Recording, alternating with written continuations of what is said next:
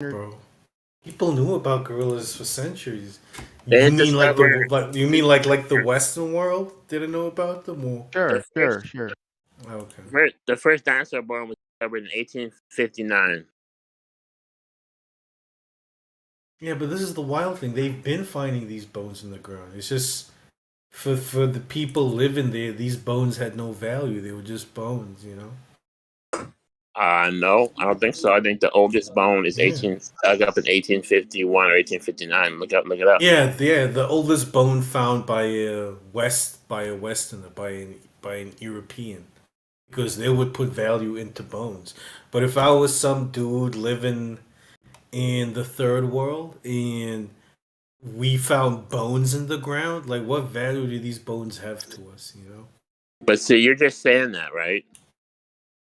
Well, he's gonna know that they're is a dinosaurs. fact, Audrey. I mean, like they probably found like whale bones, right? Megalodon, fucking shark teeth, right? How do whale bones wind up in the land anyway? What do you think? Exactly. How did Because that? that land might have been water, you know, a few thousand years ago. Come on, guys, think. But the point I'm trying to make, Godric, is that bones are bones. If you are not an expert in the subject, a dinosaur bone is going to look the same as a dog bone to you. You know, it might just be a difference in size. Well, my But you're confusion. not gonna give any significance to it. If you was just an ordinary dude who didn't know shit about dinosaurs, you know?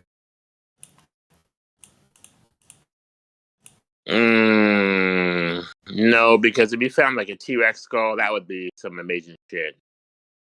Yeah, but that's not what they find. They don't go and find a whole T-Rex skull. Why not? What do you call? Hang on. Why wouldn't you find a whole T-Rex skull? Because it dies in that one place, right? Because it would be broken up, you know. You might find an incomplete skull. But you know how you have like a perfectly, like, I don't know what you call it, fossilized, is there whatever you want to call it, mud flood, you know, they fell in the perfect place. There should be perfect skulls if it happened, I think. Yeah, I mean, they have Godric, been let me tell my perfect joke real skulls quick. found. Real quick, Right. before we get too far off subject, real quick, Godric, what do you call Nate? What do you call Nate in a tree full of monkeys? You say Nate, Nate? You know, what do you call Nate? Like the guy you're talking to. What do you call Nate in a tree full of monkeys? Oh, sure, I know, bro. Tell me. A branch manager.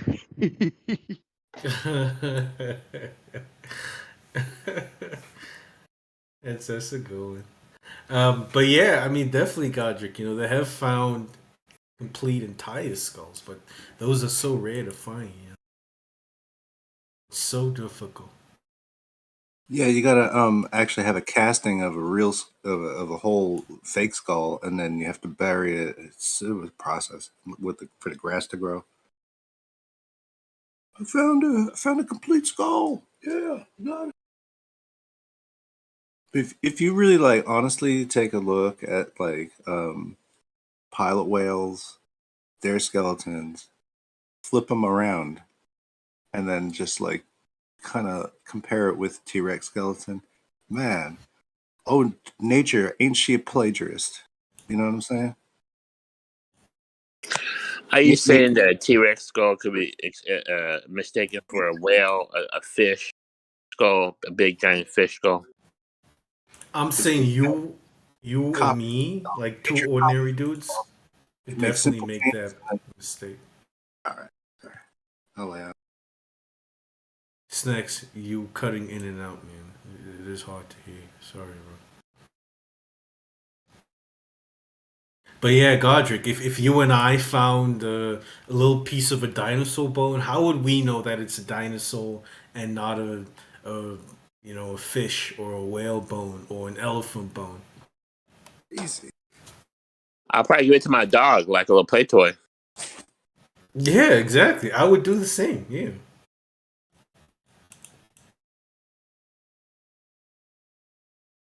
I think that is literally what we would do. We would give that giant bone to our dogs, not knowing it's some ancient thing, you know. But then what if it was like a femur bone, like an obvious human bone that was like 5 times too big? Then what would we do? We call it Smithsonian, and then and then we would get disappeared by the next day. I don't. Yeah, I don't think such a thing exists though, like a bone exclusive to humans. But I hear the point you're making. I think the femur bone is exclusive to human. Is it like monkeys don't have a femur bone? Well, I believe that it's different for monkeys. It's not the same as humans. You can tell.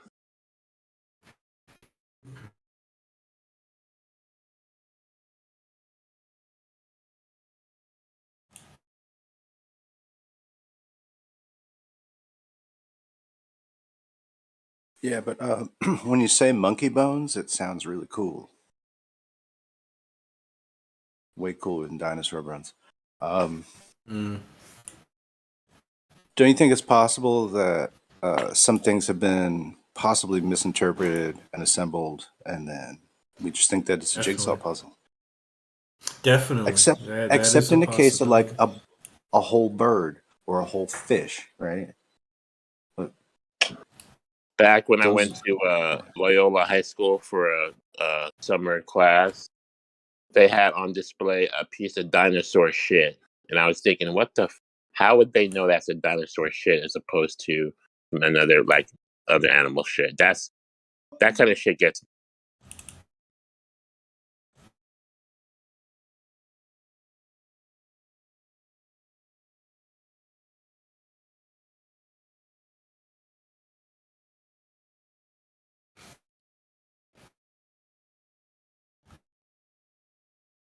Imagine smoking dinosaur shit and getting high from it. Imagine paying $100,000 for dinosaur shit, and how can you confirm it's a dinosaur shit? Got played by the Smithsonian.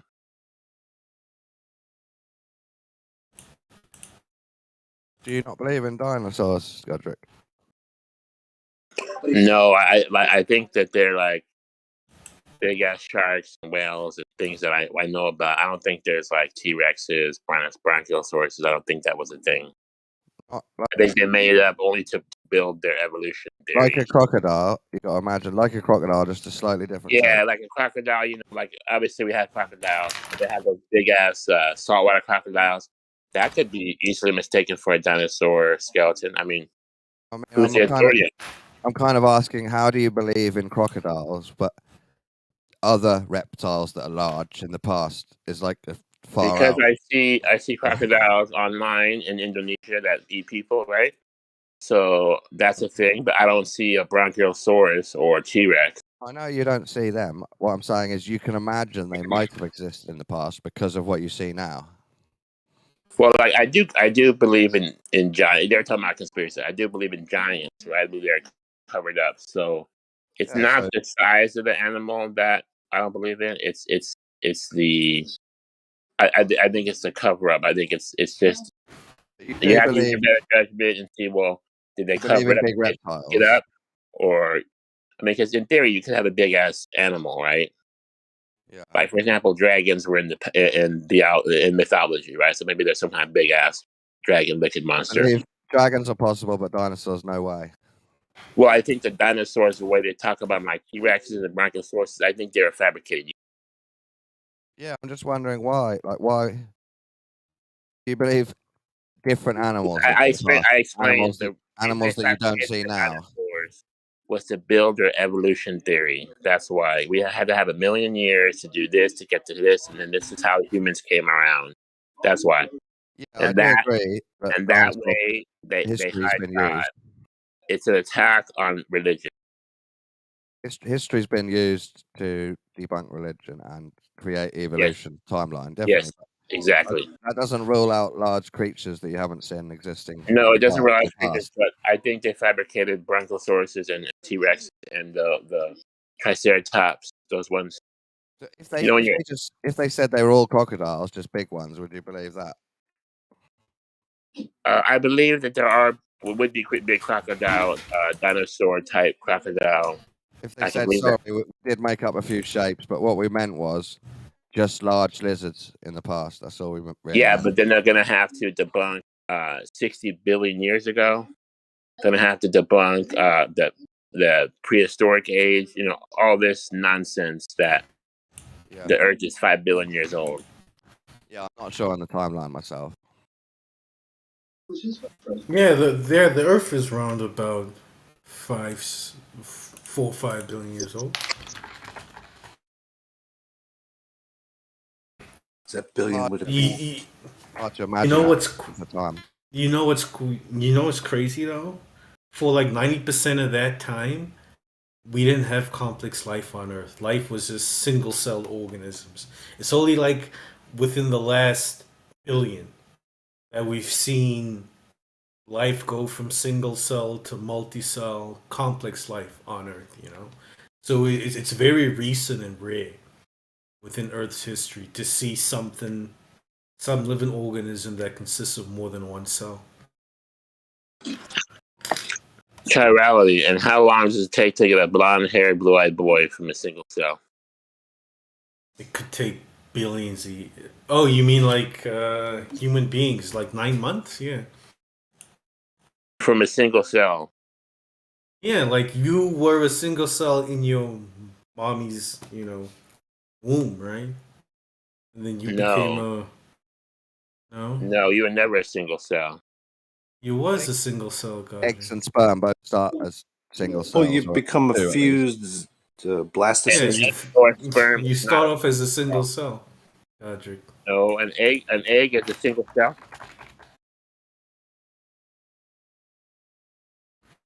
I think so, yeah. You know what I mean? Two I mean, become from one. an amoeba. Yeah, From an amoeba. because you a say, zygote is a single cell thing. from an Am I amoeba, right? Is I this, got whatever you call it. From that, is there a you doctor get to a here? human being. It's from cells, and there's one key cell. Yeah, yeah. The sperm and fertilizes the egg, and it becomes a zygote, which is a single cell. And that single cell replicates and replicates until you have a fetus. Then the fetus grows into a baby. I don't think you would just call it a cell, but It is called a cell. It's a zygote. We call it a zygote. you don't what I just take believe. like it's like peanut butter and jelly are the same one thing. We'll call it a zygote. That's a poor analogy. They're two very fundamentally different cell systems. I believe They'll that make up the human That's fetus. not Demi- the same thing. You demigod can't compare, aliens. But that's also you as can't compare reductive as peanut trans. butter and jelly to how eggs become fertilized by sperm. It's a really What's like trying to say like pollen and like yeah. I mean, the analogy works. They come together, they make a No, it P doesn't. Part A and a and J part sandwich, B. don't they? Together, they are P and J But they're sandwich. starting a reaction It's a poor analogy. that They become something together. when you put the them together. fertilization, like on a flower, it starts a reaction that starts the flower to produce a fruit or nut or something. That takes some time, then that drops off onto the ground. I think we were bred like dogs by aliens. Bread like bread. Bred like dogs using sex and science. That's so weird. Just dash off onto that. We shit. were though, and I mean, humans are the biggest breeders, and we are the most bred species in the world in terms of artificial selection and breeding. We've done You it to know, ourselves, it- haven't we? Yeah, we've done it to ourselves. Certain people would only breed with certain other people. You only breed with most of the time people that look like you. While with animals, So chirality. a dog with white fur will breed with a dog with black fur without So- thinking twice about it. Chirality. So back in evolution, what are we turning into next? It depends what we number one do to ourselves. So what do we ingest? But this is science, right? So number this two- is a known fact. I'm trying to answer you, Audrey. So number one, it depends what we ingest and do to ourselves, and what becomes the prevalent norm, and how these norms change over very long periods of time. And it also depends on the environment around us. What do we do to the environment that forces us to adapt to it, or potentially forces the environment to adapt to us. We Because have we've sort of reached Hang on that a second. You can't level tell where we me. can Wait a change the minute. world around us. Can't tell me if we're getting taller or shorter, or getting 6 fingers or 6 toes, or getting 3 eyes, or a big head. I can tell You you can't tell me something. that. You can't look at the DNA and see where it's going. We're getting thinner. Men are getting No. thinner and weaker, and we're becoming transhuman slowly in many ways. Okay, Yeah, well, I would say that's some sort of social evolution where Yeah. the definition of what a man and a woman is it's changing. transgender. I don't know Just the body shape of men has completely changed over the last 100 years, from big alpha Has- male to small little clown freak. Men have become I don't know about that. soy boys. Yeah, drink- but they drink soy milk and they soy become boy soy is boys. is a social term. You can be Arnold Schwarzenegger and still be a soy boy. Soy boy just means how do you No. interact with That's just a with political women ideology. No, and soy and, boy and, means and that you have other men. Are you submissive? Are you weak? But soy I could boy have means you have all the lost muscles in the your world. masculine traits are gone, dude. They're bred out. And what are these masculine traits? Uh, They're being bred out. Yes, true. like dominance, like to dominate, Uh-huh. like to, Could to I dominate be to dominate females. could I be a muscle building soy boy? Because a masculine trait is to have muscles, right? Yeah, you could, but then you would get pimp slapped by alpha male still. All right, but I have traits of an alpha male, but you labeling me as a soy boy. But you Like- won't have the confidence, though. You won't be like if you're at Costco and there's one bundle of toilet paper left, and you got to bring that toilet paper back to your family, and there's an alpha male on the other side. He's gonna get Yeah, the toilet. but Godric, I have muscles in places you don't even No. have places. No. It doesn't. The muscles is it's in your masculinity. Dominance is in your mind. Muscle is It's a mental thing. It's a So mental. it's a mental thing. It's not Yes. about what you look like. So I could have a vagina, but because I have a masculine mentality, I'm a man. This is why, like, a bully on the playground is not always a huge. They could be like average height. It's in their mind, right? So all right, but I mean, I'm trying to get a definite answer from you, Godric. What defines a man? What defines masculinity?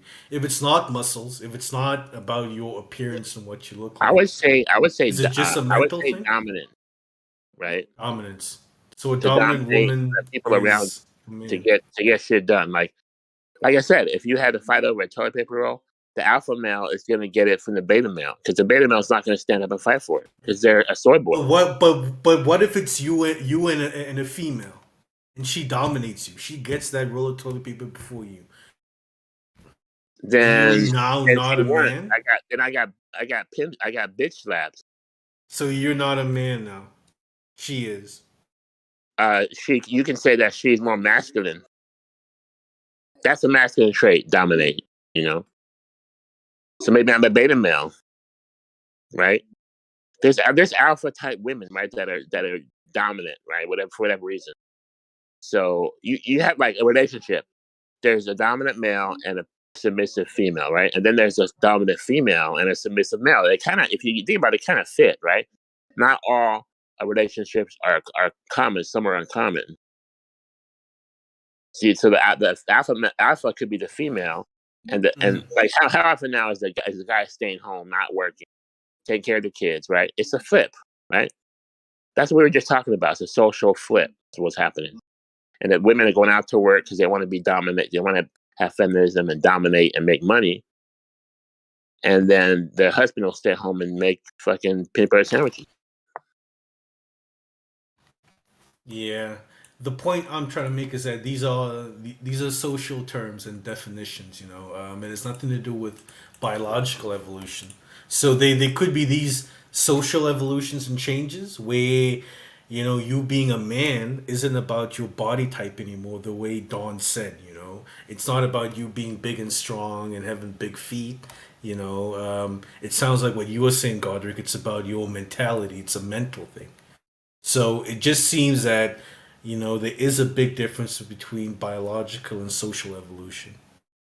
How are we evolving biologically? I don't know. It's going to take a long time to be able to tell, where we are going biologically. We won't be alive to see that And that's not biological see, evolutionary change in people. Just hang on. that's not But socially is something we'll be able to see because society tends to change with generations. Once a specific generation reaches adult age, around 40, 50, and they can now start directly making changes as to how society is going to be like. They can pass laws and things that allows society to change. That's when you start seeing social evolutions, right?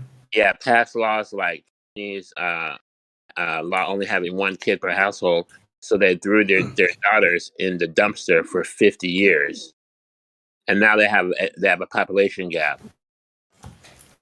Yeah, things like that. And now because of this population gap, you know, I don't know, old people are living too long, and I don't know, things just happen, or it could be a thing of we make laws allowing men to identify as women. Now there's more soy boys, and there's more men becoming women, and women are finding fewer and fewer partners, and women have to start, taking charge of society and the household because a lot of men are becoming women. And That is and there's social more evolution. and there's more abortions than ever before. So we'd be lucky to be alive in 200 Mm. years. All the abortions. Some of it's Yeah, natural. because sorry, It's also go ahead. controlled. I think men want to take on a weaker role because they've been in wars for thousands of years and cutting up bodies and covered in blood and sweat. And women also want to take more masculine control because they've been oppressed for thousands of years. But it's also being pushed as an agenda to confuse us. Yeah. If So I don't that's a think the draft. possibility. I don't think the draft will work at all now. People aren't even going to go for a draft. They're not even going to follow it. Like if someone touches your draft, they touch your draft you now. People aren't going to turn themselves in for the draft. I guarantee you they won't do that. Not in America.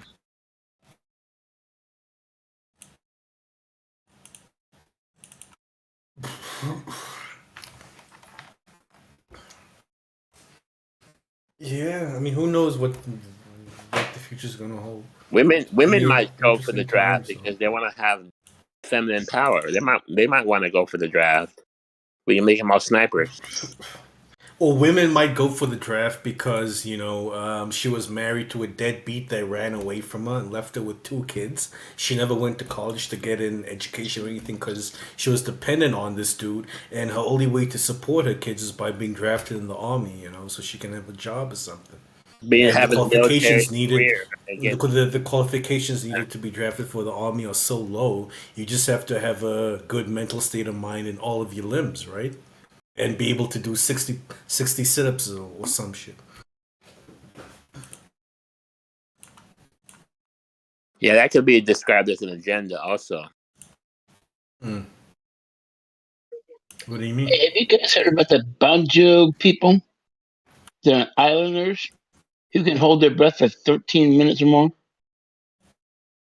They developed a spleen that's 50% larger than anybody else's. So is that evolution? And why? Yeah, I think so. Yeah. There's nobody You else. sound Just you sound good. familiar, man. I'm sorry. Small group of islanders, and they're called the BAJAU. And their spleen has gotten is 50% larger than most of the rest of us. It gives them 10% more red blood cells, which gives them the ability to dive and swim. If they go down to 200 feet, free dive, and stay down for 13 to 15 minutes, where I can't They've, stay down for more than probably 3. they've evolved and trained to do that over Right. generations. Pretty strange, huh? But do they have bigger dicks? No, I don't know. I would That's the part assume of the they story. probably do. Why would you want to know that, Godric? Pause, man. Because if we're getting smaller or bigger, this is like, is it getting smaller or bigger? Godric knows even if he's better at holding his breath underwater, if he's got an average sized willy, he's not even better. He's just different.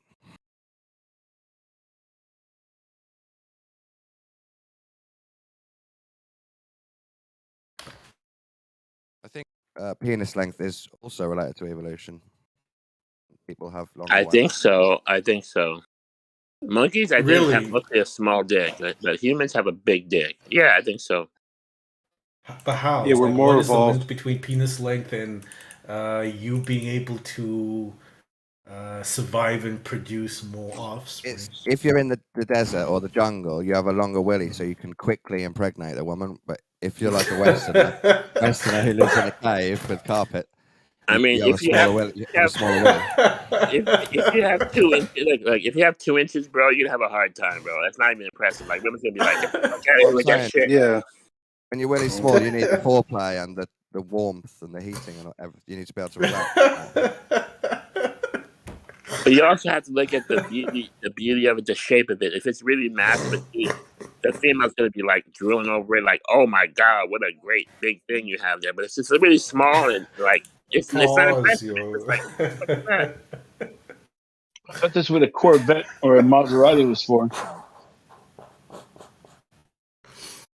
No, I actually saw a for diagram. sensitive purposes.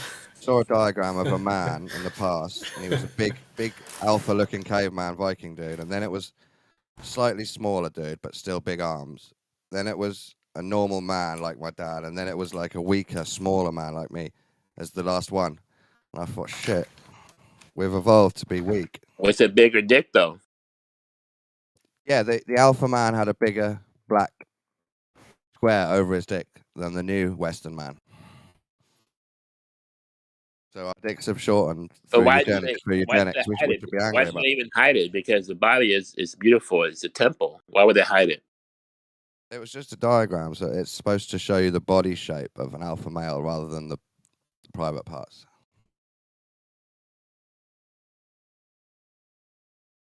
But we should be angry. We've been feminized by dark occultists using eugenics.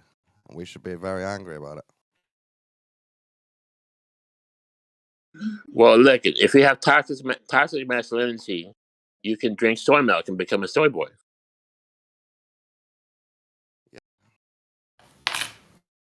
You know, Alex Jones said once they're turning the friggin' frogs gay. That was true. There was actually stuff in the water that de-sexed people.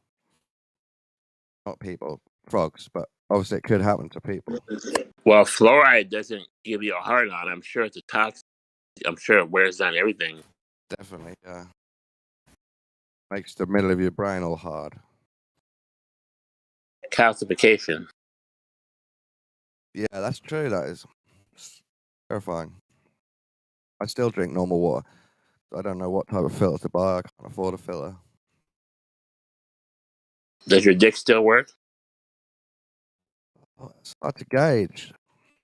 I mean, it still works a bit, but maybe it should be working better. The pineal gland is your source to access the spiritual world. So can you still pray? Can you still imagine, talk to God? Can you do it, yeah. But I do believe if I'd never taken any fluoride in, I'd be closer to God now than I am now. It definitely affects it. That's why they put it in the water. It's the only reason anyone would ever put that in water. to sterilize you from the spiritual world? Yep. To And be to more stop- docile, more controllable. Yeah, and to stop you thinking like creatively. You can't connect the heart and the brain.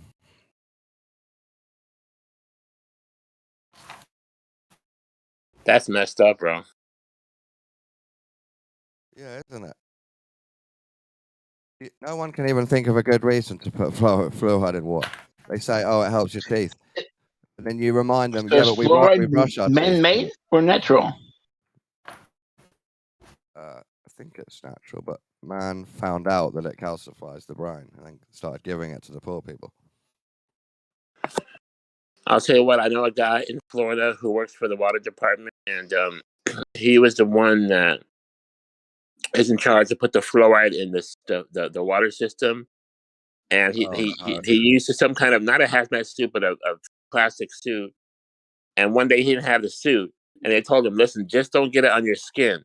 Apparently, like the fluoride will burn a hole in your skin if it touches your skin. He puts it directly into the water supply. Fucking, he's gonna go to hell, poor man. He kind of told me that was his bread and butter, so it's not really a question about morals. It was just they told us to do it. That's Yeah, what we do. that's his out now, but God won't listen to that. God will say, you put poison in their water, bro, every day, every week for a job. You're going straight to hell.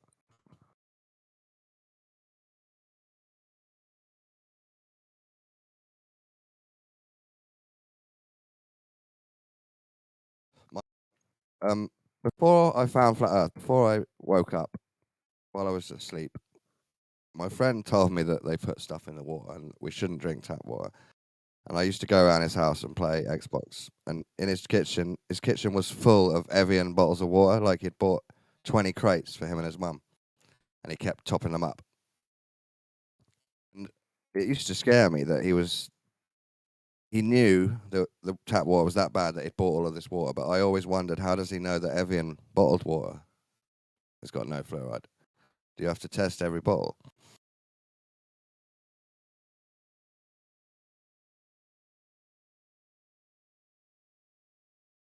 You test a certain amount and trust the rest.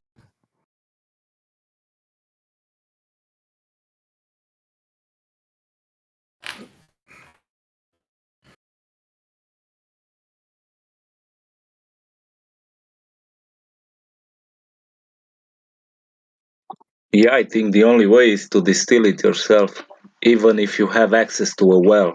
What if it's the I don't know what to call in English the water underground, but they can affect that too.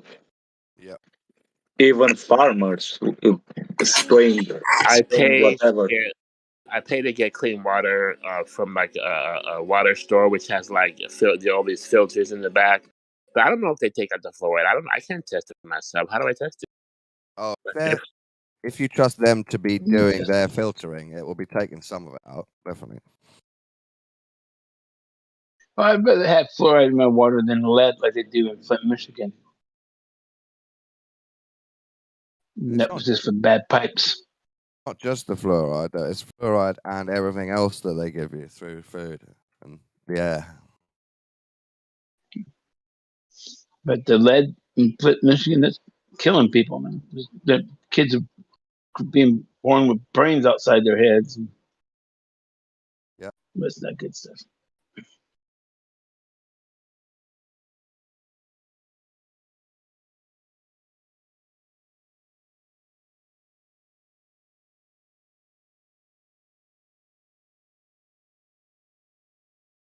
I watched a creepy horror film last night called The Black Phone, where a pedo in a mask, well, a child grabber, he doesn't actually rape the kids, he just keeps them in a basement and then buries them.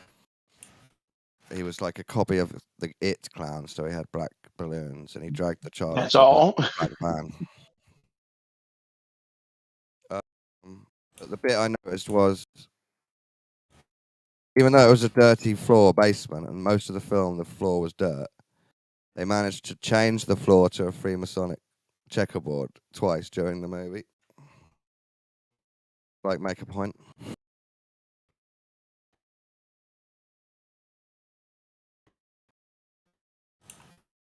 But it's quite cool. So while he's stuck in the basement, the phone starts ringing. It's the other dead boys giving him hints about how to escape from the afterlife with the phone.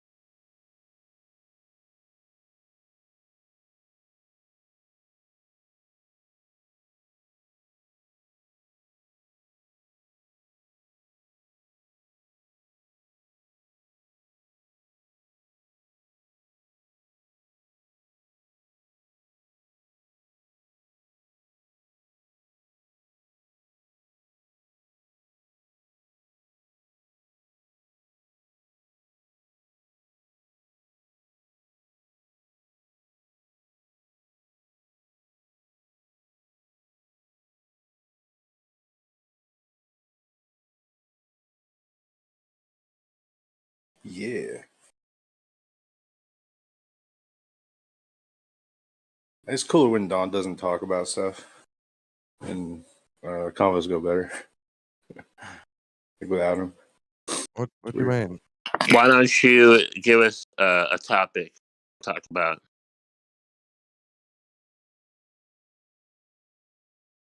Don't fear the dawn. Just talk.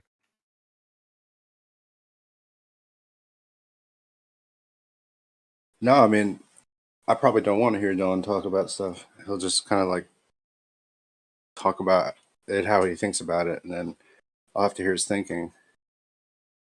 And that'll upset me. So show us you can do better then. Better than thinking like Don? Yeah. No. I mean, I do all the time. I'm constantly on a higher level than him. Prove it. I just am. I'm always there. Choose a topic. Do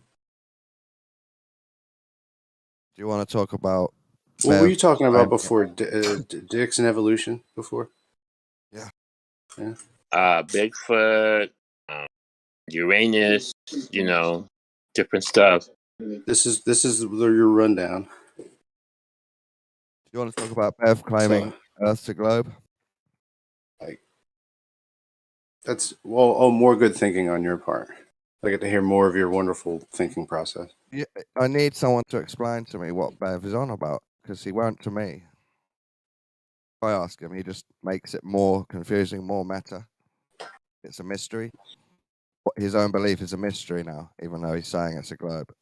I can't tolerate listening to Bev long enough to actually understand him well enough to be able to tell you that. But thanks, that's great to hear. You kind of agree. It's honest. What if one of your other flat Earth friends that you do tolerate started calling Earth a globe, but not telling people he believes it's a globe now? Right, I would cease to tolerate them as much. Yeah. Right, I'm glad.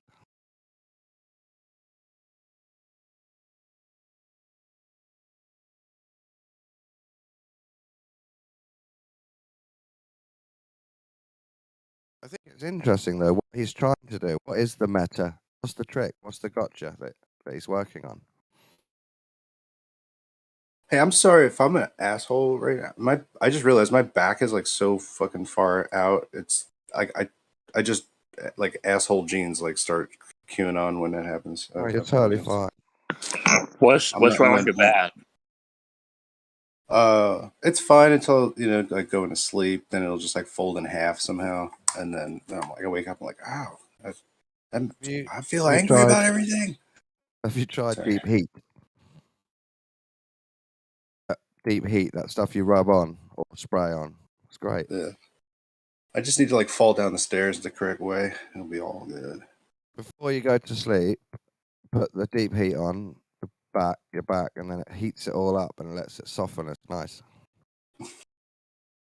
Hey, Snacks, my father uses a cream like this. I have a friend that he's 36 and always had problems with his back for years, and I gave him this cream. I wish I could give it to you, and I gave it to some other people. What's it called?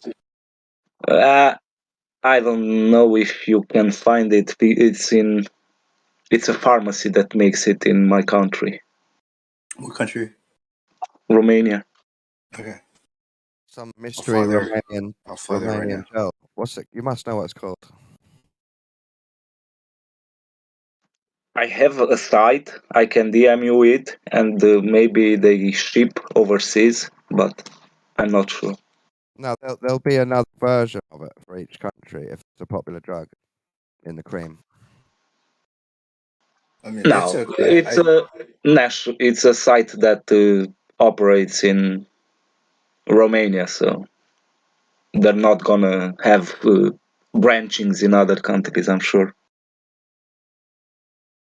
No, I'm saying another country will make their own version of that cream. Oh yeah, possibly. Possibly. The main ingredient from what I saw is analgesic. So if you know chemistry or wanna look into it, but it's pretty cheap. What They is sell it? it for like €2. Analgesic. I don't know the word for it in English. I'll DM you it if you want. Okay. Thank you. Yeah, go ahead. If you've got someone around, just ask them to walk on your back. It's really good. Yeah, this'll crack out.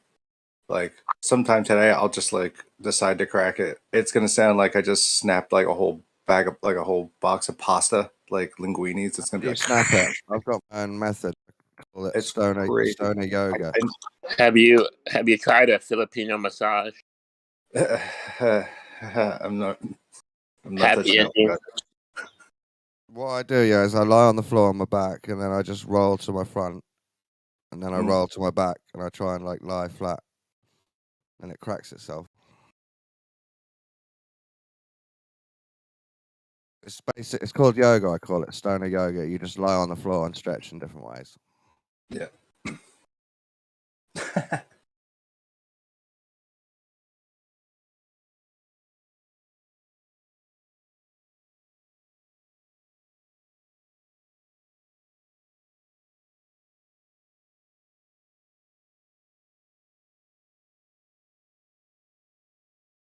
I want to decode this symbol that Bev's come up with. I don't know if they've invented it or stolen it.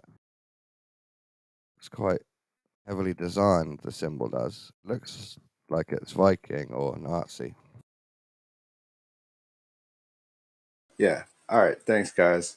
Encouraged by your support. I've fixed my back. It's all good. One more I had like thing. L2 Try or a, L3, and then all the other numbers. one But more yeah, thing. it's all good. Try a hot bubbly bubble bath with like a rubber ducky and just chill. Like Mr. Bubble style, or That's definitely hot. Hot bubble bath with Epsom sea salts. candles or bath bomb. Candles, rubber ducky, everything, all that shit. These flower petals, Incense. music, Like incense, music, maybe model battleships. some And then I can weed. go, like, If land the that's rubber ducky on the aircraft that's carrier. your thing, if you like to do battleships, go ahead. Whatever your thing is.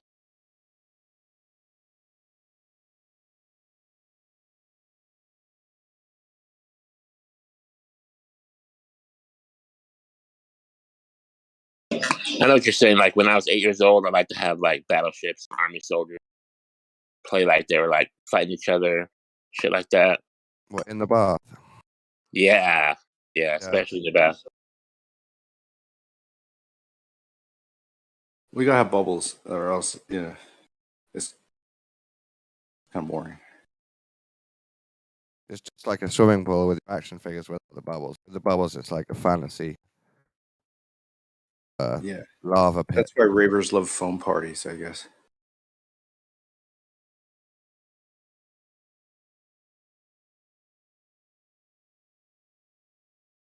Can you tell I was spending too much time in the bathtub? No, sounds great. I do that every night.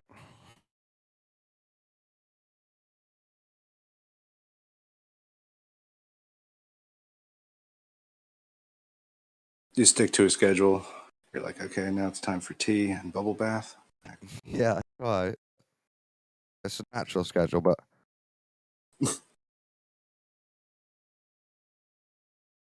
Sounds like you need to get a new mattress. I actually did that recently. Got a nice one.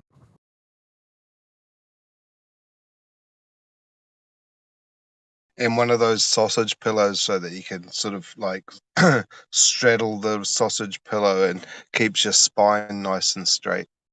And a pillow is the most important thing that you can buy. A sausage pillow. Yeah. Not going near that one either. I know what you mean. It's just a funny combination of words. Unjustified. Yeah.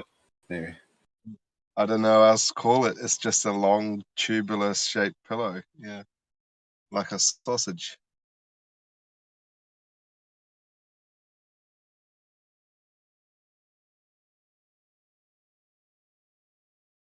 Chiropractors recommend them.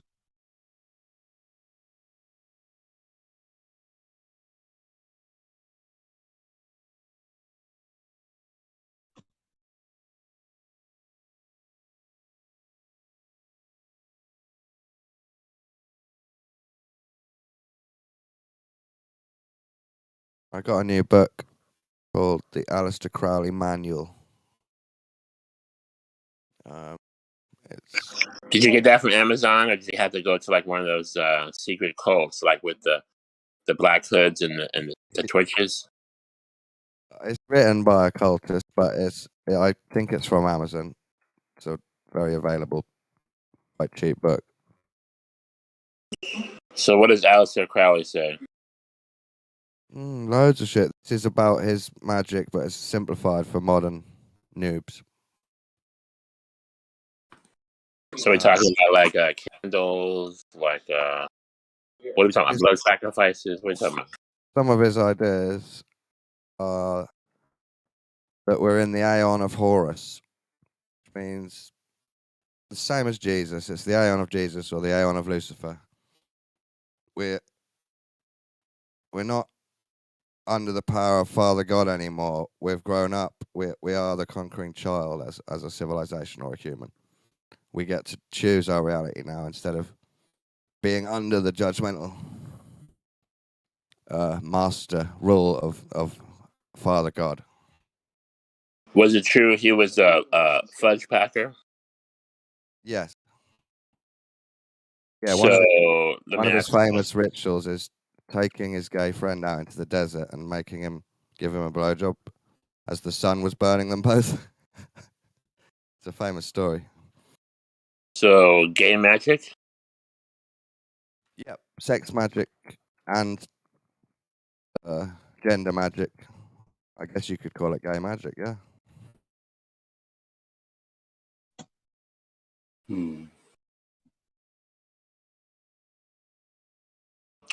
I think if you do those chants, right, to get into that meditation, start doing that chants with like a lot of people, I think you'll have some kind of uh, exponential effect. Yes. Ritual does, like the same as church or a rave or a shopping mall. These types of energies, they build up.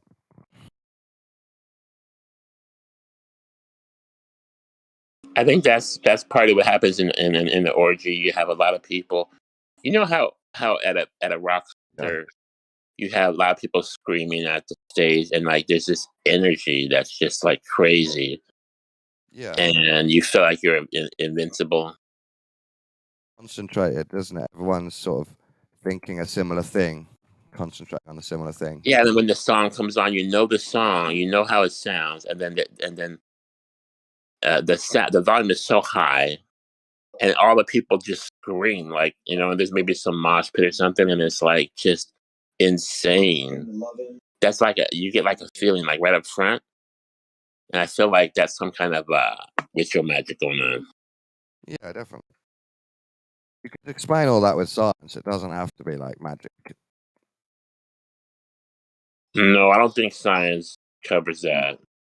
I mean, magicians, people like me who believe in supernatural things, even some religious people, some of them want to jump to the bridge of science and say, hang on, we can use this method to prove our ideas.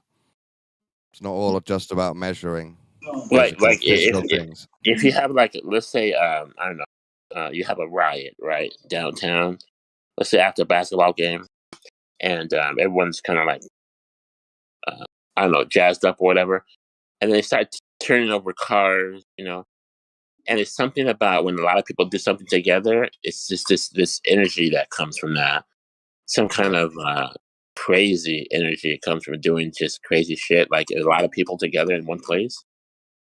I don't mean you can fully explain it because it is a bit magical because it's based on energy and consciousness, but you can predict it because it's a pattern we always see. You can use science to understand it.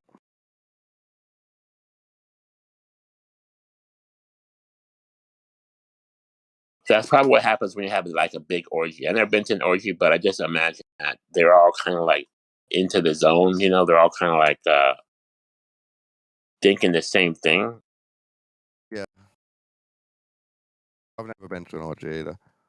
It's like a self seduction kind of thing. Like everyone's seduced by the energy field in the room.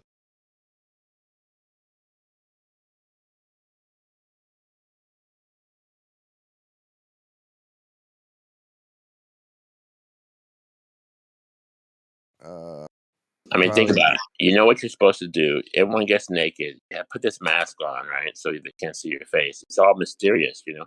I mean, you could say no and go back to your car, but like, who would do that? Yeah. Well, you know what you're gonna get if you don't. They don't like shock you and surprise you with an orgy. You sort of agreed to go, so you know what's gonna be. So you've already agreed with your partner, or you haven't got a partner. And I heard, I heard like they put your keys in a bowl, and then you like pick the keys, and the one you pick is one you're gonna be with. Yeah, I've heard that. I think they could do it randomly in a few different ways. There's a women's bowl and a man's bowl. Spin the bottle. It probably comes from orgies. Spin the bottle. Yeah, did you play that as kids? Where you sit around in a circle and you spin the bottle, and who it points to has to kiss someone, and then you spin it again. And if it's a girl, then the boy has to kiss the girl or whatever.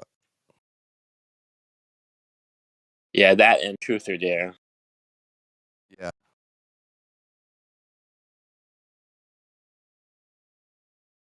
What's the other one? That one where you have to stretch and put your feet on the dots. Twister. Yeah. Dude, like if you had the Twister commercial in 2023, it'd be so inappropriate. If we manage to expose some like 50-year-old politicians in an orgy party playing Twister and all that.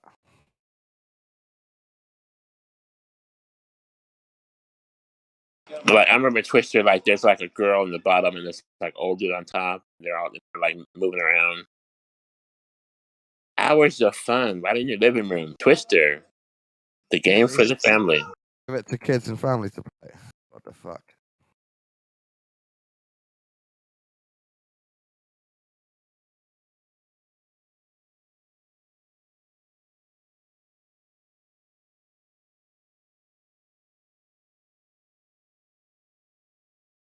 Yeah, I could see Don, I could see you and Godric at the same party. Yeah. Having sex with each other. And then not even realizing that nobody else showed up. In this world, like another hypothetical world. Playing slippery twister is when you get the soap and you cover the whole twister board in slippery soap. Just that me and Godric, we're having such fond memories of this thing we've never managed to be part of. We'd turn That'd up be and so there's no awkward one if else you went. there. It'd be so awkward if you went to a orgy and only two people showed up. You're like, oh fuck, what happened? Yeah, that's when you realize you're a loser. Yep. It's not really. Depends on who the other You were person invited is. to the wrong. You were invited to the wrong address. They put a trick on you, dirty trick. What if that's how you met your wife? Like, that's like the story of like how husband and wife met. I met They my wife both at went to an orgy. orgy and nobody else showed up. That must have happened at least once. Yeah, but then hit off. I could tell you a crazy story, but I don't want to. I told this story in gyms only because I used to be stupid and tell everything, but they stopped believing the stories I told. So, but it doesn't matter. But I'll just give you a hint. It has something to do with what we're talking about. Do you keep a twister roll in the trunk of your car just in case you pick someone up and you can say, "Hey, I've got a twister roll in the back of my car. You want to have a go?" I believe the Twister board is folded. I don't think you No, roll it's it a up. roll. It's like a I mat. don't You think can so. roll it up. Oh yeah, it's a mat, but I thought it was a mat that you fold. Waterproof, I don't know. isn't it? Who knows? Oh, I just remember it would have those annoying creases on it, like you're trying to lay it down. Yeah, It's just creases on it. Crinkles.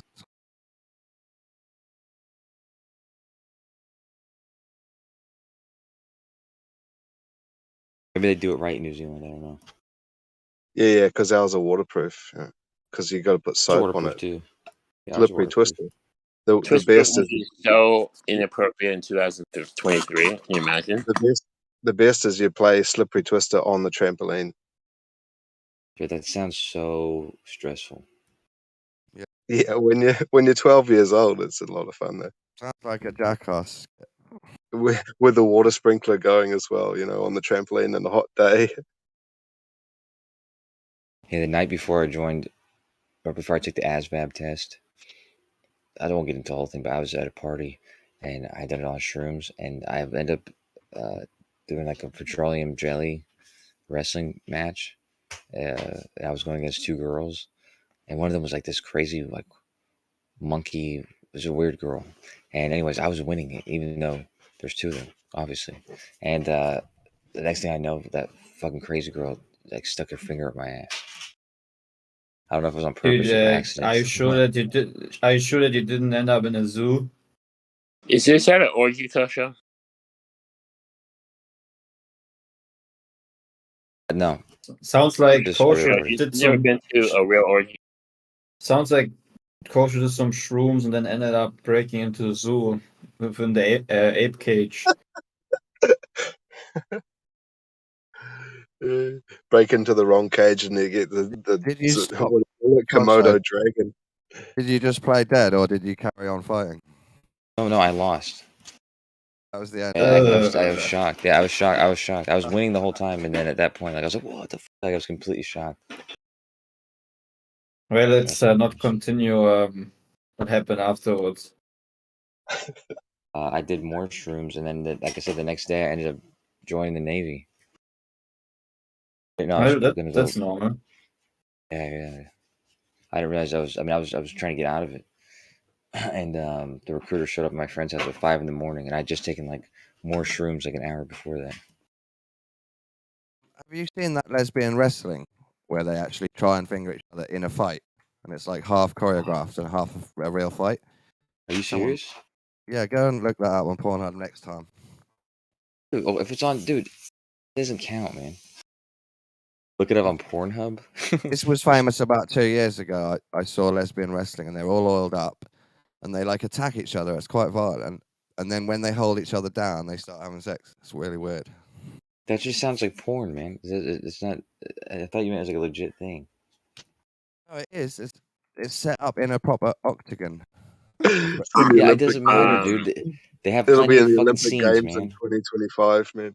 Against Yeah, I'm evil. telling you, Against it's evil. It's actually an entertainment event. It's only half scripted. Against evil. Kosher likes to see guys. Yeah, there's nothing wrong with that. No, but Don's like, oh yeah, you know what? There's this thing you got to see. It's a new thing where the C-19 doctors, people giving the jab, their nurses go in and then they start sucking off all the dudes and fucking them. It's like you can see it on Pornhub. Like, dude, that's just a porno. It's not, they're not actually. The whole thing's fake. I thought that was a real thing. I was like, is that a real wrestling? The porn community has organized a wrestling event for lesbians, and there's a set of rules and everything. Is that real? If you find it, if you have you've DM me some pretty horrible stuff. So how about this? If you find it again, just DM it to me, and it'll make up for all the dead animals you've sent me. Were you doing spells? Were you doing curses on me when you sent me those? Hey, he has the Aleister Crowley book, so watch out, Kosher. No, I wasn't, Kosher. I've never done that for you. I think I was just telling you off for joining in on the bullying, because I was hoping you would be on my side, fighting for freedom. I remember you were disappointed about that a few times, and I in retrospect, I probably was. Sometimes it's it's too easy. Yeah, it's fun. Right. What you call bullying, though, I guess it is different, because like if let's say like Jeremy, for example, if they were all picking on Jeremy over there, I could see how you would see that as bullying if I partook, but oftentimes I would actually not. If actually that's what I am usually. If a lot of people are ganging up on one person, yeah, then I usually jump on that person. It's when people like you or a few other people that I'm half friends with around the edge, and they just join in a couple of times by accident, and then I get annoyed and hurt. But anyway, that was years ago. It would be a good synopsis, Kosho, for a skit, sort of like a mix between the Flight of the Conchords and The Office, the American style Office. But what you do is you have half of the actors are flat earthers and the other half are globers, and they do like really fucking mean shit to each other. It would be fun. You know, I Yeah. forget that Flight of Conchords because I love that band, but that's like y'all's biggest celebrities. Like your Your number one beard is celebrities, dude. your beard is good.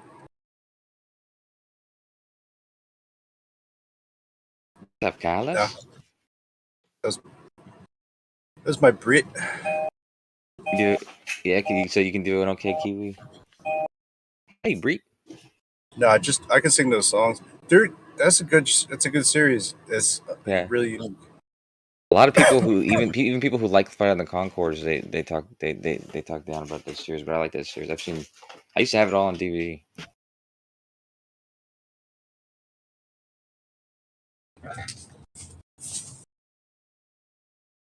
Blackadder was quite good. I think Blackadder was good, but it's probably a bit.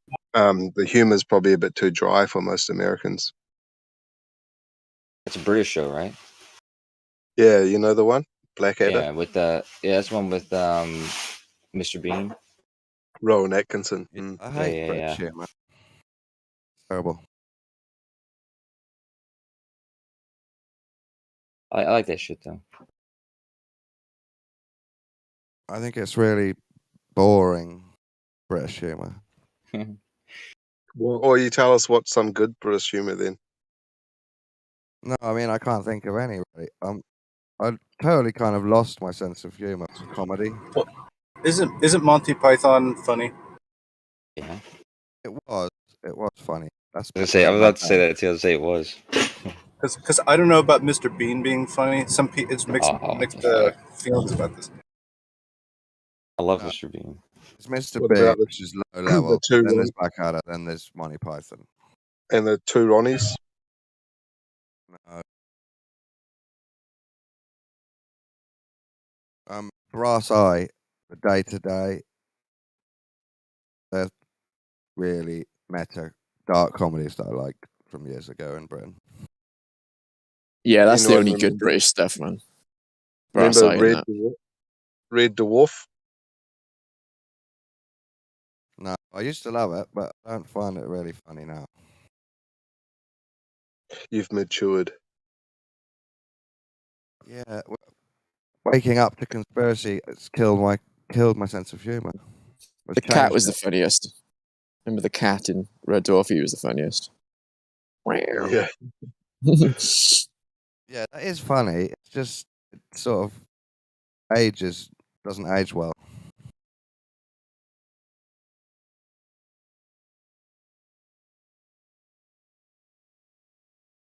Now, the robot used to be my favourite. It's like stuck to his religious law book.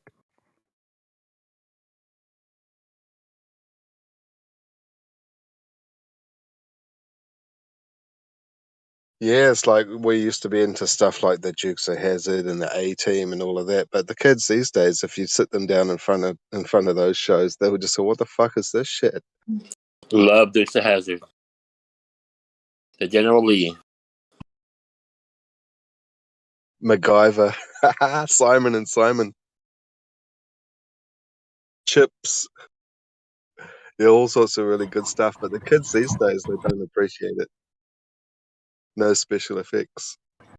Do you remember? I think You remember Three's Company where Jack was hanging out with like the two girls that he was roommating with? Oh, yeah, he was a lucky guy. His name was Tony, right?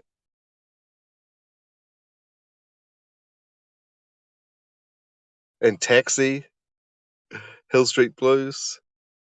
I think I watched like probably every Dukes of Hazzard show. I think because I'd be very upset if I missed it. Yeah, I do not remember a single episode plot at all. I remember Jumping Car and the theme song. Knight Rider. Okay, now I can just imagine Kosho driving that car easily.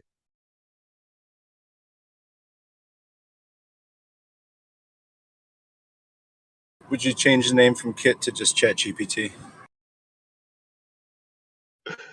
Yeah.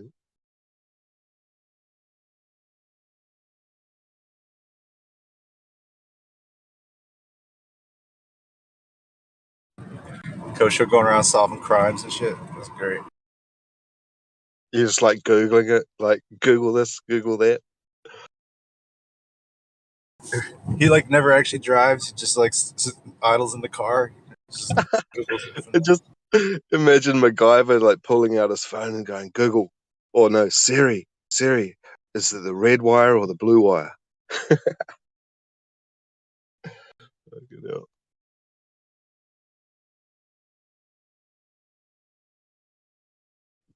I spoke to Merle the other night on a Discord call, and he said he's 50%. Well, he was giggling, and I'm sure he isn't really 50% sure, but he said he was 50% sure that Earth is zooming upwards. The whole plane of Earth is zooming upwards like an elevator into an infinite space shaft at 9.8 meters per second.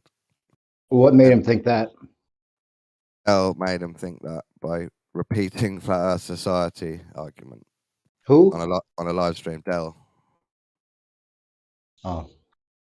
He's had an experiment where he drops a container of water that has holes in the bottom. The water's already pouring out, and as he drops it for a split second, the water stops pouring out the holes. And Merle would try to offer that up as evidence that it's possible that the Earth is zooming upwards. I told Merle, Dell has filled your head full of nonsense. I didn't know Dell was a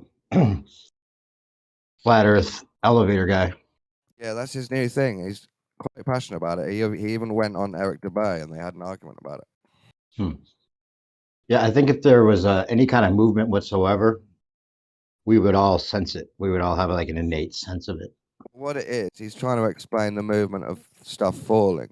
The Right, I know. acceleration. Yeah, You know- it is you know there's inadequate. It is inadequate. It's adequate for that, right? I understand that. But it doesn't make sense on a larger scale, does it? There's no why or how to the Right. mechanics of it. Well, also, it doesn't make sense that we wouldn't sense any kind of movement. Well, he's got an argument for this. Yeah, you're going to love this. Babies find it hard to lift their heads up, right? And there is actually a small flat space on the back of their skull until their skull develops. And obviously, I believe that's because gravity is heavy and their neck muscles aren't strong enough. Well, So their head is too big for their neck muscles. It has nothing But to do he's with saying gravity. that's because Earth is zooming up into their head at 9.8 Yeah, but meters gravity, per second. but you don't need the gravity either, bro. The head and the neck muscles is all you need. You don't need the gravity. I know you explain it with equilibrium, but I don't think that gives a direction. Probably that's why I don't believe that. Well, it's not about belief. It's just that it doesn't need the gravity. For me, knowing things is all about belief. Well, let's not have that argument. It's just my meaning of the word no. I actually spoke to Merle about this as well. He tries to say nobody knows what Earth is. And I have to tell him, even if everybody's wrong about what Earth is, they all think they know, which is called knowing. Thinking you know. Right? That is knowing. Knowing doesn't mean you've aligned yourself with a fact, even though you can't prove it. Knowing Well, there means has to be you think you're correct. Well, I guess if you put it that way, you can say that there's a certain sense of knowing, that there's like a gradient of knowing in that way, right? When you're sure. He said it has to be 100%. I said even if I'm 90% sure on something, I'll still say I know it, because that 10% is just a vague space for other possibilities. But at the minute, I know it's this for sure, 90%. Anyway, Well, there's also a certain trap that goes along with saying that you know something 100%. Because if you're wrong, then you'll never know if you're wrong because you're at 100%. It's like a leap of faith, or like faith in general kind of locks you in. You can change your mind, but you then have to admit I was wrong, and maybe I was too quick. Well, that's why people usually don't change their mind. Yeah. Even if they're 80% sure, they've never thought about a percentage. They just think it might be true. They never look at other possibilities. So Merle's been over at Dell's mostly, huh? He hasn't been over at Jim Panda's? He's actually been off decorating his room and stuff and signing a new lease, but he obviously wanted to update me on his new thoughts about Earth, and they were generally based on Dell's new thoughts, which I don't think are actual thoughts. I think they're alternative troll semantics for attention. No, I think that there's actually some credibility to that idea just because of the mathematics and all that. Because the same way there is to the whole idea of the downward vector, that's one way of answering the downward vector, but it's not. It's not. We have no sense of that. I mean, the moving upwards. That means everything's moving upwards. All the luminaries and everything as well. The whole of the universe is moving upwards into something you don't know about. And the other weird thing is, to make this happen, Dell has to believe in infinite space above him. But for 5 years, he's mocked with gay references. He's mocked people at the top of his voice that believe in infinite space. And now suddenly, it's his antecedent for his idea. Dell's pushing for the upward acceleration thing. Yeah. So Merle says believes it now because Dell said it. It's almost as funny as you guys accepting the Walter Bison's model, claiming it as your own. Yeah, I think it's as far out as concave. Just deciding, even though it looks convex, I'm gonna make myself believe it's concave. Even I don't think that the it's a matter of believing things, I'm gonna pretend it's zooming upwards. I think if people are looking for what seems to work, and it seems to answer the questions that don't allow us to take the leap of faith, it's not. I don't think it has all the answers. I think that it may explain some things. So it's more honest to be agnostic, and I think. But to think that we don't have perspective, or that we don't have an individual perspective. I mean, just the fact that a sunlight ray for me is totally different than a sunlight ray for you, and we all know that, right? Like when you see it come up to your feet on the water, it's not the same one that comes up to your feet. You're standing 5 feet away from me, and you see a totally different light on the water. Well, it's both light, isn't it? It just comes out infinitely around the ball of the sun. No, there's no ball, bro. Definitely looks like a ball. I think that you'd think that being in this conversation this long, you'd realize it's not a fucking freaking ball. It's all balls. Sounds pretty gay. Smallest thing you can imagine is a sphere, and the largest thing you can imagine is a sphere. Well, the whole sphere of our, personal perspective is interesting. The fact that that's a sphere, that the Walter Bisland model, he puts us on a ball in a way. Put it not in a ball. It puts us in a ball within a bigger ball. You're the center of the universe in your little soul, in the middle of your head, or your heart, or your gut, wherever you put it. It's the center of the universe, so you're in a sphere of your own perception. Right. No matter what, that's the case. And the moon looks like a ball. Earth measures as a ball. The sun looks like a ball when Earth does not measure as a ball. Earth does not measure as a ball, bro. Well, it has for some people. For some people. Yeah. It measured flat for some people, right? No. Oh, I don't think it's flat either. It's not flat, obviously. You don't think anyone's been able to measure the Earth?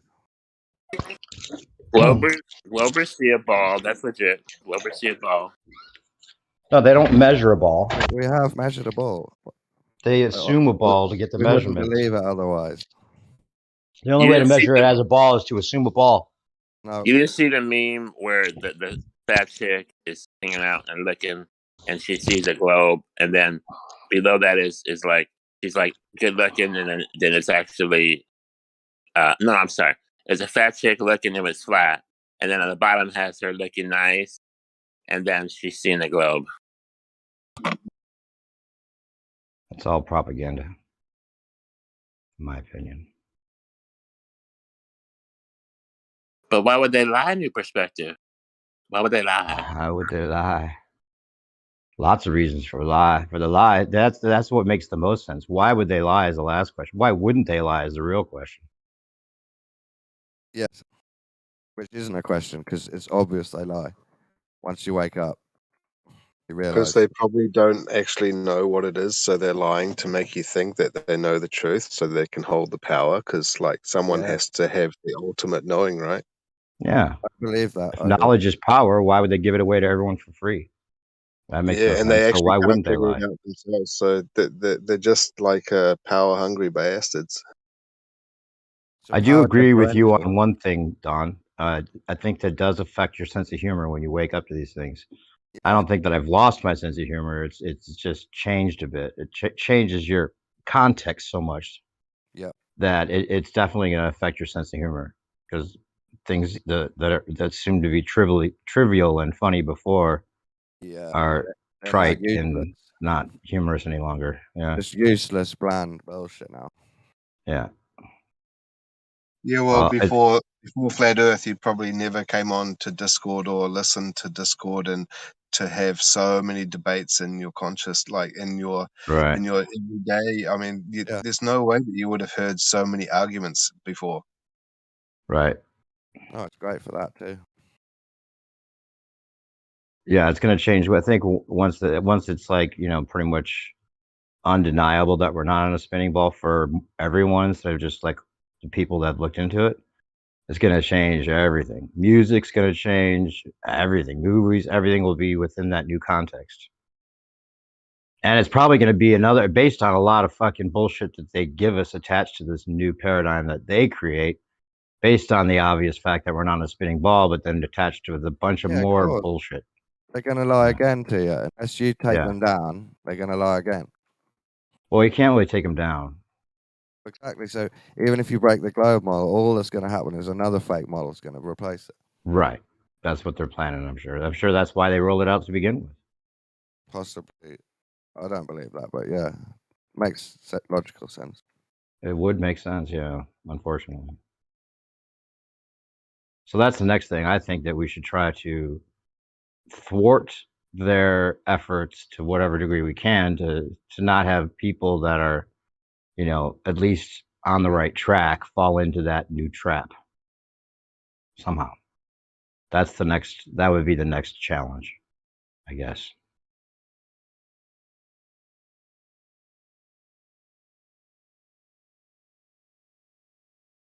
Because as long as they don't say, we're on a spinning ball or something that seems, completely out of the, realm of possibilities, like, because we can prove it to ourselves that we're not on a spinning ball. But if they say, the outer ponders are on the way and, they have directed energy weapons and they make demonstrations that make that seem totally the case, how are we going to prove to anyone that's not the case, or that they're psyoping us?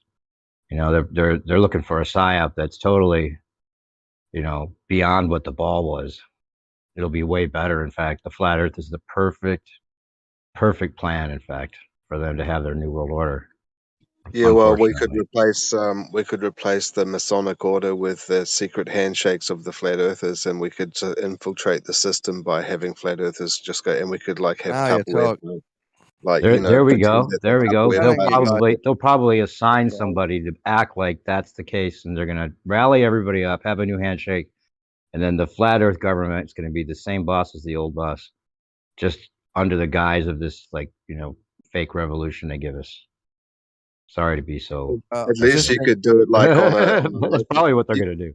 Something You like could do it on a local scale, though. You could do it in your hometown, like just in your little hometown, and you could have like flat earthers everywhere, and it's like bartering and doing like trades with each other, giving each like you right. go to the local hardware store and you're like, hey, and you give them a secret handshake, they give you like 20% off. There you go. oh, Something like that that. probably already Locally, maybe it'll work. happens. Yeah.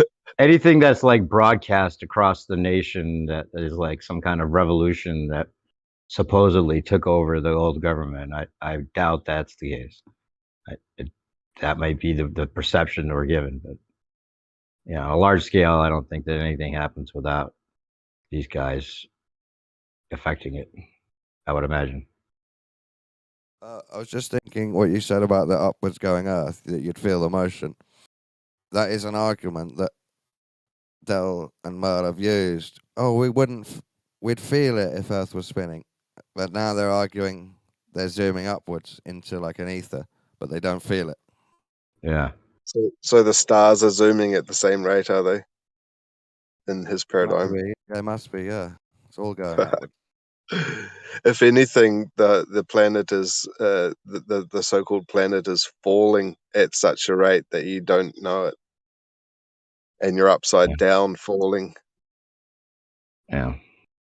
Anything that has to do with movement like that, that's consistent. I mean, I think regardless if the science or the math says we would actually feel it, I think that we would have a sense of it. Like, you know, we would all have a sense of movement, even if we couldn't directly feel it. Where do you think that would come I from? have a sense of it by watching the sky turn through the day. I don't know, our collective intuitive nature. You're kind of like a dog that waits at the gate for their owner to come home 1 hour earlier than normal, and that dog knows that the owner's coming home 1 hour earlier than normal, and that's why it's waiting at the gate. Right. But isn't it waiting up there all day long, and also isn't it have a circadian clock?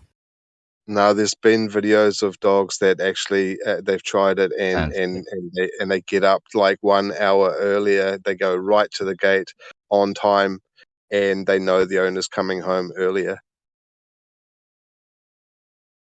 Yeah, they do. I think there is a sense that is beyond a metaphysical shared reality that we're all in tune with without really recognizing it. I'd imagine that's the case. It's not a Like belief. even It's just like if I had two to bet, I twins, would bet that's the case. or twins on either side of the world, and one has like a period pains, and the other one gets period pains. Yeah. I think they just remember what time you usually come. You don't think there's a sixth sense at all to like dogs or any of that? There's more than six. You think that's like? You think that's all bullshit? I think dogs have emotions and love, and they can have a sixth sense. Yeah, but I don't think that experiment is true. Yeah, Absolutely. There's more than six senses. It's consciousness. That's faster than the speed of light, man. How many senses are there, Kosho? There's many. Those five. They say those five. We have five senses. Those are just like. Isn't the basic Sixth shit that Sense? I see dead people because of the movie. Yeah, the movie is named after the fucking. That movie is named after the claim. Like people claim they have a extrasensory. That's why it's called ESP. That's extrasensory perception. I call that. Yeah, I think it works by subconsciously. Your body uses all your other senses, but you don't get the trigger. I've just sensed that. You sort of get it in a different way. So you might hear a sound, see a sight, smell a smell, and it all adds up, and then your memory clock. It's not like magic. God's just said, you need to know this thing now, and popped it in your brain.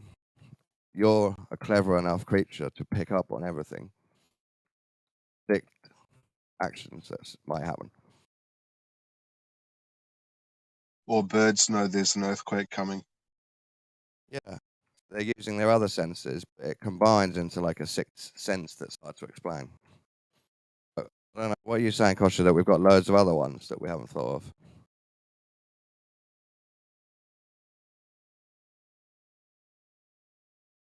I thought you said there's more than six senses, Kosho. That's why I asked.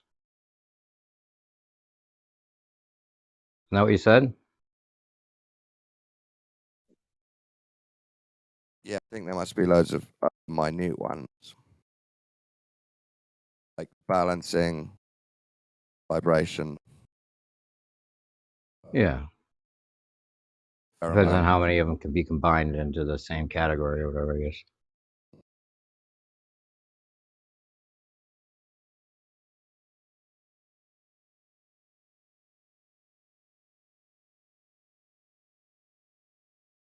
I like the idea that we're all definitely reading each other's minds more at one point. Maybe that was like our confusion, like actually making language was the confusing their language was making us speak with words rather than just intuitively know.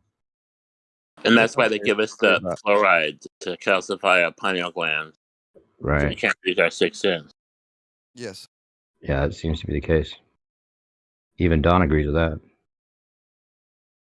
Yeah, we were talking about it a little bit earlier. It links into Yeah. this now. Yeah. What about Qigong and Reiki? Exactly. Don has the Alice Crowley book of sex magic. Ask him. I've got 4 Aleister Crowley books. Does it work? I've got a new one called The Manual, Aleister Crowley Manual, like written by someone else. Huh. Yeah, sex magic works. That's what I've heard. Just the same as praying, but you think of the thing you want at orgasm instead of on your knees in front of an Right. altar. Can you get someone to want to have sex with you by thinking of them when you're having sex with yourself? Yeah, I reckon that Absolutely, works. that's a powerful ritual. You can't just like wank over Kim Is it Kardashian and true? then she's going to come knock the door the next day. You've got to know what you're doing and be reasonable. But yeah, it works. Is it true that you need goat semen? No, you don't need What it. do you need the goat need semen to for? That's the goats. You know, you ever seen a horny goat? Crazy, bro. Really? I know there's horny goat weed or something like that. I don't know. It's called Roderick's horny goat weed. referencing another Crowley story that's disgusting. Oh, is there a Crowley story with a goat?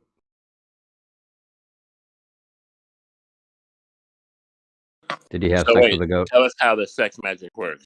Is it like an orgy magic, or is it like one-on-one? I can tell you the story, but it's disgusting. Go ahead.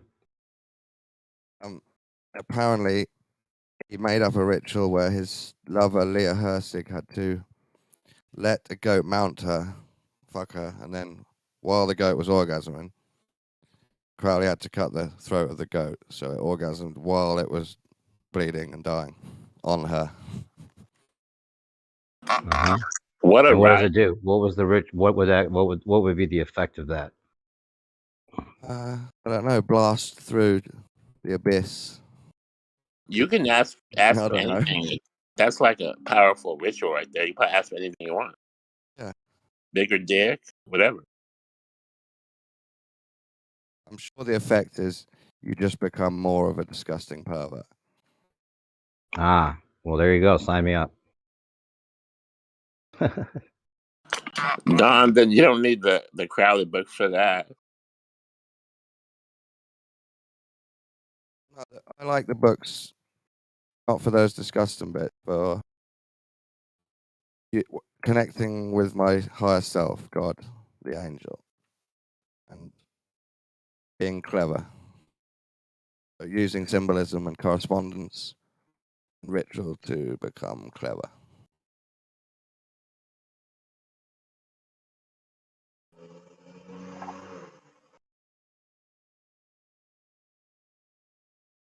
And Well, you got to get more clever than thinking you're on a spinning ball, Don. That's not very clever of you at all. well, it makes the most sense to me. It doesn't. That's not clever. You're not clever.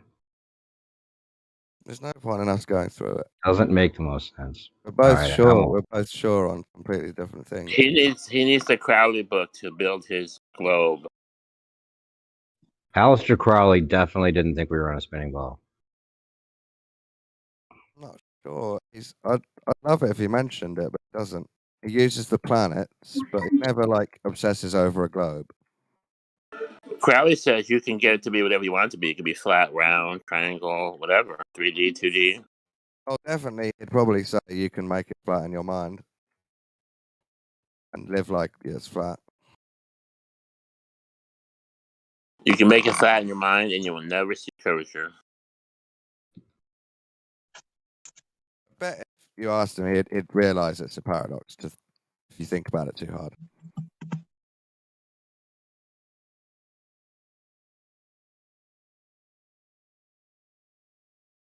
All I know is they're going to use it against us. That seems to be like the next step we should be looking for. So, ironically, we are helping them probably get to where they want to get to. So they'll have an even better psyop.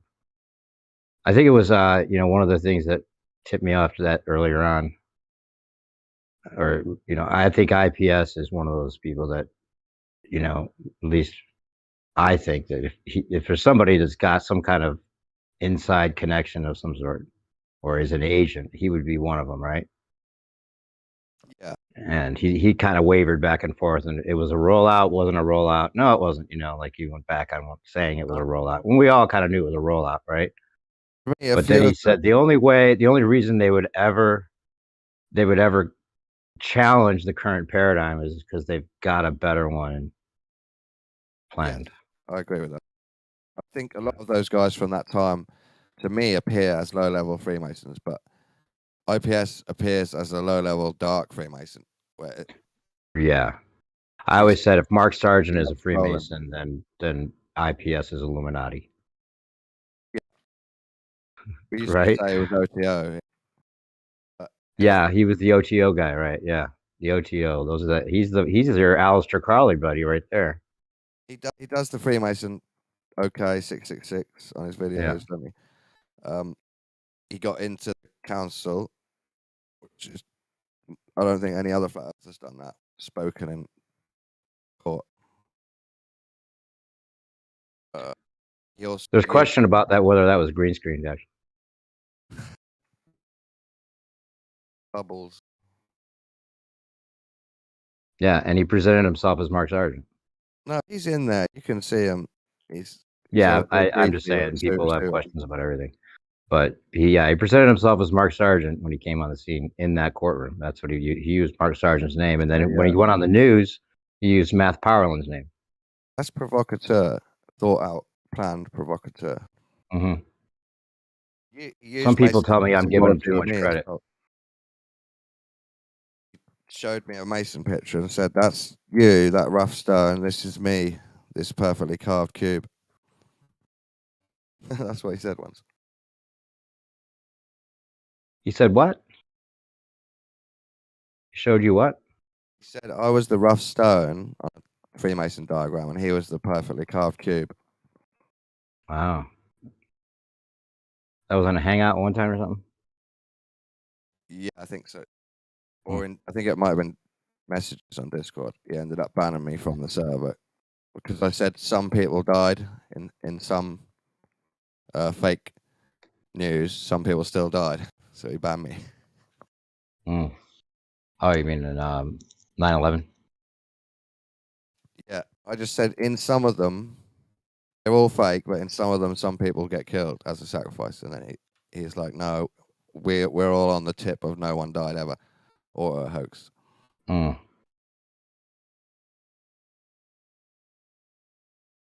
wasn't extreme enough for him.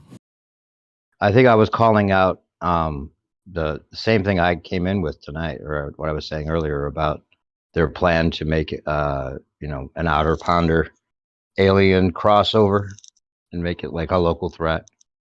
And I think he had a team of people that were like monitoring his chat at the time when it was really busy. A lot of people were in there, and I got permabanned. I couldn't get back in. That's when I was relative perspective.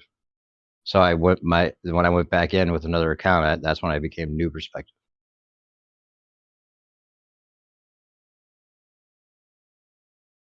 I definitely think they're going to do the alien psyop, but I don't know if it'll be a flat Earth version.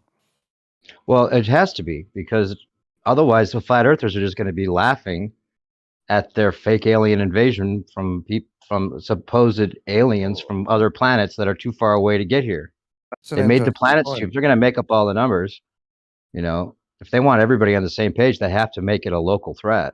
So what they're going to have to do is they're going to have to make their owned New Age community promote it as out of ponders as well as aliens from space. Like, we're not quite sure where they're from. Then they're back in wormholes, so they don't have to travel that far. Right? Yeah, they'll think of it in between. It doesn't matter because there's too many flat earthers now.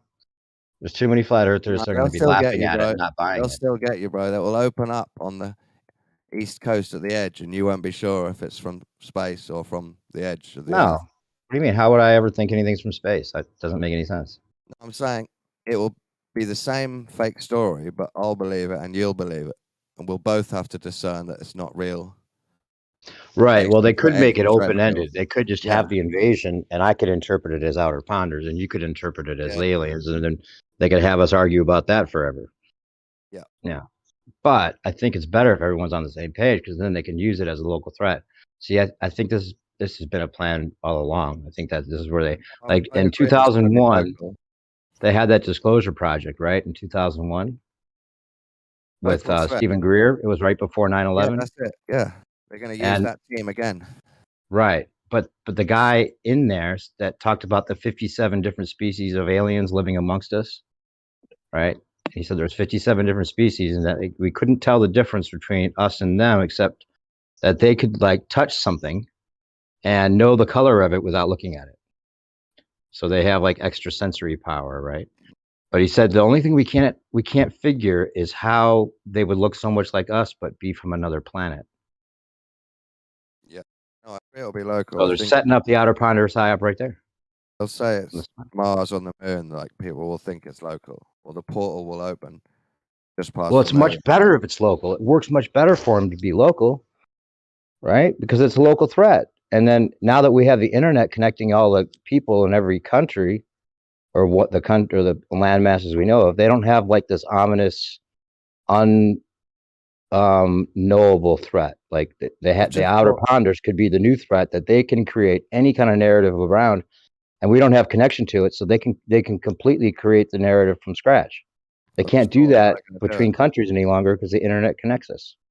They're going to do it, yeah, where they land in Antarctica, and then it's going to work for globe and flat Earth because it's a mystery on both models, isn't it? That's where the But the see, aliens land. if they announce the flat Earth right beforehand, or the outer ponders, whatever, somehow make that announcement, then it unites us. Then it's the perfect New World Order tool. Yeah, I'm just saying it could work. Flat Earth might not happen first. It could work either way. Yeah, you're right. It could. I think the Chinese are building their space station, and that's going to crash into the ISS, and then that's when it's all going to be rolled out. I thought the Chinese space station already went down. Oh, is that right? Yeah, they had the whole thing about it possibly landing in Michigan, and then they showed us a little graphic image of it supposedly crashing down into the water. It was really bad, ridiculous. But they do say they're going to take down the ISS intentionally. They have a planned lifespan for it. In fact, it's 33 years, just like the World Trade Centers. And they're going to crash the ISS into like they said it was going to be such a remote area in the ocean near Antarctica that the ISS would technically be closer to us now than where it's going to be when they crash. Isn't that crazy? Like it's such a remote area in the ocean that it's going to actually technically be further away from any of us than it is actually now, than they say it is now up in the air. I don't know if that math makes sense, but it probably does. It doesn't seem like it would, right? But you can look it up. That's what they're saying. How many miles is it supposed to be up in the air? It's like 250. 250 miles? Well, I guess it's not that far. So they're saying that this remote area is more than 250 miles away from the nearest human.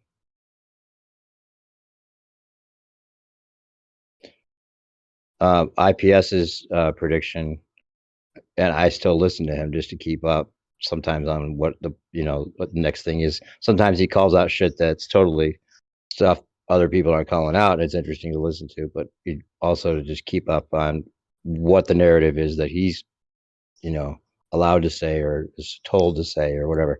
Regardless, you could one of the ideas is that he's going to crash what about if the ISS crashes into Seattle, right? They could get a version of the ISS on cranes and put it on a helicopter and then drop it down onto the Space Needle, because there's supposedly all this predictive programming with the Space Needle.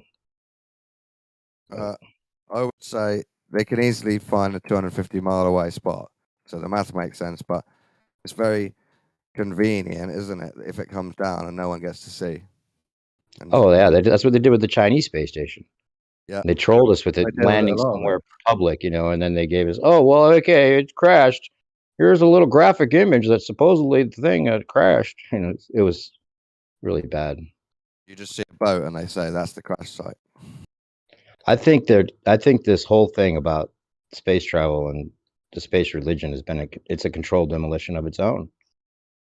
Why are they faking it so poorly on purpose? If they really wanted to protect the paradigm, why would they don't have to show us anything. Why would they show us all the stuff that looks so fake? They were really trying to keep that going forever.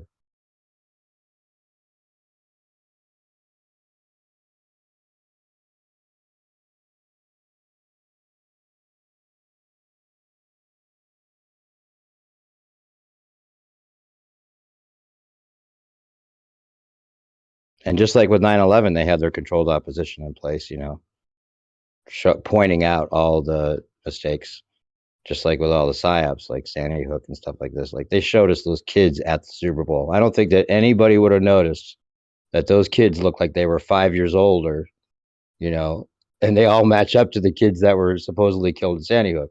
That was them telling us that, just like the folded dollar bills that show us 9/11 happening. They showed us that on purpose. It's like a learned helplessness, because it just makes you step back and go, "Oh my God, that's crazy power." They could tell us the truth and control the opposition from the start. They're not worried about anybody knowing anything. I agree they faked it on purpose, but I think it's more of they know that 98% of people are totally blind to it, so they can now get away with faking stuff for much cheaper and cut loads of corners.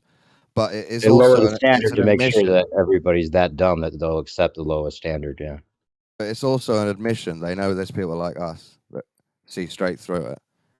So it's their admission to get rid of some of the karma. They're telling us we're faking. Right. Yeah. So Revolution of they're the method. a little bit free of karma in front of God because they've given us enough science that we should have worked it out.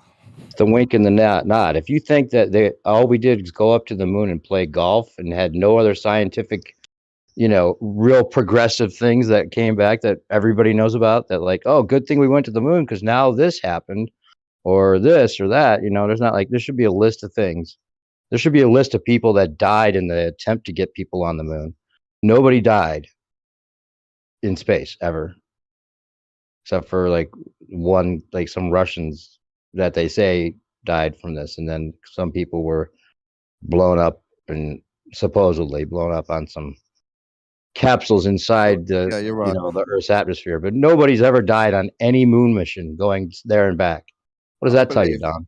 I believe they've killed a lot of people on secret space missions, but you're right that we should have a long list of history of people trying amazing things and not quite doing it. Yeah, right, like that, especially like came out without a hitch, right? I think that the way they're going to do it is like the president of the United States and a whole bunch of other presidents are going to come together in a meeting, and they're going to introduce the Illuminati and say, look, the Illuminati is powerful and all-knowing, and they've just told us that there's some outer ponders, and they're going to come and fuck us up if we don't do something. We all have to band together. Yeah. They'll definitely say it's come down from high, or whatever. The knowledge, the information about this, them coming, has come down from high, so we definitely believe it.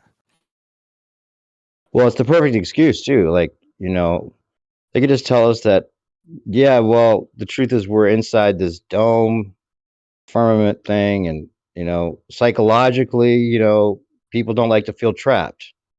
I don't know why being on a ball floating in, eternal endarkenment makes them feel less trapped, but somehow that psychologically worked better, right? Like they didn't want us to feel like we're trapped in a cage. Yeah. But it'd be a totally different paradigm, to grow up in if we didn't think about it as like being on a ball. So I don't know which one would be better, to be honest. I don't know. I think there'd be huge fears and worries and religions on both, but the ball's lost in a huge void makes naturalism a bit easier to promote. there's no God and there's no much point, and you won't be able to reach anyone, and blah blah blah. I keep saying there's this clip I want to find, if anyone could find it, of Trump saying, we're going to get people to believe in God again. And I'm like, oh, no wonder they rolled out flat Earth.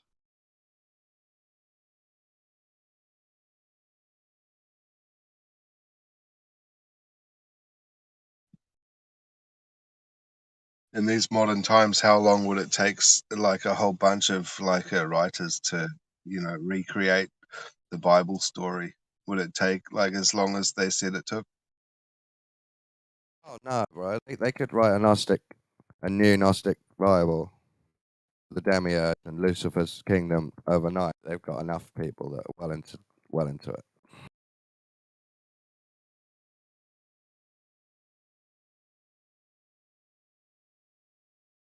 They already have their Bibles, morals and dogma and stuff. They just need to write. I mean, they've already written the Satanic Bible and given it to loads of teenagers all over the world. De facto Satanists, lost in ego now because they've read that cool book. How do they give it to a bunch of teenagers? Just by Someone making walks up to it them on the cool. street. Hey, take this Bible. Oh, okay, so Satanism's cool now? They tell the heavy metal bands to promote it.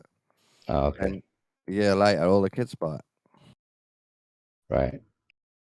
I thought you were saying that they were like Gideon's Bible in the hotel. They go and sneak a copy under a teenage bed. But they do in cartoons now. They sneak Satanism into cartoons for kids.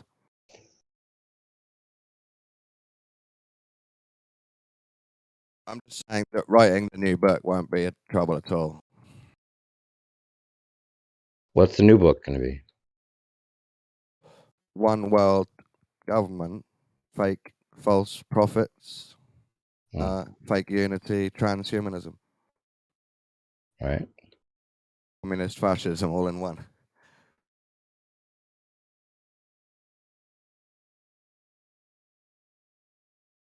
Own nothing, be happy. Do you think our sense of humor will come back then? No, we're going to be dying while droids are being made around us. It'll be fucking horrible. Maybe we'll have nothing left but laughter at that point. Maybe, yeah. Maybe they never win. And it's just, life is just a series of psyops. And they never win. We just have to keep going through each one and feeling a bit better afterwards when we get past it. Right. The dystopia depictions have to be like what we fear the most. And then when it's not that, and it's at least it wasn't that. We always have to say, oh, well, at least it wasn't Handmaid's Tale, right?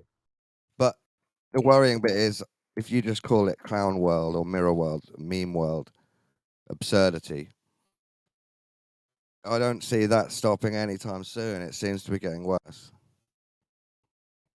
Yeah, they want to make it so you look to the AI, the virtual environments, as like your relief from the reality that they create. That's what they need. They need us to want the AI so much that we'll pay anything we can just to be in there instead of here. Shooting people on Call of Duty is almost more honest than doing a day job. Shooting people what? On Call of Duty video game. It's almost a more honest, human, natural, relaxing response to shoot virtual enemies than it is to go around the actual world sometimes. More honest or just more, what do you mean? I don't think honest is the right word, Yeah, right? people are finding it more honest to be put into a game world. Real world scary. Right. Many unknowns. Yeah. Yeah, they got to make this world obviously fake in every possible way, and then when people realize how fake it is, well, you might as well be in virtual worlds anyway, because it's just as real as this world. Yeah. Technically.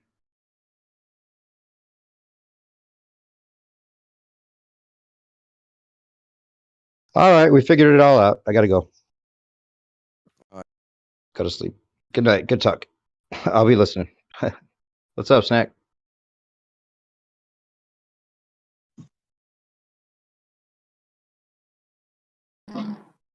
Yo, Would you pay $10 more to get your pizza delivered by a drone? I might try it once. Yeah. But it would taste after, better if you feel knew it was guilty. delivered by a drone. Feel guilty for I the paid price of my $10 driving. for a woman, a nice rack to deliver my pizza. Like a Hooters girl, I paid $10 for that, maybe 12 with the tip. Hooters. Well, Yeah, like that's a pretty cheap in, pizza. in Korea, they have the petrol stations, the gas stations with girls with bikinis and roller skates. And the petrol is like $1 more per liter. Now tell me, that's not misogynistic. Well, it's upfront and honest, isn't it? They're not going to lie about using sex to sell petrol. Blatantly is.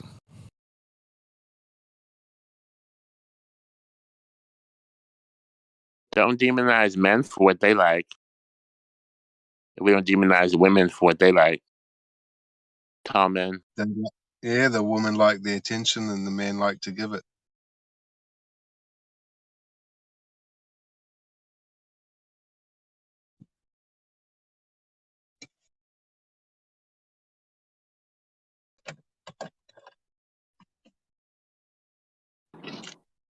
Yeah, but then they'll be presumptuous. You're like, oh, you're just a poor little roller girl out here on the gas station. I'm gonna take you home with me. We're already at a gas station. Yeah, Get well, gas, pick it they're all up. probably earning better money than the average cubicle office worker.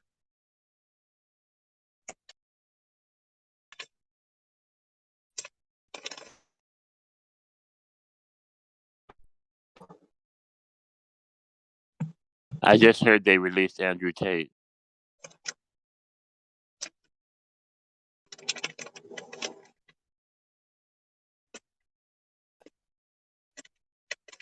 What about Trump? Is he getting arrested on Tuesday?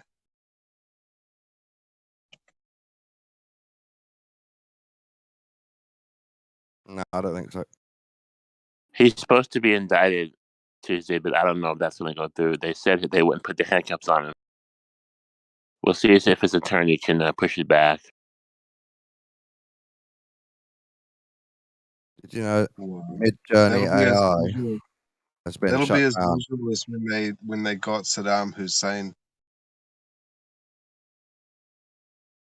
They've had to shut down the AI Mid-Journey for free trials because too many people are turning Trump into a Roman fascist. And it's spreading online. Also Biden as well.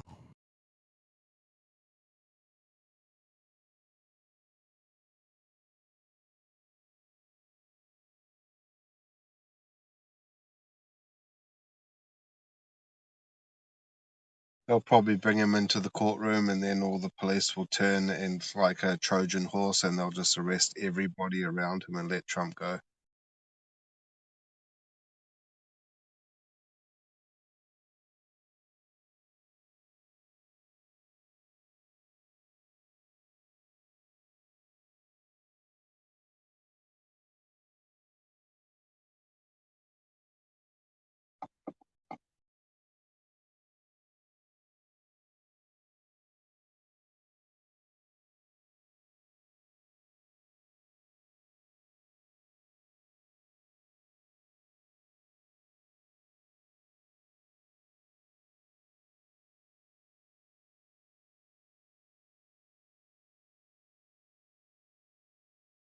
It's Trump has managed to get so many followers, even though he's a Zionist and pro-Israel.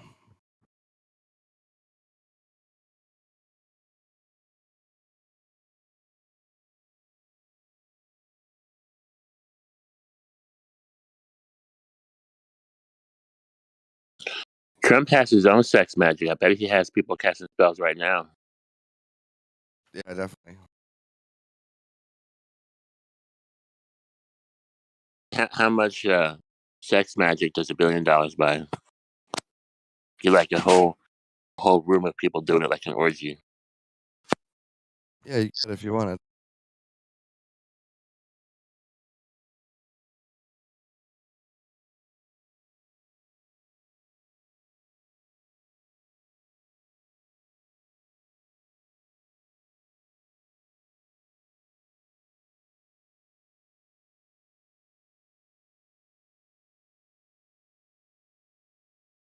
Good night. See you guys tomorrow. Night.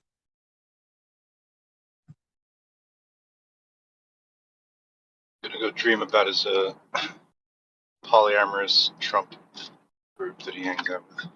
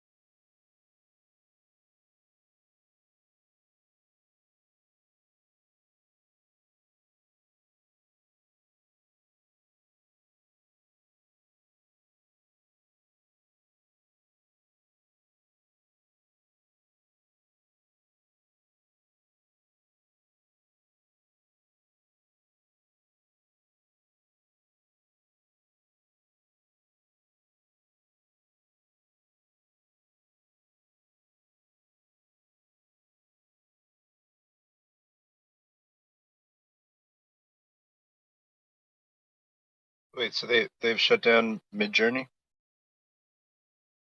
For free trials, yeah. No way.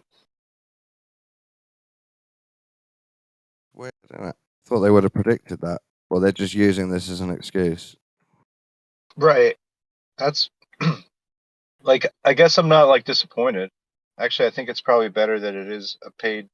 So like any of these AI graphics generation things, I think are through the point that they're like beta tested out enough to where they're legit like capable of like putting graphic artists and other types like out of jobs.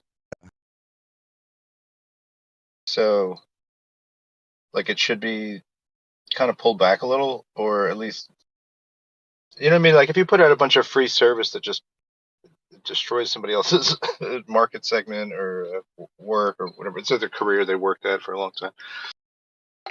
I don't know, what's the point of doing that? It's a little chaotic, a little disruptive to the system. Anyway, so I'm not upset if they start charging for that type of stuff.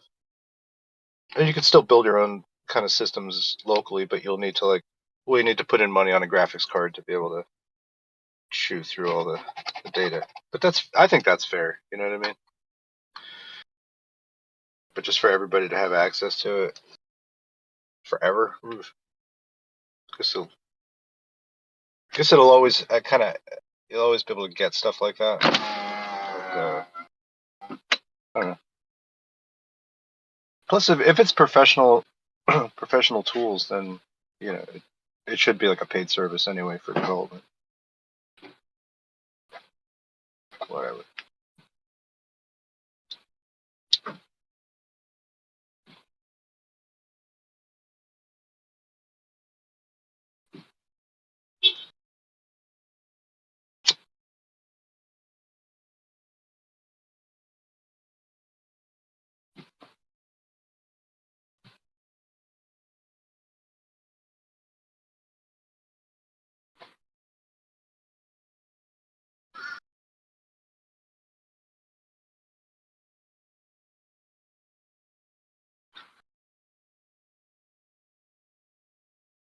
Yeah, there's also this little movement to halt the GPT uh, process for a little while. There's a 6-month moratorium on any additional changes.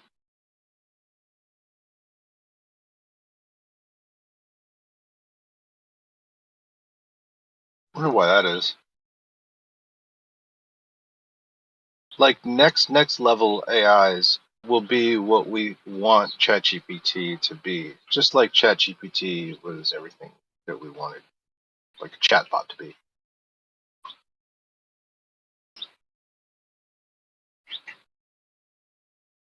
And then the ridiculous Turing test concept, you know, where you want to try and fool the person who's talking to the AI into thinking it's a real person. It's a good measurement scale, but I don't think we want to ideally do that. We don't want to create a synthetic human. We sort of want to, well, we want to know what they are.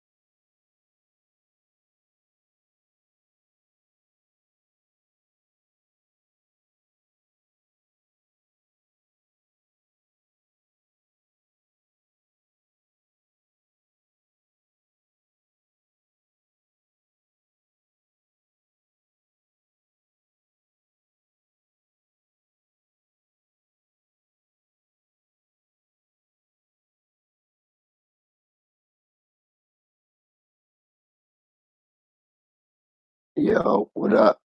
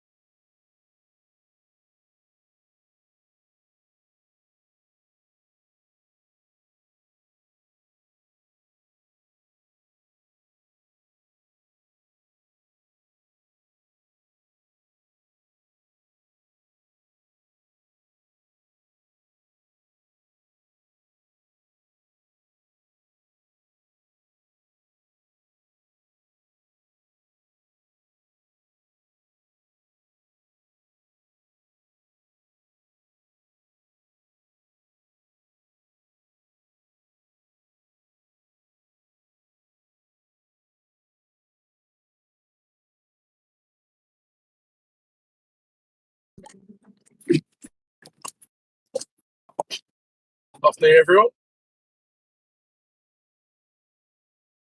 Crypto. What's going on? Nothing, man. I can barely Is that talk. Jeremy? Oh shit. My voice is fucked up. What's the time over in New York? Got to be first thing in the morning for you, isn't it? First thing in the morning, 8:30. Yeah. Why are you up on a Sunday morning? What's wrong with you? You just still got a Kids. hangover. The kids. All right. Fair enough, I guess.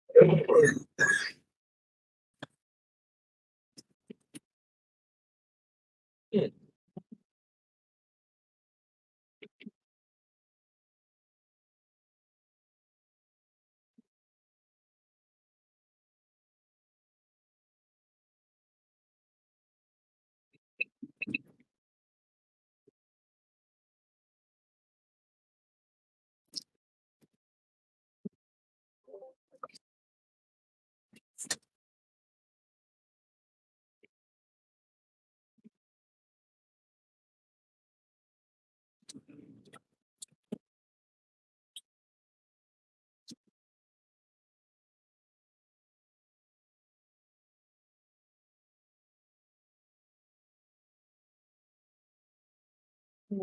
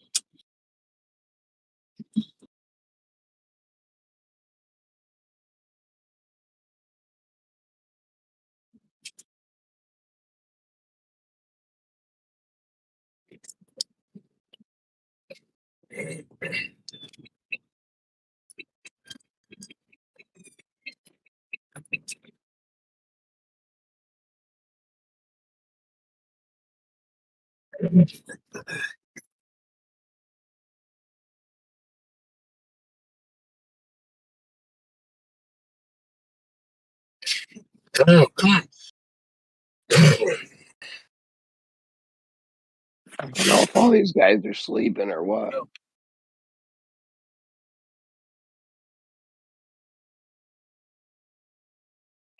I mean,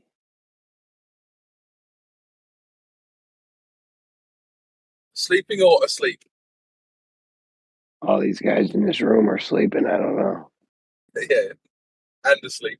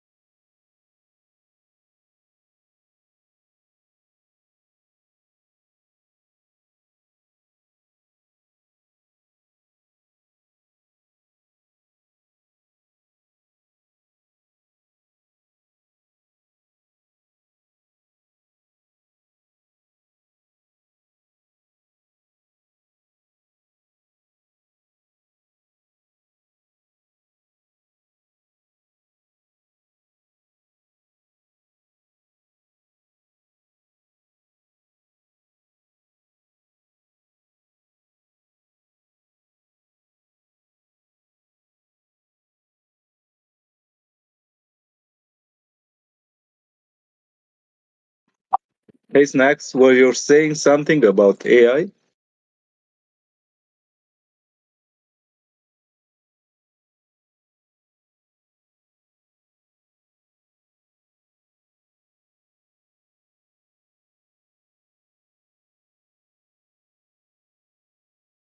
Do you think it hurt me? Can you repeat?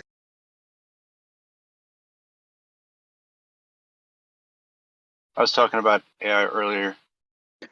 Yeah, Do you think AI heard me?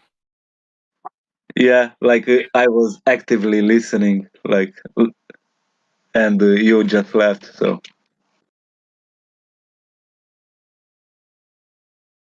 Yeah, a little in and out today. Yeah, it was. I guess it was that they put a freeze on any further Chat GPT iterations until it can be deemed safe and all that.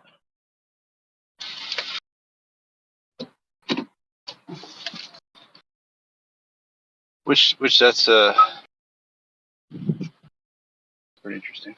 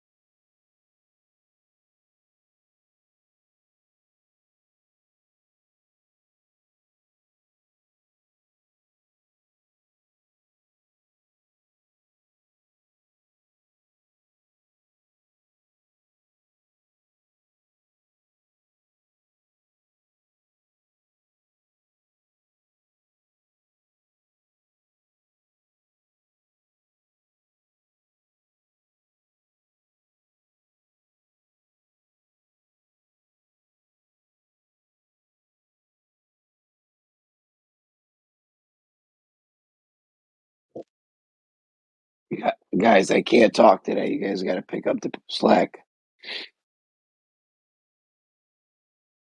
Wow, Jeremy, sounds like you got a frog in your throat.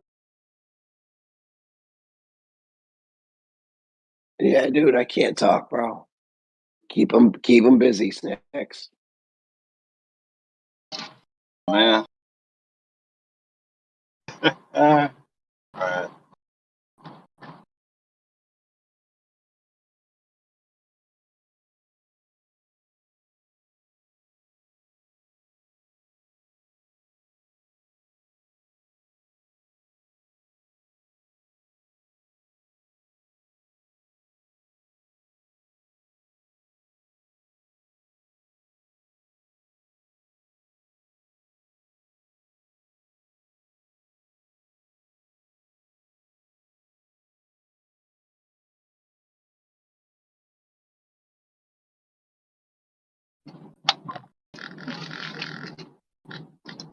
Yeah. Anyway, who was that? That was talking to me? Sorry, I don't know your voice.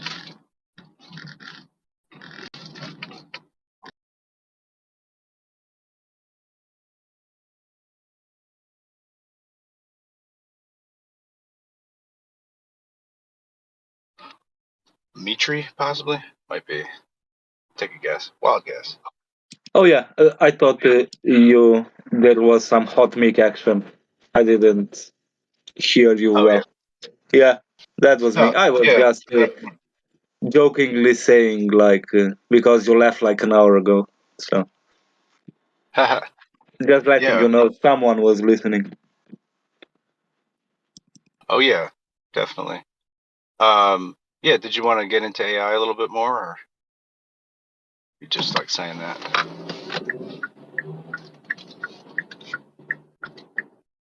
I mean, I like to listen. I don't know much about AI. I understand the concepts, but I stay away from them. So Yeah. Yeah. I don't know. There's some kind of like petition to like freeze it, and I think Elon Musk just signed it, and a number of other techno eminent people in that field.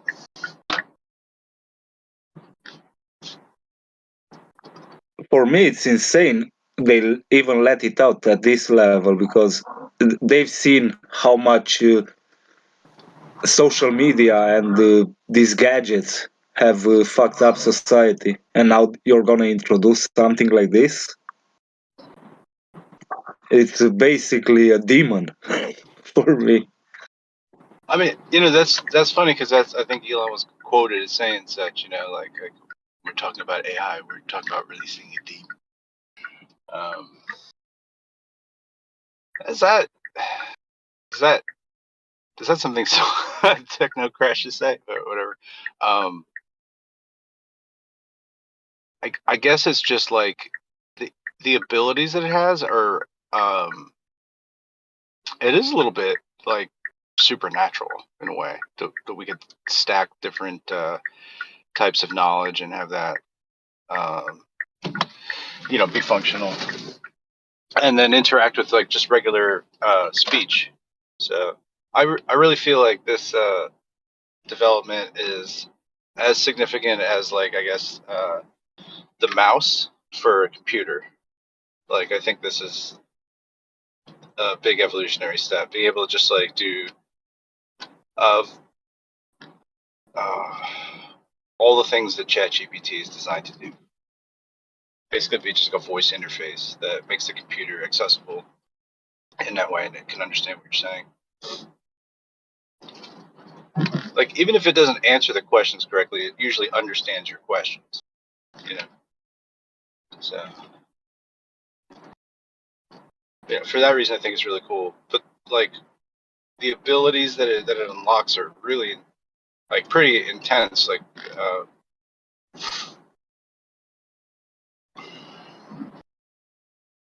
yeah, yeah, and being able to plug it into other like modeling softwares and things like that.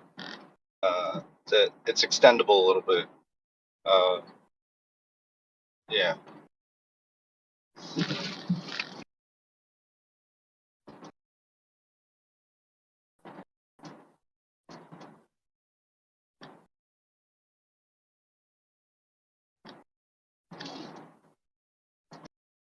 Okay.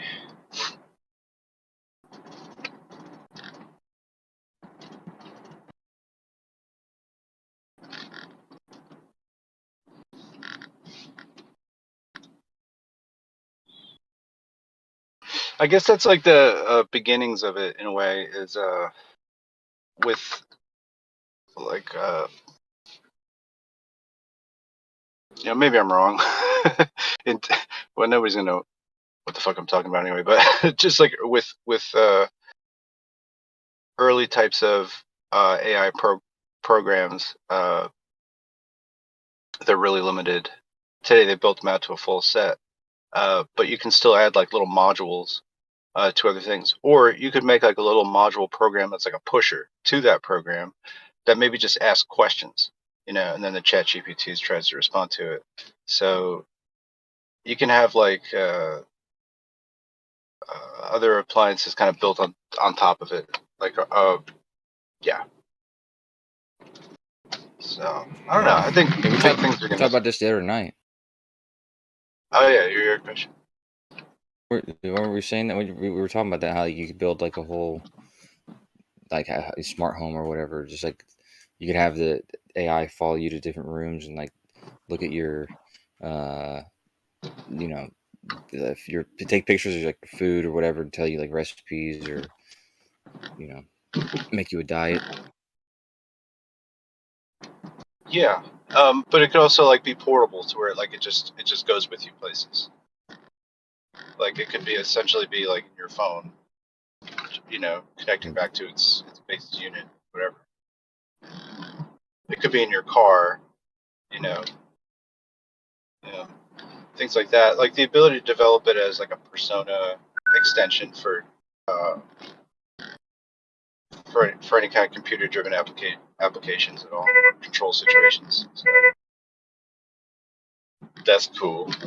But yeah, I just mean you could also like create like a scripting macro that just asks what the macro that results to something else. You know what I'm saying? Like you could have like a macro-driven chat, just like a variety of different topics. You're roboting now, Snacks, but I did hear what you said about building a macro, like one that did a bunch of macros as well.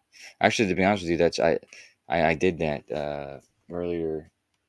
Like basically, my girlfriend at the time, she had this job she didn't want, and so I just like all she had to do was call people, and so I just made this AI that like it had to push different buttons and do all this. So I built all these macros so it would do it automatically, but then I built an AI that was based off her voice and the things that she might have to say, and actually it worked for a little while.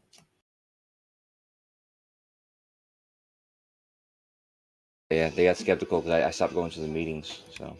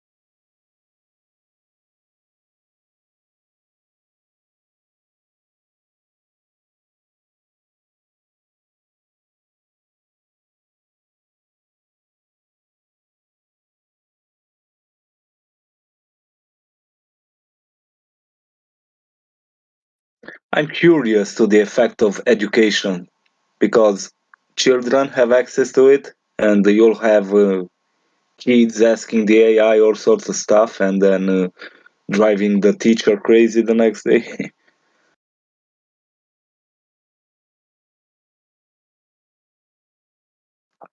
Because if Yeah, definitely. everybody, Some people are trying to use. go ahead. Thing is if I ask a question and you ask the AI the same question and we both get the same answer, I don't know, teachers will have to adapt and everybody will be chanting the same thing.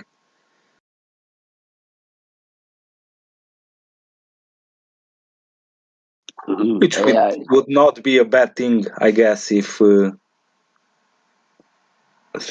I don't know.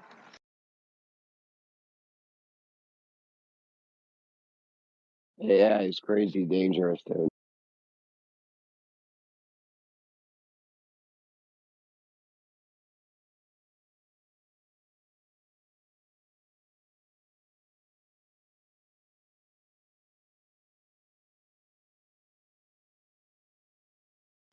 Like nowadays, when I talk with a person in real life about, you go deep in a discussion, I almost know maybe they are watching this television or the other. I can see the difference in their opinion, so I know they are watching different media. But when AI will come and everybody will embrace it, and it will be implemented on, it will have all sorts of application, and people will depend on it. I'm gonna talk with the AI from now. That's what I'm gonna get from people. The opinion of AI. It's not really a good opinion. And people who use it like that are using it wrong. Because, like, I'm using it all the time to do useful things, but using it for something that it's not built to do correctly is a waste of a tool. Like, for instance, like if people, there's a lot of people who don't even know how to code or use Blender or anything like that. You can just ask ChatGPT to make something for you in Blender, right? And then just put the code in Blender, and the thing's already made. That's like a useful thing to use it for. But to ask questions or have a conversation with it, like it's telling you anything meaningful, is not a useful way to use it. Oh no, I'm not all doom and gloom. I'm certain there will be great benefits if implemented correctly in some areas, and we're gonna draw a lot of good, or we can draw a lot of good for it. But for the most of the population, they'll choose the lowest denominator. Yeah, you're right. And I mean, like just people who are marrying it and stuff, yeah. Or people who have a AI boyfriend or girlfriend. Like the first AI, I guess we're, if you want to say like a chatbot, was just it would just, you would just say something to it, and it would ask you why. Why do you think that? It would just keep asking you questions, and um, it was actually really effective. And then it was kind of utilized a little bit as like a idea for like a therapeutic like psychologist model, where it's really not doing anything. It's just kind of there to listen to you. And because something's actually prompting you to ask you their question, then you kind of like get into it. So you really don't need that much to be able to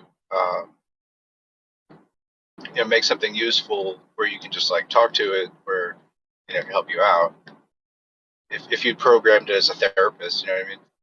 Yeah, you can do Like you can actually you can do that with GPT-4 if you prompt it correctly. Like that would be a good conversation to have with it, because it will actually ask you meaningful questions and stuff like that, because it's going to act like a real therapist.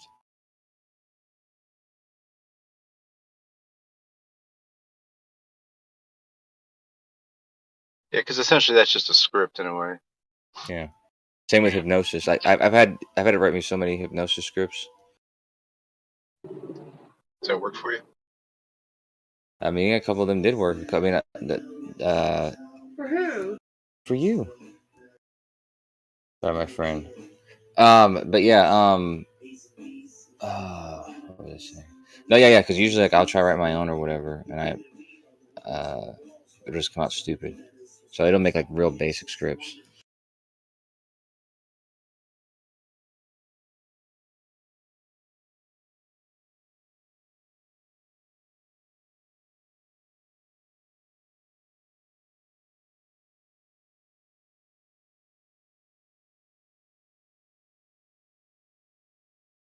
I mean, I don't know if you've used GPT-4 yet or not. A lot more and more people are getting it available to them. Well, I think anybody who's got the paid Chat GPT can utilize like the some of its functions, but if you get the full access to it, you can put in PDFs or whatever, and it'll assess the whole PDF for you. Like for the old models, there was something I was doing where I was I told you I took like YouTube videos and the transcript and basically just asked it to summarize it for me, and I had to like cut and paste a lot of the thing to do that because it couldn't take all the text at once. But yeah, now it can take like 25,000 words. That's pretty cool.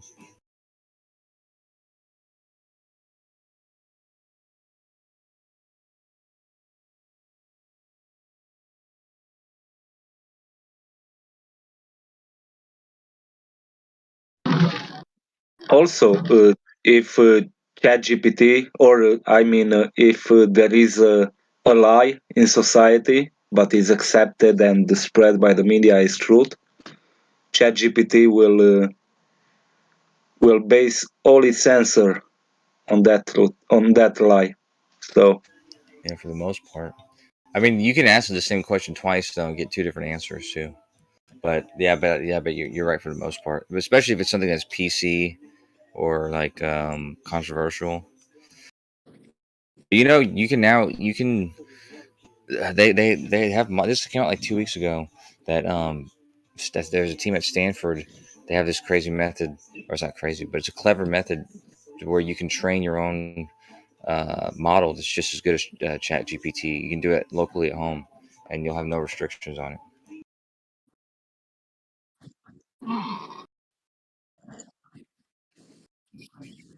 I've been doing that already. I was just about to say that you can train individual threads, right?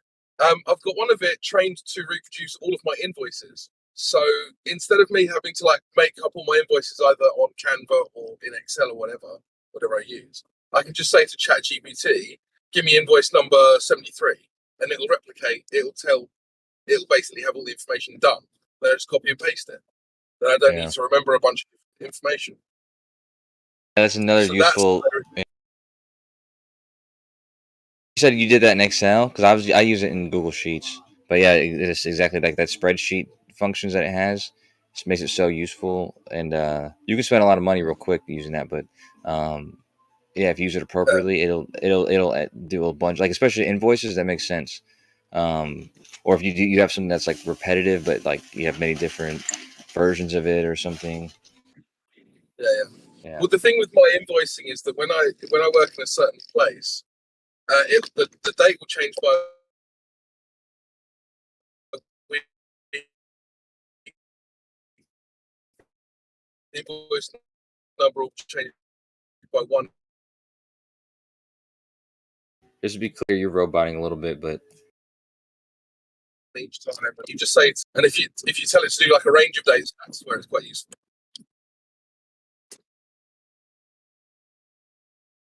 I got the gist of what you said, but you're roboting through most of it. Oh, I was just saying, you can do a range, you know.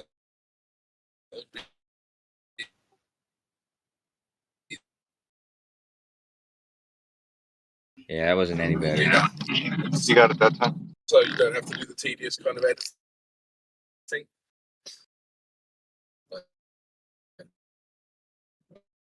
Yeah, it's gotten worse, to be honest. But you know, I don't know what's worse. By the way, Jason's my buddy. So, but as Jace walking his dog, because he only comes in here when he's walking his dogs. And you're driving, because I know you told me you only come in here when you're driving. This is convenient. But wherever you are now, it's a bad zone. Can you hear me now? Yeah, that was clear. I must have been between satellites. So Yes, anyway, that's right. the functionality that I found useful for ChatGPT is like basically you teach it rules, and then it kind of replicates based on the rules that you teach it. You can do that in a number of different threads. Okay, so it sounds like what you're doing, you're saying that you're using like the Chat GPT, but just basically training it over time on like through their setup, like basically like through the, because it'll keep record of, you know, it has a history of everything you're saying to it and stuff like that. So that's what you're saying though, you're doing it like that. Yeah. I mean, like if I wanted it to, I could get it to write quizzes. I could get it to write invoices. I could get all sorts of like stuff that's kind of repetitive and a little bit tedious, but it will just output that stuff, so I can focus on stuff that's a bit more interesting. Mm-hmm. Well, you know, there's two things. One is like if you get the API for the new Chat GPT 4, which I still haven't even applied for it, but yeah, they give it out slowly. Because with the API, you know, you can do that in like your own program or whatever, like, you know, build your own. But I mean, that's the thing though, if it works in the Chat GPT framework, then yeah, more power to you. Easier, the less work for you. But also, like I said, you can also train. They have a way where you can train your own model that's on par with Chat GPT, which will have no restrictions or anything, and then you can also customize it, you know, for your specific uses or whatever. Yeah, That's you can recent. actually That's new. sorry, you can actually integrate ChatGPT into Gmail and get it to answer emails for you. Yeah. I don't know if you know that. So, and you can give it like pre-scripted responses. There's a specific program that I'm using for customer service at the moment that I don't want to give the information out because it's far too good. But basically, you upload a bunch of documents on your business, and it will then act as like a chatbot on your website to customers. Oh wow, that's funny. Yeah, it's like customer support. That's funny, dude. And that's one of the ways I'm using it. So anyway, that's pretty smart, man. You know, I've said this before because, you know, there's people who are going to lose their jobs, like, you know, sorry, poor people that suck. But if you can't adjust with the times, then you can't. But people who don't suck, people who won't lose their jobs or who will benefit, are the people who realize that this is the truth. By the way, what I'm about to say is the truth and controversial. But but the history of the world was built on the backs of the working. Let's just call them slaves. Actually, well, most of major, but most of major structures and sorry, somebody's talking to me. But yeah, most basic structures and big you know, monuments, all this kind of stuff. Societies were built on the backs of the slaves. And until recently, that was always true. And actually, it's more true even today, actually, but it's not in a civilized world. But regardless, and now we finally have the hardest working slaves, where we can't feel bad for enslaving them, and they will work for us like a slave, basically doing work, endless work, and there's no guilt. So it's a good time to be a part of you know, this whole thing. yeah, I go back and forth on this idea that like everyone's going to lose their job. I'm not sure that's true. I think there's always going to be certain jobs that just require a human element to it, like social jobs, because the whole point is being social with other humans, right? For instance, like you probably could get a robot bartender, but I think people just won't go to those bars. I think people just like being served by a human. Maybe I'm wrong. Who knows in 50 years? But I think certain jobs that are just like tedious that no one likes to do will be replaced. Just simply because when things are boring and tedious, like for instance, data entry. Data entry is a job no one wants to do. And so I think that'll just be replicated. That'll just be taken by AI pretty quickly because data entry is something you can do very easily. Yeah. And no one wants to do the fucking job anyway. So, you know. Right. Yeah. Well, like I said, because this is why I got into this computer science in the first place was because I thought I was trying to, sense what would be a safe career path for the future. And anyways, so there's people who don't do that, and they kind of just like, especially people I feel bad for is the people who I went to school with, or went to school for graphic design.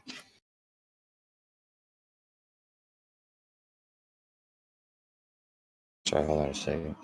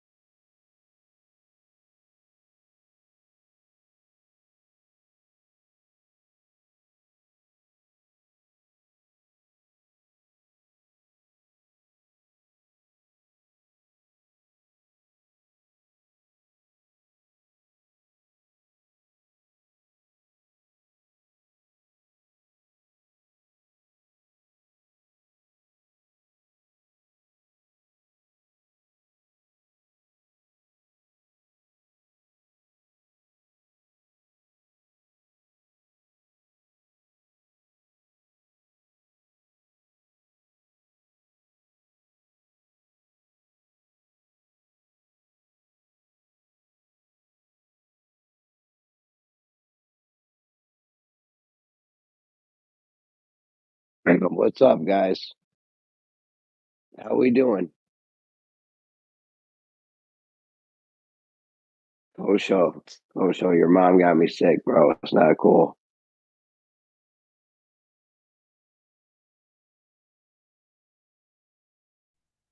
What happened, man? You got a cold? Yeah, from Kosho's from Kosho's mom.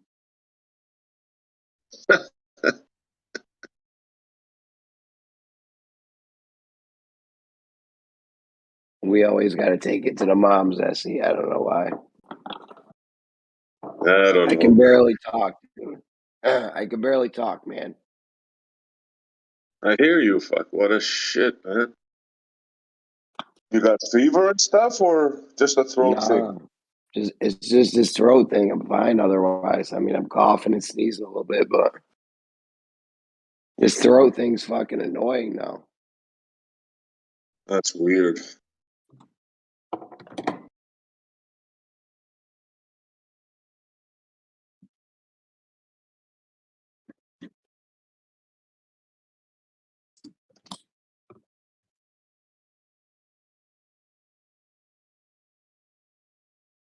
I'm telling you, Ruhif is lucky I couldn't talk last night with that fucking refraction bullshit he was trying.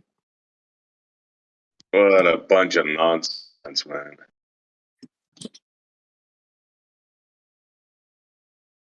Who was calling him out, freaking out and calling him out? This was dumb. You said something dumb. You came back. We beat you, and you said another dumb thing. What's that? I was dying of laughing. Guys, were you here for Xanix's altruistic gaslighting the other day?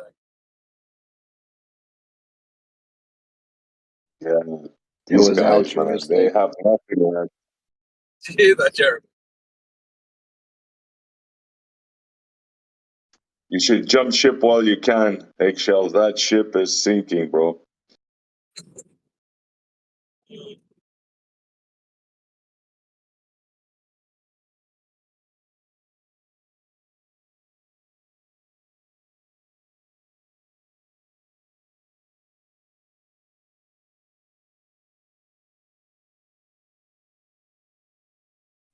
So this is going down better than I thought.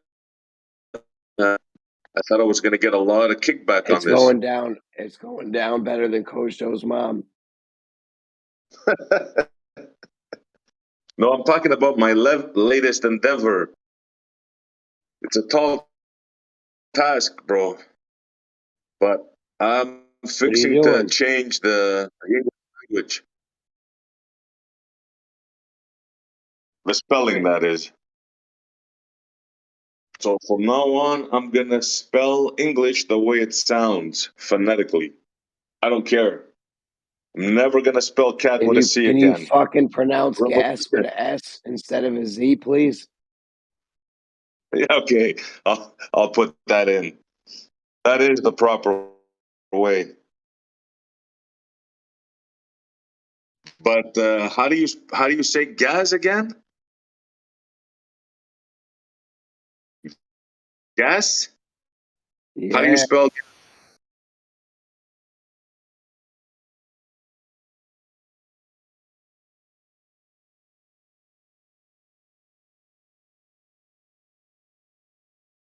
How do you spell So I what? sorry. What'd you say? I said I want to change. Well, I'm gonna start it, so I don't want to change. For me, I'm not spelling anymore English the way they tell us to spell it. I'm doing a revolution. I'm spelling things phonetically. No more the way they say us. No more the way they tell us to do it. I'm fed up. I'm going phonetic.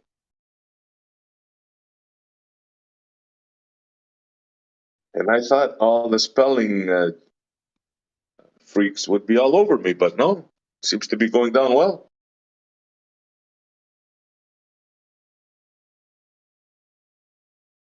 So who will join me in my quest to change the English language spelling?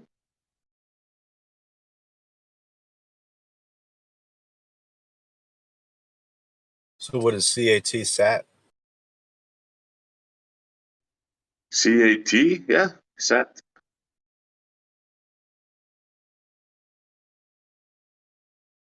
What would GAS be Or gazed?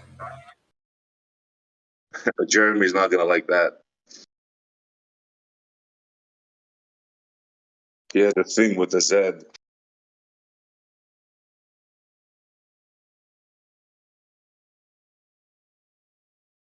How do you guys say it? You say Z28 for the Camaro? Z28, right? So now Z28. Z28. Z28.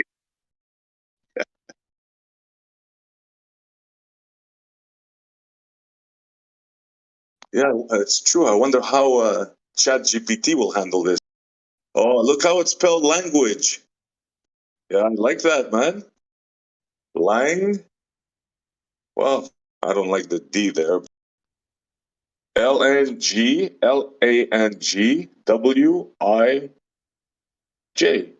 Language. Yeah, perfect. Now that's advanced simplicity. Yeah. No more thinking, no more. Does a you go there? Does an I go there? In other words, the only good spellers are the ones with good memory, right? Otherwise, you're done.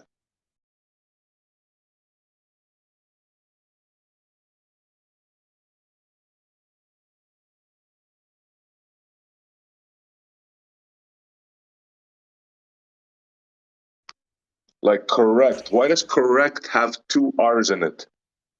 Because it's got two syllables that both have R in it. Fuck Where's the that. horror? Korekt. Fuck, that's how we do it now. At That's least right, that. man. That's right. At least it doesn't have two D's in it, like Kosho's mom. You know, you sound like my mom's aunt, who fucking smoked cigarettes and lives in New Jersey. Hey, go get Sounds my like- cigarettes.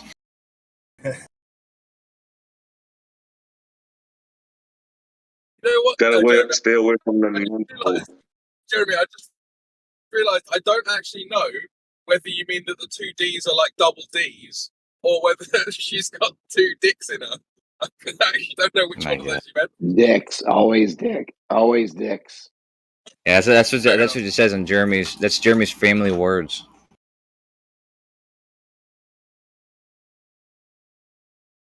What's up, dude? What's up, man? Hey, but let's lay off Kosho's mom. I hear she got laid off from the dick sucking. She did actually, yes, but she still gets a pension. So, hey, but SE, you said this thing you're making up. Have you ever heard of shorthand writing, like diction? Yeah, yeah. You know what that is? Yeah? Is it phonetic? No, I don't. I know the secretaries write quick, but I never really looked at it. Oh yeah, as I practice taking notes this way. It makes it so you can basically write as fast as you can hear. So stenographers use a similar concept. Like their typewriters, they don't have normal typewriters in the courtroom. They have a special typewriter, which basically works the same way as shorthand writing. But anyways, it's basically instead of using like typical letters, which some of them you can double up, like G and C in some cases, or G and J. I'm sorry, in some cases, or C and K in other cases. So it's just like a phonetic sounds, um, and there's symbols. There's like very simple symbols for each one of them. It's you can write very fast like that. That makes sense. How does it handle the PH, the F? I think for special Does it put cases, an F, there's. or I mean, yeah, absolutely, yeah, absolutely, every time. yeah, the way it should be. Yeah, okay. Well, yeah, but it's just because. Imagine a language. Yeah. Think of what you said now, right? It only makes me right. Think of it. A language so screwed up that they had to make a special language for people to write it down fast. Imagine that. Well, even Right? still, we hijacked it from those other guys, for crypto's people. but we've perfected it. You guys, Canadians, you guys going backwards. French and English together. And It's all messed up, what you man. that what you just said there, Kosho, is the best argument. If anyone ever says to you the words cultural appropriation, just say, what language are you saying that in? If you're not from England, shut up. That's funny. Yeah, Americans are the bastards of the world. We're the bastard children of the world. Yeah, we should send them a message. We are freeing ourselves from your chains of language. Will no longer follow. We will spell cat properly with a K. Well, I tell you, there is a purpose to language, though. There is a purpose. So I can't read. Yeah, go ahead, Snacks. Yeah, would dick then be pronounced disc? Suck my disc. Yeah, it should be. Did you get There's that, a C Essie? there. Good point. It's not the point to Sorry? change every word. The point is just to get rid of the unnecessary baggage. Yes. Yeah. But Yes, we've already started exactly. doing that, dude. We've taken the use out of color and labor and dumbass words like that. I'm one for. I support the use of you in the word color. Only if you're being racist when you say it. It's like my favorite band, Color Me Bad. That's your favorite band? It's a shortened language. You have to understand it, right? So it's almost like the smart people are the ones who already understood language and then decided to fuck with it themselves and shorten it. Yeah, sure, yeah. That's what I'm saying is that there's a purpose to language, and that purpose is communication. Sometimes it's with yourself. Like for me, taking notes, which is why I can't read my notes in regular diction, but in shorthand I can read it. Regardless, otherwise it's just to communicate with other people. And so as long as you're doing it in a way that is accepted by most other people, or at least people you're communicating with, then I don't see a problem with that. But the issue is when you're doing it in generally, you don't know who you're talking to. You don't know if they're going to understand some slang or strange spelling. So it makes sense to have a standard. I think it's part of the control mechanism, right? Oh, definitely, yeah. See, we all know that. Well, we all know that cat should be spelled with a C, right? But we all spell it with a C. Now ask yourself why. Yeah. You just said that twice, man.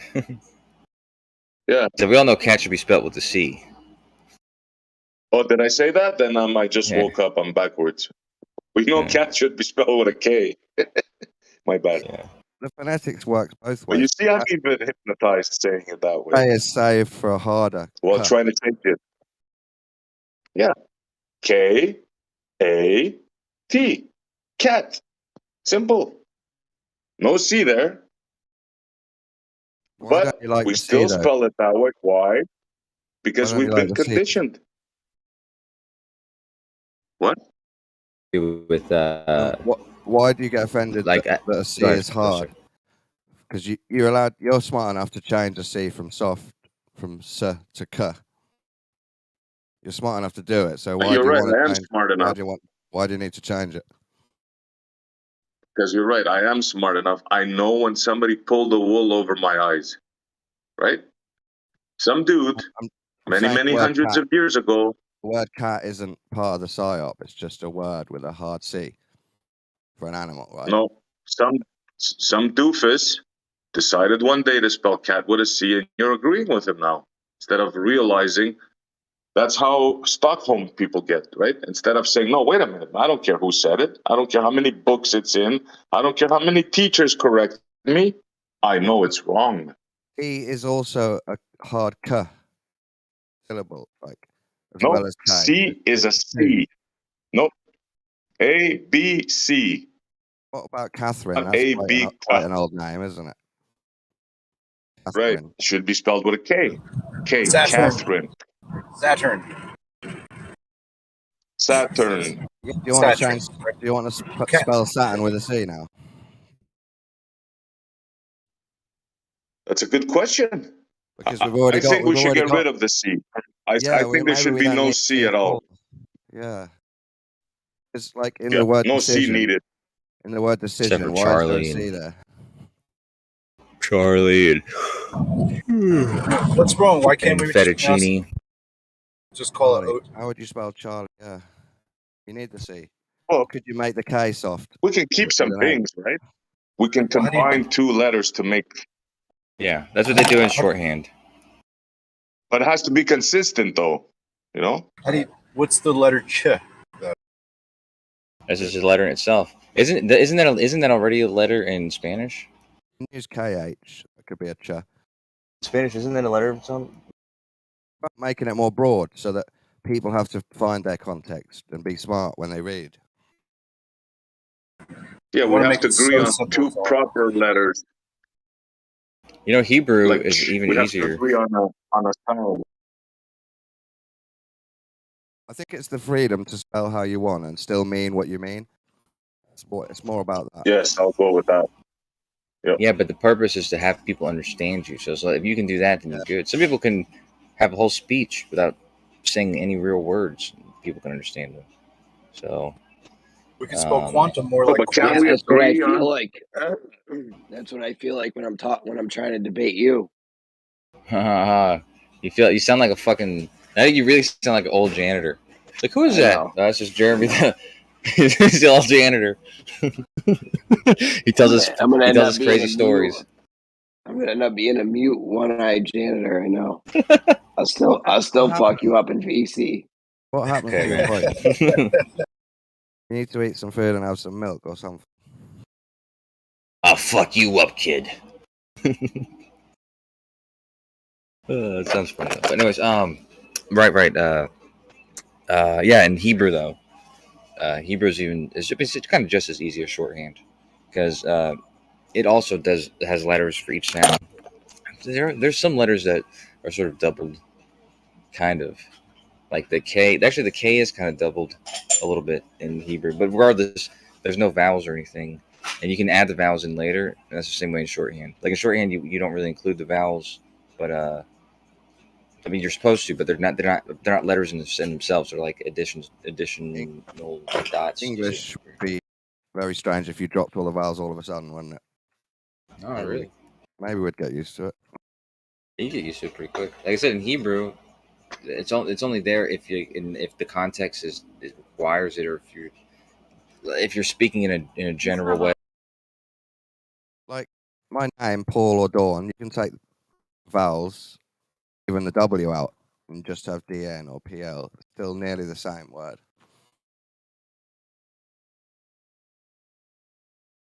Maybe you leave the W in. It's DORN phonetically, Dawn, but it just looks silly then.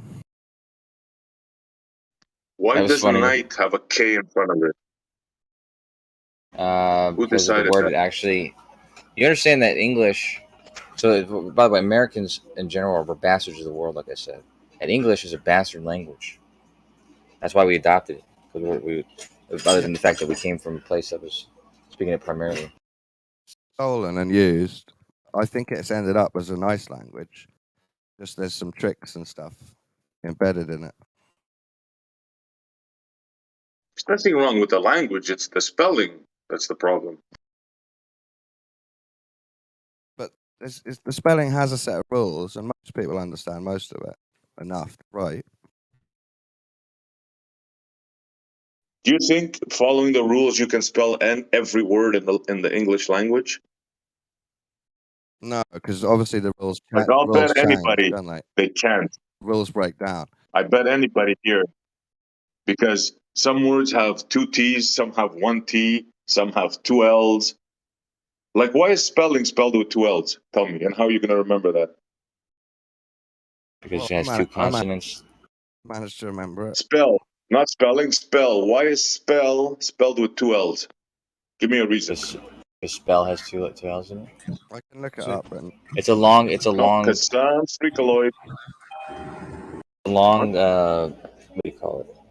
Like you do the L part long, so it allows you to elongate the vowel. So it should be spell LL. Spell No, LL. the spell. I mean, spell. come on.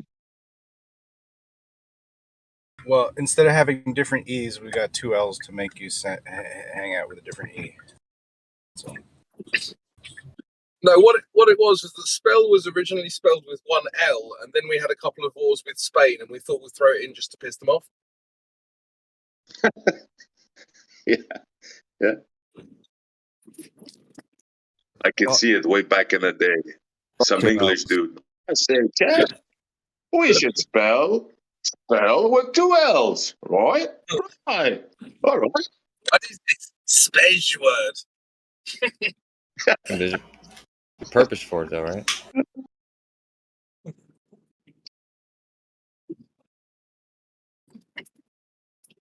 The funny thing about That's the really mindset is that that's not even entirely impossible. Like, it may well be that we just modified some words just to annoy people, just for a laugh. yeah.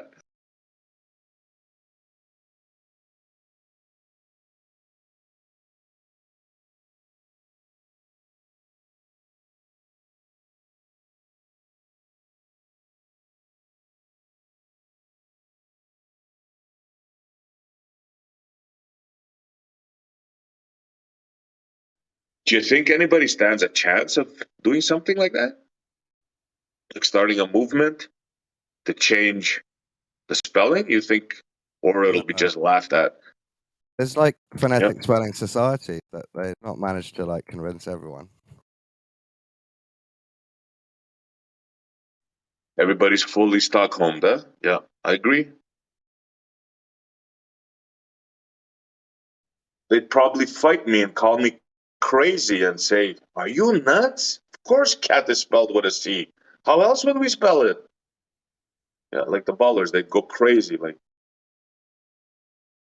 you think you know better than the people, than the linguists?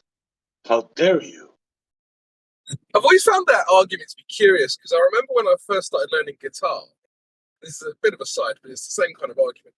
And I was playing in drop D just because I liked how it sounded, and a lot of my favourite bands played in drop D. I don't know if you know what that means or not, but it just means that you kind of detune the top string a little bit so that it's easier to play like bar chords. And I remember this guy saying to me, "What do you mean you're not going to play in E? If it's good enough for Jimi Hendrix, then it's good enough for you." And I just remember thinking, Right. first of all, I can't fucking play anything like Jimi Hendrix. Second of all, I don't actually want to produce music that sounds like Jimi Hendrix, because not everyone does. I just remember thinking that's such a stupid argument, and I couldn't really put my finger on why he was asserting that I had to copy Jimi Hendrix. It's weird. Well, did he write the song? He might have been obsessed with E because he wrote the song, maybe. I can't think of another reason. No, I mean, we weren't talking about specific songs. I was just talking about, we were literally just talking about guitar playing because we were both kind of learning at the time. I just Get you to tune your guitar back to something normal. Sorry? He's trying to get you to tune your guitar back, even though you're already decided to be different and tune it properly. Yeah, exactly. It's very, because I mean that conversation happened over 20 years ago, but it sticks in my mind because of how stupid the argument was. Well, I'm happy with the fucked up English language and the rules and how much I remember and how much I get right in my spelling. I'm happy with it, but I'm more interested in the meaning of words, the real meanings, where the words come from, why they changed, and what they originally meant.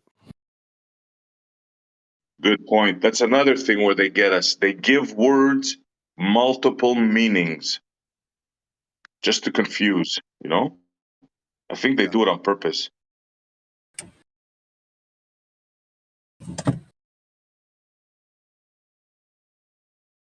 Like our favorite word, mass.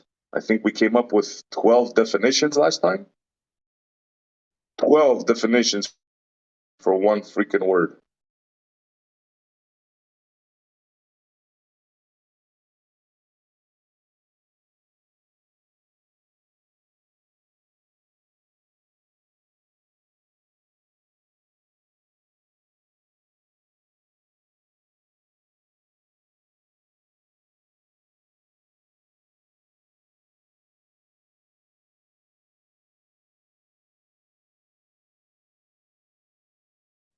So the sound ch, does the C and the H do it justice or not?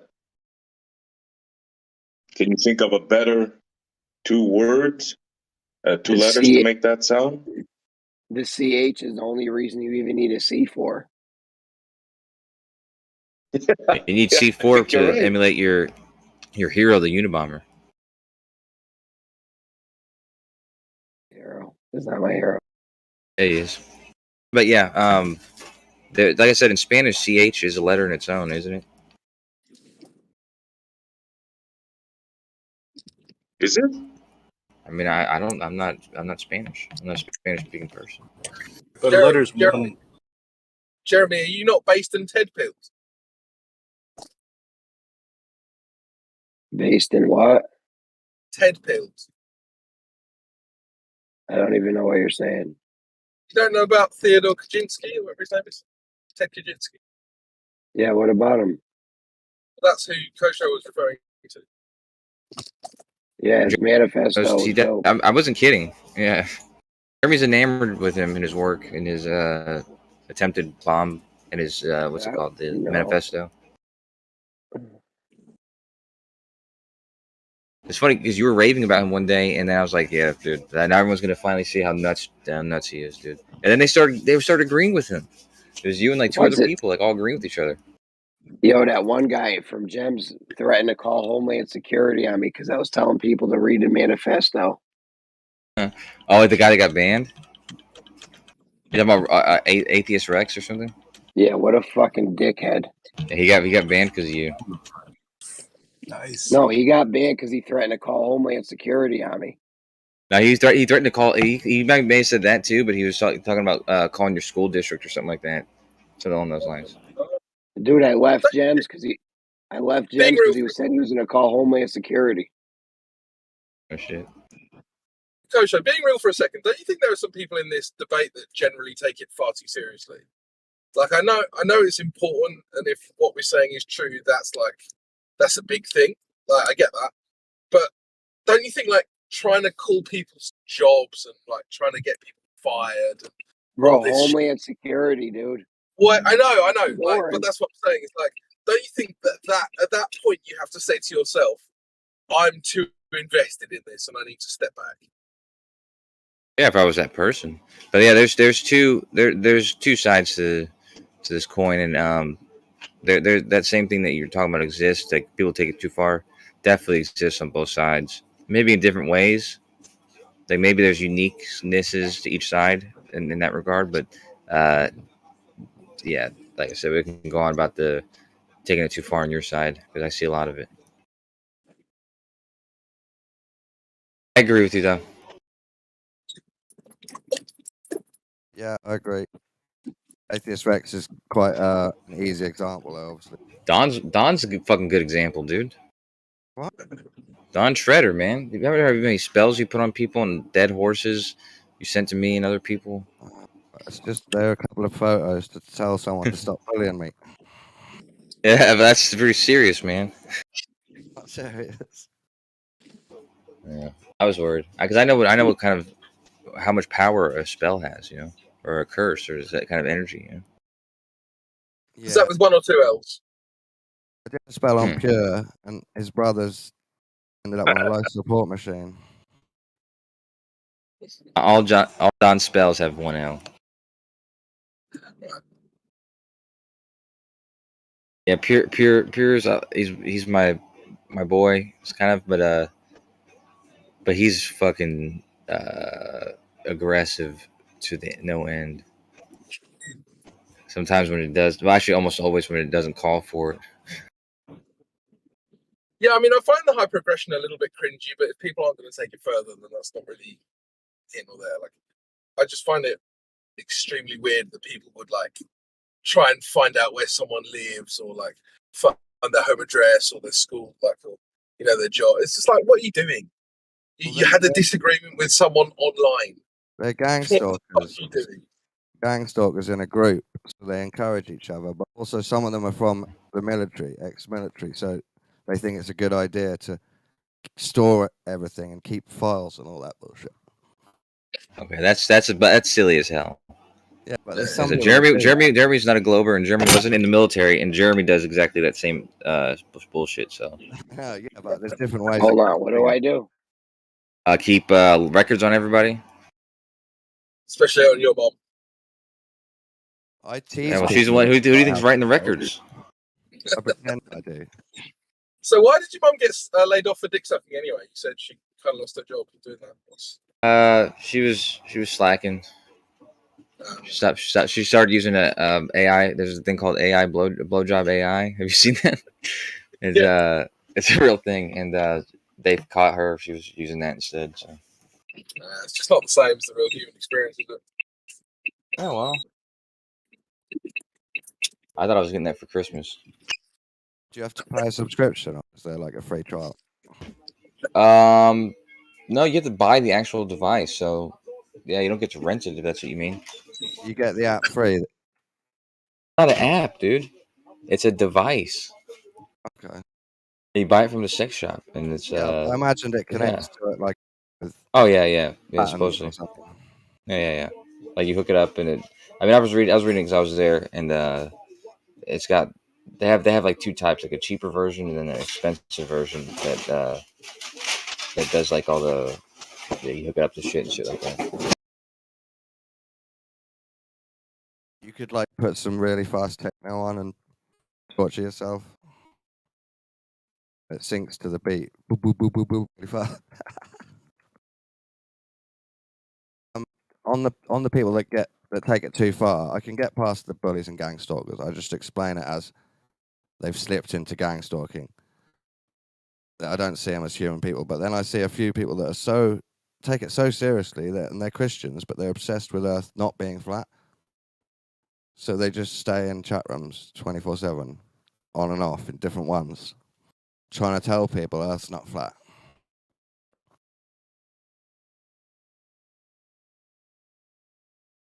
For years.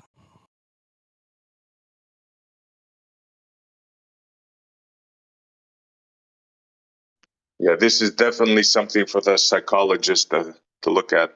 Definitely. Yeah.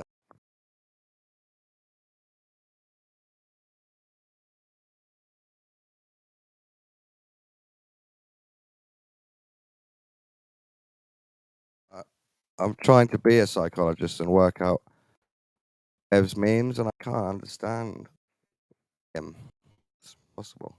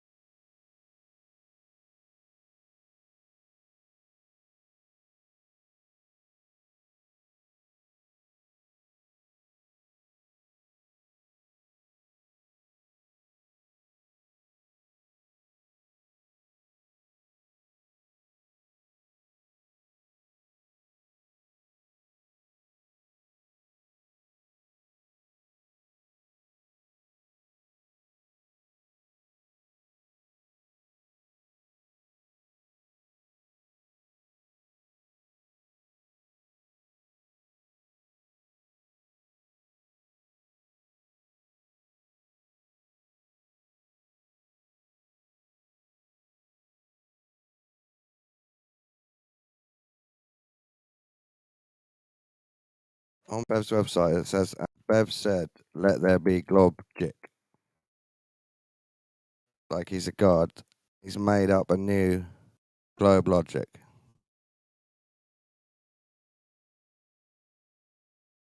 Oh, you heard of the Globjig? Yeah.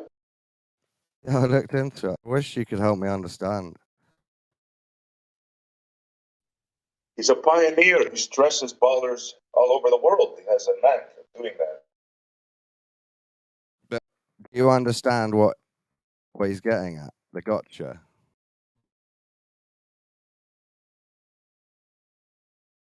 Because It's logic, bro. Globe logic. but he's a flat earther. Trigger Maybe he's me. converting. I don't know. No. I mean, he could be. It's possible he's a glober now, and this is his way of expressing that.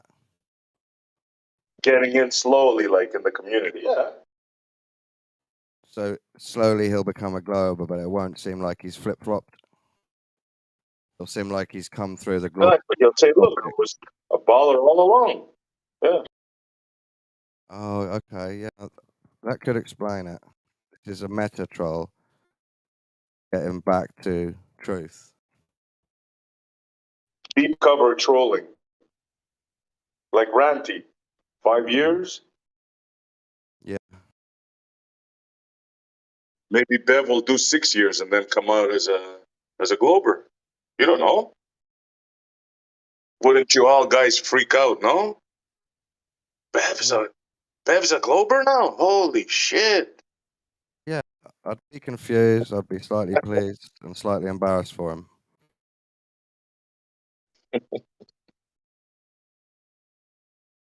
It'll work out fine. Look at Sean G.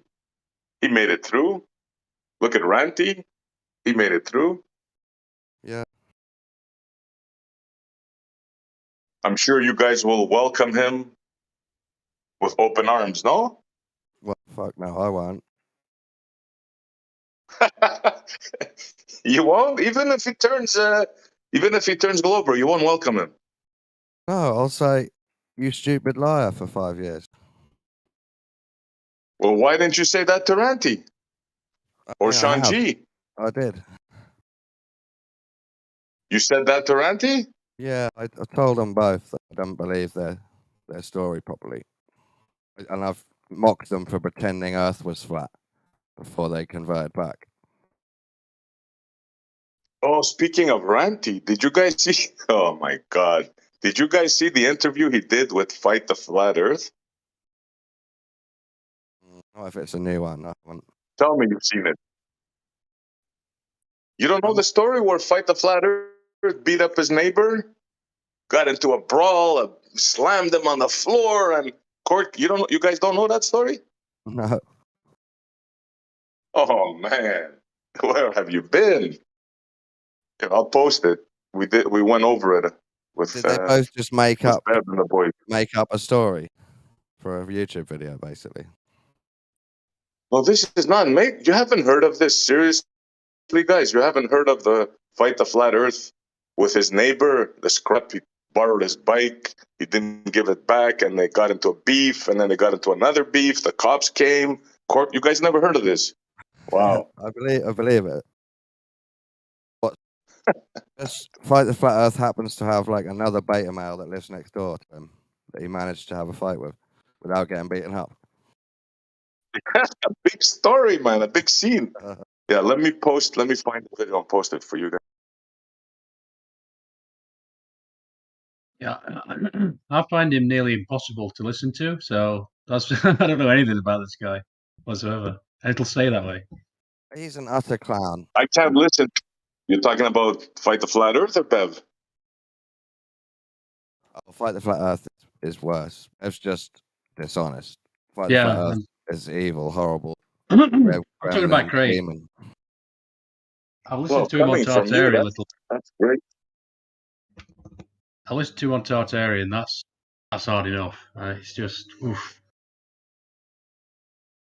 I don't Yeah, know. you guys go there, give him money, make money for him. If you've ever talked No, with no, him no, no. I'm on not his saying a word. show, I'm not saying a word. What's point? What's point?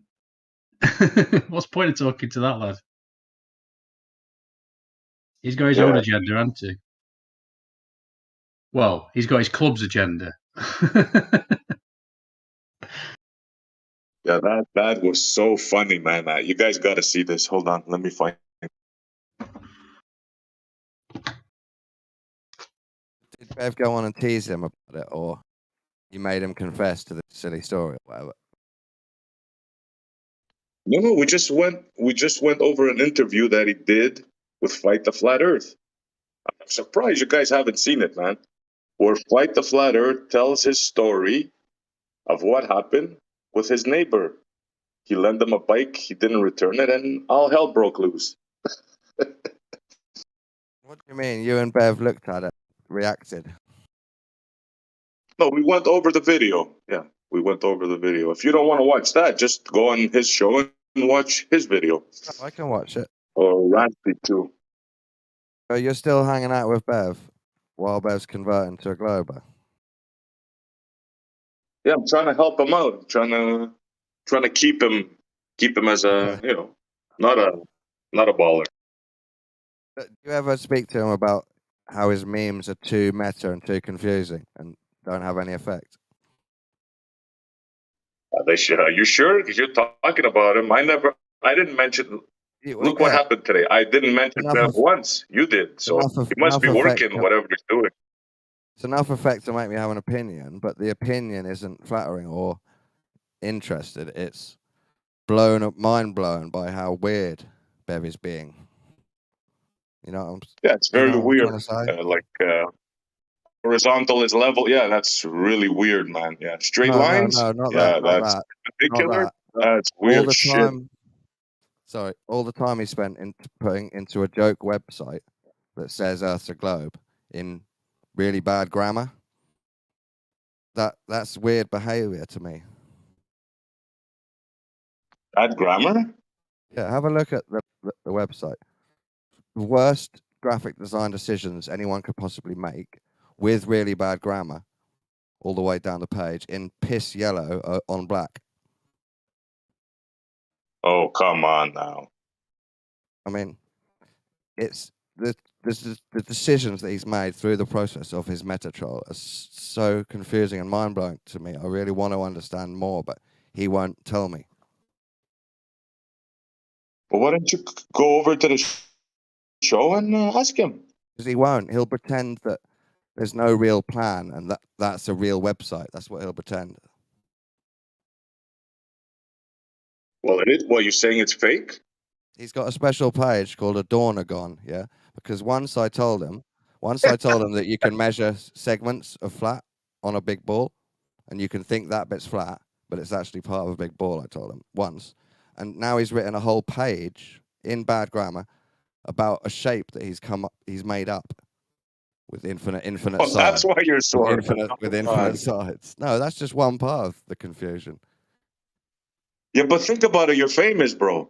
Think about it. You're part of the lore. Your name will go down in history. Famous in a mental person's private joke website, which makes me feel weird. Did you say Bev made that shape up? Yeah, he made that shape up and called it Dornagon because of one thing I said to him once. And what'd you say again? I said, you can measure flat parts on a big globe. You can measure flat sections on a sphere. Yeah. Okay, I just wanted to make sure I heard you right. See, you might disagree or think I'm silly, but it doesn't warrant a special new shape and a huge paragraph on a joke website, does it? Well, maybe you should change your grammar and say you can mismeasure flat sections on a sphere because it's impossible. If it's a sphere, it's impossible. I'm afraid to measure correctly. You literally horizontal line. You don't know what flat means. Flat means flat. You don't know what sphere means. You don't know what measure means. Flat doesn't mean perfectly horizontal. It means flat-ish. Dude, you don't know what sphere means.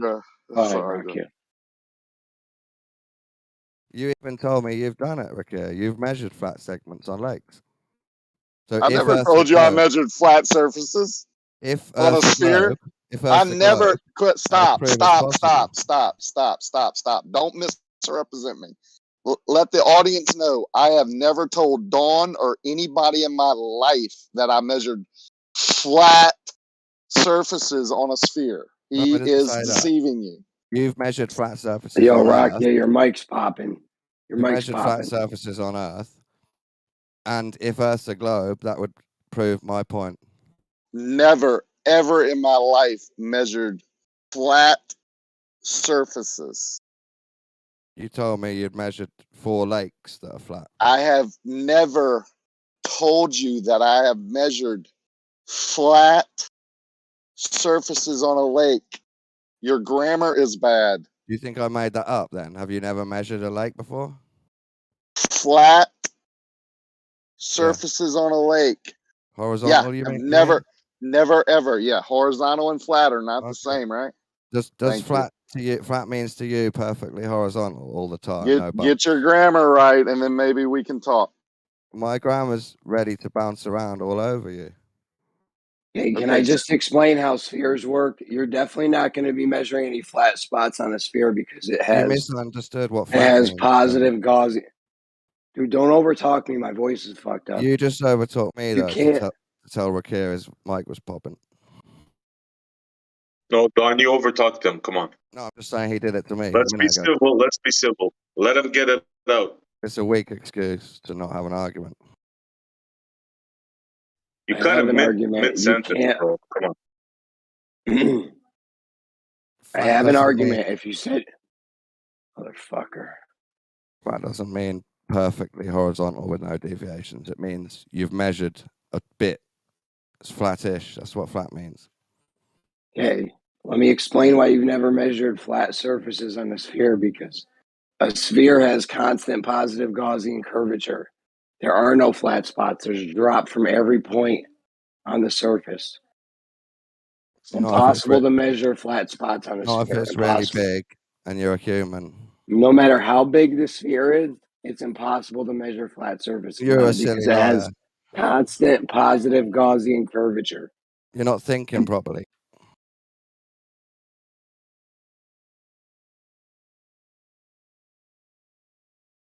What he's telling you is a fact, and you know it. Come on. No, you're all forgetting about scale.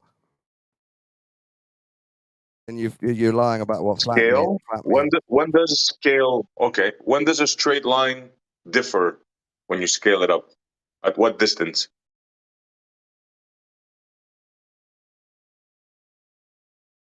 I can't explain scale to you like you're a child, because I know you already. I know you already understand it. I don't want to waste too much time on it. The point was, it doesn't. This conversation doesn't deserve a place for Dornagon on the meme page. It's just confusing that he's done that. I know you're sore, but you have no It's answer, not. bro. Right? It's You not can call it confusing. sore, but I'm calling some it wild shit retarded. up about. Yo, it's not confusing. You made some wild, silly shit up about measuring flat on a sphere. That's not how spheres work. You don't. Ask Kosho. You have Ask some other new Kosho. shape. Kosho. Stop over talking me. Ask left lane. Second warning today. Next time I'm just timing you out. Why don't you get some sleep? I don't need no sleep. I just woke up. My voice is fucked up. I need you to stop over talking me. If you ask another Glover, they'll confirm that flat just means you've measured this bit to be flat with your tools at their standards. Earth could still be a huge ball. Yeah, it's just locally flat, guys. Come on. Exactly. Jeez. Exactly. Yeah, Jeremy, get some Don, you get haven't some heard. red tea or something, or some apple cider vinegar with the mother.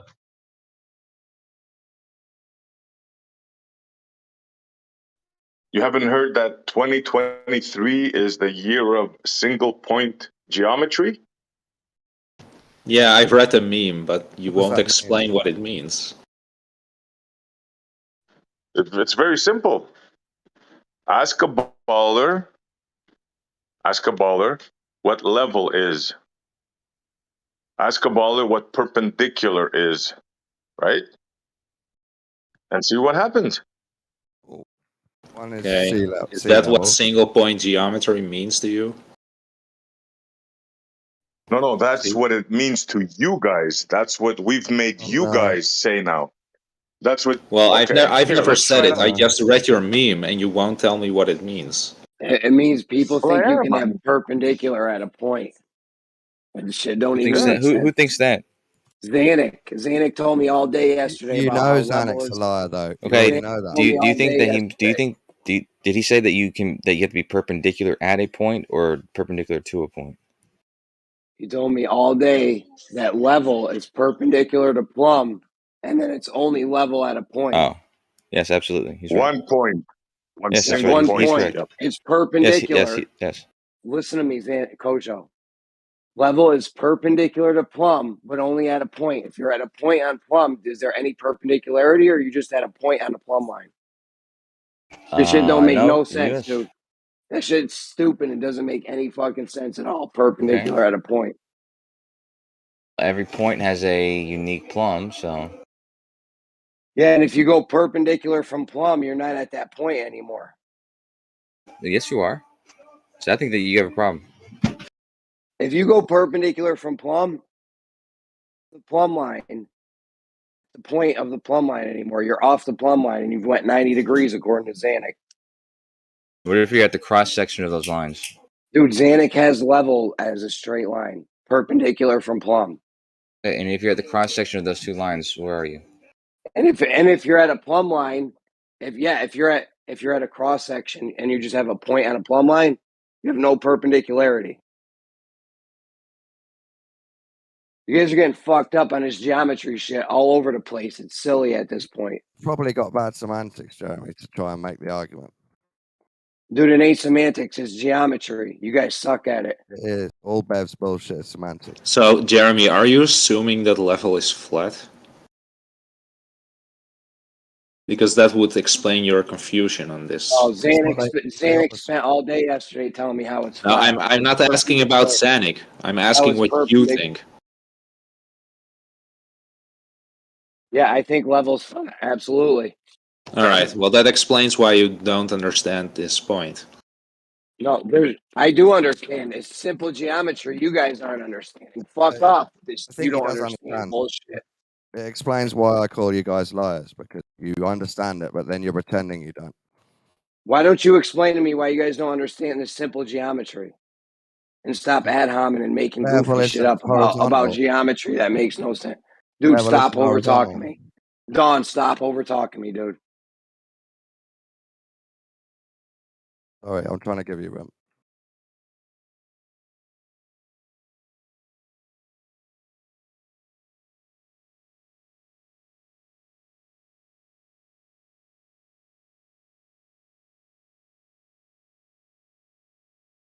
If you've got perfect sphere and perfect tools, you can't measure flat.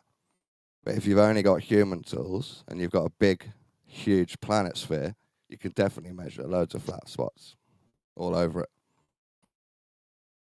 That's not measuring. Yeah, That's mismeasuring. That's making a mistake. I call it You mean measuring. human era is now flat?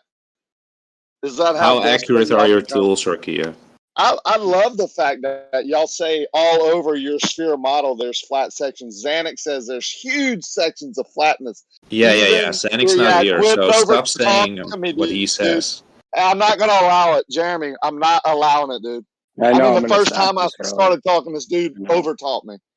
So Zanuck told us that the river, whatever river we were talking about, it really doesn't matter, could be in a section of the spherical Earth that is actually flat. Yep. The Panama Canal could be a flat section of Earth. Yeah, I love it, man. He's trolling you with the truth. Yeah, I know. So are you. Yep. Yeah, I know. We're good at picking out the trolls like you. I know how big, because of the dumb shit you have to say. Yeah, interesting. So none of us are Zanuck. So how accurate are your tools, Rakia? Trolls are accurate enough to measure curve. Yeah, that's not an answer. How accurate are your tools? I'll repeat it again. You can ask as many times as you say it, and I'll tell you the exact you're not going to give an honest answer answer because you know the outcome. Why are you over talking me, you troll? Yeah, Why that's do trolls not an have honest to overtalk? reply. Why do you? What do you mean it's not an honest? It's not the answer that you want. No, it's not an honest answer. Why are you over talking me? That's a question. Are you scared? Are you stupid? Why aren't you answering honestly? Can you not just not overtalk my answer even if it's wrong? Is that possible from trolls? Are you going to answer honestly? I'll answer honestly. Or do you already know the logical outcome? Cut him off again. Listen, what's going to happen? What Hold on. Listen. Hold on. If you cut Rakia off again, I'm going to time you out for 10 minutes. I promise you. Try me. Go on, Rakia. My honest answer is you can take the tools that man established to create a horizontal line and create a horizontal line. Then you can measure down to the surface. I do it every day. and you'll know if that surface is sloping, up, down, curving, if it's parallel, whatever. That's believe what the you. tools are I created to believe do. you that your tools are good enough to measure Earth's a globe or flat. I believe you that they're good enough. I was just saying, my example of flatness on a big sphere doesn't work if you have perfect tools and a perfect sphere, but we don't. We have human tools and a planet. How do you know it doesn't work? What do you mean it doesn't work? It sounds like you're just saying that. It sounds like you've never, ever, ever used one of these tools to create establish a horizontal line segment and then extend that line segment far enough to know if what's under you is curving or not. That's what it sounds like to me. So I'll haven't. ask you. Can I'll you bother ask to you. ever do So that? so you have created a straight line segment No, long enough to measure. I've never wanted to. Okay. I never will. Okay, well there you go. So the answer to my question is no. You've never done it. You're just spouting off bullshit. You don't know No, if you it's can't true or add not. spouting off bullshit to it. It's just a no, I haven't done it. Right, but that's the only way you would know if No, what you're that's not saying true. is true or not. I No, can that's know the Earth's a only way. globe without doing flat line There you segments go. on a lake. It's globe. Yeah. Yeah, I'm that's allowed my to know point. things without doing your method. No, that's exactly how you would know for sure. You can't. I You can't know, know either way. you can know in loads of other ways. Another son of a bitch that's just going to overtalk every time I was literally in the beginning of my sentence. I was literally. It doesn't matter your excuse of overtalking. Yes, it I does was matter. literally. You've overtalked me like 5 times since I said you were overtalking Don't me. straw man. Don, let's have a conversation. One at a time. We have all day. Come on. I'll answer it very simply. The only way you know, and I know, if what he's saying is true, is if you would create this horizontal line. I say I've done it. He says he'll never do it. So y'all choose who you want to listen to. Okay, I'll answer you very simply. There's many, many ways to know Earth's a globe without measuring. What's the best way to know a shape? Yo, real quick, who was that guy you were talking to before? Ed Freeze? Yeah. You gave him a warning. All right. Good. That's late, Jeremy. Keep That's a over late talking, decision. Don. You're very close to getting one too. I'm not scared. Just be civil, man. Pretend you're an adult. That's all. Why is Jeremy giving a warning 5 minutes later after Ed decided to leave? He left because I That's not your kicked him. business. That's not your business. Continue your convo if you I'm want. still commenting on it, aren't I?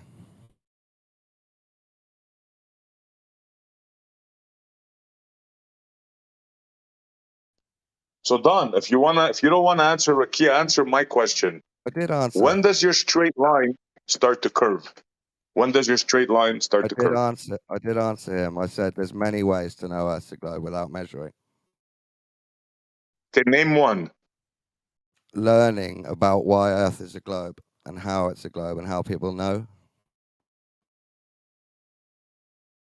So listening to somebody else that tells you it's a globe. You think that's the wisest choice for you? Learning about how it's a globe, why it's a globe, and how people know.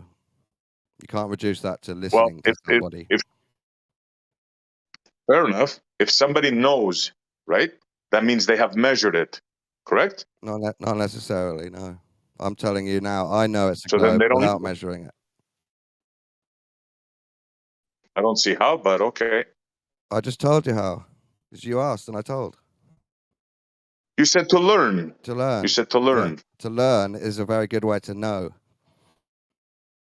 Yeah, but in order for you to learn, you either have to do it yourself to know or trust somebody else that has done it, right? To learn, you don't have to do it yourself. You can learn about how it was done. Well, if that's good enough for you, okay. It's good enough for nearly everyone except fake skeptics and solipsists. Okay, let me ask you a question. You're going to buy a plot of land, right? And you were told that it's so many feet. You're going to take their word for it? Or you're going to hire somebody to measure it for you? Or maybe possibly go and measure it yourself. Get one of those with the wheels there, Home Depot, and go measure it and see that you didn't get ripped off. You're getting the amount of square feet. Or would you just take their word for it? Sometimes I might hire someone to measure for me. Yeah, There you go, bro. that's So my I why had are to you hire taking a guy to somebody's exact word? survey. measurement. I had to hire a guy to survey my shit when I bought it. You see?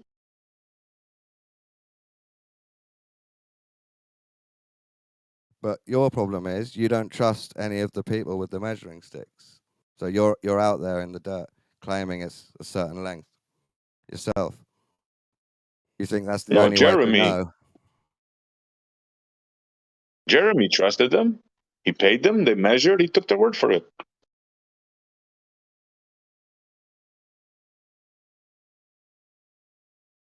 But who can you pay to go and measure the Earth? Who do you think? You think Rakia's firm can take that challenge? What about a sailor? A sailor. Yeah. How would Or a sailor measure the Earth? by doing experiments over the sea. Experiments over the sea. The part of that causes the most disruption, heat, haze, and all that. You pick the worst possible place to measure. It's not the worst. It's one of the best. Well, Rakia did do what you're saying, right? He did measure the water. He told me he's done it. Yeah. Yeah. So there it is. It's done. Whenever For him, yeah, he anything you believes need it's to flat. know, just ask Rakia. He'll tell you. He does. He knows So four you lakes are have flat. a He guy. knows four lakes are flat, and he's You have assumed the Earth is. you have a guy that did the measurement. He has a company, does this for a living. I don't trust him though. But you won't trust him? I'm afraid. I'm You afraid don't I don't trust him. trust him. Okay. Then go do it yourself. I bet you No, won't. I don't want to. I I trust know my you don't. learning enough. Well, then why say you don't trust me then? Because you won't Because I don't. you I'm won't being even back up honest. your claim, I'm dude. being I've honest that I talked don't twice trust. and you overtalked me twice. What the frick? You asked me a question. I thought you were I finished. talked twice. All right, and relax. he I got it. over Got it. He's gone. talked He's me. gone, dude. I got it. I got it, man. He's gone. It's over with. You asked me a question. See you later, Dawn. I answered. There ain't gonna be nobody left, Rakia. There's gonna be nobody left to talk to. No more Dawns, you mean? I'm just saying, man. Every day, every single day, you get into it with somebody. I'm gonna give them a warning every fucking time. They won't be here to talk to. Good. And if I do the same Just thing they keep in mind I sent you a DM. Take that into consideration. no problem. And if I do the same thing, give me a warning. And if I say screw the mods, I'm gonna keep doing it, then time me out too. How about that? Because if you would have told me what you told Dawn and the other guy, I would have said, dude, I'm sorry, I'll back down. I'll even go on mute. As I do every day. I let go and I go on mute. I exit out of the conversation once Gio or you tell me I'm being a certain way. The answer is because I don't trust you because of my experience. I don't care. I mean, go do it yourself. If you tell the audience that you're not going to go do it yourself, that's a good answer for me. I'm fine with that. That proves to them that you're just here to troll. You're just here to believe what you believe, which is fine. I have no problem with that. And you're just, it's like a religion, honestly. It's just a belief system, which is cool. You're entitled. Don, understand. He's gone. He's gone. I didn't give the warning in the right order. He's gone, dude. 30 minutes at least. Yeah, that's the only way they're gonna learn. We're not doing That's a the shit only show. way they're I'm gonna just letting learn. you guys know. We're not doing the shit show thing where it gets all fucking crazy. We did it yesterday for like 5 hours. It's not happening. That's probably why I lost my voice, because I was fucking screaming at him all morning yesterday. Yeah, warnings don't work. You say it once, they keep doing it, boom, you're gone for 5 minutes. That's it. That's the only way they're gonna learn.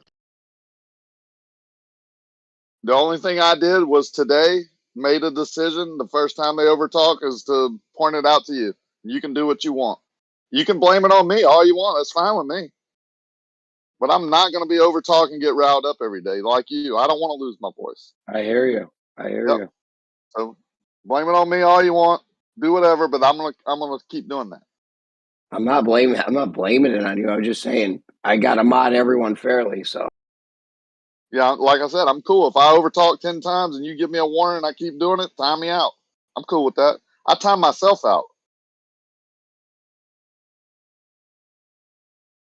But to come in and say Moyak man left because of me? No, come on, man. He was doing the same thing to Witsit. They all do the same thing. Yep, they got to be retrained. They got to be retrained. They got to realize that no more over talking. You can say whatever you want, take as much time, well, not as much time, but be as brief as you can, but you're not going to over talk and swear and yell. Those days hey, are over. just remember though, when you try to interrupt, when you strawman them, if somebody strawmans you, just let them finish it out, and you can do it when they're done. Yeah. Everybody gets excited, but if you gave me a warning like you just did them, I would have either backed out or said I'm sorry or whatever. I'll try harder. And I say again, they they're don't do that. lucky. Sorry, Rich. I'll say again, they're lucky that Geo lets them in. Because if it was my server, I say now, at least 6 of these guys would be permanently banned.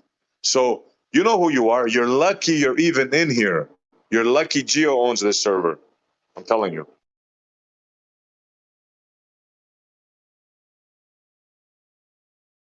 So you hear the strides we've made in the last. Let's just take the last 2 weeks, right? Things that Jeremy has said over the last couple of years have been basically proven. Things I've said, you can go out and prove yourself. I don't ask people to trust me. I say go do it yourself. This is the tools and methods I used, and none of them will. Right? They just want to come in here and argue. That's the point. But the strides we've made over the last 2 weeks, name one of them that has added anything to that. And I'll say I can't. Zero. Not one of them has added anything positive to it. Now, reverse it. Name how many times they've tried to deflect, reflect, refract, distract, interrupt. All of them. The whole time. No matter if it's you as a mod, no matter if it's Witsit as someone who's plainly, if you left him alone, he would just read out his stuff and say his points and move on, or me. I had an hour-long conversation with a Glober the other day. No mod needed. Wonder why? Because it wasn't Xanic. It wasn't, the normal that are just going to do the things I said they did. He was cool. I He was call them the dirty dozen. the dirty Rich. Yeah, the dozen. dirty Yeah. dozen. Who was that guy's About a name? dozen of them that come in. Yeah. Quirk or something like that. Him, Xanic, and Blue were just bashing on Witsit without Witsit being here, which shouldn't be allowed either, right? Laughing, giggling, having fun. So I said, okay, I've had enough. I went in there and calmly said, hey, Quirk, I'd like to have a conversation with you. Are you willing to have it without Xanic interrupting? I bet he can't. And that made Xanic not interrupt. And for like 30 minutes, an hour, we had a conversation. Not one mod needed. Glober against a flat earther for 40 minutes, let's say. No mod needed. That's how it should be. Yeah, that's how it can be. Of course. An educated person that wants to come in here and speak his piece, like tell us how we're wrong, is not going to act like them. None of them.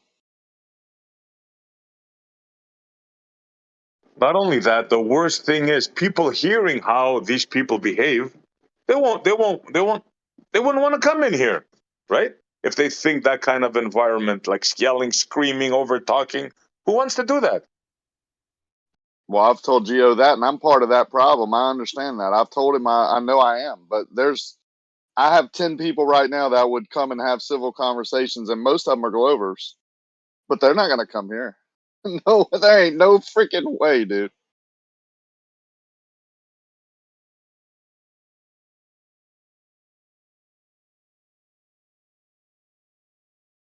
We'll see.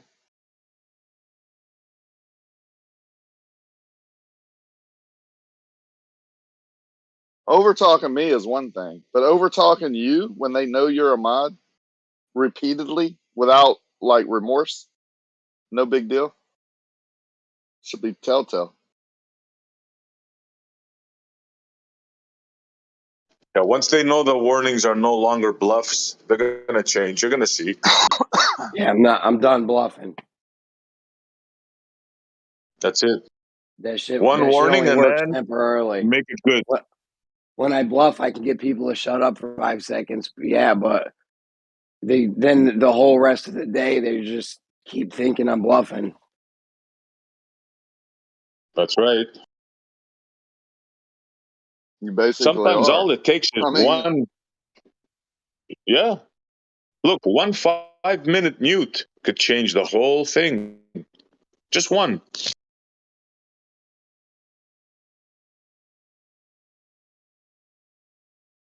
I sent you. You saw your DMs. I couldn't get some of these to download.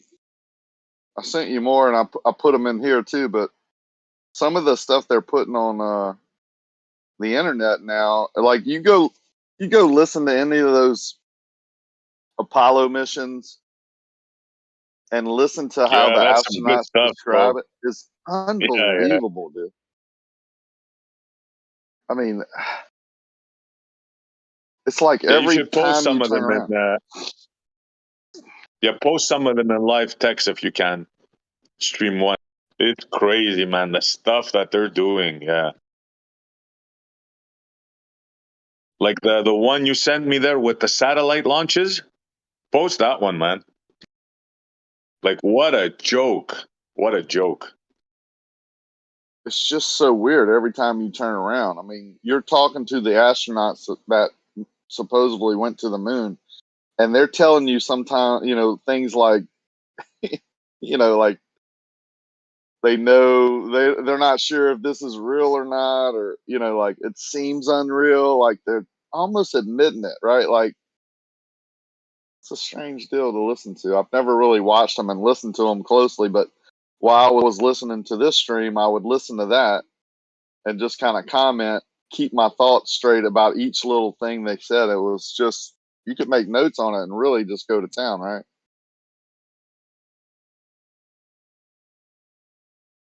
The things they say. Wow. Wait, I'm gonna post something now. You heard this from Rumpus. Hold on. Can't post right now. It won't. Like I don't have good enough service. I sent you more that didn't go through yesterday. I tried to post them in here too, but I think once I send them somewhere and I try and send them somewhere else, it gets clogged up or something.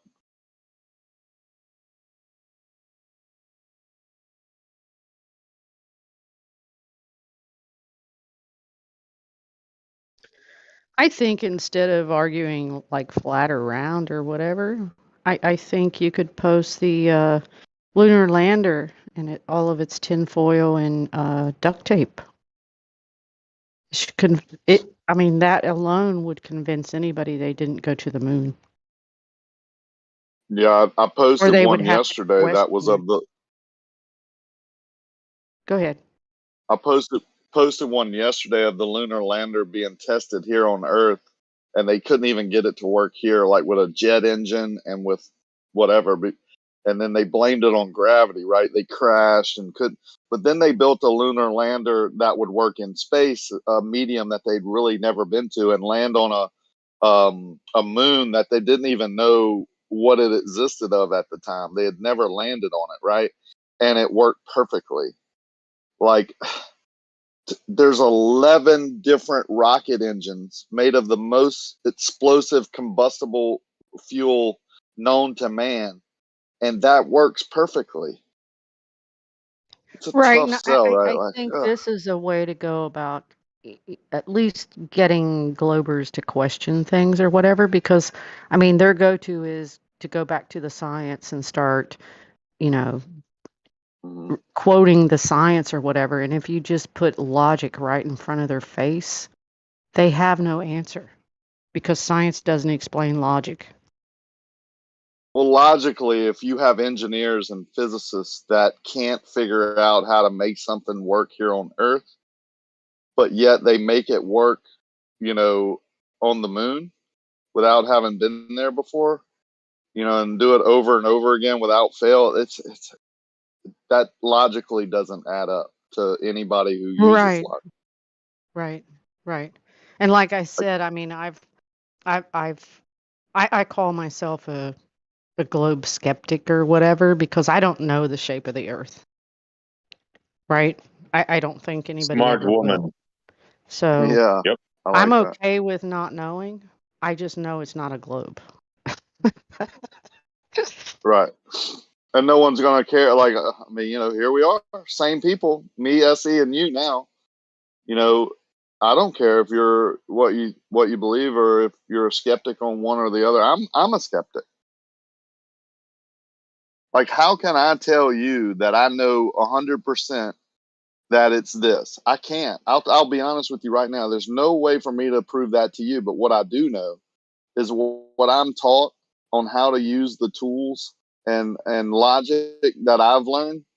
Then this is what I believe, right? This is what I think to be true. And I can show you how to go do it yourself. And then you can make your own decision based on what you do. Don't make your decisions based on me. I mean, Right, but that I would be mean, nothing NASA ever has presented us with, like, the Earth moving 1,000 miles an hour, flying through space at 666,000 miles an hour, whatever it is. I mean, we don't feel anything. So that's never going to be explained by math to me. Math is just a fill-in for something that can't be proven otherwise. So yeah, they can do all the calculations they want and say, "Oh yeah, it exists because we did the math."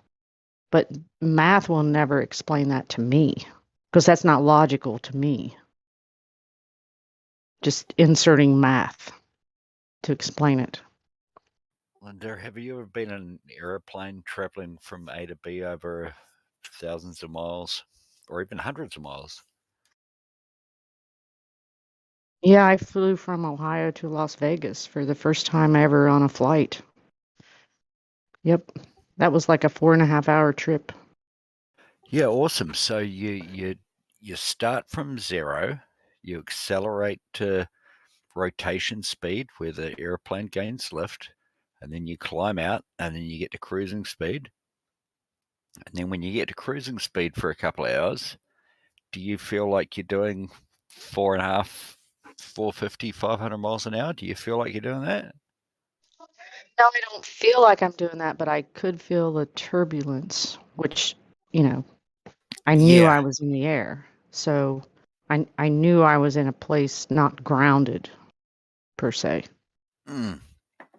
Well, Can I? thankfully that the Earth doesn't go through turbulence because there's no atmosphere for the Earth to get bumped up and down. That's not true. That's not true at all. And it's not an aerodynamic plane going through the air at altitude where y'all say the there's not much atmosphere, so they shouldn't be much turbulence. But the Earth is a ball that is not aerodynamic, Hang on, and it hang on, is going. No, I'm not hanging on, and it is going Of course through. you can't, because It you can't is handle the going truth. through an atmosphere. Yeah, I'm not going to be interrupted, dude. So let me finish my thought, and you Let him can say finish. whatever you want to say. No one, we didn't interrupt you. That's the whole point. So the Earth is not aerodynamic, and it is going through what should have friction, and we're told has friction because of the atmosphere or the particles or whatever you want to call it. So you should be feeling something. Like, this thing is hauling ass, and it's not aerodynamic, so you should be feeling something. Why would it need to be aerodynamic It going is through a aero. vacuum? What the fuck? Left lane, you want me to answer that? Yeah. Well, Now what's aerodynamic, Go the ahead. more aerodynamic something is, the less it's going to be affected by the medium it's in. If you fly a rocket like a pencil through the air at high speeds where there's less and less atmosphere, you're going to have less and less turbulence. Would you agree? Yeah, but the Earth is not, traveling through space is not like that. That's what I was just trying to tell him.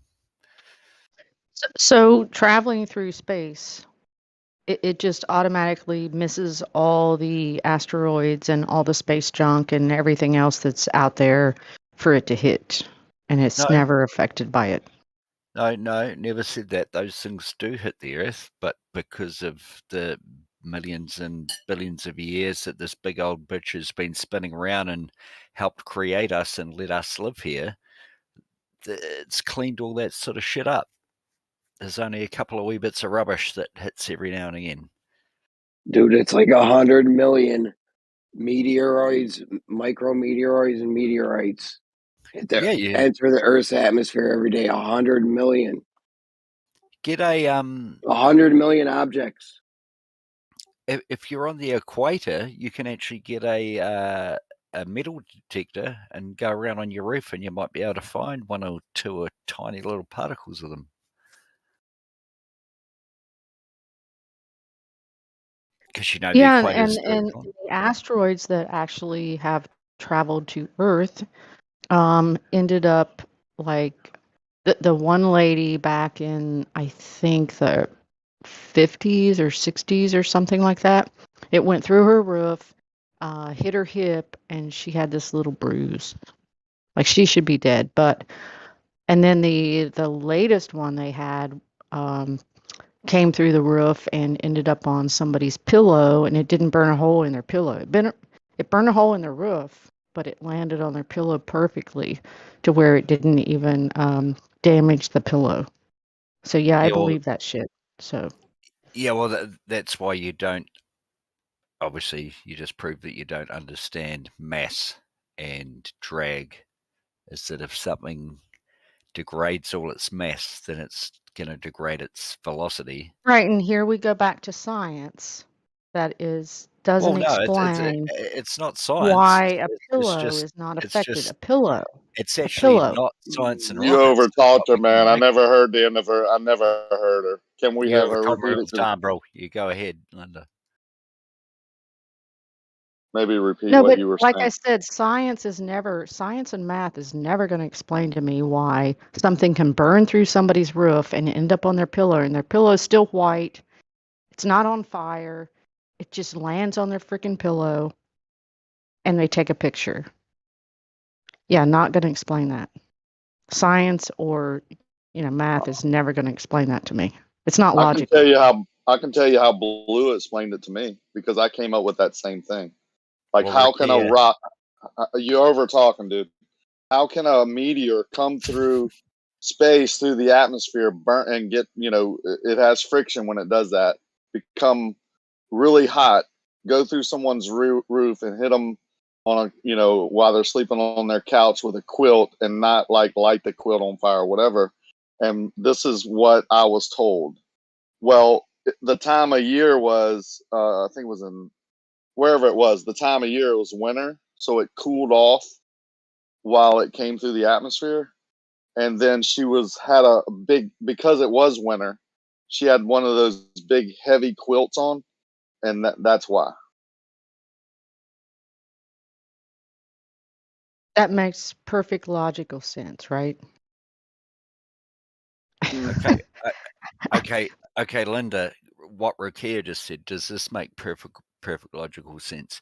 Rakia, if you had something of the same mass, right, but was stretched out into the size of a parachute that had a 30-foot diameter, but it was made of lead, would that crash through the atmosphere and make a hole and burn a hole in your couch? Make a hole through your roof and burn a hole in your couch?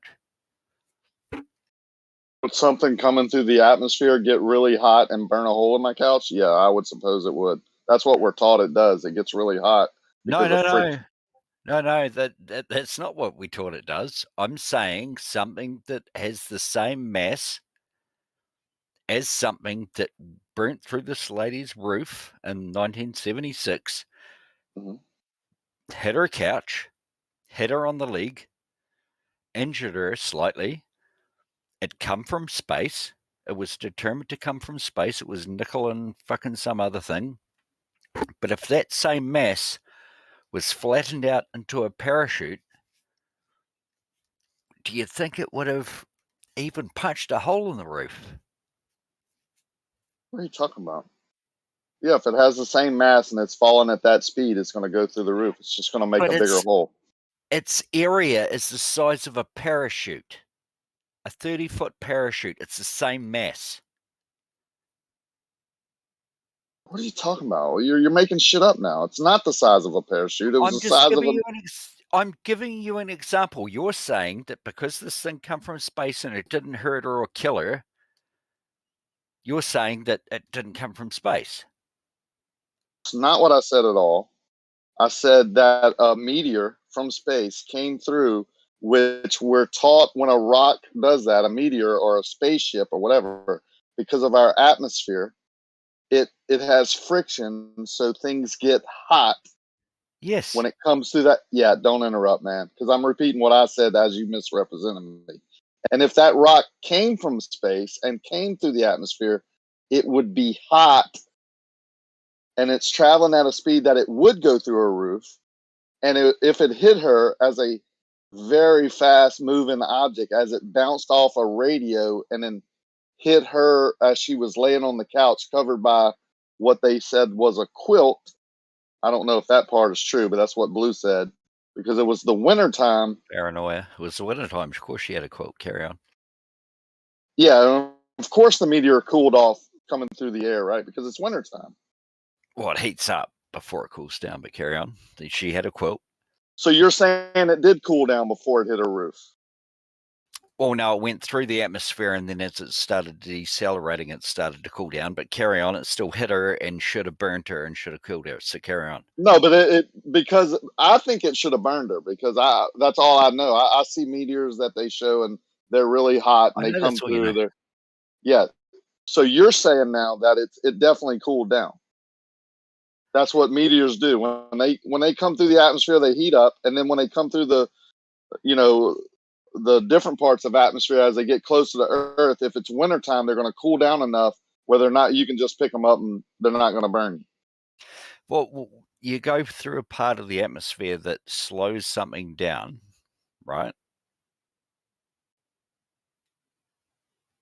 Right, like when you jump out of an airplane, it gets colder and colder and colder until you jump out, then you hit terminal velocity.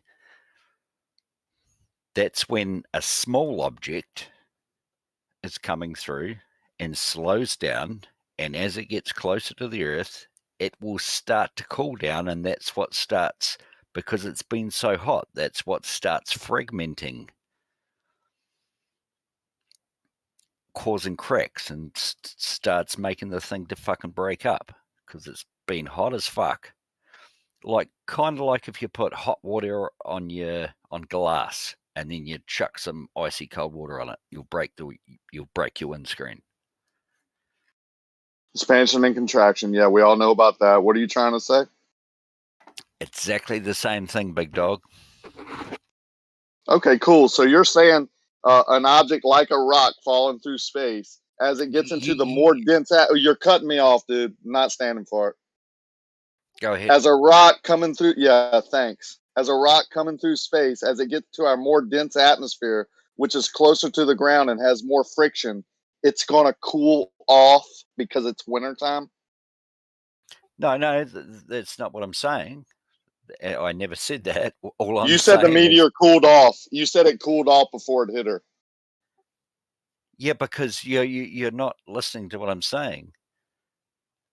Is that higher in the atmosphere, as the atmosphere starts to take effect, is the mesosphere, which is where it's hotter, and then that motherfucker's coming in shit hot, straight for you, straight for your garage. And then the atmosphere starts taking effect, and as it slows down, due to atmospheric drag, there's less pressure on it, which means its temperature degrades as well. Hey, have you known anybody personally that that has a meteor because it came through their roof and landed on their pillow without burning them or anything? I don't, but I think, fuck, that you just didn't ask me if I've ridden an asteroid to fucking Earth, because that would be fucking stupid. But I was waiting for it. I really was. Yeah, but I mean, I just have a hard time with everybody arguing science, because science is the authority figure in all this, who is telling you that this is logical in some way, shape, or form for this to happen. And I mean, just like, you know, the astronauts going to the moon or whatever and bringing back moon rocks, but in reality, it was petrified wood. Yeah, but see, Linda, that's what the flat earthers have told you. No. There's a Yes, legitimate yes. story. I'm not a flat There's a earther. I'm legitimate not a story flat behind that earther. moon rock. I'm a skeptic of what this place is because we've been lied to our whole lives. That's all it is. I'm not on one side or the other. I'm trying to do this logically. And sorry, Linda left. I think I know what you're talking about. Yeah, it was given as a gift, not knowing what it was, and it turns out that it was a piece of petrified wood rather than a moon rock or something like that. But That's it's not worse the than story that. I can post. You go first, Mr. Rakia, That's and I'll the It tell was you. excuse. given as a moon rock from a specific mission by specific people that were Wasn't it a practical representing joke? NASA, and it was given to this country. They put it in a museum, and when they did that, after years of people seeing this as a moon rock, they then tested it, and it was found to be petrified wood. That was pretty close, actually, but Yeah, it was a but not. prank, and everybody knew it was a prank, right? Yeah, that's a Everybody, little bit further everybody from knew the truth. it was a little wink and a nod joke between the higher ups, right? That's what we got told by you guys last time. No, what happened was there was Yep. an Oh ex-prime no! Well, then minister. you got a problem with your side. Hold on a second. There was an ex-prime minister. He was Dutch, first of all. Keep that in mind. He was an ex-prime minister who had donated, or no, not even him. It was like one of his, one of his heirs that had donated the moon rock that he had in his collection that he claimed to have gotten from a moon mission. They donated it to a museum. And later, not very much later, because this was like in the late 90s, early 2000s, the museum had found out that it actually wasn't a moon rock at all. The rock that got donated to them by this heir of the ex-prime minister, who was senile, by the way, was actually petrified wood. And that happened once. What a story, man. What a story. Really, That's very really. A believable. senile guy. I And mean, now you explain all the other guys, ones. man. Yeah. Now explain all the other moon rocks. Yeah. Yeah, but hang on now. The astronauts from the Apollo. Let me make sure I get it right. The astronauts from the Apollo 11 gave this Dutch prime minister, who was what did you call him again to try and diminish? He was senile. He was a prime minister, but he was senile. But the astronauts. No, he wasn't prime minister. Okay, but this is the story. A prized possession of the Dutch National Museum is not what curators thought. 3 Apollo 11 astronauts visited the Netherlands, and the U.S. ambassador gave the Dutch prime minister, who was senile, by the way, added by Kosha. Not at the time. Yeah. What he said. I know. I said he was senile at the time. Hang on, I'm almost done, dude. I'm almost done. Really, no interruptions. Gave it to the prime minister, who now isn't senile at the time. When an expert saw the rock in the museum, he didn't think it was real. Geologists have identified the moon rock that the Apollo 11 astronauts gave the Netherlands to be petrified wood. Okay. Right. I never said he was senile when they gave it to him. I said he was senile at the time his heir had donated it to the museum, probably 20 or 30 years later. How does him being senile change the fact that Apollo 11 astronauts gave this guy, or the Netherlands, right, a moon rock, which they called moon rock, and it turns out to be petrified wood? What does it matter his status of mental state? Because there's a few different chain of commands you have to run through, and that one is the Apollo astronauts. Sure, that they could have been the problem. Of course, the years he had this in his possession while he wasn't prime minister anymore, maybe he did something with it, but let's not blame him. And at the time of donating it, he himself didn't even donate it. His heir, one of his heirs or heirs, they donated it because he was senile and he couldn't. He wasn't even So you control of think his the moon rock faculties. got switched? So You think I the mean, moon I'm rock that the not Astro making the 11? claim. Well, you're saying that it must have been switched. Either the moon rock that the Apollo 11 astronauts gave the Netherlands was a moon rock, or it was petrified wood, or sometime in between it got switched. Right? Yeah, that had to be the Okay, case. fair Sure. enough. Yeah. So either way, it's a bunch of bullshit, right? So I mean, you think he just had it in a drawer somewhere for years? He could have sold it. Yeah, one of his heirs could have sold it. One of his heirs could have kept the real one and donated this fake one just because they wanted the money. Because I think that's what it was. They were, it wasn't just a donation. I think they sold it to the museum. But there's a bunch of things. But I'm not going to speculate. I just giving the full facts because it's You more are complex than speculating. just. No, I'm not speculating. I'm not speculating at all. You I'm saying just that speculated there's more like 5 facts. times. No, I didn't. I said they could have done this. They could have done this. They could have done this. Not That's speculating. speculation.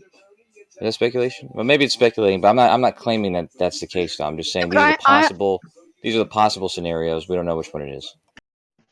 Yeah, but I'm just using my own logic with the bullshit stories that they tell us and analyzing those. I don't have to make up shit to make my logic fit. Okay, how does your logic work with the How does your logic work with the other? I forget how many pounds total. It's almost 1,000 pounds total. But let's use 600 pounds. I believe they cut back from the moon missions. What does your logic say with those ones? They tell you that they're all petrified wood, or that No, what exactly? I don't think they went to the moon. I mean, my logic tells me that the piece of canned bullshit that they introduced in 1969 as the moon lander, and who stayed back and took the picture of it leaving the moon? They What left what the remote what camera. distraught astronaut had to stay back and take that fucking photo? Did you hear Right? the answer? Remote camera from Texas. Yeah, controlled Oh by yeah, Houston. Yes. like a remote camera and also the landline that Nixon used to call the moon. No, Yeah. that's the answer though. So you can use your logic and see if that holds true to you. I want to You meet can this believe guy. it or not. Yeah. Yeah, that's what I said. I don't need you to point out what I said. I mean, that's exactly what I said. You either Excuse think me for agreeing with you. Excuse me. you I'm either sorry. think a man in the Houston Space Center used a remote camera that was still on the moon to perfectly pan out of the thing blasting off from the moon. Right. Hang on. Right, and you can use cell service today as a guide to how far of reception you can actually receive. So, I just thought of something. We always say, why didn't they put and leave a camera on the moon? Don't we always say that? Well, geez, how dumb are we? They did that. They have a camera. Right? We only Yeah. had 16K They have a cameras camera. back then. Now, hold Just on. Let me remote- finish. Let me finish my thought. So after that camera took the LEM, right, taking off, couldn't they have just tilted it and pointed it towards the Earth? Nah, that would be dumb, right? I guess if they had a motorized gimbal on it and they had a little joystick that they could control it with, they could do that. But they probably didn't have a motorized gimbal on the bottom of it. Or did they? They may have had. And then hold on, and then you would have gone. And then you would have gone, oh, it's only 18K. There's only 16 pixels. No. Looks Hold like on. Let's not let this go. They did have a gimbal and they did have a remote control because we know they followed that up from Houston, right? So it had to have a gimbal on it, right? Yes. Right, Left Lane? Okay, so that gimbal that they had with the joystick that they had, I'm surprised I never thought of this before. Why didn't they point that camera to the Earth? for as long as it lasted. Or why didn't they think, maybe we should put some solar panels, leave the camera, and maybe we can charge advertising and get some of this money that the taxpayer gave back? Nah, Yeah, that's but dumb, right? maybe we would have an actual video of the moon, of the Earth spinning from the moon, which we do not.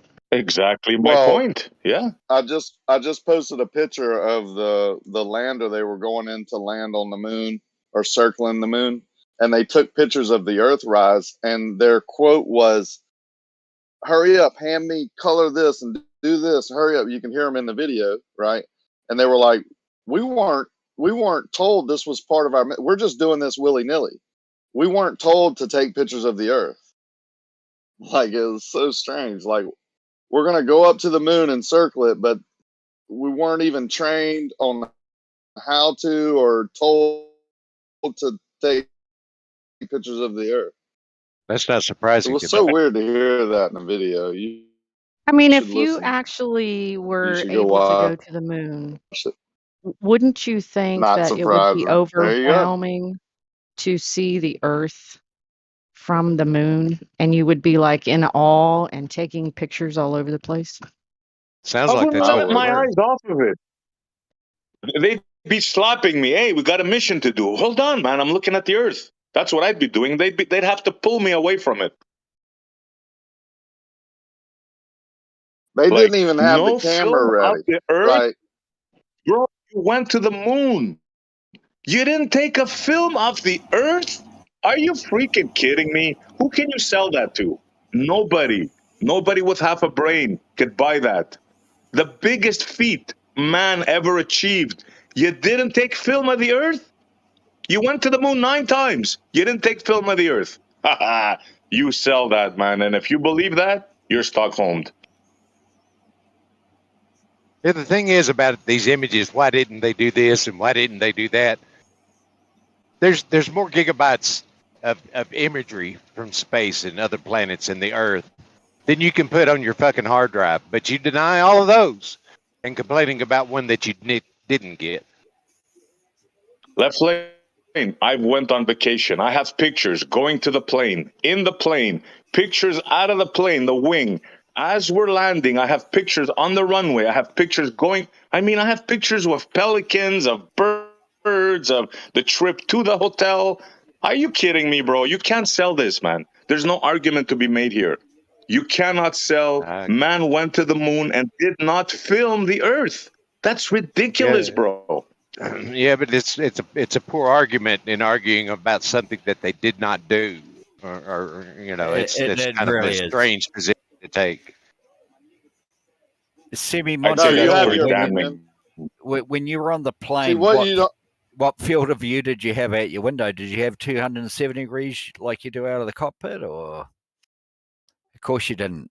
No, but I took a picture of the wing. I took a picture of the ground. I took a picture of the clouds when we were at 30,000. Oh, Listen to that. What are you Takeoff, doing, dude? landing. Are you okay? of course you did. What's your field of view? It's less than you do at the What's beach. your point? My point is it's less than you do at the beach by a good couple 100% degrees. And your point is? Okay, make an argument. And your point is? If you can't figure out what my argument is, then you're just proving what my argument is many times before. Are you Holy saying they flying didn't fuck have a drone. field of view to take pictures of the Earth now? If you've got a field of view, as you do at the beach, you've got 90% less than that at your field of view out of the fucking side of a fucking airliner. What does Holy this have fuck. to do with not taking pictures of the Earth? You're saying the shit looks flat from the beach and even less out of an airliner at altitude. Of course it does, you fucking idiot. I don't think name calling is allowed here, but I don't think anybody brought up looking flat either. You seem to be You gotta lost. break it off like that. Yeah, I don't think that was what the conversation was about. It was about the logic of the that's moon why I was landing. asking. You sound like a fucking dipshit when you do that, you know. All right, let's bring it back a little bit because yeah, all right. I know I know a lot of secrets about Jazza. He's a good friend of mine. I got his deepest secrets, and I'll reveal them to the public if he doesn't stop insulting people. Okay. It's fucking blackmail. I'm messing with you, Jazza. No, I do know his no secrets. threats allowed on this platform. But yeah, Jazza, for real, because you're doing great right now. Just lay back on the insults. That's it.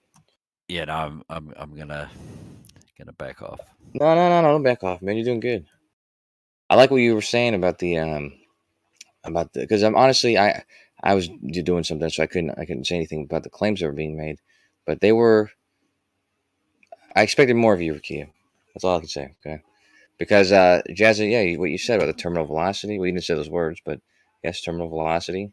That indeed will cool down the rock. Heavy rock still, so it could break through the roof, and it did. Injure her, right? She wasn't harmless. Yeah. So it sounds very reasonable to me. And now what you're is? switching I mean, back what to was that. that? So what the question would be from you guys, if you think that this is all bullshit, what happened? Did you say she wasn't I think harmless? Could it be a fake story? I mean, they propagandize us 24/7 these could it days. be a drunk helicopter pilot throwing a rock out his window? I mean, I could make up 1,000 things it could be, but I can imagine someone who gets drunk daily and goes up in a helicopter as a helicopter pilot might just throw a rock out. You know, as a kid, I threw a washer out of the back glass of a station wagon. No. I'd literally have to be 5 feet above your roof and launch an RPG with a extra charge on top of it to make the same effect of as an asteroid. Yeah, you did all the math, right? Yeah. Well, the asteroid Well, cooled it's not off. science and rockets. Yeah, just chill, man. The asteroid that we're talking about cooled off, went through a roof, ping ponged around her living room, bounced off a radio. You can't make this shit up. And then hit her in the thigh as she was covered up by a quilt because it was wintertime as she was laying on and sleeping on the couch, and gave her a bruise. See, that's the funny thing, my man. A fellow flat earther has fucking told you that story because that's not at all what's happened. That's the exact story that I read. I don't know what you're talking about, and you're cutting me off, and how you assume to know you're cutting me off, dude. Hey, dude, I'm not going to be cut off, man. I'm almost done. Well, don't interrupt. Don't interrupt. I'll go on mute. I promise you I will. For those who don't watch their monitor, I'll go on mute or I'll take a long pause. So there's no need to interrupt. That's the story that I read. No flat earther, as you said, you just assumed, didn't tell me that story, and that's the exact story that I read. Bounced off a radio, hit her in the thigh area, and gave her a bruise and some other little minor injuries. Rakia, just real quick. We were just talking about asteroids, and you were just talking about how fast they'd have to go, and now you're talking about something of mass that goes through a roof and then ricochets around a room and hits a lady in the thigh. You've just read an article from a flat earther that has heard about that story and come up with a heap of bullshit that you've just brought and self-indoctrinated yourself with it. I don't think the story was written by a flat earther, actually, so I think you're just wrong again. Okay, so if something has mass, how does it go through a wood house and ricochet around the house and then hit her in the thigh? Exactly. You've been had. So you're saying if this story is written like that, they're just full of shit, dumbass flat earthers, right?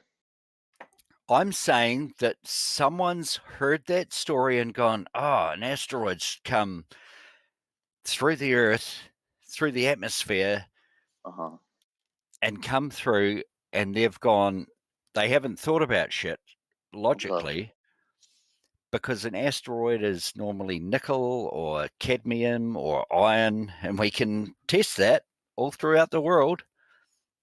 But you're saying a little fucking asteroid has come through a house and been traveling at enough velocity to bounce around a wooden structure As and it cools then off. had Don't enough forget the cooling off. as it cools off, and then had enough velocity to hit a woman in the thigh and cause her an injury. Yeah. So you think Do that you not? story Do you, sound? do you, Yeah. No.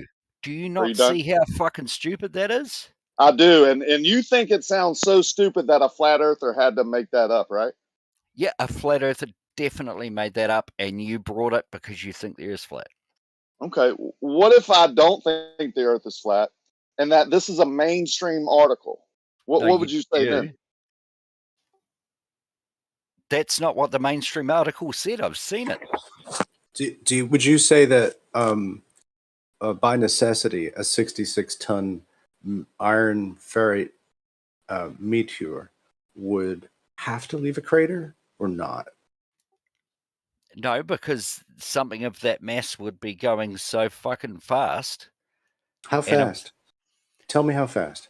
I don't know. I'm not riding it. I don't know how a fucking sewing machine works. I could guess because I'm not fucking retarded. You don't think that 66-ton object falling out of the sky has to leave a crater? At what? A 66-ton right ball of fucking rock falling out of the sky. Right. We'll assume a drag coefficient of about 1.3, right? What, 1.3 kilometers per second? That's quite low. I'd be guessing more like 17 or in the early 20s, double digits. Okay. Can I read something? No, but go ahead.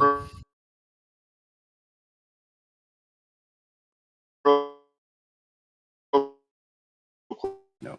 Quick. You're roboting, Rakia. 1954, Hodges experienced a rude awakening as a Maybe start Rakia, over, Rakia, because were you there? Because you guys always bring up, were you there to see that shit? His story. You guys have got to clear your shit up. You really do. I mean, so tidy anyway, tidy up your house. Okay, so Jazza, I was talking about the Hoba meteorite.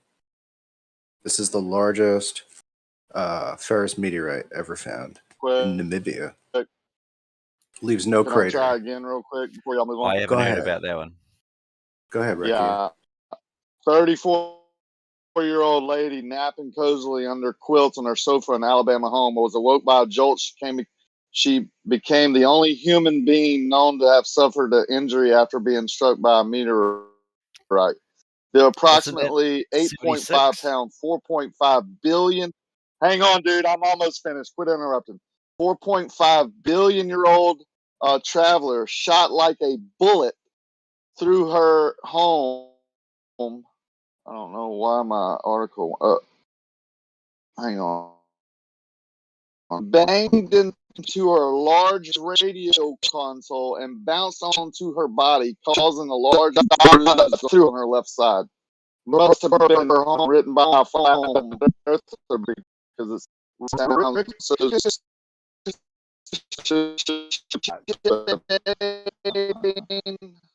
they don't use it, right, Jazza? Maybe go take a smoke break. No, I do need to do that. You kind of broke up there, Rakia, at the end. It's not science and rockets to see how that figured out, because you said before that it bounced around the lounge and then it come through the tin. So you could actually probably, if you're a mathematician, I'm not, but you could probably work out that it was probably only doing a couple 100 miles an hour through the tin, degrade that by 60 or 70, hit the couch, bounce off the wall, and then hit her at maybe 15 miles an hour. It's not science and rockets. We can all do this. You're just making up shit now. So now it's not a stupid article or a stupid story you made up. You're interrupting, dude. Hang on, you're interrupting. I'm not going to allow it. Now it's not a stupid story made up by a flat earther and just believed by another. It's plausible with physics that a meteor fell from space, went through the hot friction, whatever you want to call it, heated up. Okay, okay, Then we'll take I'm what I not said done, and dude. I'm not going to be interrupted. I'm not going to be interrupted. Thanks, man. Then, as it flew through the air towards this lady's roof, it cooled off, went through her wood roof, went into her living room, bounced off a radio console, and hit her in the thigh.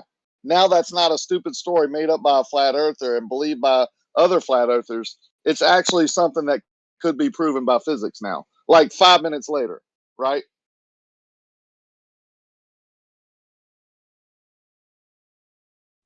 Go on, Jazz. You're unmuted. You're not going to interrupt. I'm telling you, those days are over. We're going to have civil conversation.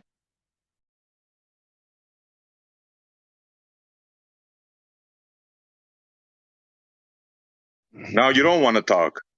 Wow. Unbelievable. Well, I think we all heard a story earlier that just to demean a group, that's called bigotry, of flat earthers, that story sounded so ridiculous to him as I told it, exactly like the article that I read. Whether that's true or not, I don't know. He said it had to be a stupid flat earther that made it up, and we're believing it as stupid flat earthers. But when I read the story, he now changes his story and says, oh, yeah, that sounds like that could be proven by physics. It probably hit her leg going about 15 miles an hour, although he's not a smart physicist.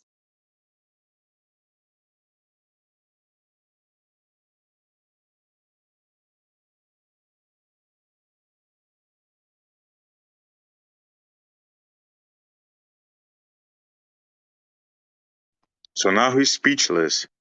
Unbelievable. When it's time to talk, they don't talk. When it's time not to talk, they talk. I find it kind of silly to talk about Ricochet Rabbit. I think it's more about was this a meteorite or was it faked? I don't know. I just have trouble logically coming to the conclusion that someone would think all of this up and actually initiate this thing and make it happen that way. That's just beyond logical to me. But logic to you is that a rock from space fell through, heated up, then cooled down, went through a lady's roof, bounced off a radio, and hit her in the thigh. That's more logical Sure. to you. There you Yeah, go. that can Okay. happen. There you go. That can happen, but it can't be made up. Definitely. You can't logically deduce that. And it can't be any other way. I mean, you can't logically come up with a way that I mean, let's say as a prank, someone bet someone they wouldn't throw 100 rocks out of their airplane window, and one of them just happened to hit this lady. I mean, you can't even logically come up with something like that, right? Has to be a meteor from space that heated up, then cooled down and went through this lady's roof. I'm fine with you saying that. Actually, I'm happy you're saying that because I hope people are listening to it. You know what I was thinking while you guys were saying that? Let's say you were to throw a rock the same size of that off a plane. Do you think it would have enough kinetic energy to penetrate the roof? I doubt it. He doubts it. I'll say yes. Yeah, I I'll doubt say it. yes too. It'll be If you look at the kind of roofs we have here, like it's a single plywood, right, with some shingles on it. So This was in 54. Maybe 54, the rock. right? That's right. Maybe I think it was 54. Maybe the rocks were different back then, or the roofs were different. Who knows? Yeah. Do you see the picture of the lady's thigh? That's what a meteor does. Look at the size of that thing, man. Oh, freaking way. Looks like That's a bed death, sore to me. man. It looks like That they looks took like a a. layer. I'm sorry. No, go on, Ricky. Have you ever seen people that lay on their side too long, like when they're in the hospital or they can't move or function or whatever, and they get bed sores? That's what that looked like to me. Which Yep. I guess a meteor hitting a lady in the thigh, going 15 miles an hour. Now that guy said that the speed is possible, or a bed There's sore no looks freaking pretty. way. Can you imagine that last rock night because hitting it you, came bro? Are you kidding me? Did I clip you there? If I did, I'm sorry. No, I'm I think we just started talking at the same time, but yeah, only person in the history of the world that's ever been hit by a meteor or asteroid or whatever they called it. Yep.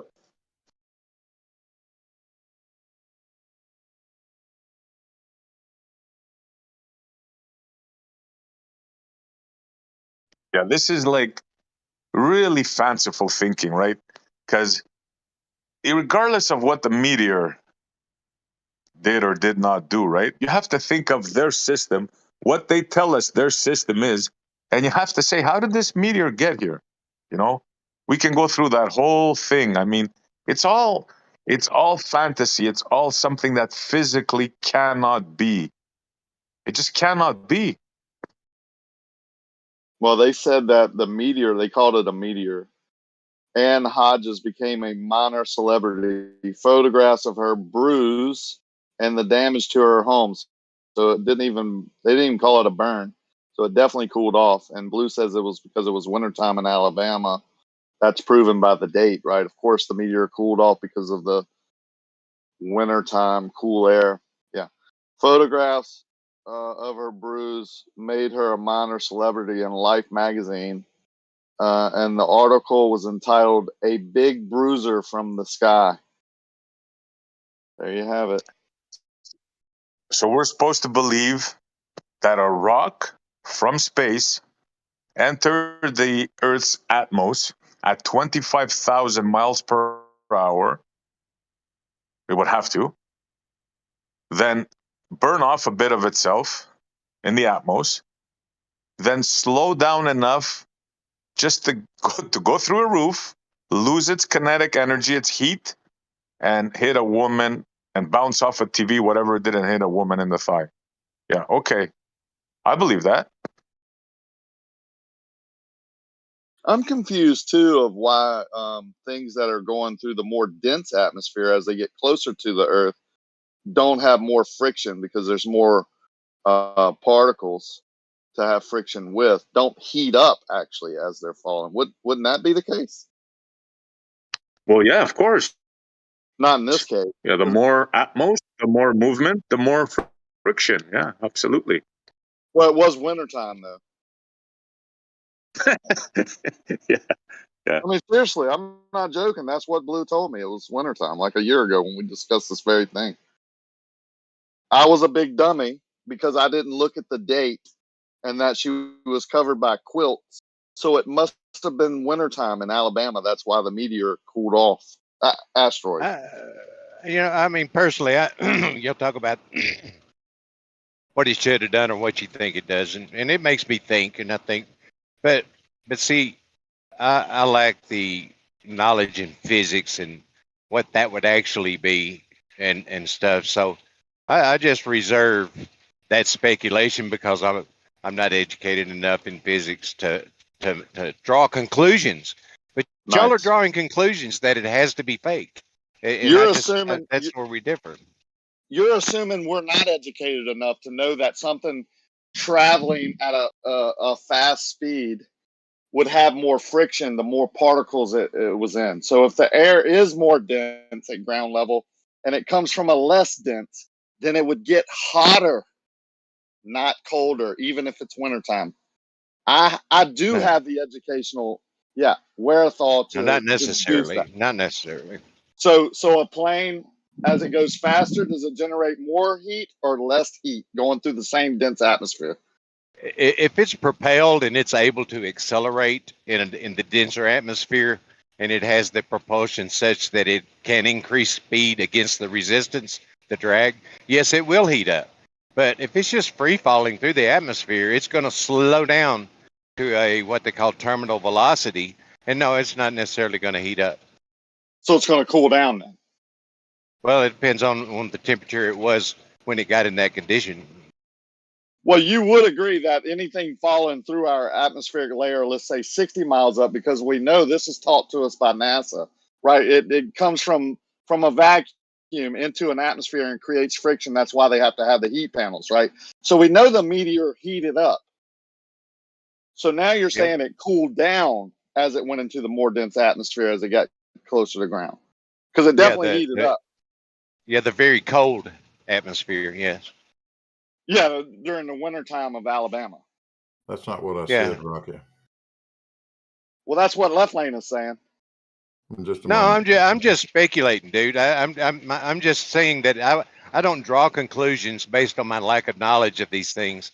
But y'all, that's I cool. think it's funny that y'all draw conclusions that it has to be fake, even with the No. same lack of knowledge.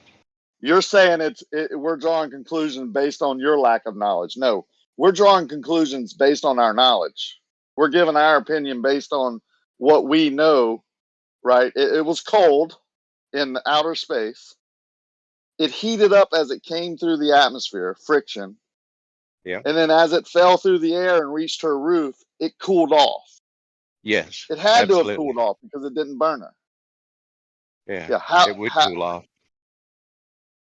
Yeah, because the atmosphere is cold, right? Yeah, it's really cold up high. Yeah. Yeah, it's colder actually up high, so it heats up and then cools off rapidly as it hits the atmosphere. But as it hits the atmosphere, it actually heats up because there's more friction. So it's That's doing because both, it's I guess. going. That's because it's hauling ass. But it meets the resistance, heats up, slows down, and then goes into that phase of Boy. cooling off after it's slowed down. Well, you're saying it's heating up while it slows down. It meets Yeah, the because resistance. it's because it's hauling ass. Rocky. Yeah, but it meets the resistance, so it slows down. But as it slows down, it heats up because it meets the resistance. Yeah. From the instant it Yeah. from the moment it enters the atmosphere, it is slowing down constantly. Is it heating up until it is it heating reaches up? terminal velocity. Okay, go back to Yeah. them then. It starts At slowing 20 down. Is it heating up? If it's coming in at 25,000 miles an hour, it is heating up as it's going through the atmosphere. As it slows down, the friction is decreasing rapidly. Uh-huh. It's no longer being heated, and it will then begin to cool down. Yes.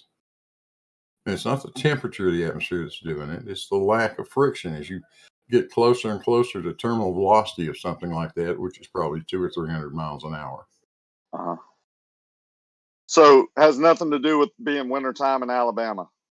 Your claim was that it was something odd about this lady just happening to be under the cover. And the only reason I pointed it out, Rakia, is that the event occurred on the 30th of November, 1954. And I can tell you from growing up 60 miles away from where that lady lived, it can be pretty damn cold on the 30th of November. No. But before we got to the quilts, we were talking about it cooling down, and you mentioned that it was wintertime in Alabama. Because then we moved on to the quilts protecting her against this meteor. That's why it didn't do more damage. That's what you were questioning, is the fact that she just coincidentally happened to be under quilts. Well, yeah, she was under quilts because it's winter time. That's what you said, Rocky. Now, questioned you can call me a liar if you like. I'm not finished talking, sir, if you don't mind. You can call me a liar if you like, and I'll just turn around and call you one. I'm telling you what the conversation was about and what my position was. So you're saying... Go ahead, Rocky. Well, you did tell me that it was because it was wintertime in Alabama. That's why one of the reasons the meteor cooled off. I don't believe I said that. Yeah, maybe there's a slight chance you don't remember. Maybe there's a slight chance that I didn't. Maybe there's a big chance I didn't say that, Rocky. Okay, but maybe there's a slight chance that you did say it and you just don't remember. Rocky, I'm telling you what I said. I'm telling you, because I'm telling you what the conversation was about. I remember. No, I know what the conversation was about. I remember why I was challenging what you were saying. Yeah, I remember the conversation vividly. Yeah, you were taking a very incredulous approach to the whole thing because the woman just happened to be under a quilt. Well, yeah, a lot of people in 1954 would have happened to be under a quilt at the end of November. You're bringing up the quilt again, but long before we got to where the lady was laying and what she was under, we talked about the meteor cooling off like we're doing right now today. And one of the reasons you gave was, well, first you called me a dumb flat earther, which, oh, by the way, is the same thing that the dude did earlier. Come on, man. Can I ask you guys both a question? Yeah. because you guys are both smarter than me. I'm just a simple man. I'm not simple, but I am not as smart as you guys. So let me ask you guys a question. I'm looking at the rock on her bed. It looks kind of like a purse, to be honest with you. Looks like it could be an old bag.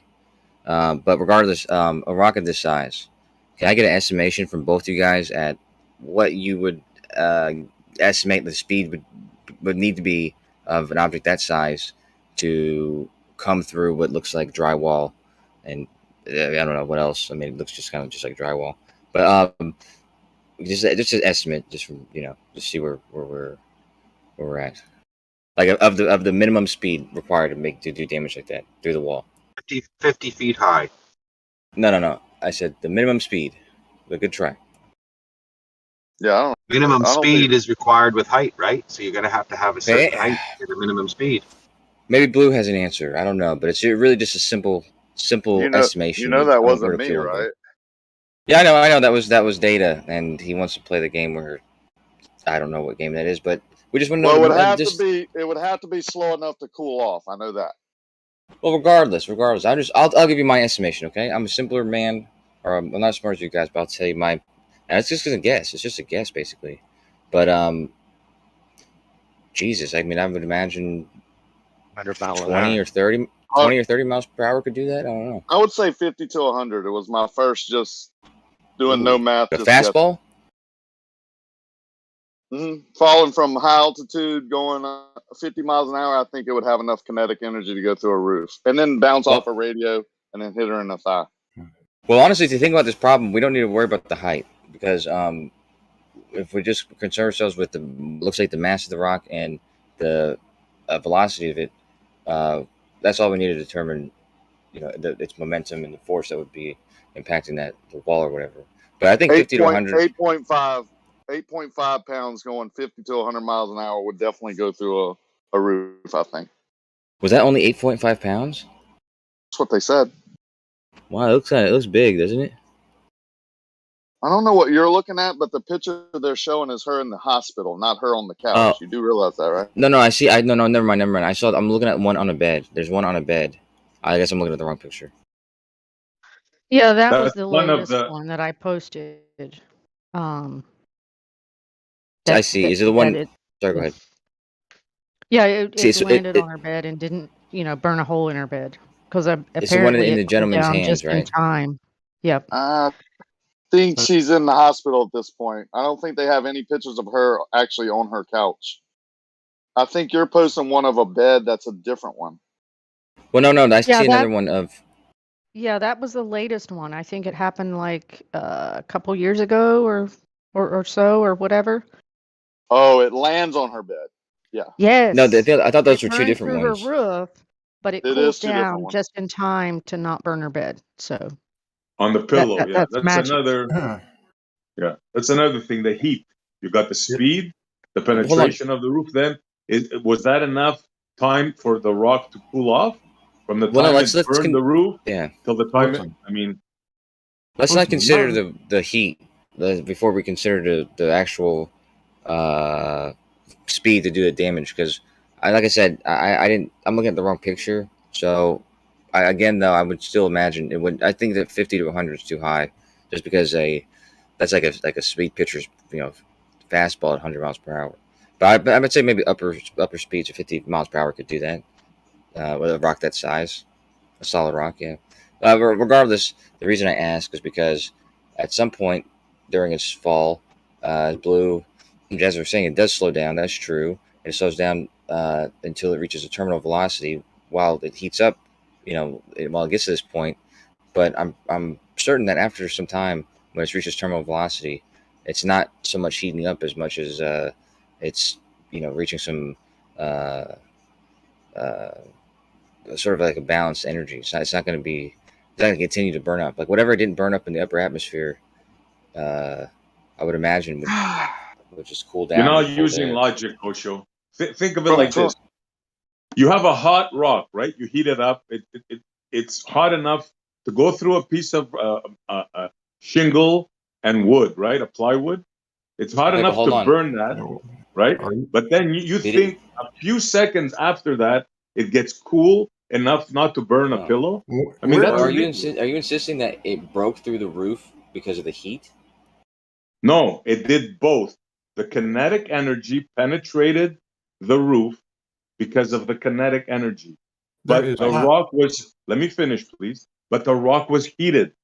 So the rock could not have lost its heat from the time it burned the roof until the time it laid on the pillow. At least I don't think so. There is not one single report of any roof being burned by a meteorite.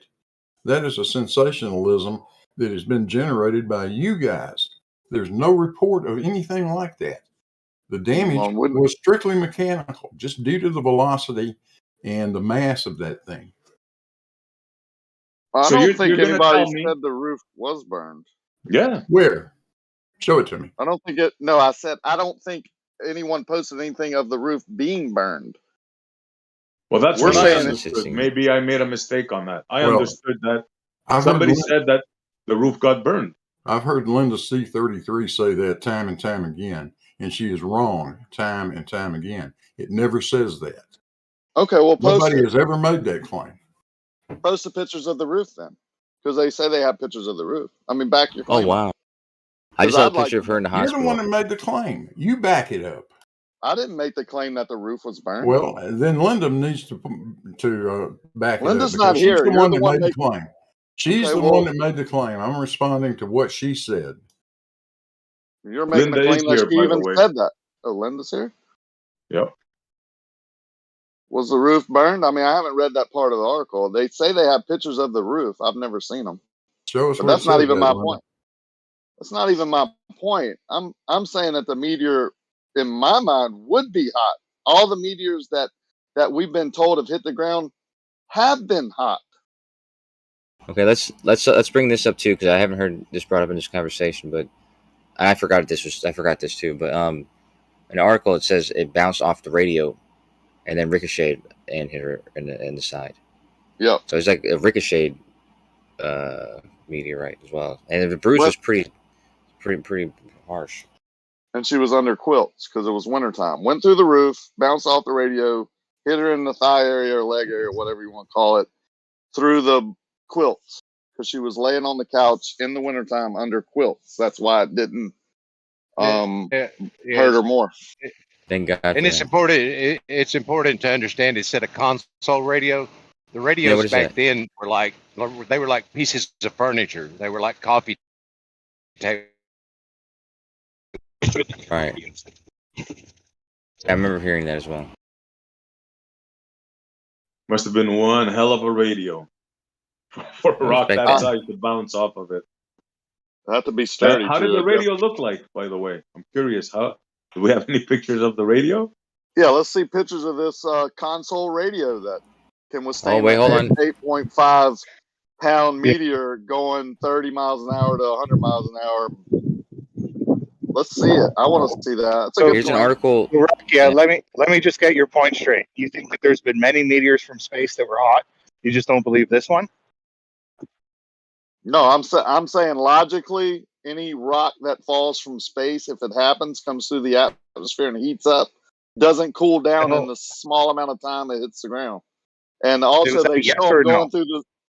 No, I don't think this one would be cold. No, I think they would be hot. I didn't ask you about this one. I said you claimed that there were many meteors from space that hit the ground and they were hot. Is that what you said? Yeah, I think the meteors coming from space are shown to be hot and taught to be hot. Yeah. Good. Thank you. This one's fake then, but the others are real. Good. Maybe. What's your point?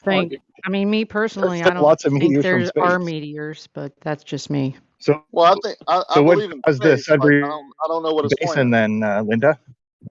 Linda, what caused the Sudbury Basin then? The what?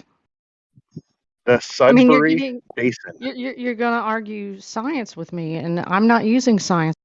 Yeah. Logic. Oh, just using bullshit? Is that what logic is? Is just bullshit because I don't you're- take what an authority figure tells me as truth? So what caused the I don't- Sudbury Basin then? I'm asking you. You're a lot smarter than the experts, the thousands of experts that have looked into it. My man Chucky coming in I'm hot. not claiming to be smarter than anybody. I have trouble with experts from an early age in my life. Because they always are You telling have. me what the fuck is right and what the fuck to listen to and everything else, and I don't. Watch Okay, Just because they so think you that tell they're more me. educated. So you tell me what the Sudbury Basin was, and you can go look into it. I'm gonna wait. I'll go look into it because I don't know what you're talking about. Are you saying Like I Sabri said, basement? the what? I can't understand. Did you say Sabri basement? The Sudbury, SUDBURY, Yeah. Basin, BASIN. It's a What does major. that have It's to the do second. with something The, going through somebody's roof and Well, it's landing on their pillow without the second damage? or third. It's the second. It's the second or third largest meteorite impact crater on Earth, and over 1.4 billion years old. So yeah, go tell me what caused it. You think that one was hot? Or it came in I don't know. cold? I never measured it. I know it there's was hard frostbites. enough to crack the. It was hard enough to put cracks into the Earth crust to let nickel, iron, and copper come up. Nickel and copper, sorry, not nickel, iron, and copper. Ooh. So do you think that that meteorite that hit the woman's house came in cold or hot? What do you think? I think it came in cold from space, then got hotter, and then cooled down as it hit the dense, very cold atmosphere, or cold atmosphere. Yeah, no one's claiming that it was like it gave her chills. We're just claiming that the damage is from the momentum of the massive Something object. small is going to heat up fast and cool down faster. That's just logic. So does the meteor does the meteor have special heat shields on it that cool it down quickly like they do on the Orion craft and everything? Okay. What did I just say about something being small cooling down faster? You said it would Was it heat a up fast ferrite and cool down meteor? fast. Yeah, so the dipshit flat earther didn't pay attention to that part. And then Let's that not name crater, call. the basin of the deep, you're just considering that it's a crater rather than that could be well of the deep that filled up with water. Can he It's not post the what he's Sudbury talking about? Basin is not filled with water. Not Yeah, anymore. can you post what You can't tell it wasn't at one time. about? Let's hear from Rakir. Rakir, you're asking. Post God damn. what you're So, talking so about. you think carbon dating and Just give him backdating the and all that is post true? Like they can what go he's back 15 million talking years about. and find out how old something is. Well, I mean, I'm kind of seeing somebody, Linda, but that's flattering. Or did you say carbon dating? You got a comedian Okay. on our hands. I thought you were asking me out. No, I Okay, was but not asking that. okay, well, yeah, the carbon dating is carbon dating has its controversy, but it's also a legitimate what do you call that? Radiometric dater. He's on the dating scene. He's typically going to date multiple specimens at once, like a player would. So they get confidence in doing that. They typically don't have confidence for like a single reading from a single material. They'll take the same material and take several readings for several different isotopes of different rocks. Like if they do carbon dating, they might also do krypton dating, something like that. But that typically is the ones that get the more confidence from. Yeah, I guess I'm probably not in the same because not that I've looked Trust into level? all this science and everything else or whatever. I've read enough of it, and I think a lot of it's just bullshit. And I What do think you they base have that on? everybody into a some kind of like belief system to promote whatever they want us to believe. And everybody fits into one of those categories, including math, science, physics, religion, whatever. They have everyone captured in their belief system. Powerful people. Well, I mean, I'm that's not. certainly something. No, I'm not Go ahead. saying they just conjure us into it. It's not. I mean, we have power to not believe it. Well, I I'm just agree with saying that. yeah.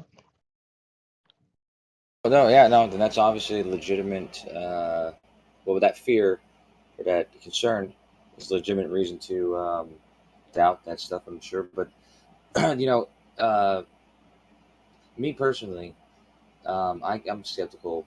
I know that people say, "Oh, people just believe everything they hear, whatever." But I'm pretty skeptical of most claims, and I tend to want to see.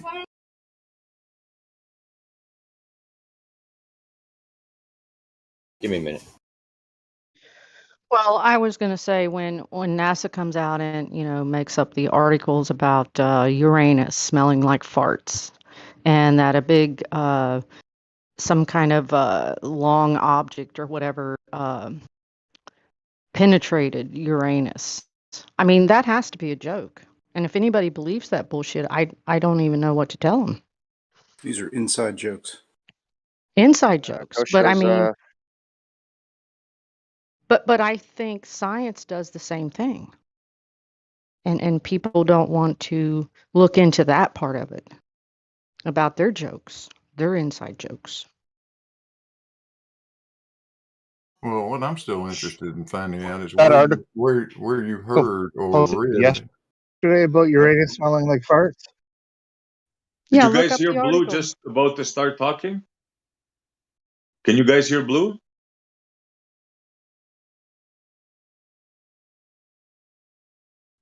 You guys have Blue turned down or something? Can't hear him. Blue, say something. Hello, Blue. Okay, I dropped and rejoined. Is that any better? Yeah, that sounds good, Blue. All right, good. I was interested in finding out from Linda where she heard or read that the meteor from 1954 burned a hole in the roof. Where did you get that from? I probably didn't read that. I was just going on what they tell us falling objects from space act like. So you would just assume that there was heat involved with it hitting the roof. My assumption. Sorry So, about that. okay, so there was no basis for it whatsoever. That's what I suspected. Thank you. You Just see how using an my honest logic person. of according to what they tell us a meteor would react to the atmosphere and all that stuff.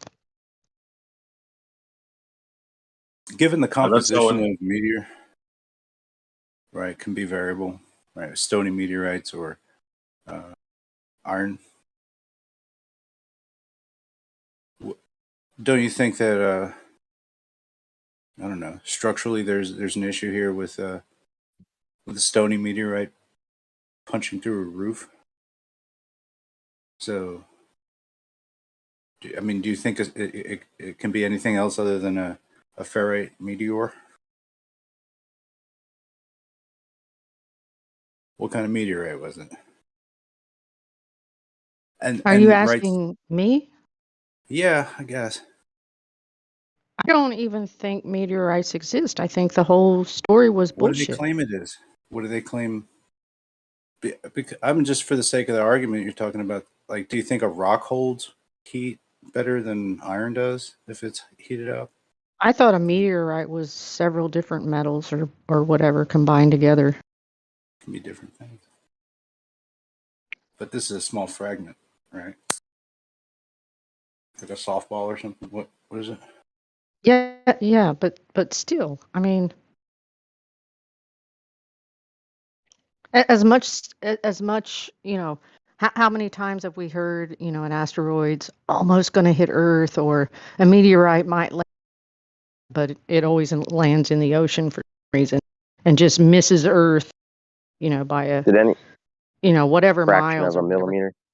Yeah, Did fraction. anybody Yeah, ever address I just why think they? that's all bullshit. I think they're out to make us fearful of. It's like the Chicken Little story. Be afraid of the sky. Yep, I remember that story. That I'm was a not good afraid story of when I that. was a I'm kid. not afraid of this. Has anybody addressed why they come in at an angle rather than like perpendicular to the surface? Isn't that because the Earth is round? Gravity. No, I mean, I haven't seen any instance where it comes straight down perpendicular to the surface. It's always at some extreme angle. You know, the ones that come in more of a right angle to the atmosphere will be the ones that potentially make it to the surface. If they, a glancing blow, and I don't know, I guess I had to associate re-entry of our spacecraft. If they don't hit it at the right angle, they'll skip off the atmosphere and go back out into space. Oh, okay. But Oh, that's even the ones Sorry. that do make it into the atmosphere, like, always appear to come in at like a very sharp angle. So that's an interesting story there, Left Lane. What's the explanation for the same phenomenon on the moon, where you don't happen to have any glancing craters on the moon? Oh, there are glancing craters on the moon. Oh, there are. Okay, where are they? Yeah. Oh, I mean, you could look for them. That they're there. Yeah, they're there. They've got long streaky crat ditches and oval shaped impacts, and of course round impacts. But I mean, you'd they're have to say 99% though are spherical, right? Yeah. Caroline? But as expected. That's just crazy. The craziest ones are the ones that are actually head on from Earth, because if they didn't come in at an angle and the moon is landlocked, so to speak, in its orbit to the Earth, then how does that work? Well, I know those ones that Left Lane was saying, it's true. There are some slight steep ones like that, but they're very rare. That's why you see mostly round ones, because those ones are rare. But I'm sorry, I didn't understand the question that you asked. Okay, so you've got impacts generally hitting the moon basically dead on perpendicular, right? If you are looking at the moon from the Earth, then that impact must have come through the Earth to hit the moon. Okay, I understand now. There's two things. There's two things there, and you're not going to agree with either of them, I tell you. But thing number one is, first of all, what you claimed would need to be the case is very possible. Even though it looks like the moon's like, even when we're directly in the same path, it's still missing the Earth is very easy to do to hit the moon. But regardless, that doesn't need to happen, because those meteors don't hit straight on. They can actually be a pretty steep angle and still make circular craters. Just because of the velocity of the impact is enough to pulverize. It's enough to instantly disintegrate the meteor on impact. This is the magic speed argument, isn't it? No, it's like an explosion. The energy release is enormous, and there's no atmosphere on the moon to slow them down. And NASA, in fact, got a gun that can fire projectiles at ridiculous speeds, and I'll try to find some video for you where you can see it. But they fire that thing at surfaces at a very, very oblique angle, and invariably it ends up making a circular crater. So even when fired at an angle? Yes, absolutely. Doing a steep angle. Very steep angle. What do they fire it into? Sand? Because I think I've seen something similar. Yeah, stuff like that. Yes. Yeah, sand that could reshape, right? Reform itself. Right. But what are you talking about, man? It's not a movie. It's regular sand. Super slow motion video of it doing it. Super slow motion video of it. Yes, I'll find it for you.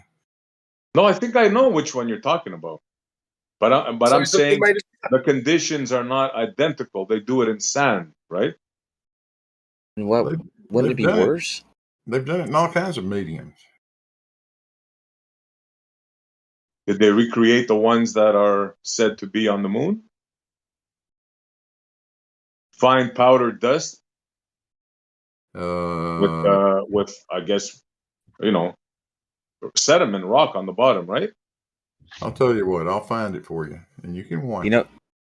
The nature of, because sand is not a fluid, so like the nature of the material it's crashing into, as long as it doesn't shape itself right away, which sand certainly doesn't, it's gonna leave a visible. It's gonna leave a visible mark of whatever the impact was, and if it was skidded, it would it'd show that. Regardless, the important material they'd be testing would probably be the material of the object that they're, of the ballistic object or the object they're shooting at it, because the claim would be about the energy required to make that object disintegrate. Sand you ever does act like skimmed? a liquid in certain conditions, Kosho. If you've never seen liquefaction, you should look into it. Take a look at it. Thank you. Yeah, have you ever skimmed a rock, off the ocean when you just get it at the right angle and it hops? Yep. You're gonna tell me every trajectory that came in at an angle on the moon made a perfect circle, or it didn't have that bounce? There's no bounce effect like that. All perfect circles. A large amount. Yeah, Not sure. every. Like, you Yeah, like there are- numbers. Give us a number, Kosho. Like 99, 98%. Sure, so upwards of the 90s, I'm sure, percentage. Seems like it seems like the only ones that would skid would have to be like one that was almost going to miss the moon. So by chance they were all perfect. And how about the ones that were directly? Hold on. How about the ones that are perfect circles that are directly where we see the moon, because we're landlocked or whatever you want to call it, right? How did that happen? How did a meteor go through the Earth and make a perfect circle on the moon? How is that possible? A great question. I've never heard that question before. Not by Crypto 5 minutes ago either. But you didn't same give answer. a sufficient answer. You Yes, said, I well, give you two answers. No, you didn't. You Yeah, said any yes, I object did. it's easy to miss the Earth. It's exactly That's what right. you said. That's right. I said even though it doesn't seem that way, hitting the moon, assuming that Earth's gravity wouldn't have taken influence over this thing and made it and plus the Earth's influence could actually make it hit the moon. So either way, it's still a huge let's say it wasn't heading for the moon. It was heading at somewhere where Earth's gravity changed its trajectory, and then now it's aimed at the moon. That's not unlikely either. But regardless, it doesn't need to come from like through the Earth to do that. The Earth's not very big compared to the vastness of space. So, but also that's not a problem, because as Blue and I have said, that's not what causes the shape. What causes the shape is the fact that it explodes on impact, meaning there's no room for a skid or anything. I mean, the second that it hits the surface, an explosion occurs, and from that, what you see is a response to that explosion. No, that doesn't make sense. That's an Like, if you were to take a bullet, and shoot it at the ground at an angle versus straight up and down, it's going to make two different marks in the surface of whatever it is you're shooting it into. It's gonna show that the bullet came in at an extreme angle. Yeah, the bullet's not at the same velocity we're talking about. Nowhere near fast enough. Okay, so what do we need? How about an electromagnetic railgun? Or you could use the gun they use at NASA to demonstrate this. What kind of gun was that? Not sure Blue's how they gonna accelerate that projectile. Yeah, Blue was going to post it, I think. I think I saw that they do it in sand. I did post it. Is it in sand? That's at 30. Yeah, it's in sand. So okay. What kind of gun was it, Blue? What was it utilizing for its propulsion? DD-40. I'm not So sure. the movie's made of sand then? I'm not sure what they use for when they fire that thing. I'm not sure what the. I'm just curious how they would match the required velocity. Like, what would they use to get those speeds? Well, those decisions about what would be required. Just if you're curious on what would be required, it has to overcome the internal forces keeping the rock together. So if you can calculate that, you can determine what force, how much energy would need to be required. Talking about the strong nuclear forces? No, not quite. Just electromagnetic forces, really think.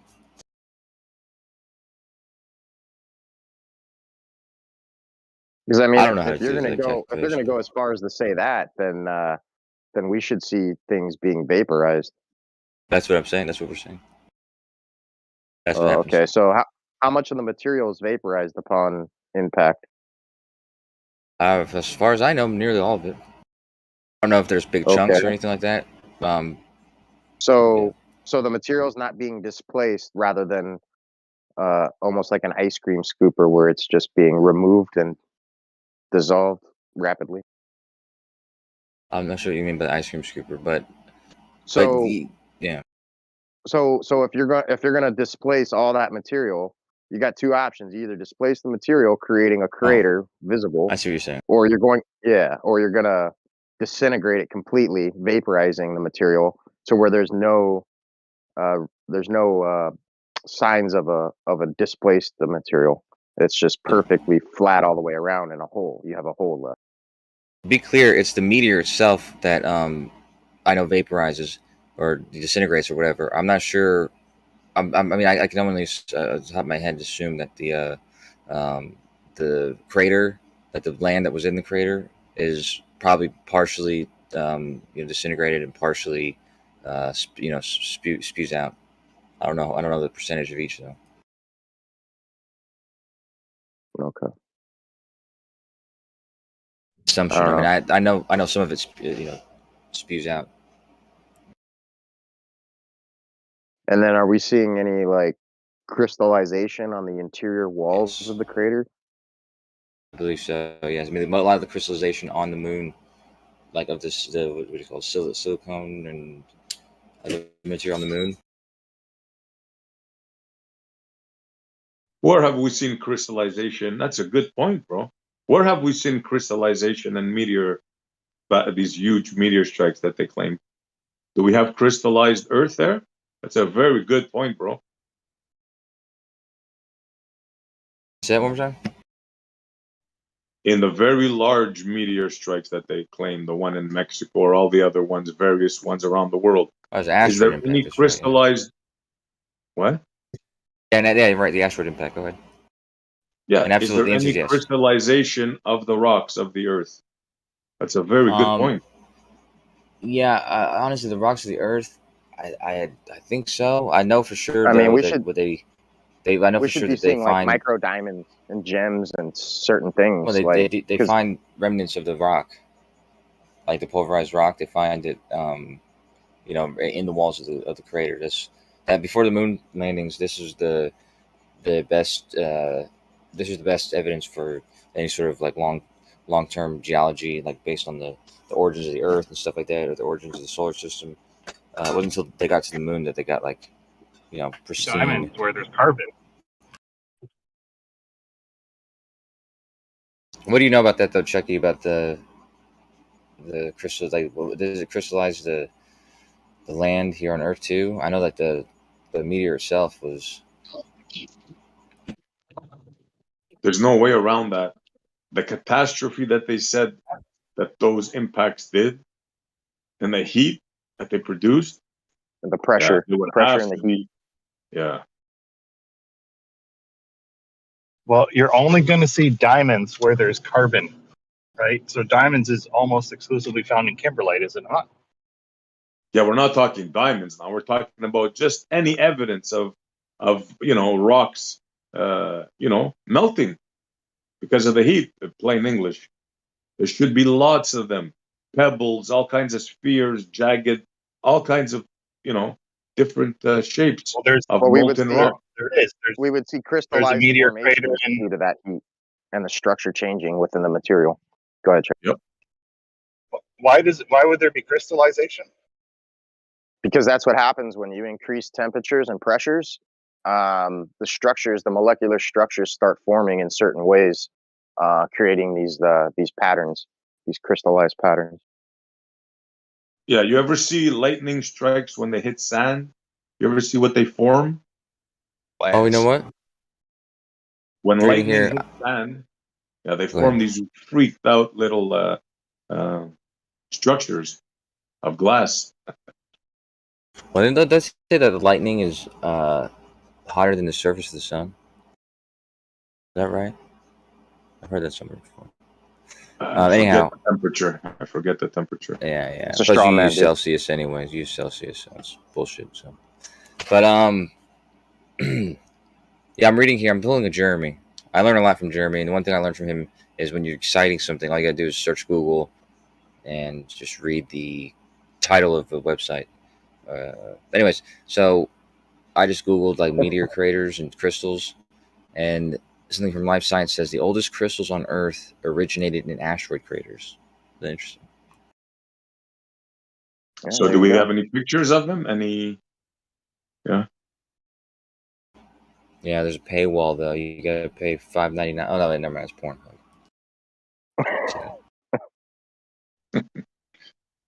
But that's a good point, though. I never. Has anybody ever It was seen me, that? yeah. Because anytime I've seen a crater, I never noticed any crystallization of any sort at all. We have to understand that there was a major reason. Like I said, the people who were going to these craters were these geologists who were, investigating. They were looking for evidence of the origins of the Earth and everything, like ages of the Earth and that kind of stuff. And so, yeah, they were this. I think that's the kind of stuff they were looking for. I have a picture here. I'll send it.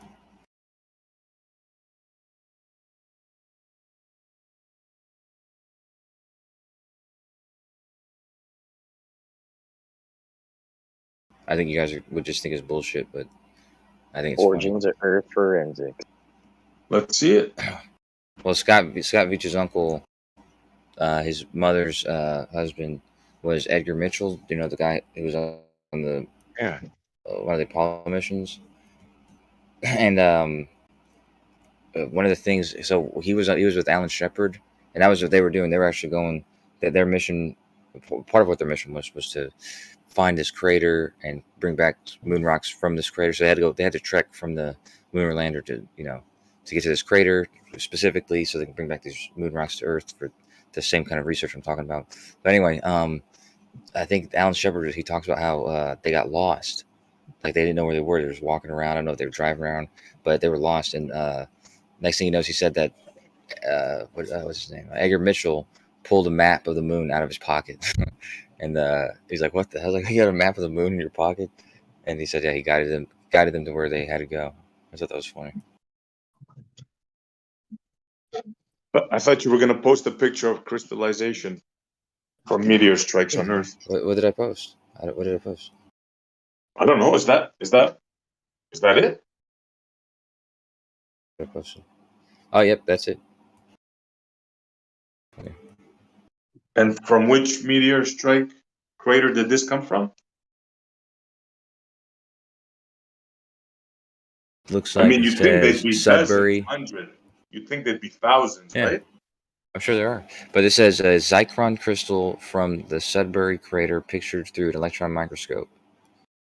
There you go. The oldest. A microscopic thing?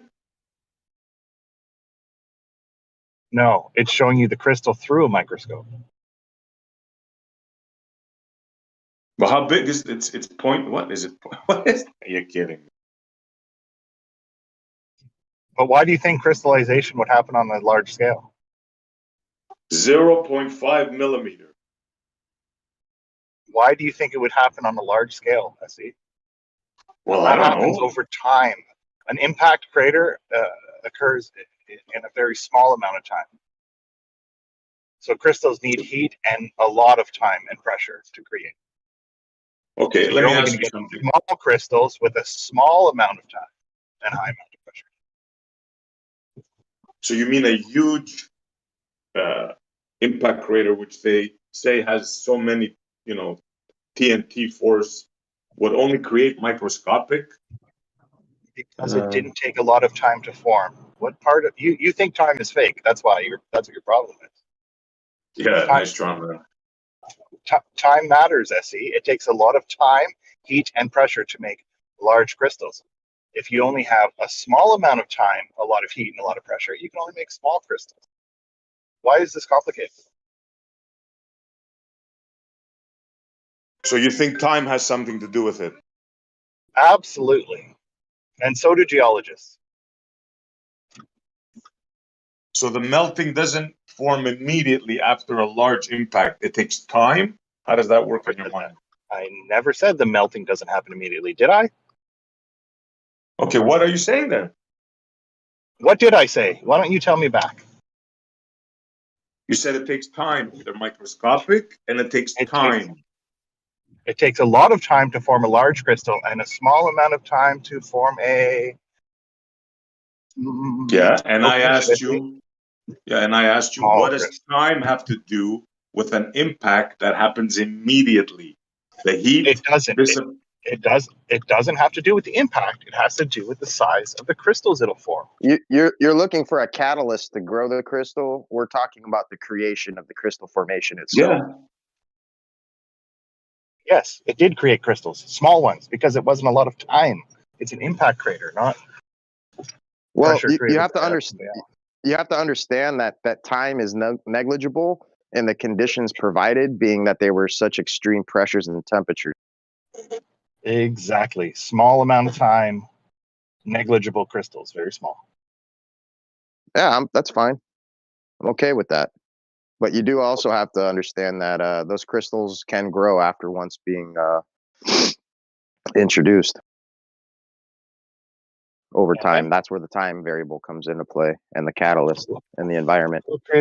What created the heat after that? Well, like I said, you don't necessarily need after that. Like once you have the beginning stages of that, then it's all about time. It's about the environment, and it's about the catalyst being present or not to create the replication of that structure. Okay, so the catalyst wasn't around. How have you proven this? Because you're talking like you've witnessed it happen. Boy, here we go. Yeah, it's just a question, isn't it? How have you substantiated that what you say is actually a fact, proven scientifically, actually happened? Where's the evidence of all this? You got to understand. You're talking to me or Dyson? About to begin with, no, Chucky, he's coming at we're you. Talking man, about, you know? Yeah, just to fill you in, Jin, because you came in a little late. We're talking about the impact of asteroids hitting the surface of Earth or whatever surface. All right, and what would that leave behind?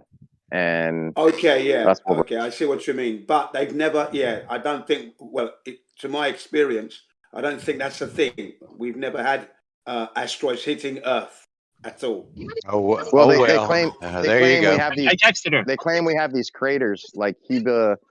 Oh, she saw me and then. Yeah. They're too symmetrical for my liking for them to be asteroid impact aftermaths. They're just 360 degrees. I don't think if the Earth is spinning and then you have an impact coming in, you're going to have a perfect 360 degrees. That's where we started off with, Jin. Yeah, go on.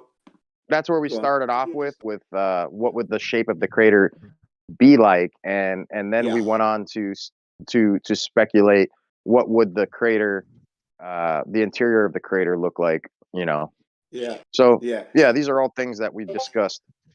Okay. Did you know that Neil deGrasse Tyson says that just before the asteroid supposedly impacted the surface, it exploded, creating that perfect circle.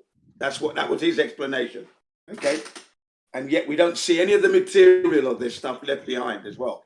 Nothing. Well, they're saying that it vaporized. Yeah, zilch. It vaporized. So please carry on. Sorry to have interrupted. Carry on. Okay. Who was talking last? I think it was Kosha.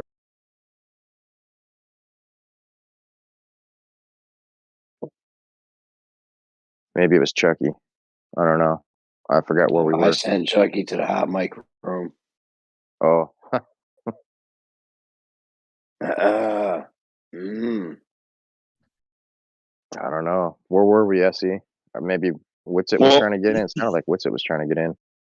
Can't these crystals be created with temperature and pressure underneath the Earth and then flushed out by, I don't know, a geyser or a volcano or something like that? Yeah, that's where we were at, the crystal formation.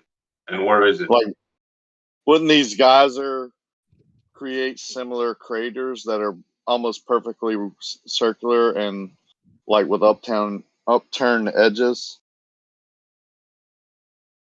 I was surprised to read that the oldest ones were supposedly made from these meteors. I didn't know that.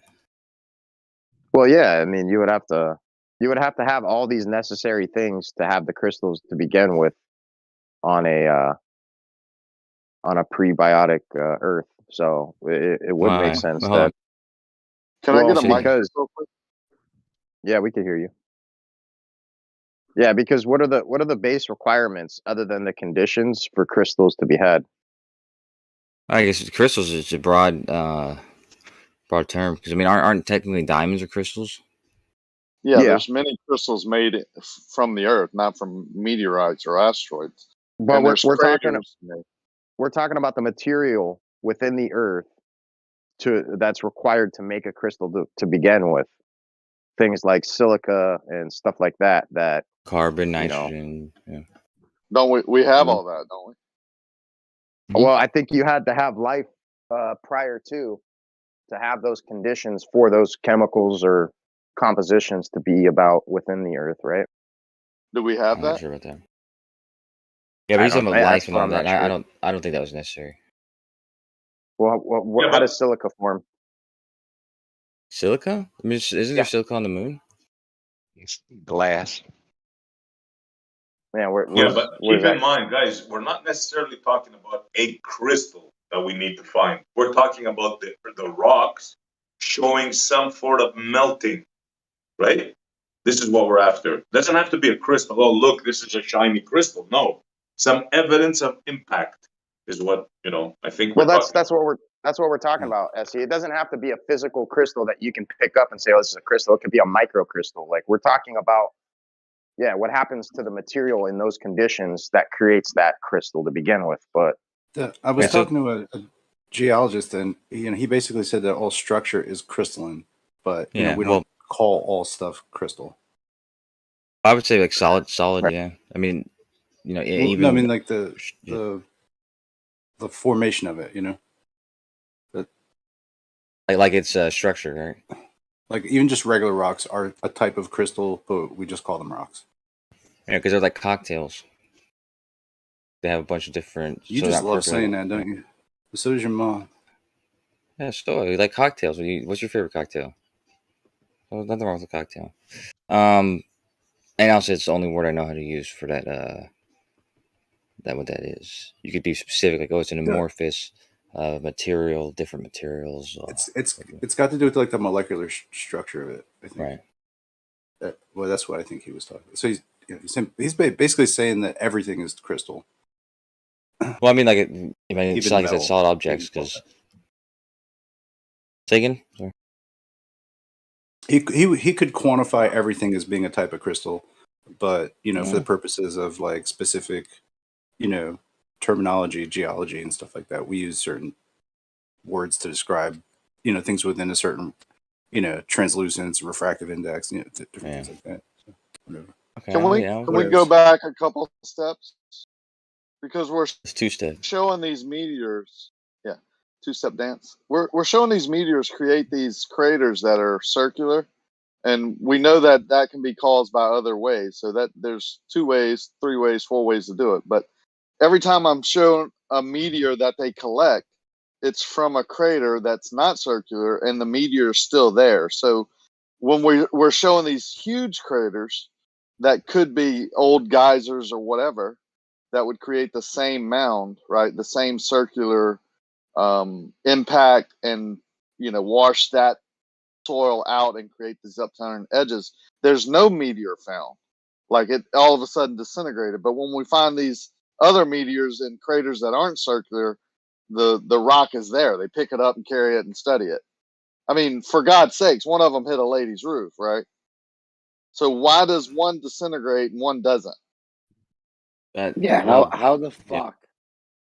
How the fuck would the meteor disintegrate, but in a road, but the hole is still there, and the hole didn't erode?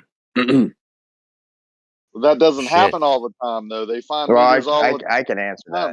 You got metal. You got metal with inside, evenly dispersed with inside these asteroids, right?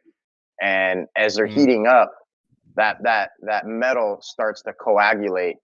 So what you're left with is a bunch of scrap material around the edges that could easily be shedded while passing through the atmosphere, and then the end result is just the metal that would never, disintegrate like the rest of the material. But where's that part that didn't disintegrate? Like they find in other places, they find this, this whole 8.5 meteor that didn't disintegrate that made a hole in the dirt. Yep. It's kind there. of, They just the What dirt's about the all around it. meteors that hit the moon? Where's the fucking meteors that hit the moon? Why? How are they eroding and or disintegrating or whatever? Who brought their grandpa to the server today? It doesn't matter. Sir, whoever was speaking just now, I'll tell you. Yeah, so I mean, it's already been said. That's why I think you guys can answer this question, because we've in this conversation we've answered all those questions. But right. So yeah, so the atmosphere the Earth has, no atmosphere. The Moon hasn't have. So make sense of that, and also make sense of whether or not the Earth's atmosphere is going to disintegrate the rock before it hits the surface, or if the rock survives to the surface, in which case, like Rakia said, you will see a skid mark because the rock persists, and bada bing, bada boom.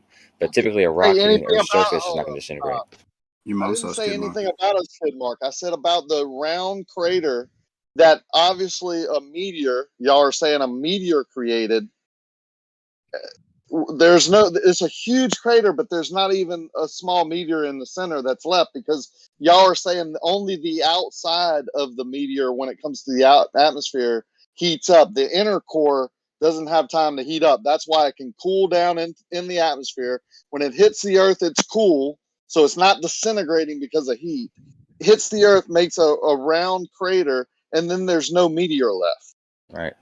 Okay, so there's three scenarios. Three scenarios for the Earth. We already covered the Moon in craters, but we already covered the Moon, and we'll cover the Earth now. So the rock that comes to the Earth is either going to A, burn up in the atmosphere and disintegrate, or B, reach the surface and have an impact strong enough to disintegrate, or C, reach the surface, not have velocity or not have an impact great enough to disintegrate, persist, and not leave a circular but maybe a skidded crater. I'm not talking about skids of the moon. I'm talking about the ones that create the round craters that y'all say slow down enough through the atmosphere, heated up the outside. That's why it doesn't disintegrate. It makes it through to make the crater, but cools off enough, so we collect them. But in these huge craters, it would have to be a big meteor. There's no meteor. What do you think the difference is in those two scenarios? I'm making an assumption. One, there's no meteor. I'll tell you the difference. One, there's no meteor in the big, large holes that y'all say are meteor impacts. And then when we find these smaller meteors that make these small little not round holes, there's a meteor left. And my guess, it's not a guess by the way, but it's that the impact of the larger rock would they would come with more energy. No, that's why it made a bigger hole. But why wouldn't the smaller rock that makes a smaller hole destroy itself? Well, because the energy that it had wasn't enough to destabilize the intermolecular bonds.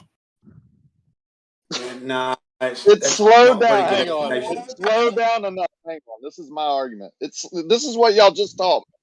So it slows down enough after it comes through the atmosphere to heat up. It goes from 25,000 miles an hour, goes through the atmosphere because of friction, heats up the outside, not the inner core. That's why it's not hot when it hits the ground, because it's cold in Alabama, basically. The atmosphere is cold, right? So then it cools off, slows down. It slows down and cools off and then hits the Earth, makes a round crater, but disintegrates itself. Well, sometimes. When it makes the big holes, it disintegrates itself. But when it's a small one, it slows down enough, cools off, makes a hole proportional, but doesn't disintegrate itself. Like, it's kind of strange. That's what I'm saying too. The same thing you just said, yeah. But where's the meteor? Why does one disintegrate itself and one doesn't? Because it has to be proportional, right? Nope, it does not. So they're going different speeds when they're going different speeds. They're not going 25,000 miles an hour. Because I was just taught by Blue Marble Science that they were going 25,000 miles an hour. when they enter they may be going faster than that when they enter the atmosphere, Rocky. Okay, so what's the top speed? So you're saying the bigger ones are going faster. That's why when they hit the Earth, they make a perfectly round crater and disintegrate? No, that's not what I said. Okay, what do you say then? That's not what I said at all. Okay, then what do you say at all? A free-falling body will reach the Earth's atmosphere at about 25,000 miles an hour. A meteor could be going any speed. Who knows how fast those things? So when we were talking about a meteor earlier, but it's all about the speed at the time of impact.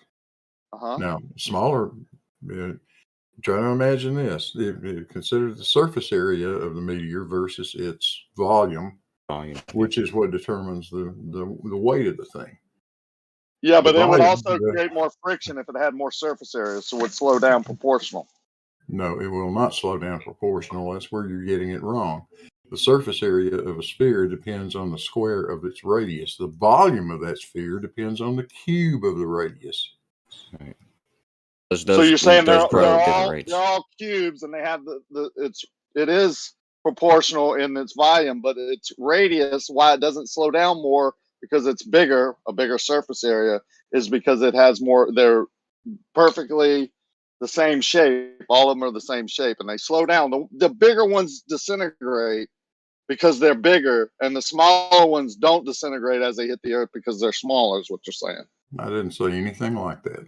So why do we see the small ones? They just pick them up. They hold them up because their the hand. small ones have a low terminal velocity.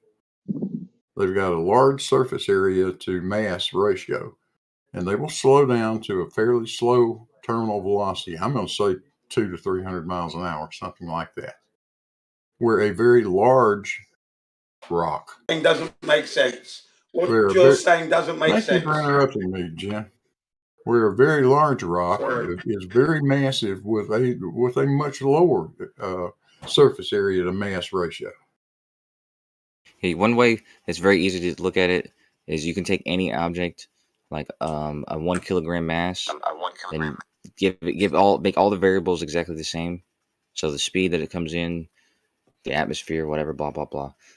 You'll see that because of that fact, like Blue was saying, the surface area, which increases by a squared function, and the volume, which increases by a cube function, one of which is going to create the drag, the other is going to create the momentum, it's going to create the energy.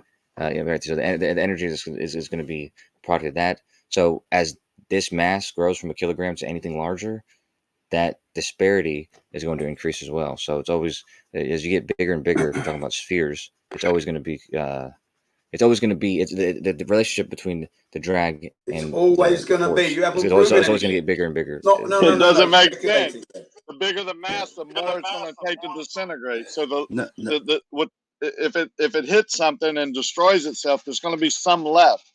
Like the other rock isn't destroying itself; they just pick the rock up. Yeah, intact.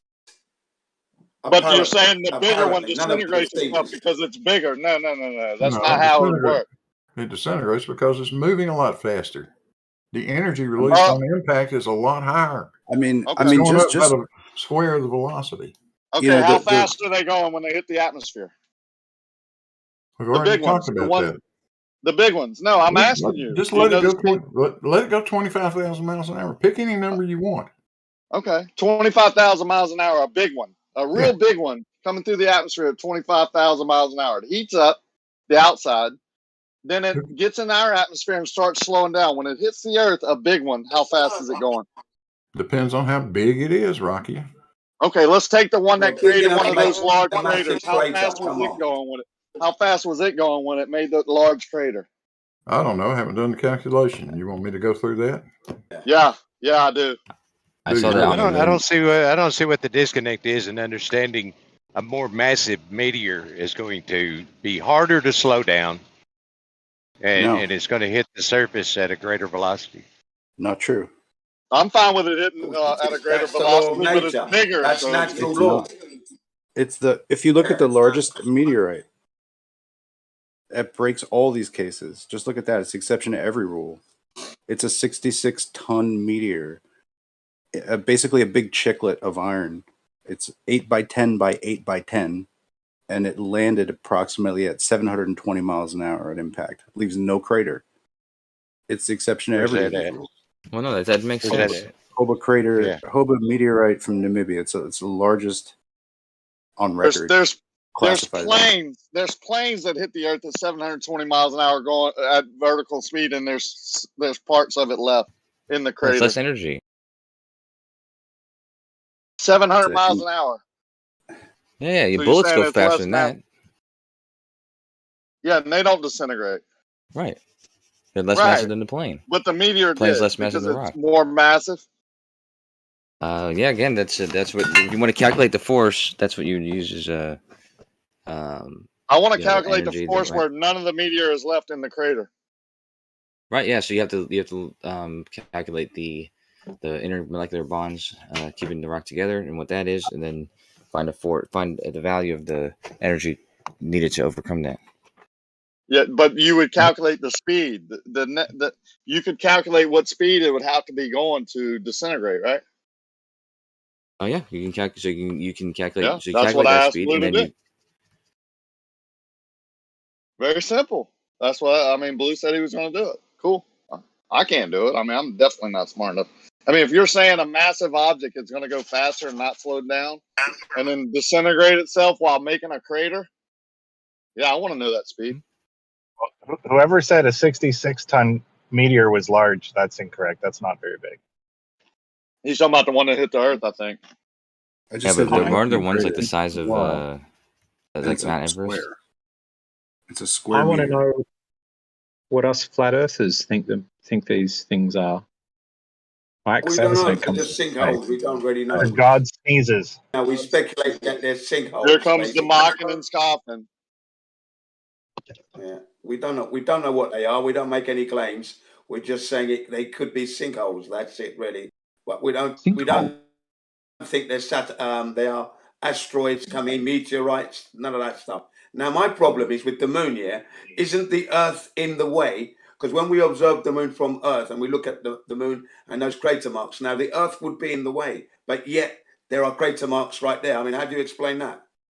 You understand that the moon is far from Earth, so no, it's not in the way. I totally understand it, but then It'd it be wouldn't like be you so hiding behind a sumo perfectly wrestler who's a symmetrical. block away. Would No, you I hide behind a understand that. sumo wrestler a block away, or even a school bus a block away? Trick question. Well, look, my point behind is a the metal Earth would sheet. be in the way. Yeah, the Earth would be in the way. The meteorite that struck Sudbury was believed to be 10 to 16 kilometers in diameter. Fucking hell. Fucking hell, that's huge. Yeah, not just a few feet. That's what she said. Yeah. Jen, you got an echo. Fucking shocker. Hey man, what's going on? Welcome to the server.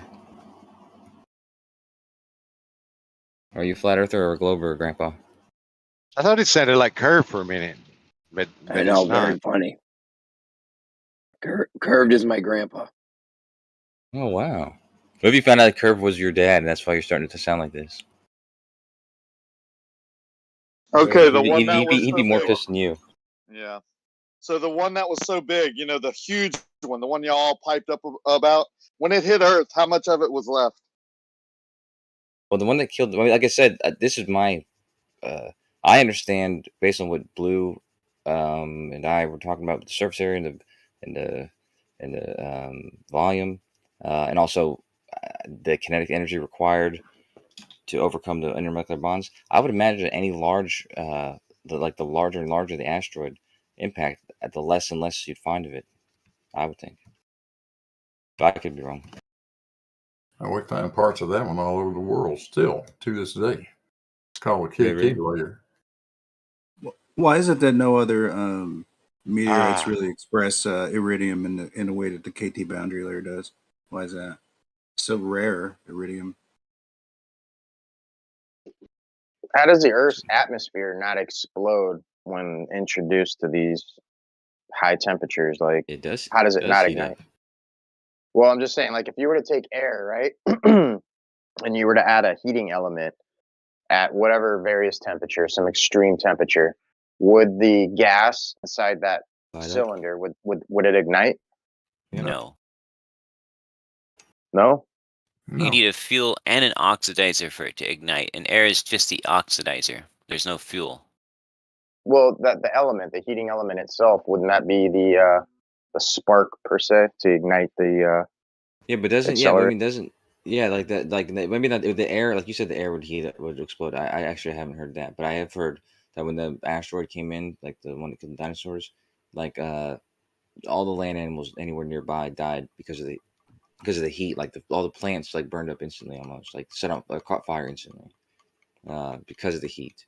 But yeah, I guess he's right. Yeah, so the air wouldn't just explode. Doesn't make sense. What's the reaction between ozone and iron?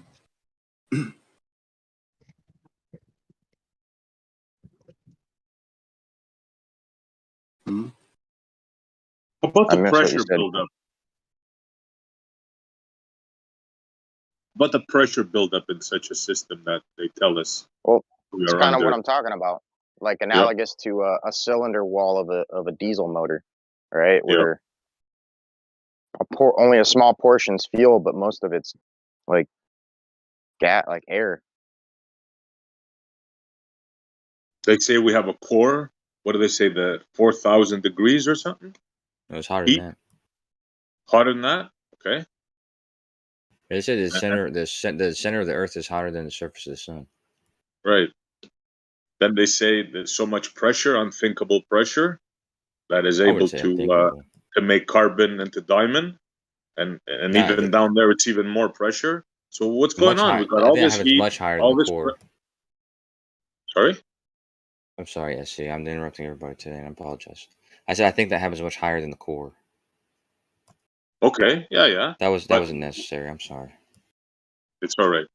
No worries. I know it's hard because your model is under scrutiny and you have no answers, but try to answer this one. We have all this heat, all this pressure. What's going on? What's going on with you? What's happening? How is it contained? You got temperatures hotter than the sun in the middle of a sphere, right? With unimaginary pressure, right? Does that make sense? I'm asking a question. Oh, but yeah, okay. The answer is yes. It makes sense. At the center, there'd be a high pressure. There seems to be higher pressure when you go down in the ocean. I imagine the rocks beneath the ocean are more dense and probably compacted with much heavier. The waters on top of that and the air. So yeah, I would imagine the pressure keeps increasing. Seems reasonable. The heat's also kind of insulated, at least by the fact that there's ocean and mantle and all the other stuff in between. That seems reasonable too. So the water's like a radiator. Like a radiator. I don't know about that, but I'm just saying that I don't know what you're saying the problem is. What I'm saying. You don't see. Okay, have you ever used a pressure cooker? Oh yeah. Have you ever boiled tea? You know, with one of those things that goes that makes the noise. Yeah, like a whistler. Yeah. So where's the whistle on Earth? Oh shit. Good question. I'd say what's it called? Big Bertha? Or what's that? What's the one? What's that? I was at the one called Old Faithful. That's right. Old Faithful. Old Faithful is the whistle. Okay. I thought you were going to say volcanoes, but I guess you're not sharp today. That's another one. You see, I had to give it. Tell you, right? I mean, I think a geyser more Messi, resembles stop a tea helping kettle. him, bro. Stop giving him the answers. Dude, no one can help anyone regarding the core globe model. The core of the globe model, admittedly, at the highest level of academia, no one knows what's going on. There's competing theories. It's completely speculative. It changes almost every couple weeks. Any glober in here pretending to know what the core is just talking out of their ass, repeating like a 7th grade layman understanding of an archaic model that doesn't work. So that would. You say projection? Do I make claims about the globe? No. Do I make claims about the core of the Earth? No. So how is it projection? Why do we Go have ahead, to Jason. talk about the core when we're living on the surface? That's like looking at the Oh, sky to know about the immediately when surface. someone jumps in that obviously is informed about the subject you people are rambling on about like you understand it, you immediately want to change the subject. See, this is the problem with you guys. You want to pretend you know stuff you don't know. You want to pretend your model's more legit than it is, but you're ignorant. So how about you go research it? The geodynamo model is admittedly one of the biggest gaps in the current globe model. Let's scale it back a little bit because just put in perspective, SC asked about two things: the heat and the pressure, and that's let's say that, like you said, we're all pretending to know what we don't know. I think it stands to reason that understanding how pressure is caused in the ocean and how the mass of the Earth, the size of it, and these things. I think it stands to reason that determining the pressures at the center of the Earth wouldn't be very difficult, even without directly experiencing it. But it's not just the pressure, it's everything. It's the convection currents, the source of the convection currents. It's the actual composition of the core. It's the distribution of the mass and the elemental composition of the core. It's the motion of the core. It's the size of the inner core and the outer core. It's the temperatures. It's the pressure. All of it is a giant gap in the current model. If you want to say, well, yeah, sure, we couldn't know. That's cool, but that's not how you guys present it. You guys present it like you know what the Earth is. You know where the core is. It's exactly 3,959 miles away. You know what it does. You know how it makes the magnetic field. But again, if I was to line all of the globers up in a room on one side of the room and I'm on the other side of the room, I'm going to know more about your core model than you. So I think that the honest approach would be to not pretend that you know what's going on, because Harvard and Stanford and Yale and all the geodynamo scientists in the world admit they have no idea and they have competing theories. Logically speaking, it's like how would it retain its temperature, right? Like they claim some pretty extreme temperatures at this core, but we all know that it's not perpetual. You can never have this perpetual heating element. There has to be, as they've already addressed, some sort of a fuel source. And the pressure itself isn't just going to create this perpetual heat source. At some point, it's going to run out of material. So, furthermore, like how would it ever maintain that temperature required for you to have this core? Like it's illogical. It's not maintaining. It's not The temperature is burning. cooling down slowly. It's not burning. It's not like it's on fire or anything. It's just temperature due to Oh, okay. pressure. Why are you talking about it like you know? This is my No point. lava. You went right back to doing These are what I. simple things, These Why are are simple you things that talking we can about it talk like you about. know? This is what And then you say stuff like this is a simple thing. if you're gonna scattergun it and bring up so fucking many points that we can't address anything, then that's not going to be a productive conversation. This is when you go right. You end up saying these are simple things. This is the main problem with the globe proponents on the internet. You guys were told, Chucky, stop interrupting me. You were told little layman term understandings of stuff. That's why you guys all say mass attracting mass still. Gravity is infinitely more complicated than mass attracting mass in your paradigm. Infinitely more complicated and paradoxical than that. You've made Mass many attracting points. mass is no, I'm making a point. It's laughably incompetent. What we do is we come up with really dumbed down layman term explanations for children, and then we tell them in school so they can try to understand the basic concept so they can pass a test. So when you guys come here and you talk about like the core and you talk about all this You're stuff, going on and on and on. Well, okay, Why let do me you keep address. bringing up a subject you don't know anything about? dude. It's annoying. Why do you keep bringing Skyland real quick. Let me address Skyland Well, hold real on, quick. He said before that you do it's that, cooling down. He said it's cooling down, right? Like over time.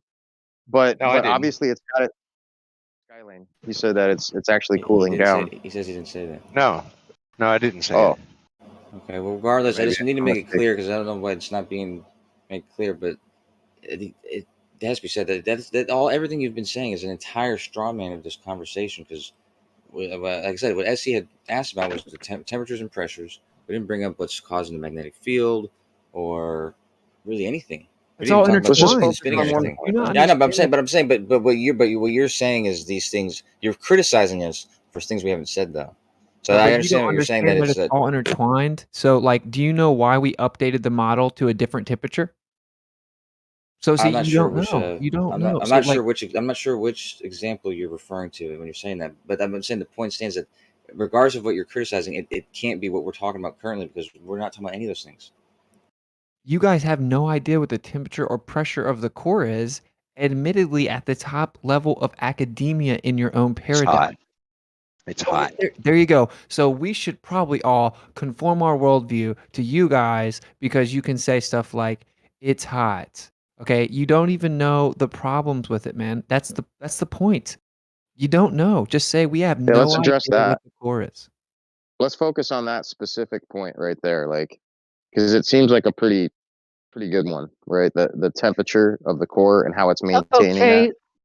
let me ask you this: how do they know what the core of the Earth when they've only 9 miles down? Very It's smart it's woman. speculative. That's the It's all question it's all right there. theoretic. Yeah, let's hear Left Lane. It's so simple. Can you answer her? No, I don't have all the statistics and all the variables that they use to make these determinations. We would have to refer to the higher ups for that. So don't you think if there's someone that has actually gone diligently seeking out the higher ups' opinion, they would maybe be in a more informed position, and maybe it would be safe to classify your position as ignorant? Well, if they can't place a specific degree temperature on it, doesn't mean it's not hot. Okay. So again, like for example, we changed the source of the magnetic field because of the temperature. So there is a certain window where you guys have to claim a temperature and pressure because for your model to work, it has to have a certain temperature or pressure. In really crude layman terms, with that many density layers going that deep, it has to create more pressure towards the center, right? Yeah. So Well, that's the point. Pressure What? determining the pressure is not difficult, right? Okay, Like tell us how they determining did the it. pressure. Well, I mean, all that's required is understanding the density and the mass of the Earth, both of which are supposedly known.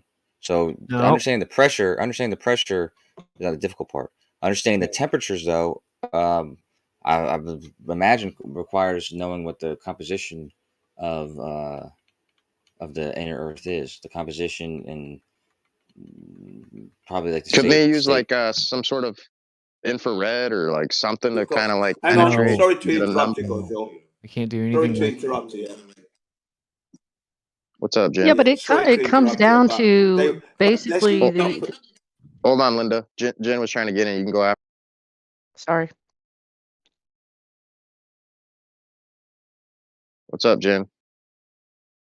remember. Yeah, sorry. Yeah, we have to remember for the 7.6 miles that they said they drilled down. They were wrong every time they were supposed to encounter something. They were wrong. Yeah. So I don't know how anyone can claim to know what is down there at 4,000 feet down. Sorry, 4,000 miles down into the Earth's core. They were wrong every step of the way for that 7.6 miles, 12 kilometers. That's all it was, and they never got it right at all. That's It's the only even point worse I want to than make. that. It's even worse than that, though. Like, even if they just assume the model, if you just assume the model, it doesn't work. That's the point. You guys don't know what you're. If you assume there's a core 4,000 miles, if you ignore what Jen just said, which was that all of the predictions just 8 miles down was wrong, all of it, temperature, density, compositions, all of it. If you just ignore that, assume the model, and try to do the math, supercomputers can't make the math work. So that's Another good point. Can you be Yeah, and clear? I Can was you be just going to clear? Hold on. reiterate Hold on. that. Okay, well, go ahead, Linda. Linda Go ahead, Linda. Hold on. Yeah, let Linda go. That we're living on Willy Wonka's gobstopper in reality, That's how according I to think of them. it. That's a nice visualization as well. But to be clear though about the model of the supercomputer, it wasn't modeling just the temperatures though, right? It was modeling the magnetic field caused by the dynamo.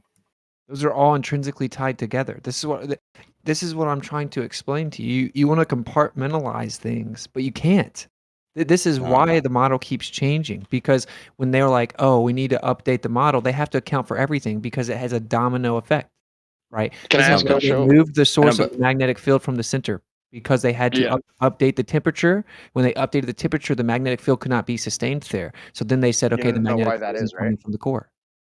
No, that makes sense. But what I'm saying right? is, I'm just referring to the claim because you just said we can't model we were talking about the temperatures, and you're saying they can't model that, but what they can't model accurately is the magnetic field.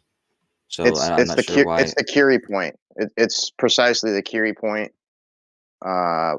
pertaining to the magnetic field and the core temperature. Like it's it's an issue. Well, they have a workaround for that. They claim it's because it's in motion, which is No, they had to claim it goes to the outer Per- core. They had to claim the outer core. Curry point has nothing to do with electromagnetic. Yeah. Really? See, there we go. About permanent magnet. Permanent You guys wanna magnets bet is what affects $1,000? this. What the Curie point affects. You want to bet $1,000? You want to bet $1,000? If you got a lawyer, $1,000, I got a lawyer. If you got a lawyer, we get our lawyers in touch. We'll draw this shit up and we'll put some money in escrow and we'll make the fucking bet. All right. Okay, cool. do not want to do that. So just Sorry, to clarify, Left the bet is that the bet is $1,000, and that they can't have the magnetic field be sustained, even in theory, in the core because of the Curie point. Do you want to bet on it? You said in the core. Yeah, that's what I said. That's not where I'm claiming. I mean, I don't think Left Lane was claiming that either. But that's you guys said it had nothing to do with the Curie point. Yeah, no, the magnetic field, the magnetic field that's the Earth, that the Earth is producing, but it's not producing the core. So right, because they moved it from the core because of the temperature, because of the Curie point. I mean, as long as I remember, it was never in the core. But well, you're wrong. I mean, as far as I remember, okay, my lifetime, it's always been in the outer core. Well, it's not just your lifetime. It's been over a century of a geodynamo evolution. Someone pointed out the Curie point problem. They moved the magnetic field to the outer core. Yeah, but how long ago was that? A few decades. Okay, well, I mean, like I said, if it's not caused by the core, then the Curie point's not relevant, which is what I'm claiming, and I guess Left Lane as well. No, the Curie point was directly relevant as to why it couldn't be in the core. Okay, and you said decades. Yeah, when was special relativity proposed? So what does it matter if it's decades ago? How does that matter? Because the thing that was just said by Dyslow was a claim that this is why it wouldn't work. That's not what he said. Yes, he said, you know why it wouldn't work? I'll tell you why. The Curie point. I said that they had to move it from the core to the outer core, and then he said, do you know why they had to do that? And then you guys are trying to say he's claiming that right now they're saying the magnetic field won't work because of the Curie point. Well, no, it won't work in the core still. Yeah, they changed the model. It doesn't even work in the outer core, and there's like 50 reasons why. Yeah, it's primarily because the magnetic field isn't emanating from Earth, rather through solar induction, something you've yet to figure out. Yeah, I mean, they don't know. Well, yeah, we don't know. We don't know what Dyslow's saying because he's saying something different than what either of us were saying. He was saying now, but regardless, no, that's a straw man. It still doesn't matter though, because the Curie point only refers to permanent magnets, which would be a solid magnet. It wouldn't refer to a magnetic field created by a flowing charge, which is so you could put the magnetic field in the core. I'm not saying you could. I mean, it's because it's not there. It's not a magnet. Wait, how it's way too hot. It's way too hot. Right. How do you determine that? The Curie point what's the Curie point of iron? It's going to be like probably 10 times too hot. Okay, so it's too hot to sustain a magnetic field in the core. No, to create a permanent magnet, like for the Earth to actually have a permanent magnet, like a solid rock magnet. So you're saying it's not a permanent magnetic field, and that you could sustain the magnetic field of the Earth in the core? No, I'm not saying that. I'm saying that it's not a permanent magnet, and it could not be sustained in the core. Okay, so why can't you got nothing to support that? When I say why can't it be sustained in the core, you're saying that it's too hot. Oh, now it's the temperature all of a sudden. Oh, but I was wrong when I said it. Because you were talking about why it wasn't possible, and why our magnetic field wasn't possible. If you were talking specifically about the solid core, then I misheard you.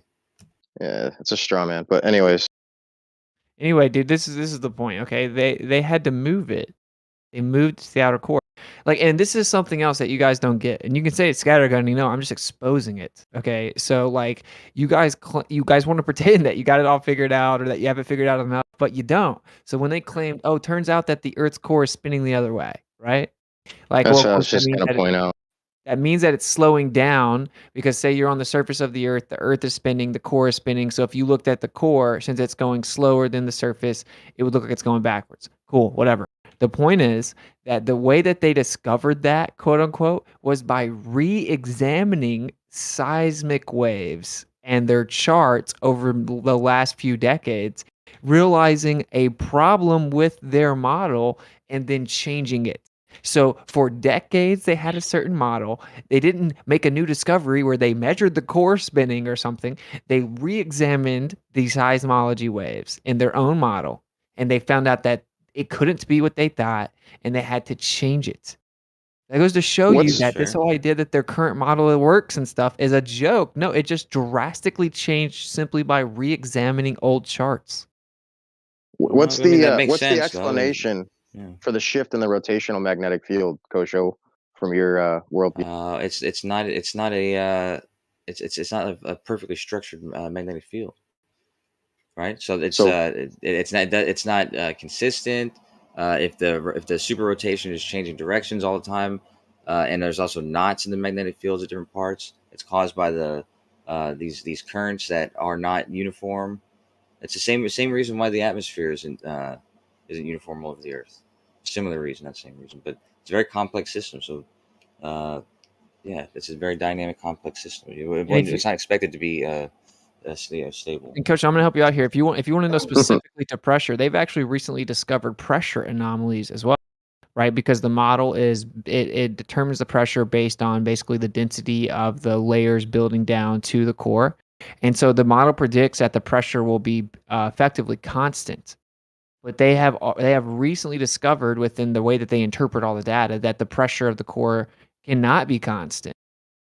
So they don't even understand the pressure of the core. This idea that they do is wrong. Their model says the pressure should be constant. But there are many scientists in your paradigm saying, no, that can't be the case, and writing papers as to why the core's pressure cannot be anywhere close to constant, and it fluctuates greatly and rapidly. Yeah, I wouldn't expect it to be constant personally, but I would expect the pressures to be similar to like in the atmosphere, like where it's relatively on average. Maybe you said there's averages that are similar, but yeah, that's why there's thermals, because there's temperature differences, and those temperature differences will cause it to be pressure differences.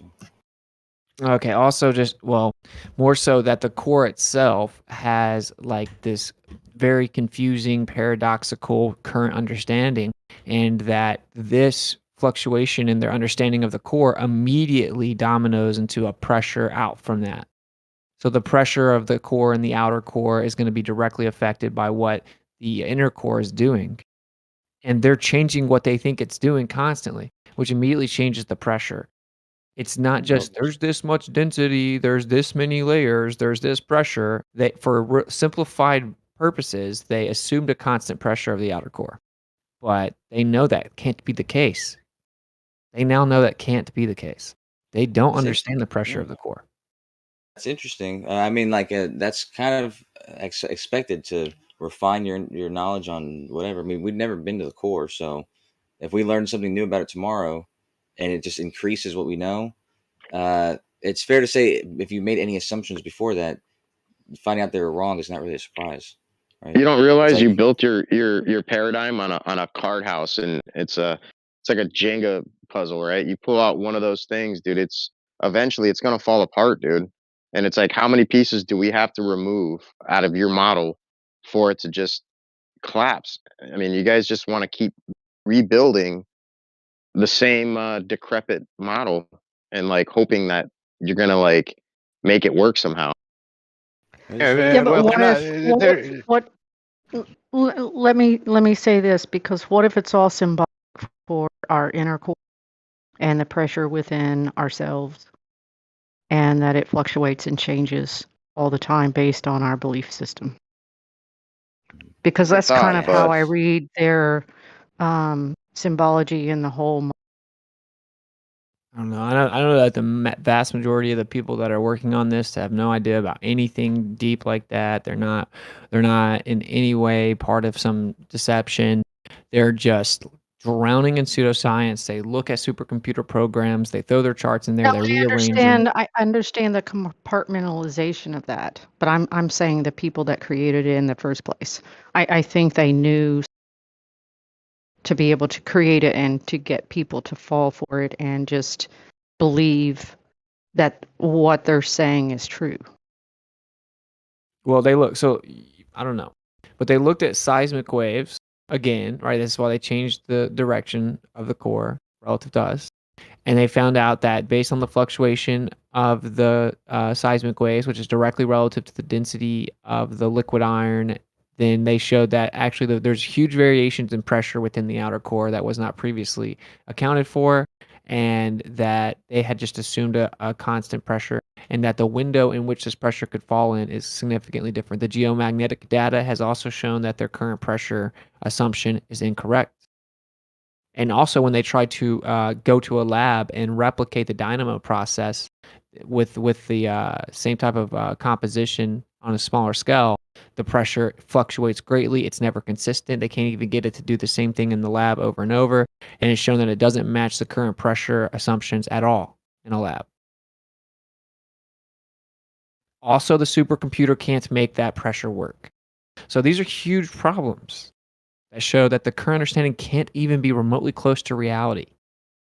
But the talking point is, well, that's how science works. Supercomputer is just programmed by man. So of course man's not going to be able to figure out how this place actually works or doesn't work. It's all a theory. Another thing And is they they claim put it's that made of theory iron. into the computer. They've discovered that iron can exist in multiple different phases that have different pressures and different temperatures. So, iron itself is a problem for the model. Iron has different phases that has different temperatures and pressures.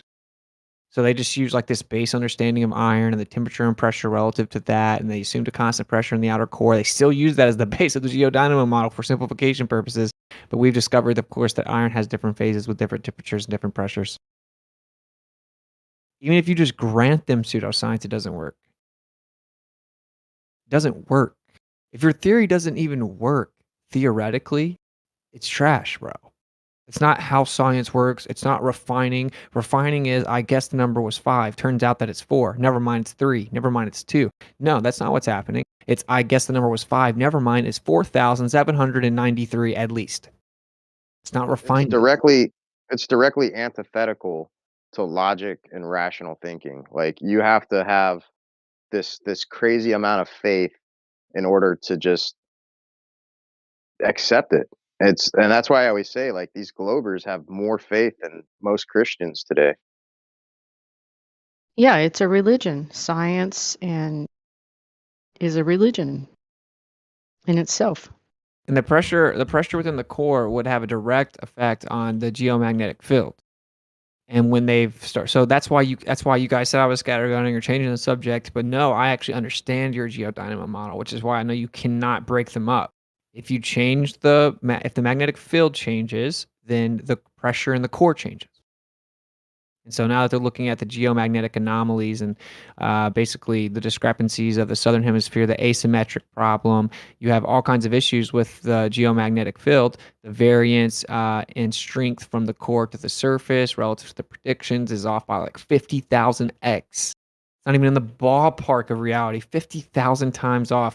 And when they take this magnetic field data and they show all the different discrepancies and different anomalies and the fluctuations, because again, the model actually predicts there should be a very slow and gradual change to the magnetic field, but we record rapid changes in different areas that are no way predicted with the symmetry of a sphere, right? So whenever they try to make sense of that data and they go over and pull it into the core, because it's going to change the pressure of the core is going to be directly relative to the geomagnetic field. They can't in any way even model out with supercomputers the pressure of the core. They can't even make it work. It's paradoxical. It doesn't work in theory.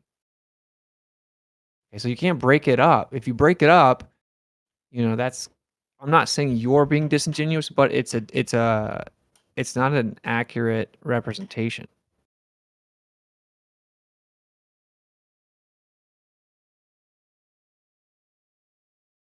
Just gotta have faith, man.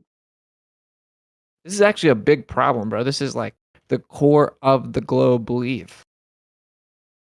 It's like, pun not intended. It's They'll this come isn't up with just an a conspiracy. answer. Just gotta have faith, man. Eventually they'll figure out a logical answer, maybe. But I actually But don't think until they then, can, though. well, until then, the Earth's still spinning and we're all flying through space. They got it figured out. I'm just gonna go back to my my movies and remedial activity. Someone will Hey, figure it out. can I chime in for a second? Kind of maybe off topic a little bit, whatever. But Austin, oh my gosh, your latest video, oh my gosh, I loved it. It's so amazing. Obviously, I'm gonna have to watch it a couple times, but I woke up in the middle of the night. Sometimes I miss your stuff, and I just said, let me just listen to this, and I couldn't go back to sleep for the longest time. Oh my gosh, it was amazing, and thank you so much. All praise goes to the Father, but you're on the front lines. Thank you. That is Oh, amazing. thank you. Thank you. I Well, it was cannot. pretty epic, wasn't it? I mean, like, yeah. Oh wait, is Shane in here too? No. Yeah. Hi, Shane. Oh, you're so far down. What's up, There's so Liz? many people in here. Oh yes, it was a collaboration on both of your parts. You guys, thank you, because I do believe the answers are up above, because it seems like that's the only thing they really can't change. Sure, they can, mess with the clouds and, geoengineering and chemtrails and stuff, but I didn't even see you in here, Shane. I sent you a message today. You guys, what a collaboration. I hope there's gonna be more. Sounds And maybe orgasmic. I'm sorry. Have you seen it? No, Oh. but now I'm like really interested. No, listen. I mean, like, could you guys, do like a little workshop on it for the people that have to watch it a little bit more? Because clearly you guys are gifted in this department. I mean, I am just I'm like, I got to block out time. And your music was spot on. I forgot to say that in both of your comments. The Yeah, I music love that was music. amazing. It was just Dude, so. so I definitely I stole the thing that you used, the artist that rap that beat, and then I found a couple more and threw it in there for the intro and the outro too. That dude's awesome. Whoever that dude is. It's like it probably didn't even take you guys that long. Well, I mean, maybe a little bit, but now I know the Walter situation. Wow. Like, I just can't even believe it. It's just amazing. What a gift. You guys have gifts. What a gift from Father above, because this stuff totally destroys it. Will you guys work something in there for like Ursa Major and Ursa Minor? How those go counterclockwise at some point, maybe too. Yeah, I haven't seen that, but What do you mean? You I mean, you I opened up Stellarium the other day and looked at it, right? And you were there, and I was like, I don't see what you're describing. I see it going the other way. Well, they do go counterclockwise, but everything in the north does. Well, that's what I mean. They go the same way as the rest of the stars. So it's hard to tell. Like you said, So they're it's going not the other way. so it's Maybe I not that misunderstood. Maybe I But misunderstood.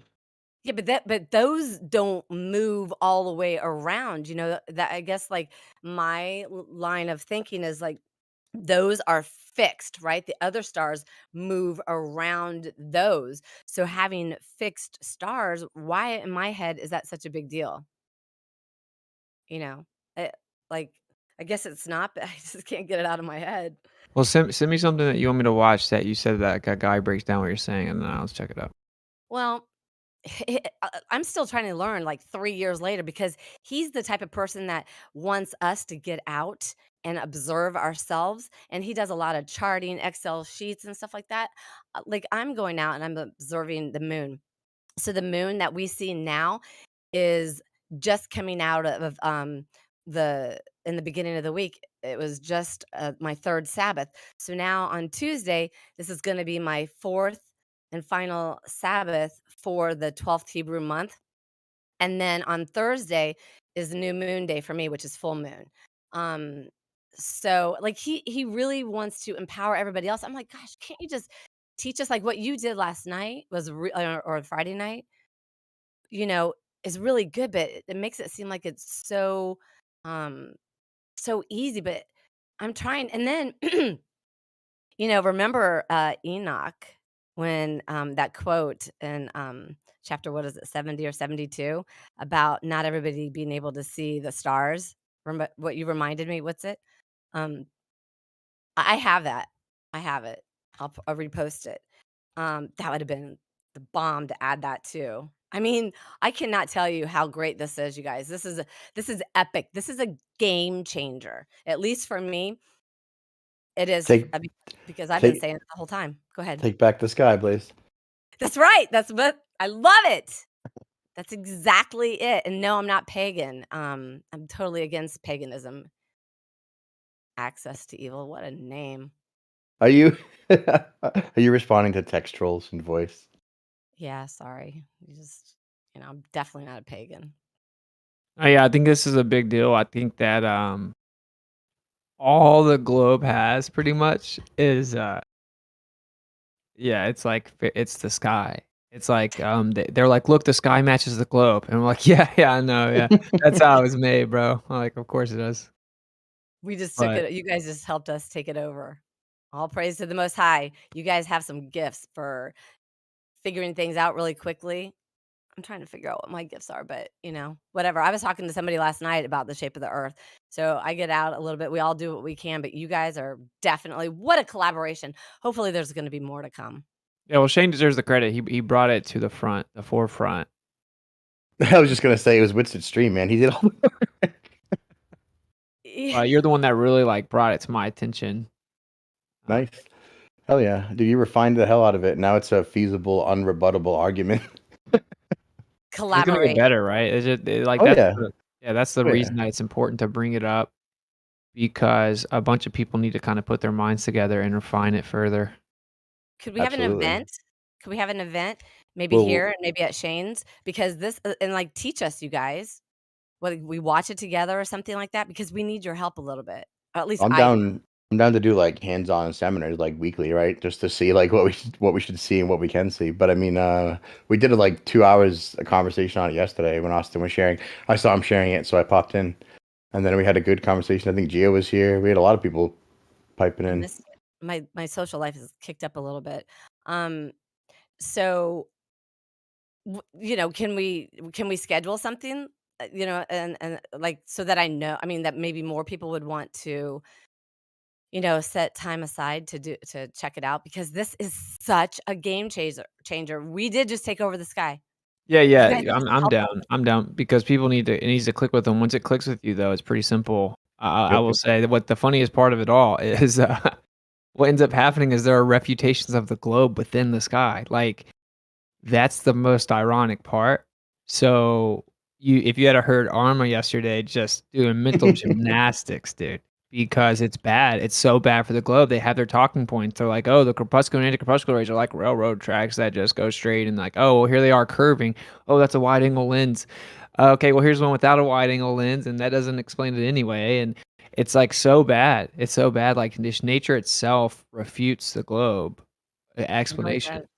The So Yeah, sky. that I was have Arma. Cool. I heard that part. I was there for that. That was like Arma trying to just claw at the walls to like escape from the inevitability. Yep. It's such a fun so description we of have what a happened. 13th month per the calendar that I follow. So Thursday's full moon is the 13th month, and so it's huge because my Passover is coming up. I think it's May 6th, and so there's going to be the moon is going to be ruling. The lead star is going to be Abib, and I think it was Hebrew or something, Tesemech or something, and then the sun is going to be rising with Hamal at dawn, and it's all going to be, I believe, around the North Star. So this is going to be huge for us to look for. So we've got like a month and a couple days. It's going to be huge. I really got to get the calendar situation. Yeah, But just when so do you you know. show? Have Volumes researched into the ancient gods being sky gods based All on the gods. stars and the planets and all that? Have you heard of First Enoch? Yeah, I have. I've read all that, but I don't necessarily follow it completely or whatever, because I've always wondered if Polaris itself isn't the actual magnetic pole. And that's why nobody can find it on Earth, and they just, toss it around with science and math. Yeah, I mean, I don't know, but the first Enoch is what brought me to the shape of the earth to even remotely give it a chance because I just, it was over my head in 2015.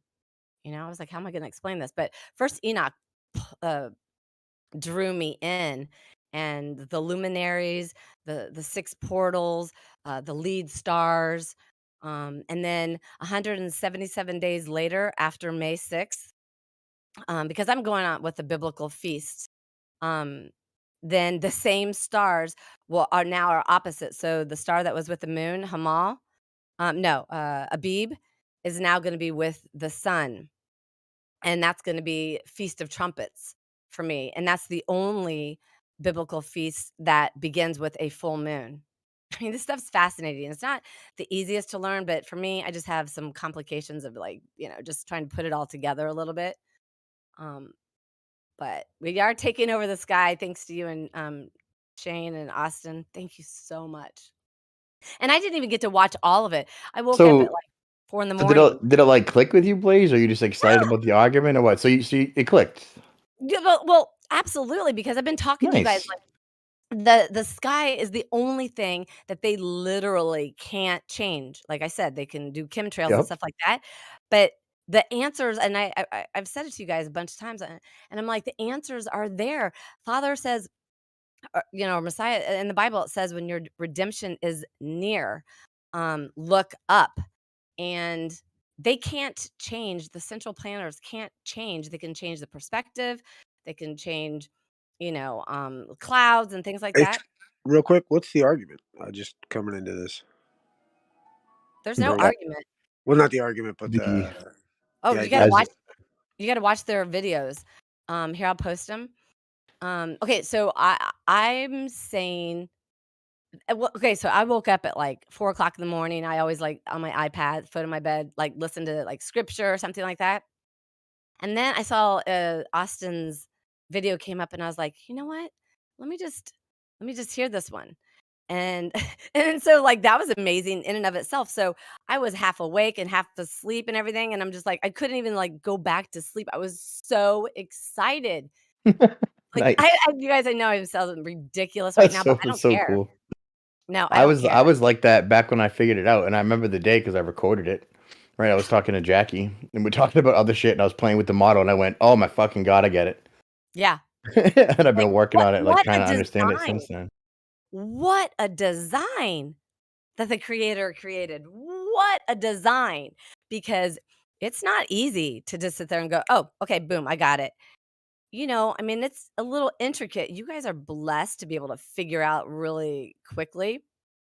Oh, I said I was going to post it. I can't talk and post at the same time. But And I may complicate it a little bit, but it's just fantastic. Here, I'm going to post these again. It's nice to hear, Blaze, that you're looking back at the sky. I do think Yeah. it's important, not just geometrically, but spiritually, even if you ignore all the geometry of it. Yeah. And It's I'm not important into the symbolically geometry. and all of that. Yeah. It's amazing because it's one creation. This is what I've been saying. It's one creation. And unfortunately, I got into a little bit of an argument on another server, believers and everything. And I love them, bless their heart, but they wouldn't let me talk about the calendar. And you guys are amazing. You guys have been dealing with me talking about the calendar for like, I don't know, 8 months or something. And I'm still trying to figure it all out. But there's definitely something there because it's one creation.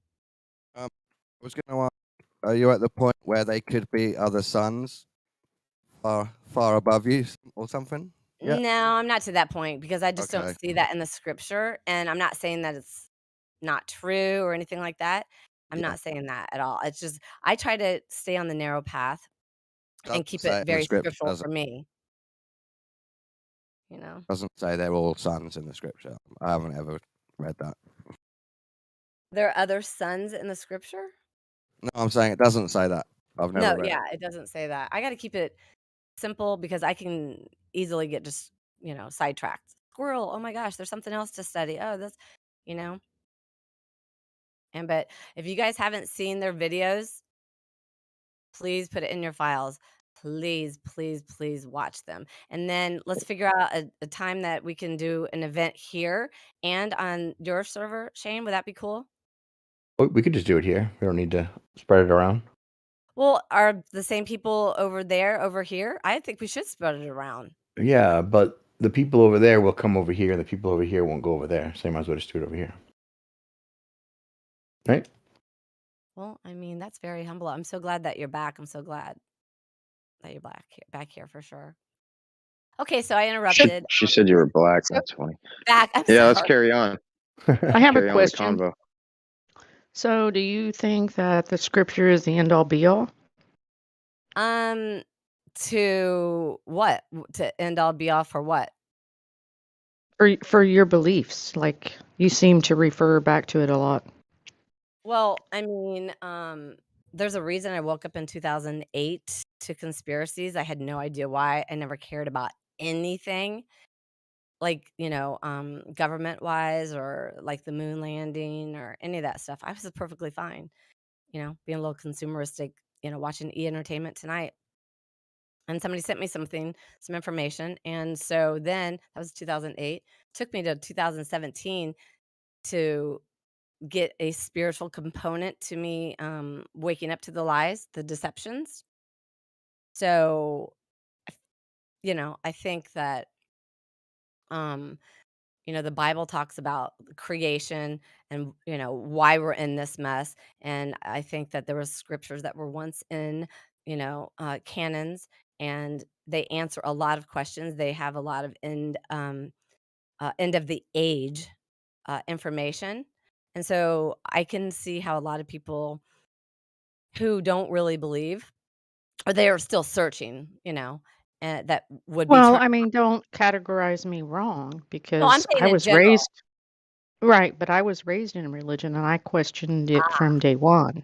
Yeah. Well, So, and yeah. I questioned the ball earth from day one because I got stood in the corner when I was like 6 years old for questioning the ball because it never logically made sense to me. So So I've always been in trouble for questioning logic that Well, didn't make sense to me. So, that makes a lot of sense. So now I understand your question, because here's the thing. Your spirit must have seen the hypocrisy in the church, because that's why a lot of atheists are turned off of the church. And for me, I do believe it's prophesied that, in the end times, people are going to be waking up and saying, "Hey, you're my God," and they don't belong in church. They're going to go back to meeting in houses, and they're going to go back to, the Bible says that they go back to the ways of the Most High.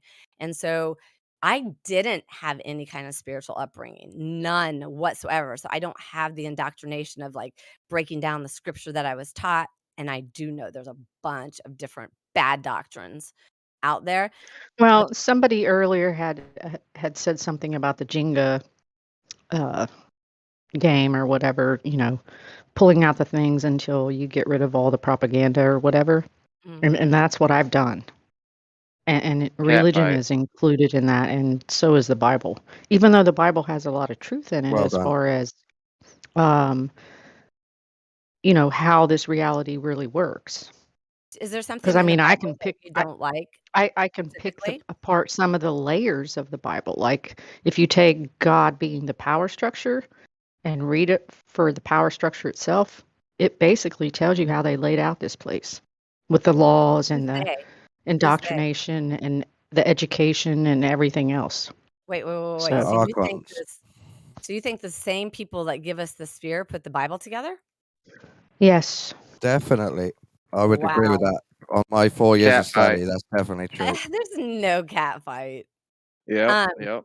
I think that is a really on guard way to be. And I think that that's, somebody said something in my Telegram group that Well, said, you know, it was really good. I could probably read if I could find it. But he said something that when you wake up, are you seeking your truth or the truth? Right. So I would say, what is it in the Bible particularly that you think is a conspiracy against us? Because from what I understand, the book is Oh, Bryce, supernaturally I could written give you hours. I could talk to you hours about it. over 40 different authors over thousands of years. And No, no, prophecy, no. I'm not saying it's completely a conspiracy against us. That's not. I mean, you're putting words in my mouth. That's not what I oh, said. I'm sorry. It's written in layers. Like you can go all the way down to the layer of yourself, and if you figure you're the God and you control everything in your life, then you create your whole reality, and you condemn people and judge people, and you do all the things of the Old Testament to other people. And then when you realize that you've done that and you've been programmed to do that and everything else, then you wake up one morning and you're like, oh my gosh, I'm more like Jesus because I'm more tolerating of other people. Jesus specifically talked about the It's Torah the it's a entire time. story. Yeah. Well, but hold on a second. So, I hear what you're saying, and the God that I serve gives me free will. I can either follow him or I can go out and do whatever it is I want, right? I believe that he gives us free will so that we can Right. in turn follow him. One second. To So we can me, I don't serve a God. Okay, but hold on one second. Hold on, Linda.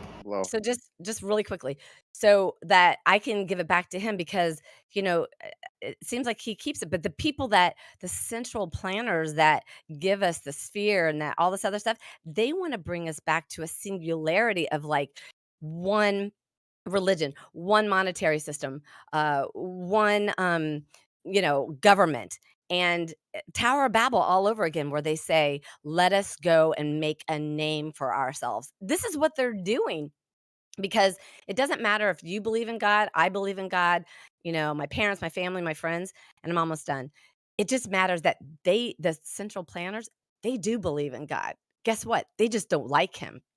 And so they're following, Yep. they don't really know the scriptures. They're following, a bad doctrine, and they don't know what's going on. They're following a doctrine. And I coined this Eve effect, but remind me and I'll tell you what I got out of my prayers, but I want to let you go because it was kind of long.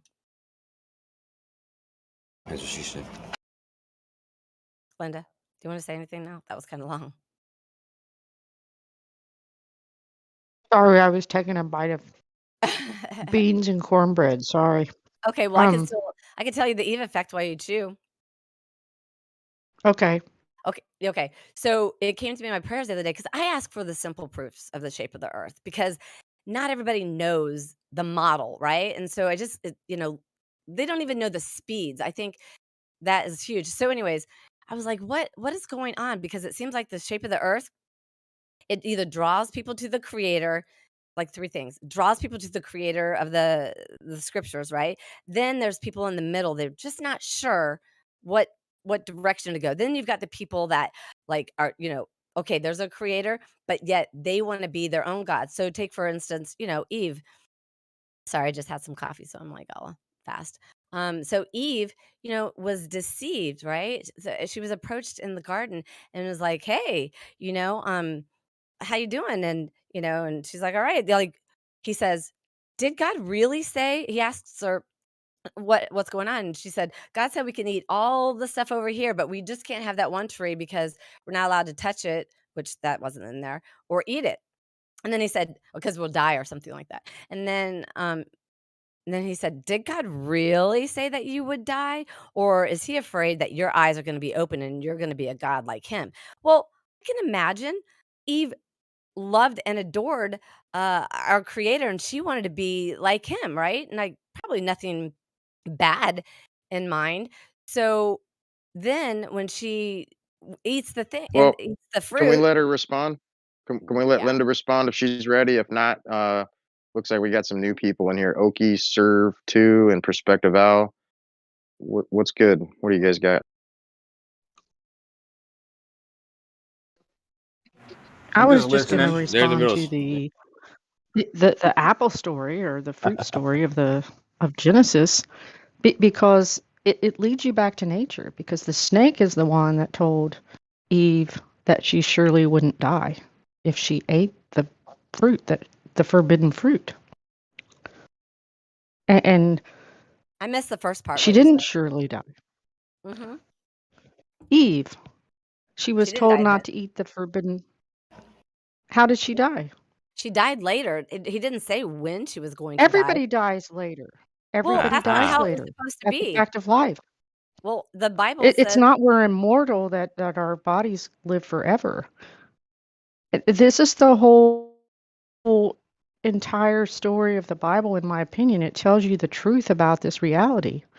Our bodies will die. We're not, our physical bodies aren't immortal. well, But it Satan. Our says that we soul were might we were be. originally made not to die. hmm But Yeah, but Satan. do you actually believe that? Is man wrote that? So, I don't know why. I I don't know mean, how you're anyone alive could believing. think they know what the creator is or isn't capable of. Could the creator make you not die? That's what I'm saying.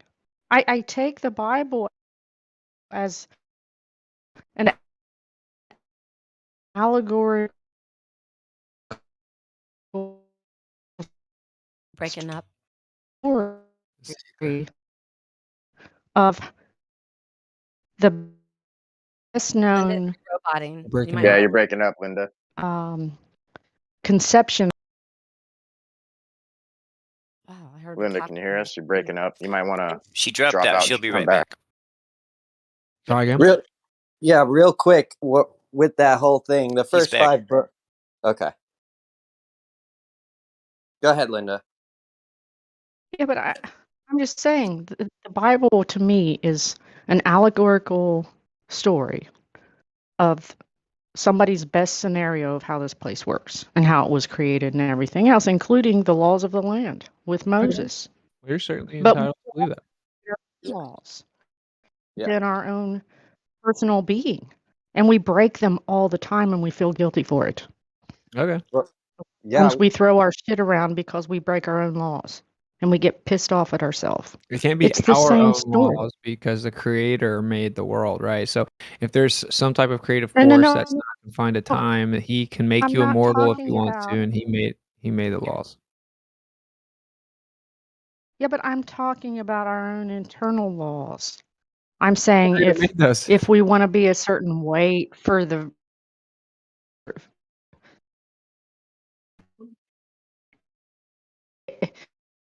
and we gain 50 pounds, then we broke our own law that we had for ourselves. I'm not saying that. I mean, there's laws of the land, yes. Nature doesn't have the laws that man has, like pay your taxes and pay your bills and all the other stuff. Yeah, but what about the moral laws that are built inside of all people? Are they built inside of all people? That's Absolutely. arguable. Yeah. It's even been demonstrated in many different ways. Like children have been studied, and they've done fall tests on children. They've tested all kinds of different moral aptitudes. And I've tested my own children, and they were not moral to start with. They had to be taught that. You say that, but there's been many Do you have studies. children? Have you ever done this? Yeah, Because I did. I have a child, I've but she's a I've baby. But told this story before about my daughter pulling off the legs of grasshoppers because she wanted them to stick around and play with her. okay, yeah. So I heard you tell that. I heard you tell So, that story many times and kind of changed that story in the midst of telling the story. oh my So gosh, here we go. yeah, I Okay. just I letting mean, you know what I heard.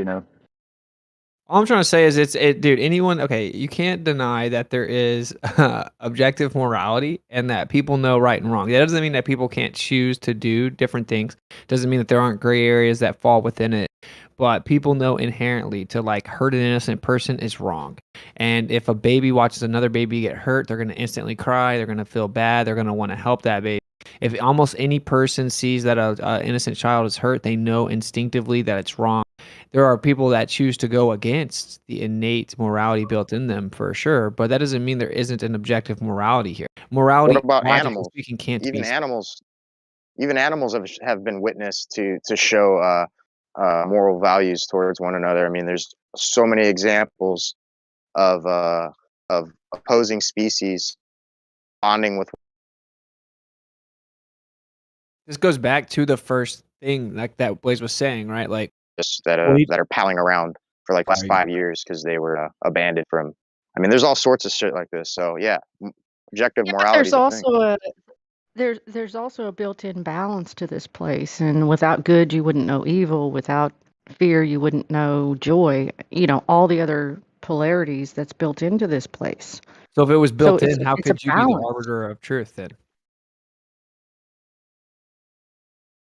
That's my question. If it With was all these built polarities in, built in, whose truth is the correct one out of all those? whoever built it Who in, gets to say whose truth is truth? it would be whoever built it in, though, right? Like that's the point. Like you're saying it's built in, and then you're saying it's all based on the individual. It can't be. We didn't build it in. You didn't make yourself. You were born. What about the people that lived before you? You're not a god. I'm not a god. We didn't make ourselves. We didn't build this place. There's a No, natural, objective order. we didn't create our physical being, no, but we create what our mind believes throughout our entire lives. That's on us. Somebody Yeah, else it's on didn't put you. it in there All for free us. will. That's Those us. things. Could I just say that those things are on you? You know, when you go against your very nature, when you go against the purpose in which you were created for, then you will come to a point where you don't have control over your mind in the sense that you can uh, know the difference between right and wrong.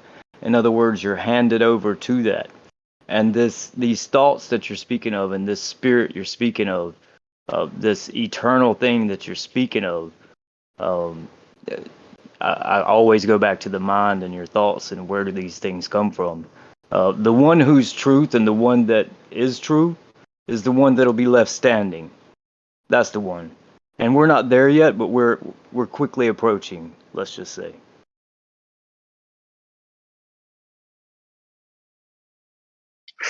Yeah, while we're talking about thoughts and mind, I just wanted to say that your thoughts is what determines the quality of your mind. So depending on the things you fill your head with is what the outcome of your perception is going to be.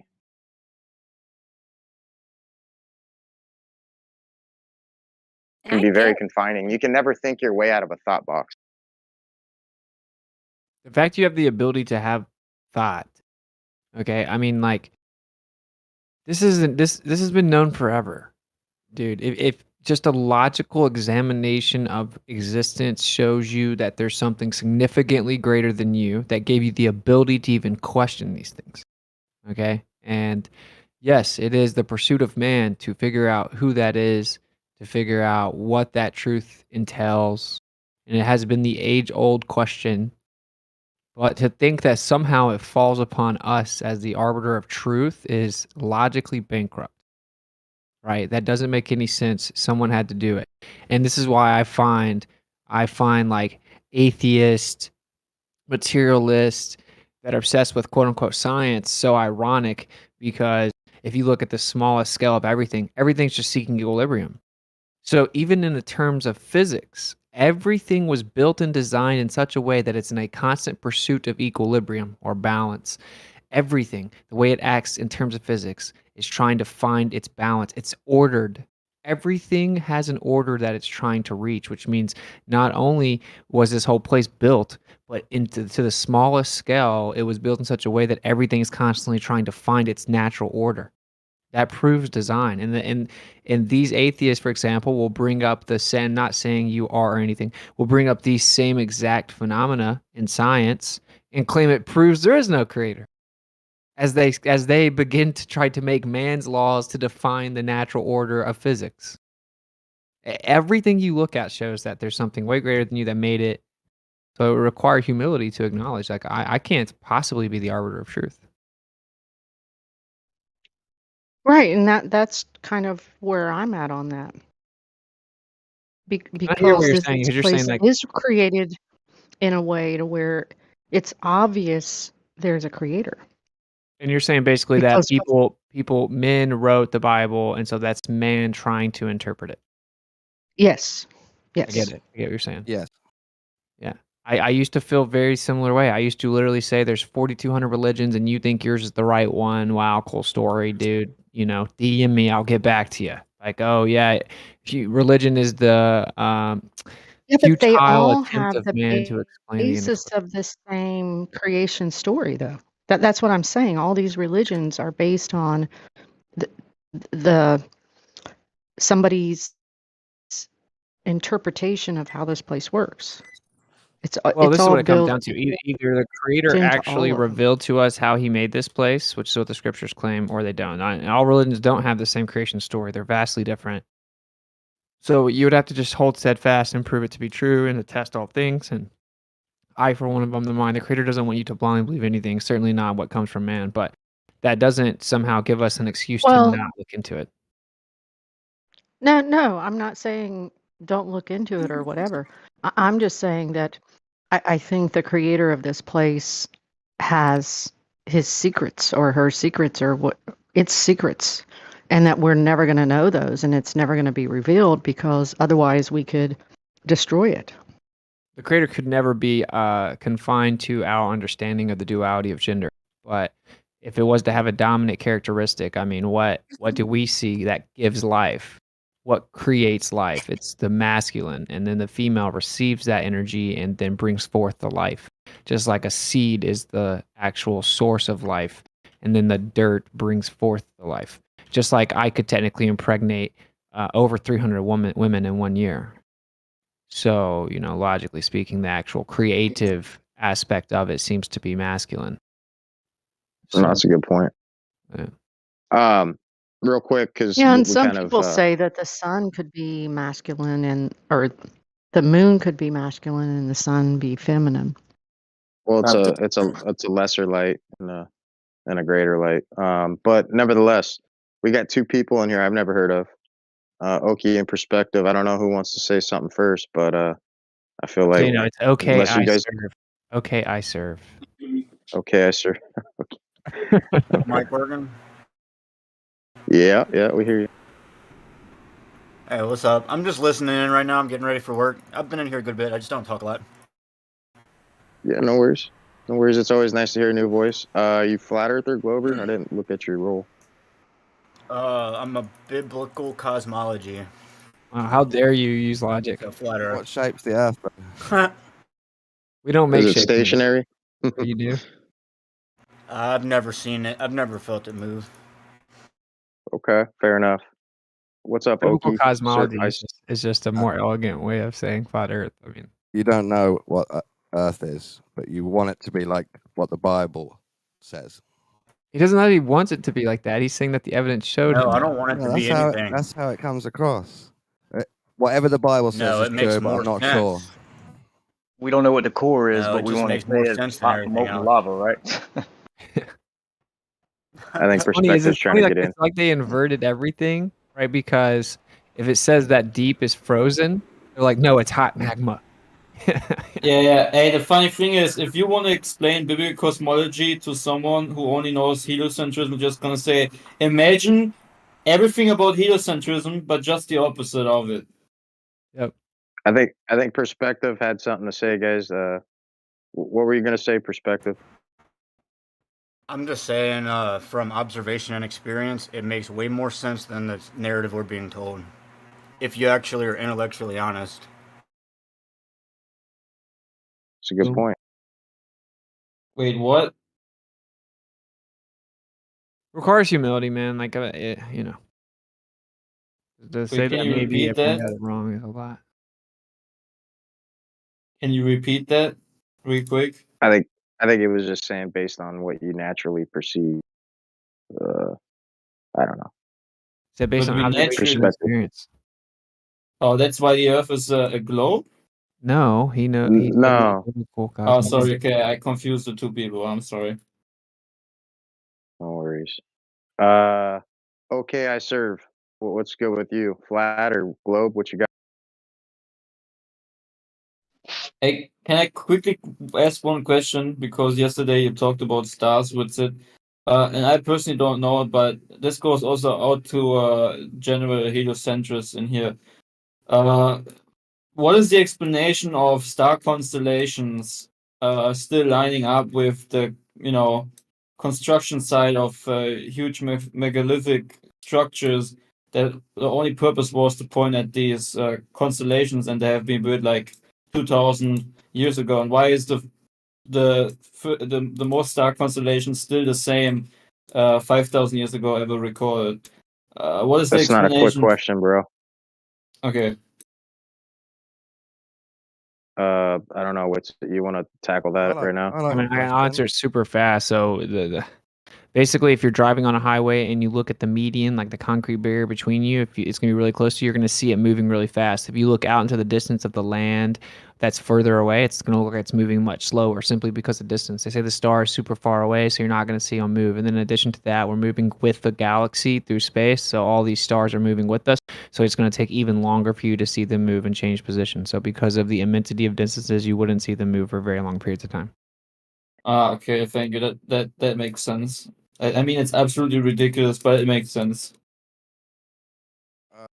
My answer, Clay, is that the ancients were obsessed with the sky, so they wanted to replicate it on the ground because they believed the sky included spirits that they could appeal to. Quick question: was the observation of the sky the conclusion that on a spinning ball? Oh, that's interesting. I believe some of the elite astronomers in the past did know it was a globe, but Site one. most people thought it was flat. Site one. Not the Egyptians. Yeah, not the Egyptians. I'm not going to cite one. I'm just saying they used to have telescopes. Some people would have worked it out. They're smart enough. Not the Babylonians. To know it's a globe. Yeah. The dude. I have a quote from Copernicus saying, "It's important to understand that it does. This is just a hypothesis, heliocentrism, and it's not even important that the hypothesis is probable or true. It's just an idea, and it should definitely not be taken as absolute truth." I think Skylane wanted to say something.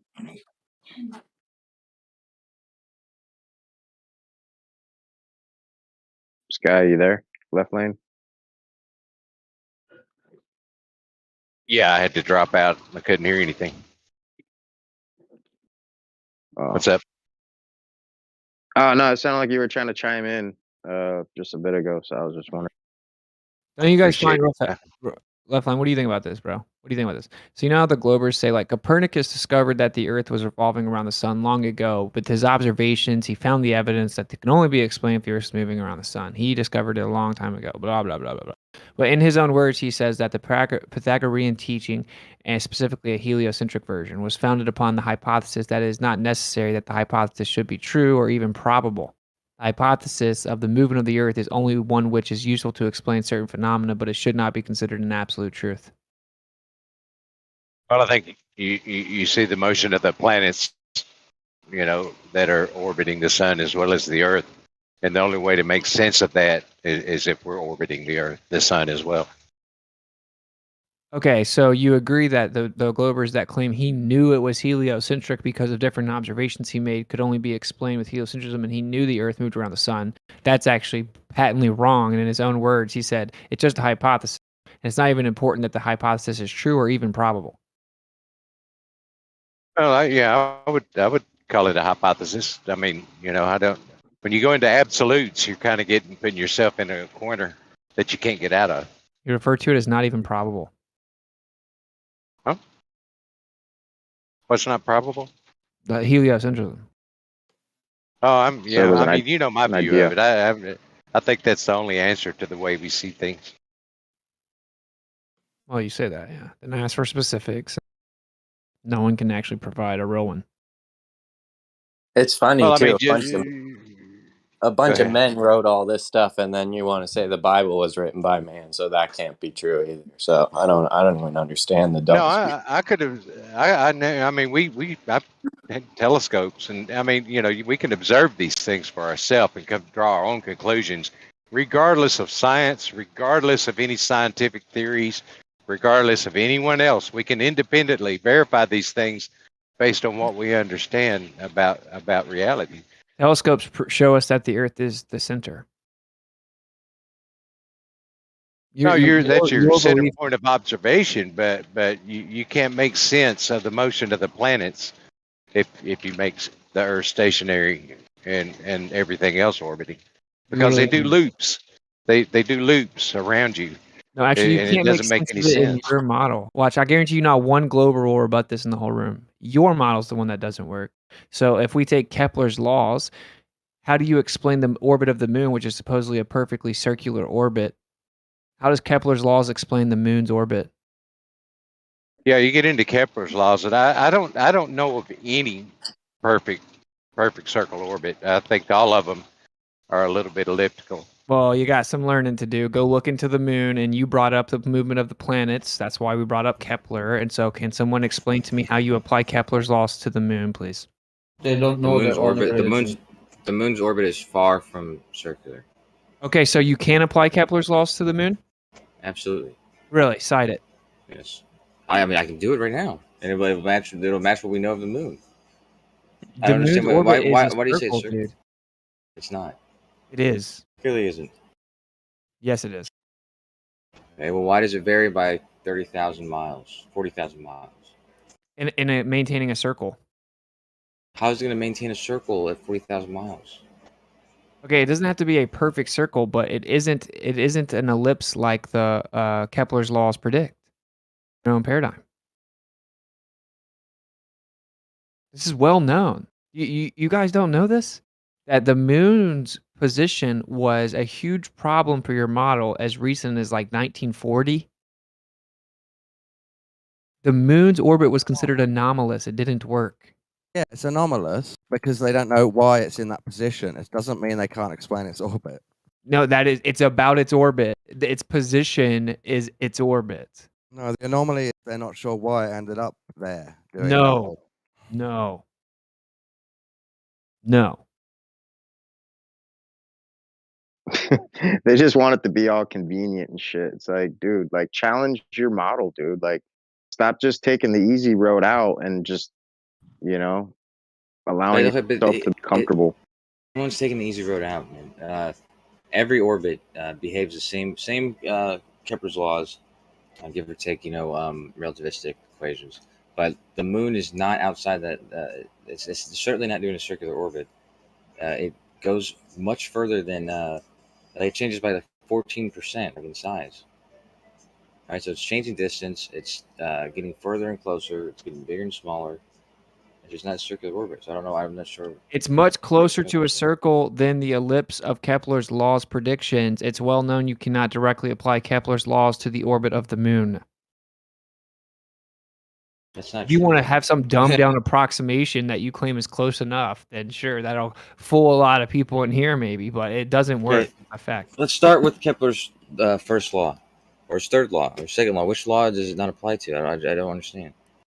If you take Kepler's laws and apply them to the planets and then apply it to the moon, they are not the same.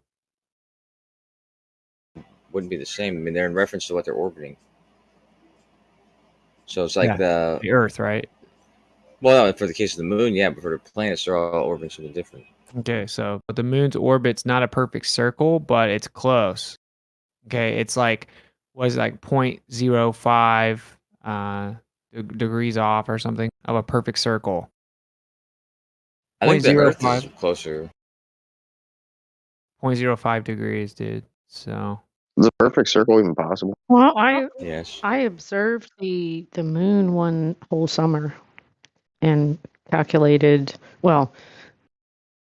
observed it at the same time every day or whatever, and it backtracks. But it also goes kind of in a spirographic nature. Yeah. So It's slower each day and goes further east each day, Yeah. but then all throughout the month, like each month, it'll go. it goes inward and outward, and it doesn't rotate in the same path like the sun does at all.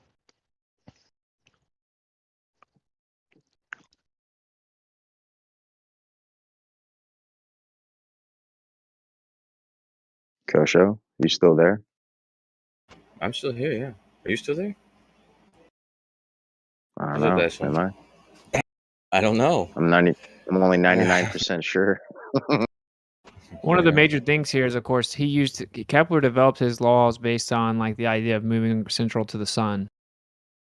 So then when you take it over to the moon, well, they say that, of course, the primary gravitational relationship is the Earth.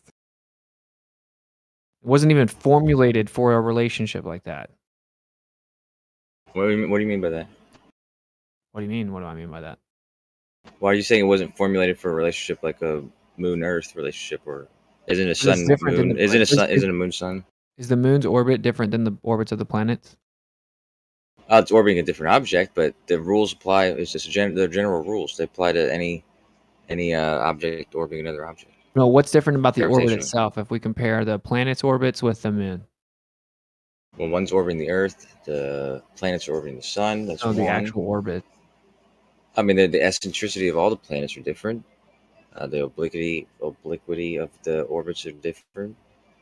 I mean, there's a lot of differences, I suppose. Okay, well, your model claims that there are perturbations due to the gravitational well of the Earth and that the moon's orbit is closer to a circle and it is not a perfect ellipse. Well, ellipses aren't perfect, and I just don't understand. I've never heard that claim before. Like, I if know you the have. moon's the Earth's orbit is much more, it's less eccentric than the moon's. What'd you That's say? why I don't get the Earth's orbit is less eccentric than the moon's orbit. Why So the does the moon's orbit moon's is more orbit eccentric. why does the moon's orbit change over time? Well, its distance changes. Tidal forces between the Earth and the Moon, and the planets acting on the planet's gravity acting on the Earth and the Moon, things like that. Okay. I encourage you to look further into the difficulty in explaining the orbit of the moon and the history of it, all the way up to the mid 20th century. Okay, but I mean, is there? I don't understand why there's. I don't know. It's like Kepler's laws are general laws. They apply to all orbiting bodies. They give or take, like I said, relativistic. But the moon's not outside of that. And if there's something specific about Kepler's laws that the moon doesn't obey, I'd be interested. But I certainly don't think it's the case. It's nearly circular. It's like barely off of perfectly circular.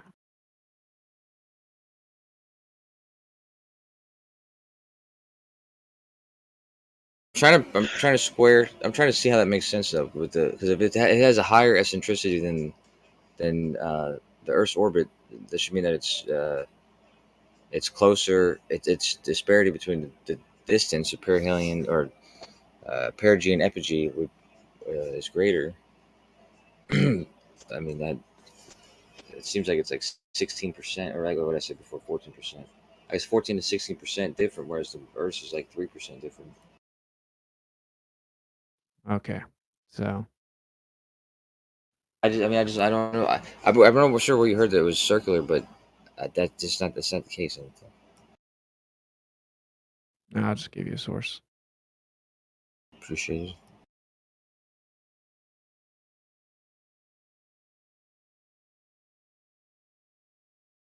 All right. Well, shit. What else we got?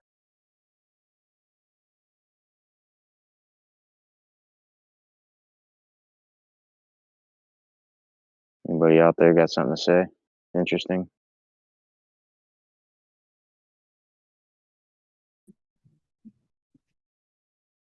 My cat's breath does smell like cat food. Okay. I thought this was shit show Sunday, Deisler. We had that yesterday. Today's I don't even know what fucking today is. Sunday. Yeah. Prepare to go Snowy back to work. Sunday.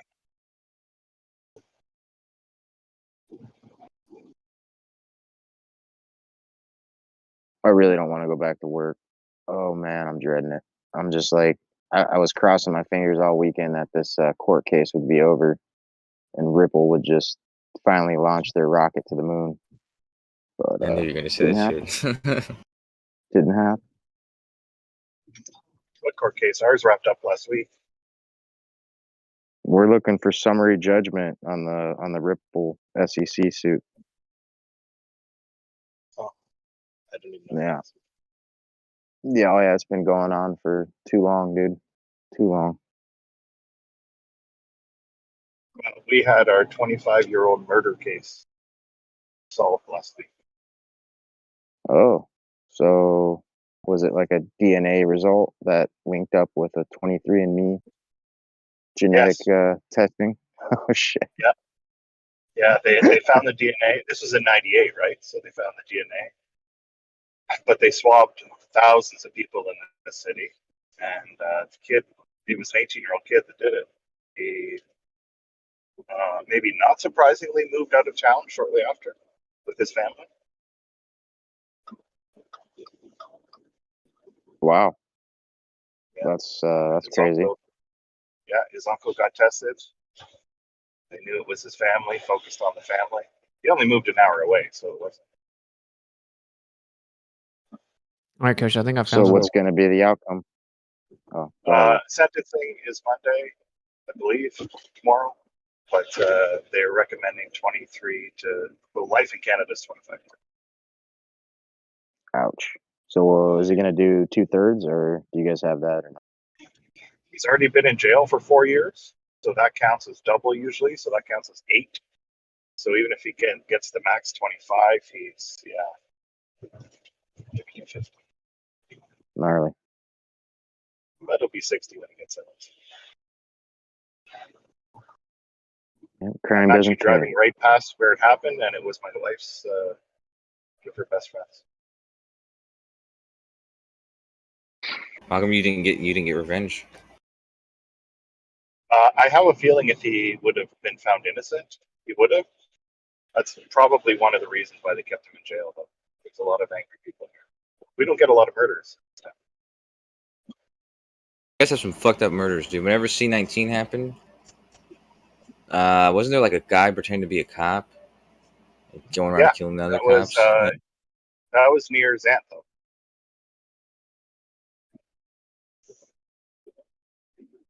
That was in the East Coast. Right, was he a cop? Also, no, he was a dentist, wasn't he? He was a dentist, dude. A Canadian dentist. And he was going, he killed the cop, stole their car, and was going around pretending to be a cop, killing more people. No, he bought a car from like an auction, and then got the decals printed from just local printing stores. Right, what are those called? The decals, the decals. Okay, I was just making sure we're talking about the same thing. I never heard anyone ever call them decals. Yeah. Decals? Do you call them decals? Canadians, dude. What the hell? Stickers, bro. Stickers. Stickers. The stickers. Dickers. Yeah. But yeah, he killed, I don't remember, 8 people, but that was considered a massive. Quite a few, yeah. Yeah, sure. I mean, and he was on him. It was crazy while he was on the loose. Like it's like, I think he was just trying to have some fun. It was weird. Yeah, I'm not sure that's the word most people would use, but I think he might use that word.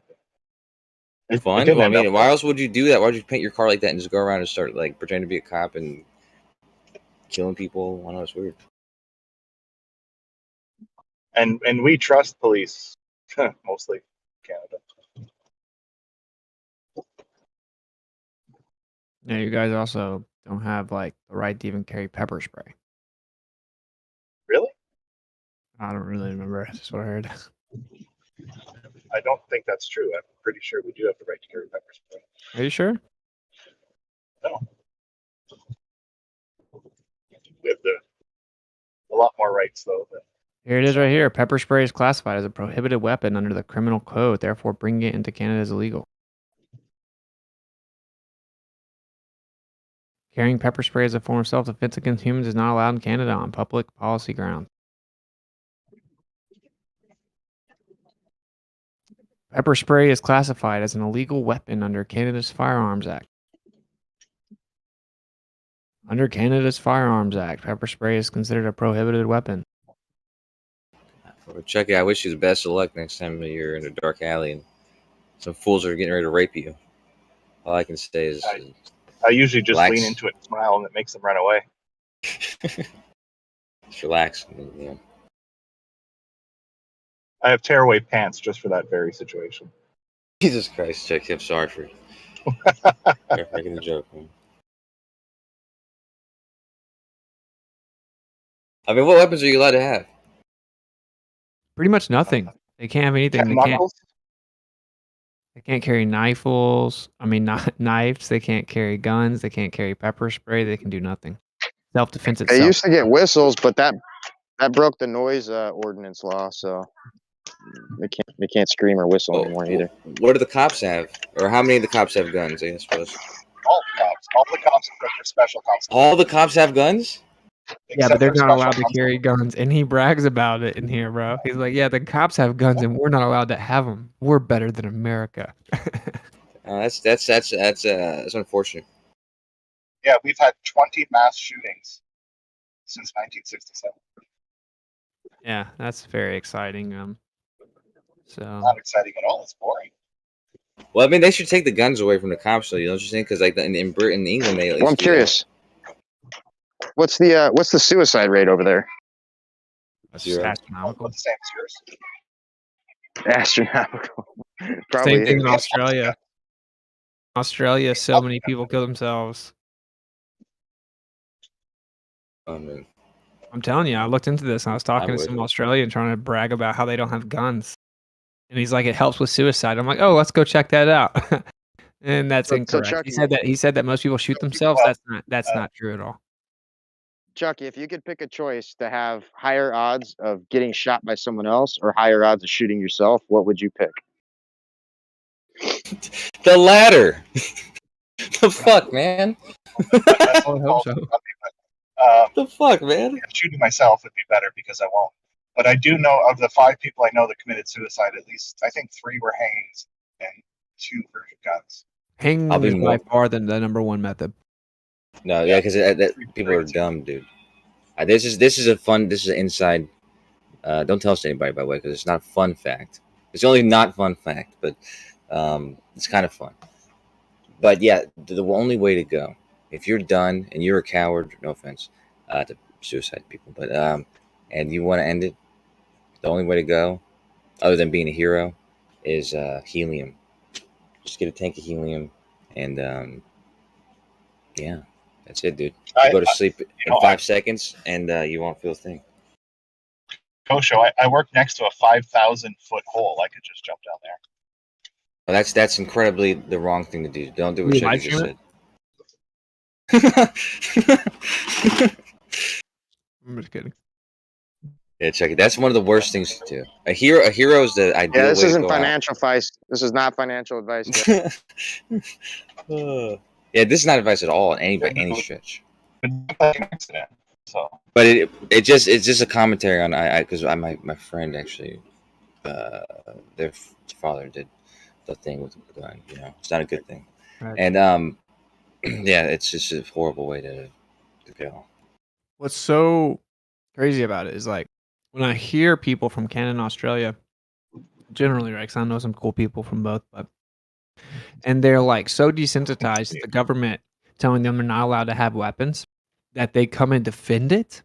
I'm like, oh, this is why America can never give an inch on gun control, because what happens is people begin to accept it, internalize it, normalize it, and then they even shift into defending it.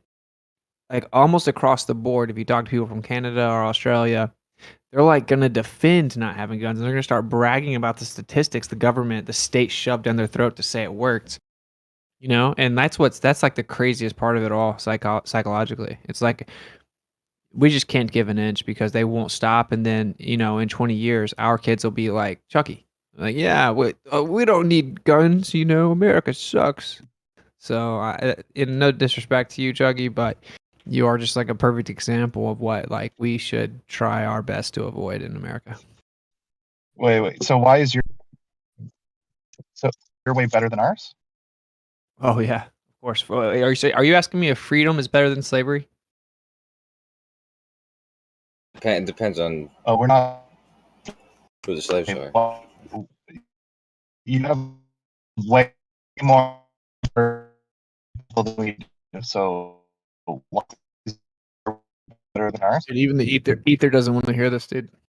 I was going to say the same thing Chucky just said. I'm curious. I couldn't hear what he said. Oh, it was a good one. It was good. That was the home run. It was really good. Yeah, I mean, I was impressed, and I wish I would have thought of it. You should maybe Although take that video clip and write a book.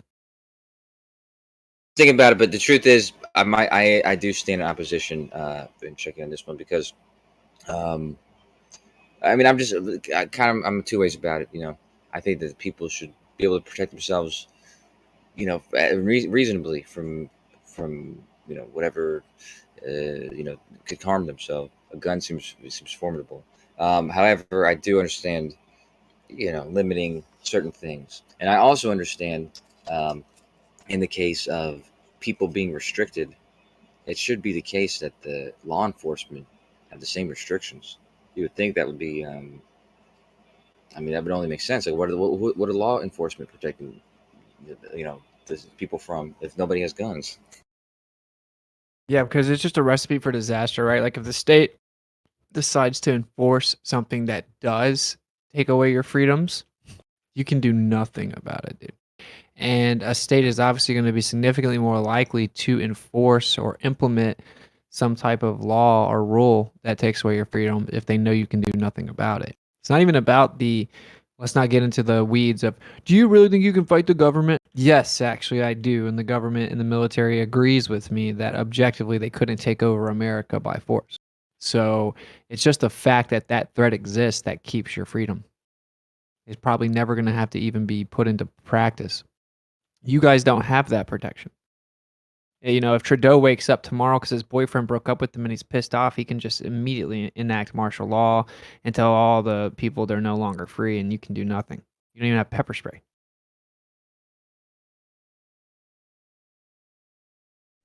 Yeah, absolutely. As a Canadian, I have to say our prime minister is a little sissy boy, and don't agree with the laws with the guns, and don't let them take one gun away from you. That's a fact. Yeah, All exactly. the way. But America is really degenerate in lots of ways. But when it comes to this, they're pretty A1. Like, as soon as they start talking about gun law, ammo sales shoot through the roof. You know, every single time people go buy guns and ammo. Every single time. The opposite It's called happens. Yeah. it's called the threat of mutual destruction. No different than the Cold War or whatever, like with Russia and the U.S., where they got freaking nuclear arms, so they're never gonna, hopefully use them because it would be Actually, I think non-advantageous for either party. Yeah, I think Let me clear up but one in America, misconception that. Oh, sorry. oh, I was just going to say in America, though, don't you think they're gearing the children with the mass shooting drills and all the other stuff to be afraid of guns so they won't own any when they grow up? Yeah. So they won't have to actually enforce gun laws. The kids will just throw away all their parents' guns or burn them or turn them in when their parents or great grandparents die, that kind of Or thing. even grow up to demand gun control, yeah. Right. Okay, Or there's for at least also one a of them. misconception about Canada about guns, right? We are allowed to own guns, but you got to go through hoops. Like, for example, you got to take a course. You got to fill out an application. You have to put in 3 members that they know. What's the equivalent? The CIA calls these members, make sure you're not a whack job, right? Then you got to join a gun club. Then the gun that you have has to be stored in your house, locked, and you can only take this gun from your house to the gun shop on the days that you go and shoot. If you're caught with that gun in your car any other time, you can face charges. So that's the truth. Well, I mean, And that's of course, you can that's have no hunting different guns. than what we got. Well, Absolutely in different. Tennessee, if you're of age and don't have a felony, you can just go buy a gun. I And you know. can carry your gun. If you happen to know like a drug dealer or somebody who just sells them, you can go buy one from anybody. You can be a kid and buy one. You gotta be Yeah, but careful. that's That's about the illegal laws though. now. Of course, You gotta the be laws. careful. Actually, if you buy a gun that's illegal, then you can get in trouble. Yeah, but you Yeah, I could guess buy a gun that's missing the Serial number. or Yeah, the you can get in pistol. trouble. I'm saying it's missing the pistol, that whole section that you buy from one of those gun stores, and they can legally sell it to you. Yeah, I Like don't know if you guys. the trigger. Yeah, I don't know if They're you guys. firing. Noticed that. What coming through? Yes, sir. Hello. Crypto, we hear you. Oh yeah, sorry. Yeah. Yeah. Do you guys hear this the stat that came out? I don't even know if it's true or not, but maybe you guys can elaborate. But apparently, 90% of gun crime was done by Democrats last year, which I find quite interesting, considering they're the ones campaigning to remove guns, or at least control guns. Did you guys hear about this? I didn't hear about that one, but I heard about this, and I heard about the different one. I'm sorry. Just go ahead. I'm not going to say it. Just go ahead. No, that was it really. I was just if you guys heard about it. If not, then it's just. I mean, I haven't heard that. I haven't heard that. But where'd you hear that from? I'm curious. I mean, just I don't, as you know, I don't listen to mainstream news because it's all lies. But I had a couple of people email me with sources saying that they'd started doing this. I mean, I think probably what had happened is that they wanted to basically blame Republicans for gun crime, right? And then say, well, this is why they don't want gun control. And then they found out that it was the opposite, and they tried to sit on the study. That's what I think's happened. But I can get a source for you if you want. What? No, but what? So make the claim again. Like, what was the claim? Was it about the mass shootings, or was it about just murders in general? Oh, I don't know. Okay, fair enough. Because I mean, honestly, I could see both being true. I mean, like mass shootings are really just kind of like sick people. I can't think of what would tie them to a political party, but if you're talking about killings in general, typically those are in like big cities, which are usually Democratic. You know. Right. So then that's interesting, isn't it? Because then it's like, okay, cool. So you've got a political party that's pushing for the control of something, but actually it's those people who have that mindset who are doing all of that stuff anyway. But when you understand that they have that need to control, then of course it makes sense that they're the people going around killing people, because they're the ones who are most likely to be pissed off with people who aren't doing things that they tell them to do, right? So that to me, it just makes a lot of sense. So, okay, cool. So you want to control people because you can't control yourself.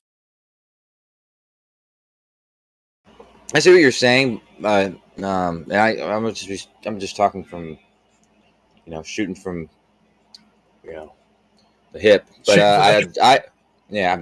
I personally, I can see, like I said a minute ago, I can see why it could be correlated, but I wouldn't. To me, it's just like a huge jump to think that that's like it's correlated because of the personality type being like how you described it. I wonder if it has something more to do with like the thing I suggested. But that's, like I said, I haven't even read the thing or even know what the specific stat is. So. Fair enough. Well, I'll look more into it once I'm better informed. I'll tell you what, though, there is a statistic I read, and it is shocking. But it said that 9 out of 10 people involved in gang rape actually enjoyed it. Did you know that 100% of people who drink water die? Oh, shit. That is upsetting. Yeah. It said on average, every human on Earth has one testicle and one ovary. Finished. Yeah. True. Enough stats, though. I'm sure he's probably fucking taking notes. Yeah, I mean, look, I get the point you're making in Jez Culture, but at the same time, like, some statistics actually are meaningful, especially, obviously, if they're true. And so, yeah, I mean, I think everyone here is intelligent enough to understand that, averaging out all of the testicles by all of the people is meaningless, because it doesn't mean everyone has one testicle. But when you're talking about, like, the types of people who would commit gun crime are already not necessarily normal people. We're already talking about on the fringes, aren't we? We're talking about extreme people with extreme ideas. But it doesn't strike me as though Republicans would be the kinds of people who would want to carry guns, but also make the actions that would lead to other people wanting to then take those away. That doesn't make any sense. Like, why would you do that?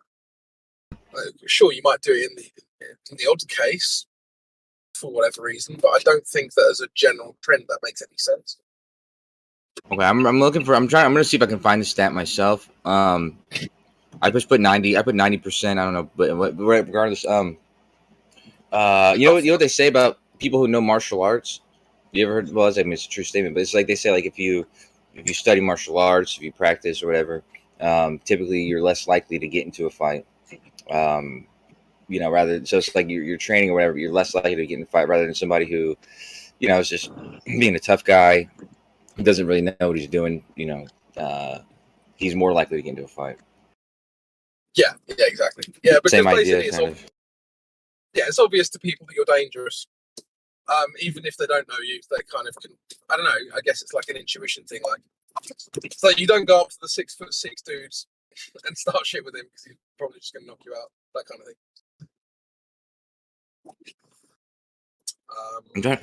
I'm seeing a lot of stuff that looks similar to what you said, but I'm not sure exactly the source. So that you said so, but regardless, it seems like there's. It says it's different region stuff. So I guess you looked at one that was about the country as well as in total, right? Yeah, but I suppose if you break it down by region or city or whatever, it obviously it's going to differ based on the demographics and yeah, that kind of thing. Like I said, the urban area thing or the city area, like Chicago, for instance, almost always one of the deadliest places, right? I think the only thing that could undo that is like there's also a lot of dangerous cities close to the border in Mexico, and some of those are usually Republican cities. But yeah, typically places like Chicago, New York City.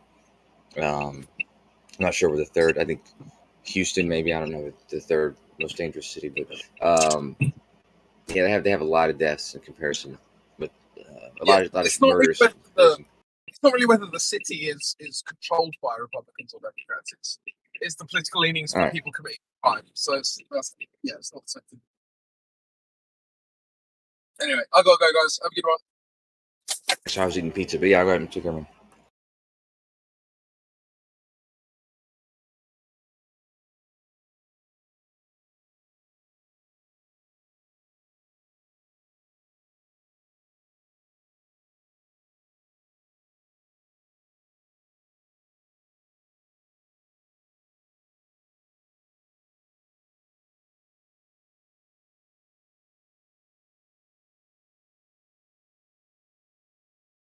See, this is how they try to get you with morality, right? They try to make the argument, okay, if nobody has guns, then nobody could hurt. Nobody can go crazy in that moment and shoot somebody. And they use that argument, but if a greater power like your government decides to go against you, then you're helpless. So how do you square the circle there? But if you live in a country where your government would do that to you, you live in the wrong country, dude. We fall for it. Yeah.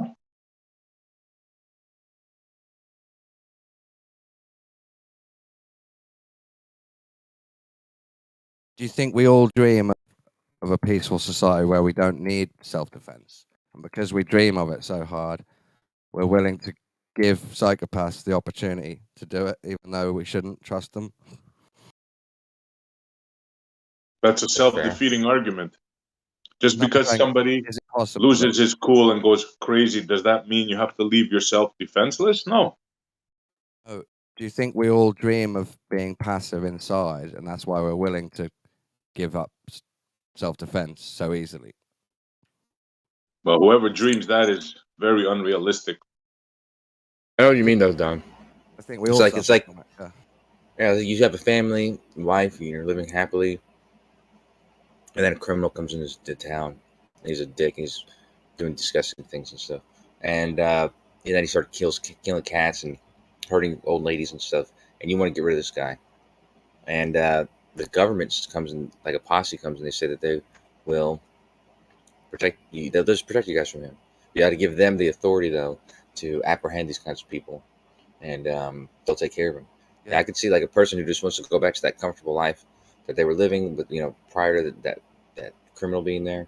Yeah, you know, it's sort of like it's a slippery slope, but it's a easy thing to agree to if your priorities are you know, ideal for it. They trust that criminal was a real criminal, not a setup.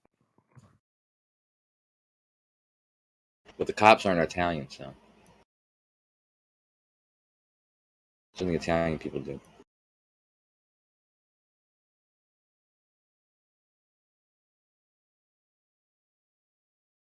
Look what our government did when we had a trucker strike and demonstration. They froze the bank accounts of the truckers that were there.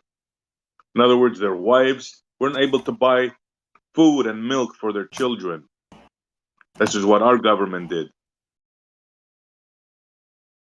Canadian super villain power, because it's like in Canada, so that they can freeze your accounts. Yeah, man, the land of the free, Canada, which apparently Whoever isn't said free anymore. Whoever said Canada was the land of the free? You guys stole it from us. Nobody says that, man. Of course, it's the land of the free. It used to be. The land of the free healthcare, maybe. But until we had this prime minister who dresses up in other people's garb and dances like oh my god, he makes a total jerk of himself. that's one of the only cool things he's ever done. Didn't you have the Queen before that? Just saying. Yeah, of course. Yeah. What did he do before the Queen? Oh, you're saying they had the Queen? Yeah, I see. Oh yeah, they've never been free. I don't even think America has ever been free, technically speaking. America's so free, they used to give away free land. And they still do in some places in Alaska. You just go there. There's actually places all over the country where you can still get free land. But it's not places you want to live. Yeah, but is that technically free from all government overreach? Maybe, maybe not. Yeah, I suppose you still have to pay taxes at some point.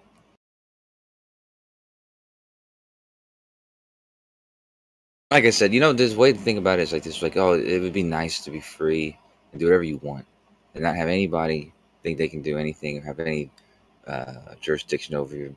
But the truth is, this whole world has been conquered by other people with posses and militaries, and we're agreeing to, you know, be a part of one of those societies and the greater society. So it'd be nice if we were in the other position and we can make our own rules, but the best we can do is try to form, you know, I mean, that's why I think that this country is not a bad country, because we have the opportunity to form our policy. Yeah, it's yeah, it's not a bad country, but I mean, even on the internet itself, you have to agree to the terms and agreements of every app you download, or every even Discord, that kind of thing, or whatever. So somebody has jurisdiction over you once you accept the agreement.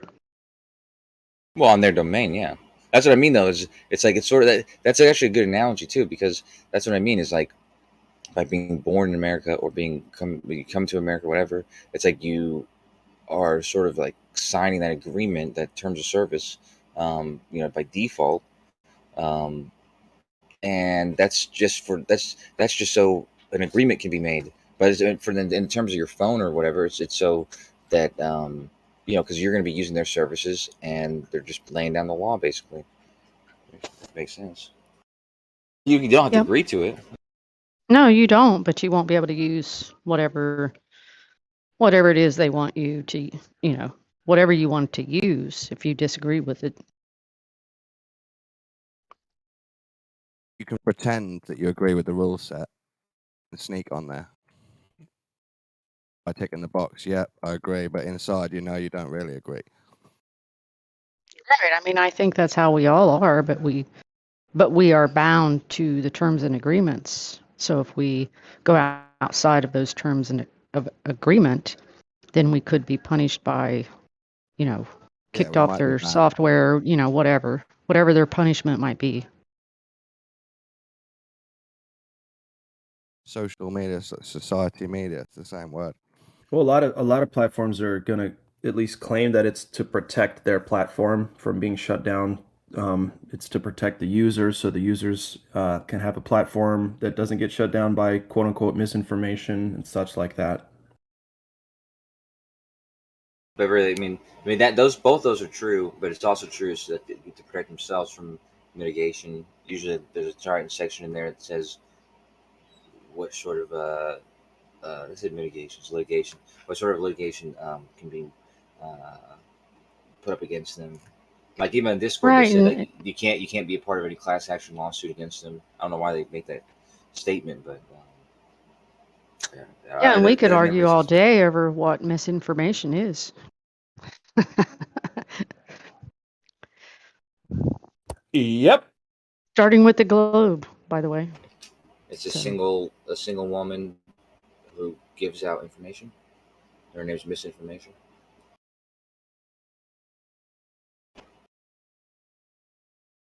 I guess we could disagree on what misinformation is.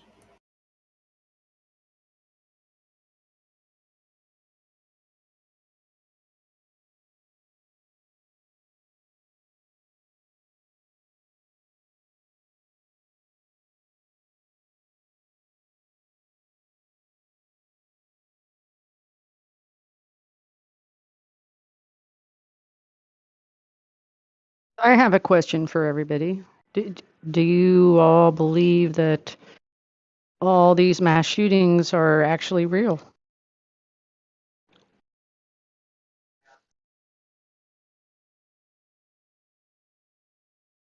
I'll be honest with you and tell you that I'll admit, because I used to be more conspiratorial or whatever. I used to believe more conspiracies, and there was a time where I questioned, I say certain ones. And I mean, I guess I always question any of them, but I was ready to believe, that there's one of them might have been a little funky, but then I kind of at one point decided that even if I was 99% sure that it was funky and only 1% sure that it was real, I'd rather just err on the side that it was real, just out of respect. I guess respect out of I don't know. It just makes Isn't sense this to me topic what got Alex hear that. Jones sued? Yeah, it is. Yeah. So I'm just saying. Yeah, but do you think he was actually sued, or I thought it was all just a show? He lost a lot of money. I don't know that he lost a lot of money.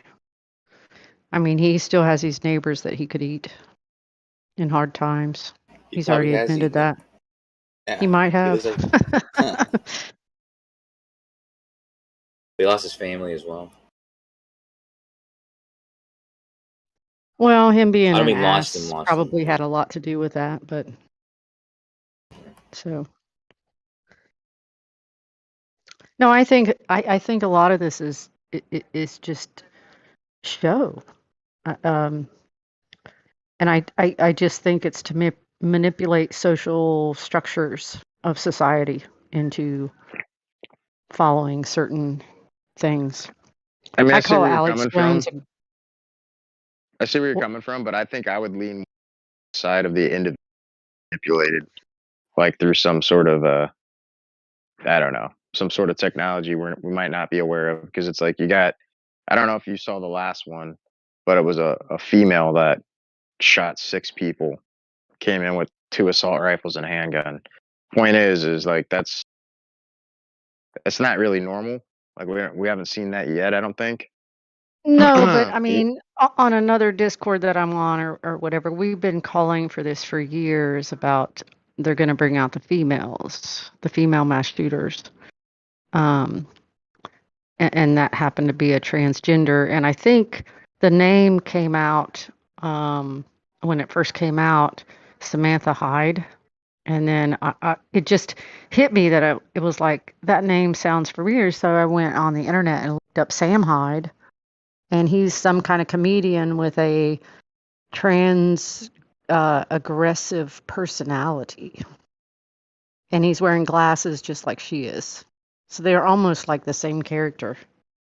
So, Well, I I'm mean, just I look saying. into And the name this is kind of Amanda stuff. Hyde? Isn't Samantha. that, oh, Samantha. I thought you said Amanda Hyde. I was like, isn't that a pun? Yeah, like a man to hide. Yeah. Oh, I would agree if that was her name. Yes, absolutely. But I mean, you have to, I look at all this stuff too, and they fooled me so many times that I just look at it as I'm going to call it a hoax until I can prove otherwise.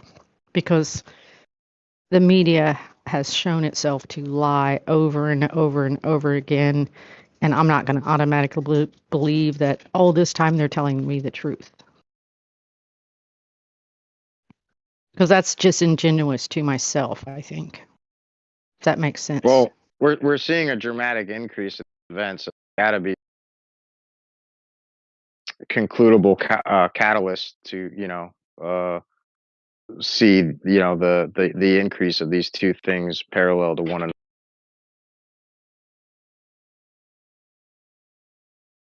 Does that make sense?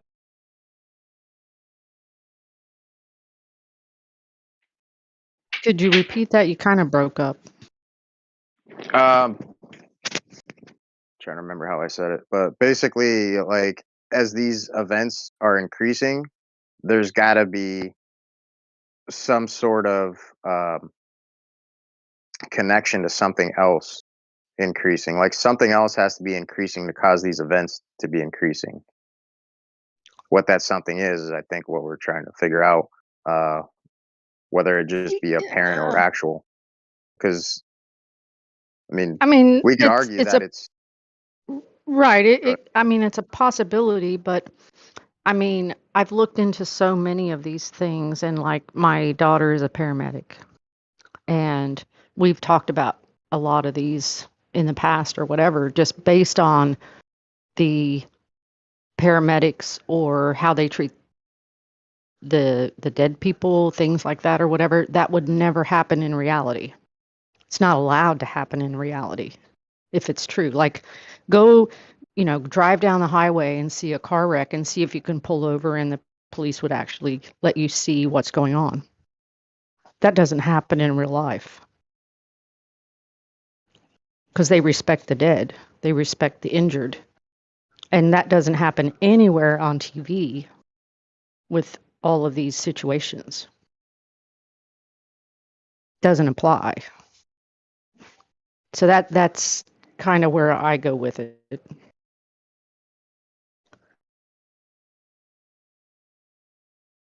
Telemundo's been showing some pretty bad stuff for a long time.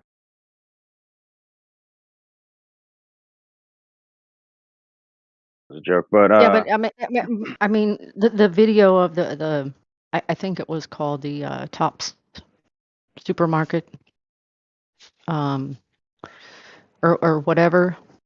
We broke that down. We watched that video in slow motion and broke it down, and there was glitches and CGI and all this other crap involved in that, which would not be caught to the naked eye just seeing it on TV. the guy that was like wielding a knife or a machete or something. Yeah, it was like first-person shooter video game. Yep. Yeah, I don't know, but it is kind of eerie. Have you seen this live streamed attack, terrorist attack by some guy that shot people in a mosque? New Zealand? I think it was in New Zealand, right? Like, he live streamed the whole thing. Oh, that was a couple years ago, right? Yeah, but that looked pretty weird, Like, that didn't look like Yeah, Hollywood but or anything. looking pretty real and being real is two different things. They can fake That's a lot of true. stuff with their technologies these days. And if we think that we have certain CGI that we can do, they have 20, 50 years in advance of that. Yeah, but So I mean, we have, men dancing on the street, completely naked, dressed as a woman, in front of children, and I think if that's the case, we will also have people able to use guns to kill people without really making it just look like it. You know what I mean? Like there's enough crazy people out there that So have no morality. so light is one of the hardest things to replicate when it comes to CGI, let alone like a muzzle flash or something of that nature. Um, I just watched this whole special on that, and they were talking about how there's like this new solid state material that only combusts when voltage is applied to it, like temperature or pressure doesn't affect it to ignite it. And that right there is essentially going to revolutionize the movie industry because they're essentially going to be able to use lifelike muzzle flashes instead of like trying to render it in CGI, which is like very daunting and expensive. So if you figure that out, like if you look into that and then compare that to like the images we see or are shown of Earth from space, and you look at how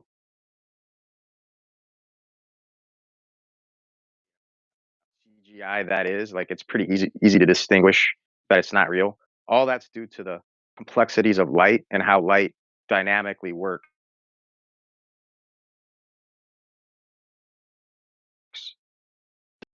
Basically, the conclusion is if you're telling me that they can CGI a muzzle flash better than the image of Earth that they've got everybody brainwashed under the heliocentric model with, then I think that's a far-fetched stretch. I watched that video about that material. I saw you posted, but I saw it at a different time actually. But regardless, I just don't. I don't think it's true. What you said though about the CGI. Light's not really the hardest thing to model. It's I mean they're pretty sophisticated on shadows and glare and all that type of stuff. But yeah, regardless. I mean, Yeah, I mean, I I could still show the see video. cheap.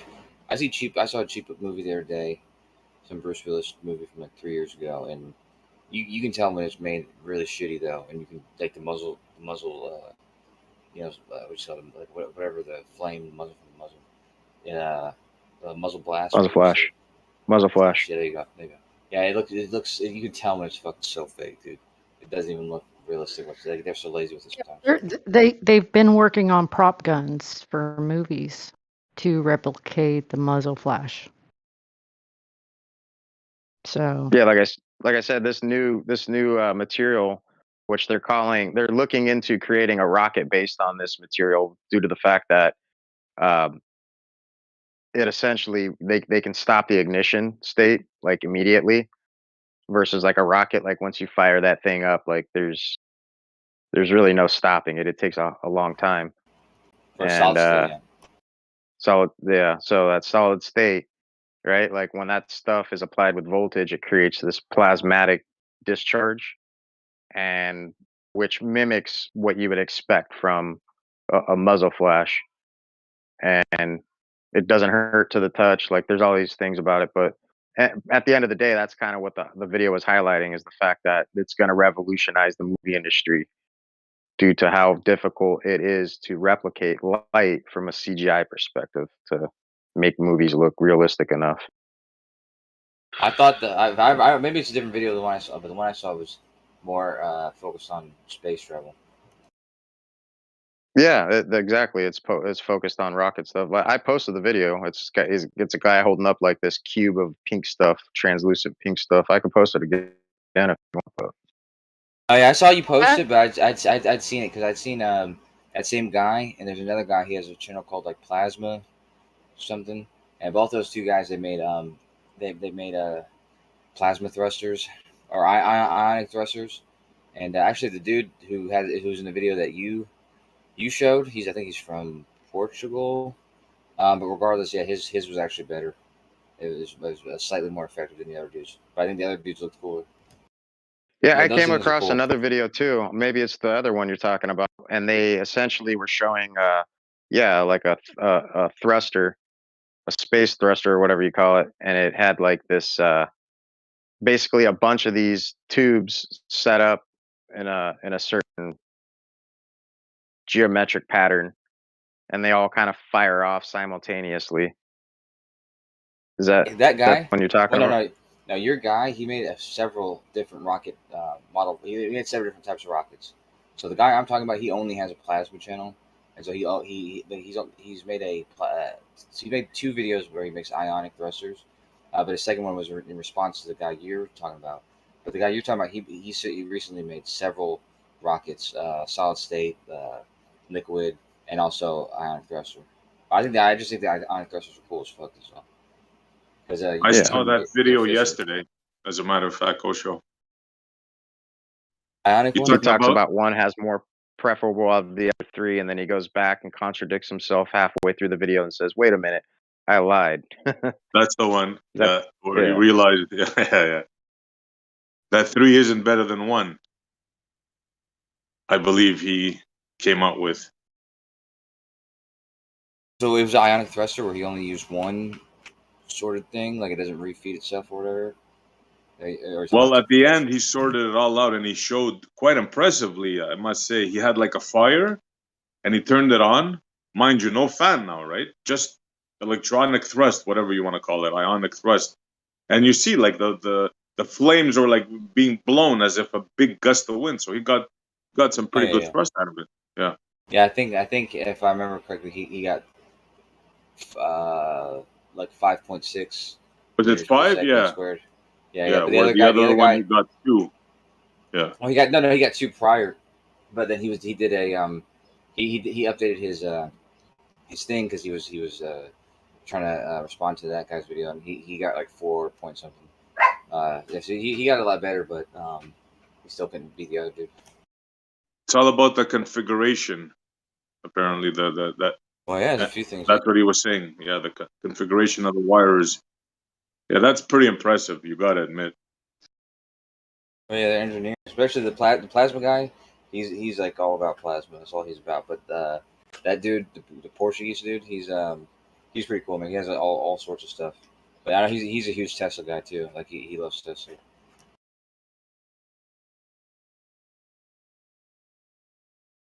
And he was saying something about the perpendicularity of where the current. I don't remember correctly, but it was something to do with the perpendicularity of the current. Yeah. Because it's really as the like you see they have those wires. They can either be lined up with the current, or they can be like turned, different angles. And yeah, so the other guy, he actually tested a few different orientations and stuff. And yeah, I mean, you got to find the ideal one. But I think his was not perpendicular. Actually, his was in line with it, just offset. Well, he experimented all kinds of. I don't remember which one he settled with. Those are cool ass videos. Yeah, thrust without a fan or combustion, just using electricity. Yeah.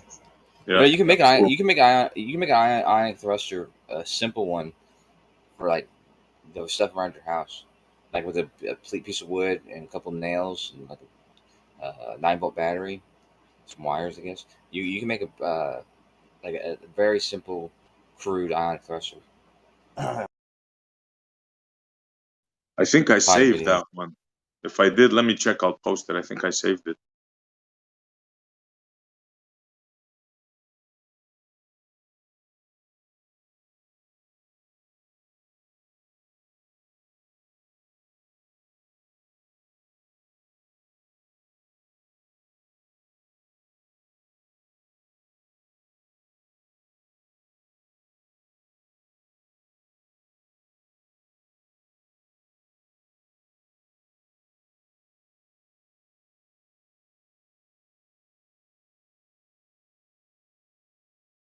Of course, I didn't save it.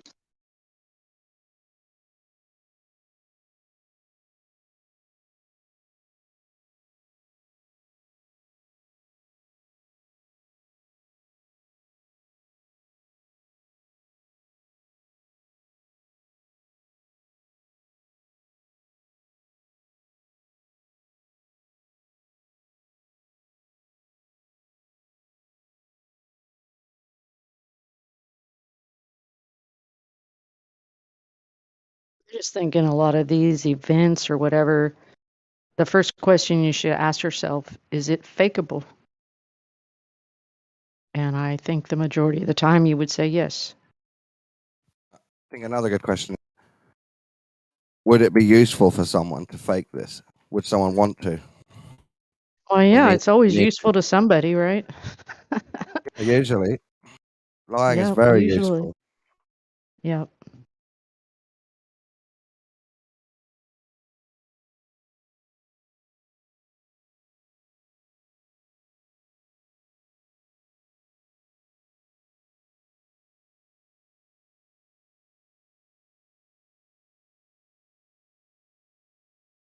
And it's really funny after all these events or whatever, the agenda starts spinning in the news to get people's minds swayed one way or the other. I think that's a telltale sign too. Yeah.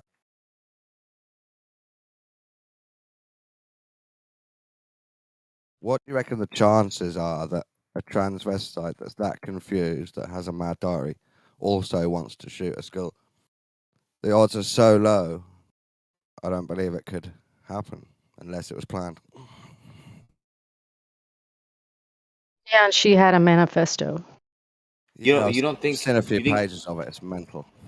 you think that people you think that's it's unlikely that someone who has a manifesto also was going to shoot up a school? Yeah, almost impossible that someone with that mental state would find assault rifles and decide to kill kids. Almost That's insane. Almost zero, I believe. Almost zero. I think Yeah. there's probably an overlap. I think with people who have manifestos and want to do crazy things like that. I think that's probably No, I think the Venn diagram is probably right there in the middle. Right? we haven't got enough science, Kosho, to say when people are crazy, they shoot kids. There's no science on that. It doesn't make. Yeah, there is no doesn't science make because I mean, doesn't make logical sense. I work with homeless people, and a lot of them are crazy, but they're the most gentle people I've ever met. They're nicer than most humans that I've ran in across. Yeah, but They will open the there are- door for you. They will Takes a pick lot up more trash, than but being they're angry. crazy people. Are Shoot they kids. It psychotic? takes a lot more than being angry to shoot kids. You need to be There- programmed. Take psychopathy and maybe some depression mixed in with that, right? Yeah, Maybe but some it's the narcissism. jump to shooting kids. That's the jump that isn't believable. Most somebody did it. people, yeah, but most people don't want to do. They're They programmed. don't want to. Yeah, they don't want to go around hurting people, even if they are angry at the world. I mean, I've met a lot of people angry at the world, but they're not violent people. They don't just break, and Some people they might do. leave their kids. They might Not on leave kids. home and leave their kids at home, but they don't go out and shoot up people. That's just something they've got us to believe, that everybody is like this and capable of this. It's not believable. No, to me. no, that's not the narrative either. You say most people aren't capable of doing that. Most people don't do that. I agree, and that's why most people don't do that. That's right. But some people obviously do it because it happens, and they're not indicative of most people. So Yeah, but the one that I can say is real for me personally is I when I lived in this certain area, there was this guy. His wife was going to leave him. He had a daughter, and he shot his wife. Didn't kill her. He thought he did, and then shot his daughter and killed her, and then shot himself, and the wife lived. But he didn't take it outside and shoot up a UPS store or whatever. It's personal. When people want to kill, it's personal. It's not against the world.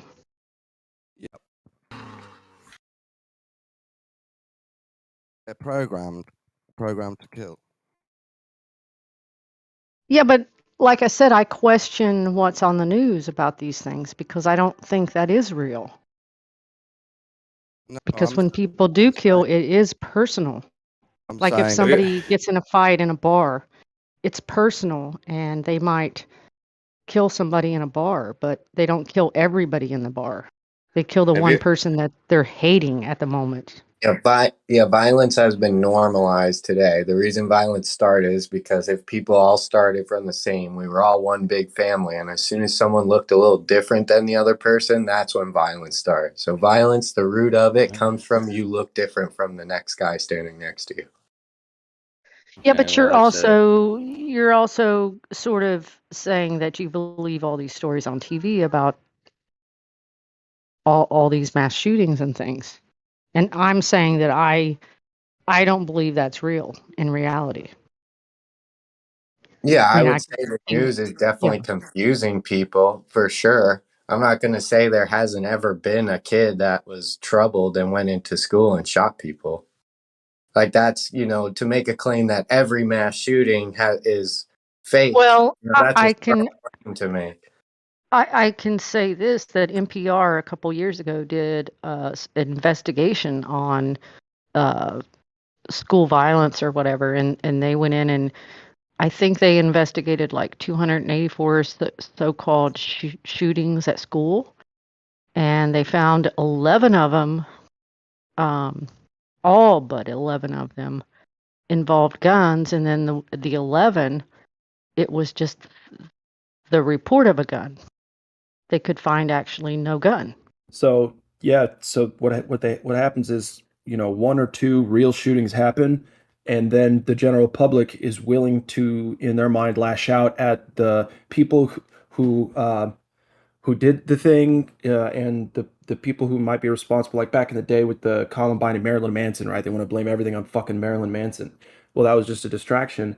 But any other shooting, quote unquote, shooting that happens now since Columbine and since a few other real shootings, I'm sure they've happened. All of the other ones they can say are real, and you're a fucking hate monger, and you're against people living and innocent people living if you question any of these shootings. So they can get away with it because there were a couple of real ones. Yeah, but I don't think Columbine was one of them. But I mean, you could argue that, I guess. But I don't know. Yeah, I don't know. You know which one was I- really weird was the Vegas one. Yeah, Well, the Vegas rodeo or one, I'm saying like cowboy people definitely country. died. Just the whole thing was shady. The whole situation. No, that was yeah, but the massive weird, shadiness. yeah, but the weird thing about Vegas was that 50 of those people that were involved in the Vegas one were also involved in the Parkland one. How Actually there was coincidental? more than that. There was more than that. There was one in Yeah. Thousand Oaks at a bar that there was also people that connected to that shooting. They were also connected to that shooting as well. So there's three now. Yeah, Three so shootings it's connected with. right, 3 shootings now. So I would consider those traveling crisis sectors, but that's just me.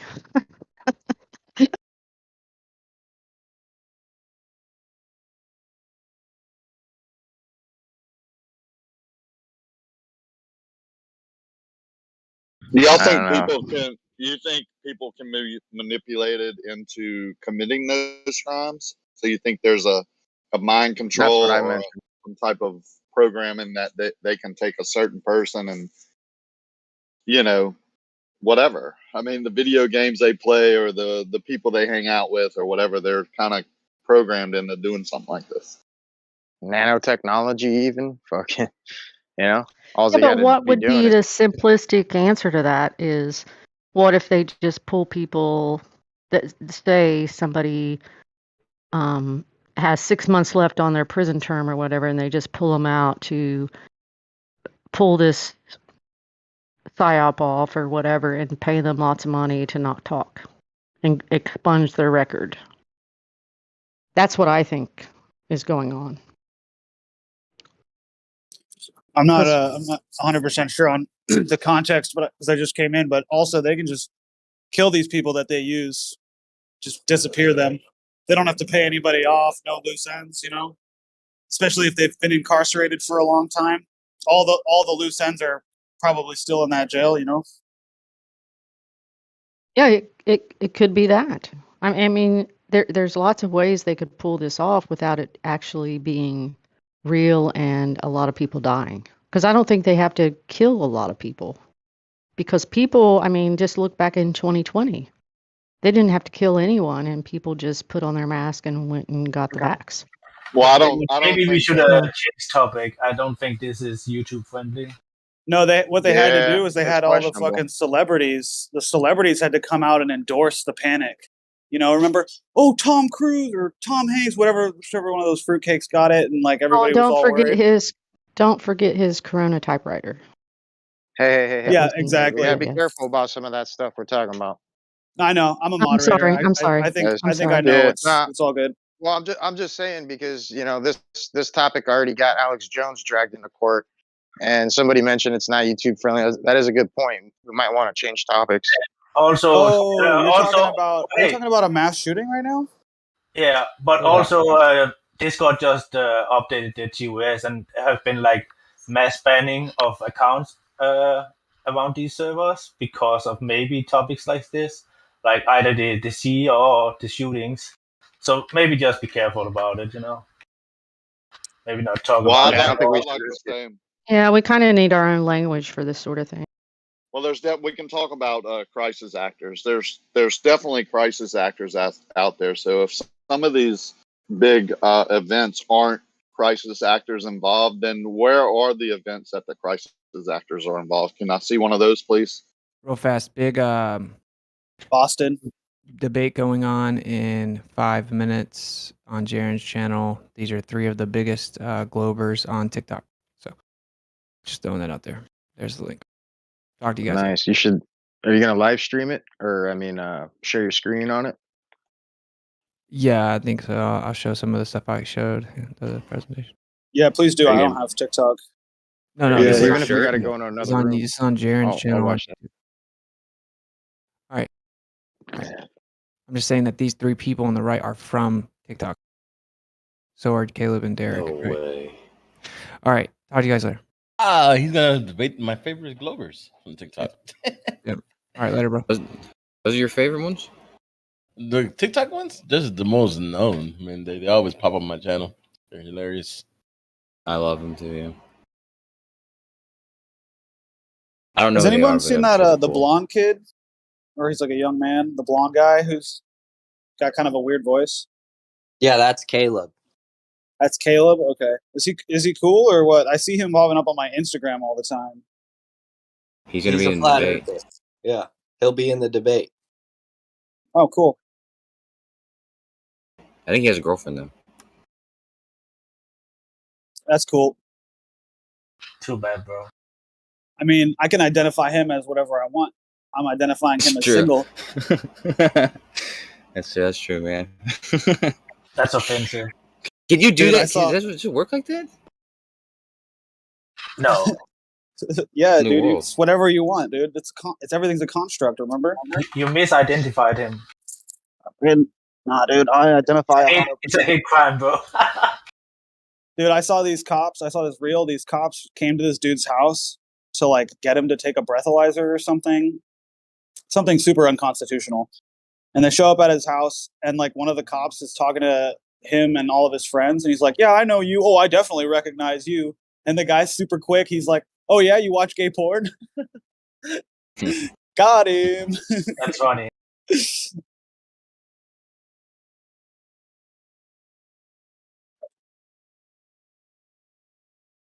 So, are there any happenings going on in the news? I haven't been watching them for a while. School shootings, What's that?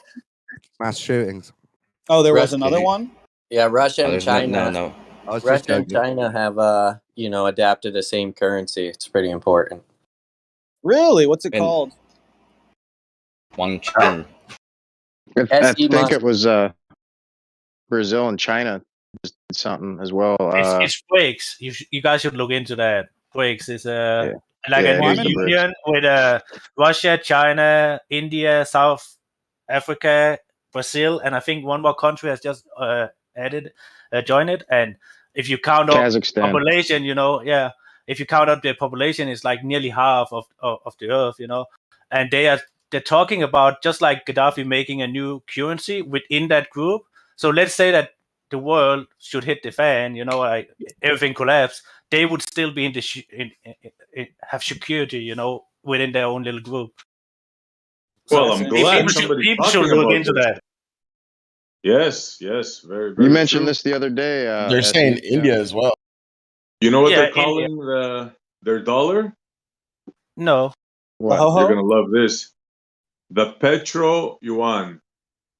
How do you like that? Yeah, I'm out. But Yeah, it's I'm just out too, something to pay attention to, because there is a lot of people who's talking about, oh, we have this one world shadow government. I don't think so. I think we have powers that is pulling in each direction, and that could be a power that is trying to counter the system we are in here in the West. Just like I think Gaddafi was trying. it's a way for the U.S. Yeah, but I can give to you a now. counter to that. It's a way for the U.S. to now be forced That to. could be two sides. Okay, go ahead. Plotting. There's He a. must not hear Hey you, man, dude. The can you internet's not been hear broken.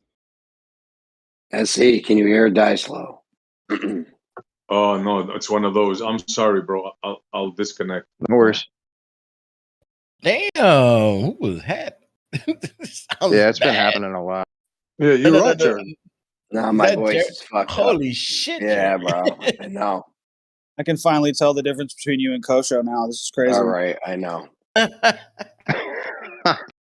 Sorry, Dicelo, if you were talking, I didn't hear you, bro, at all. It's all good, bro. Go ahead. Finish your. What was I saying?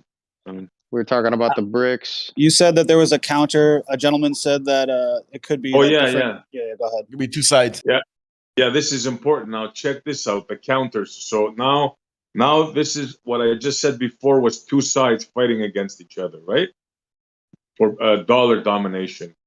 Now I heard a counter to that, which they're both working together, and what's going to be the outcome of that is China's already totalitarian in those states, right?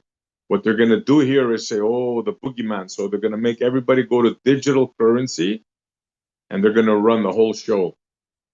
In other words, every transaction you make is going to be recorded. There's going to be no more paper money. Yeah, basically, yeah. What that's so everything's propped up right now by the U.S. dollar, and that whole ideology shifting over to a new paradigm, and to usher it in, it's the rising of the BRICS is putting pressure on the U.S. to come to some sort of a formal regulatory clarity on how to perceive crypto, because they know that if they don't do that, then what's going to happen is all these crypto companies are going to move overseas where they can be perceived and actually work and be used. So right now the US is losing their position being the superpower, the dominant one, and the only thing they have left is to now accept crypto to try and maintain their position. And I think that all these other You cut out there in the end. already accepted crypto long before have positioned themselves in they've China and all these Russia, they've already accepted crypto, so they've already positioned themselves in such a way to anticipate this new adoption. And so it's like really like a battle for technocracy. It's the new race. Remember how they had the moon race? This is the new fourth industrial revolution race. Could you not see some sort of community bartering system grow from this though, like where people But it's just going to be your only choice. Right. You're going to have no other choice except to barter. There'll be no way of you transferring funds without them knowing about it. That's their whole goal. That's their whole underlying That's goal. It's always complete been. transparency, and then eventually they'll base that on social credit scores and so on and so forth, to the point where you're not necessarily free to spend your wealth. So, depending on your worldviews and what you're perpetuating in the general public. Yeah, that's social scoring is another one that comes up very often lately. And that's another thing, emulation from China, right? They have that already. Yeah.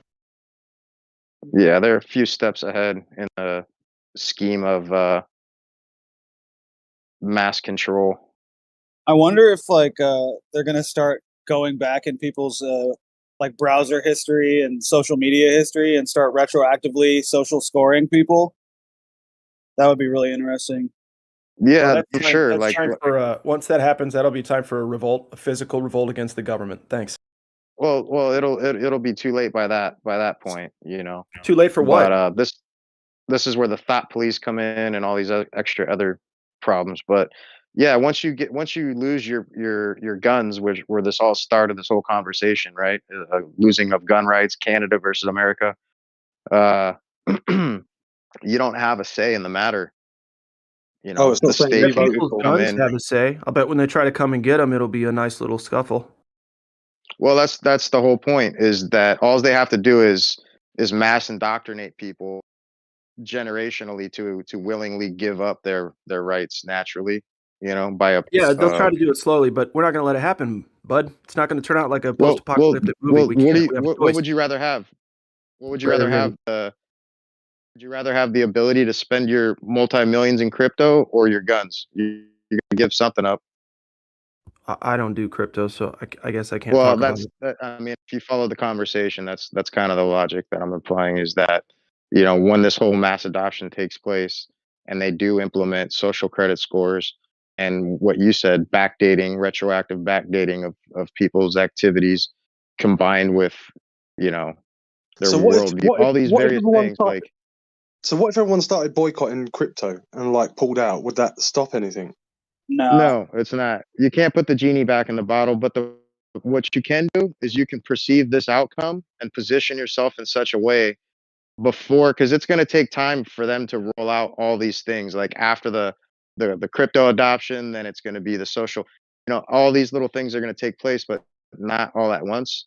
So as long as you're perceiving everything in such a way to position yourself, and that's kind of what I was talking about a week ago on here, is about creating a community, right? Where we're already perceiving the inevitable and positioning ourselves in such a way to kind of hedge against the inevitable totalic outcome. Said about the whole wherever they're the social construct with the looking to your past or your I mean I don't know if you've seen that bill they're trying to pass about it's practically like the Patriot Act for the web. I don't know if y'all seen it. You seen the Patriot Act for the web somewhat? No. Yeah, so practically is if the government, the US government think that you have some kind of dealing with some like say China, and then you're not I mean, they think that they just have to suspect that you have some dealings that can go through your whole system practically like that and check all your history and yada yada yada. So Yeah, but they don't really have enough people to do that. I mean, obviously, they'd have to. Well, they're trying to pass that bill. It's a bill they're trying to pass. They can't. They can't. I mean, yeah, with algorithms and shit. But I mean, FBI could just come. I mean, if they suspect, FBI could just come and just in your house and grab your stuff, or do some web incursions or whatever.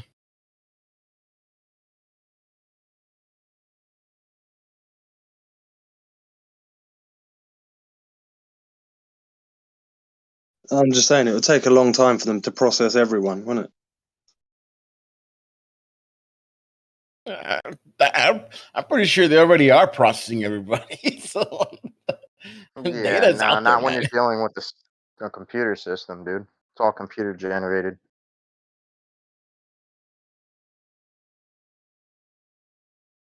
Well, I do agree, like the idea that there's way more of us than there is of them. So, like the idea that they have this sort of it's like a psychopathic network. Like there's not that many psychopaths in the world, so they have to like use their whole Freemasonic hierarchy system to kind of breed people for that, and bring the ones in that'll do their bidding and whatnot. So the fact that there's way less of them means that, yeah, they can't like physically, they don't have the manpower or the entity power, even if they're not humans. They don't have enough to like Well, process and monitor everyone. So that's why they want to use AIs and different things. So I think that sort of like if you're trying to, it's like herding cats, if you're trying to herd cats and there's like billions of cats, like, and there's only a group of 20 people, or whatever. How do you, I'm not saying it's 20 of them. I'm just using that as a random, well, there's multiple ways to cull the herd, man. And they're going to use every systematic tactic at hand, whether it be starvation, poisoning, physical, culling. I mean, drone strikes. I don't know, man. I'm just The saying, thing like, is, you gotta understand that there's a lot of us, right? So we do have the numbers, and when you follow the money, everybody's got a name and address. Yeah, I mean, that's, like I said, but I mean, data-wise, history. I mean, whatever on the web, they get that like in a blink of that's blink of an eye. It doesn't even need people. All you have to do is just it's still us people that work for them that do their dirty work. Yeah, Windows but on those fault. Like, who have they got? yeah, and do those their people are dirty just work. gonna do their job. They're gonna follow. That's why they're there. I mean, look at police. Police just do their job, and they stop people, ask for their ID, and they don't have to give their ID, and they'll escalate stuff because they're dumb enough not to understand the Constitution. And they'll just do The Constitution literally has no authority. It's written on toilet paper, dude. Who the fuck cares about it? Yeah, I mean, they're set to hold the Constitution regardless. Well, actually, a lot of people care about it. That's why everybody wants to come to America, because we have it written down that it is our God-given right. Like, we get our rights from God, not from an authority, not from the piece of paper. The piece of paper is just reminding the rest of the world that God gives us our rights and that we have the right to use guns to defend those rights. It's actually a pretty huge deal, but I'm guessing you're like a communist or something. Who said that? Dude, wait a minute. The Constitution that? the Constitution never mentions God, a creator, or anything like that. Just does. That's red tape. I believe. Yeah, he does have some. Let's just say different kinds of views on these things. Even the Canada one says it. You from Canada? I think he says he's a communist or something. I don't know where he's at. Okay. But like again, the U.S. Constitution doesn't mention a creator of any kind. The Declaration of Independence does. That's not the Constitution. Okay, well, where'd we get the Constitution written from? The same people or no? Not exactly the same people. I mean, do you trust like the Masonic people who made the fucking Declaration of Independence to begin with? I don't think they're talking about the creator that I believe in, but they did say the creator has given you rights. You have God-given rights that no man can take from you. You don't believe that?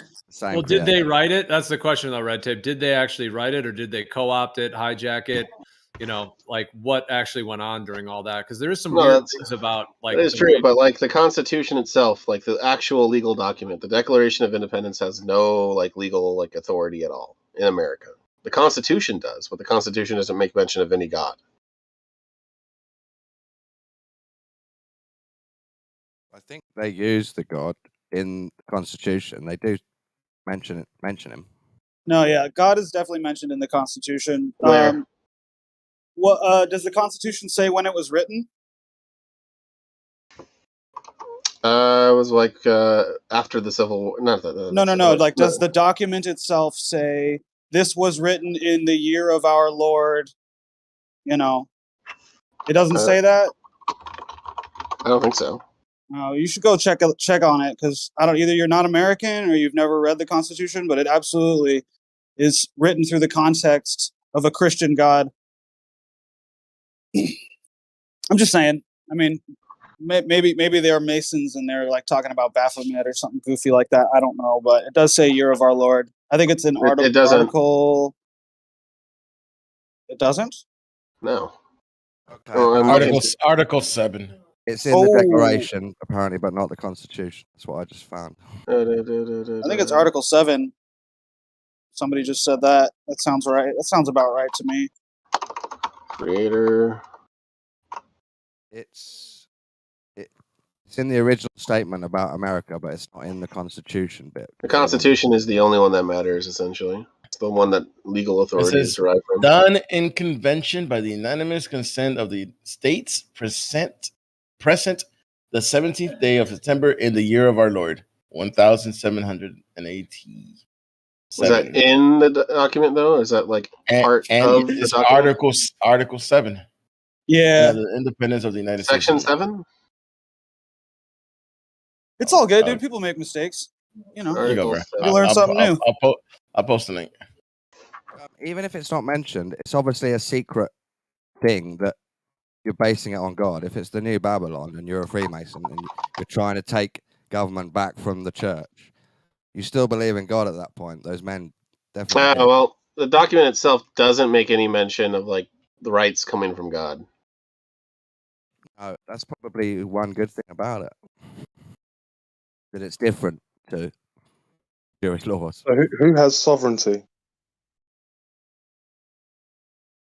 The American government, I suppose.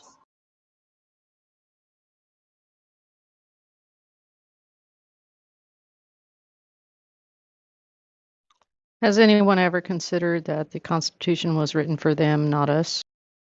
Well, yeah. I mean, definitely, yeah. Back in when it started, I think the only people who had land, the right to vote, were literate landowners. I don't think we had universal male suffrage when we started the country. I don't know, man. That document has allowed the United States to become a really nice place to live for pretty much everybody. We don't really have religious persecution. All races are treated equally. I mean, I don't know, dude. You probably grew up in a Christian society, and all of your morals and values are probably based in Christianity because of that fact. So it's like, I don't know.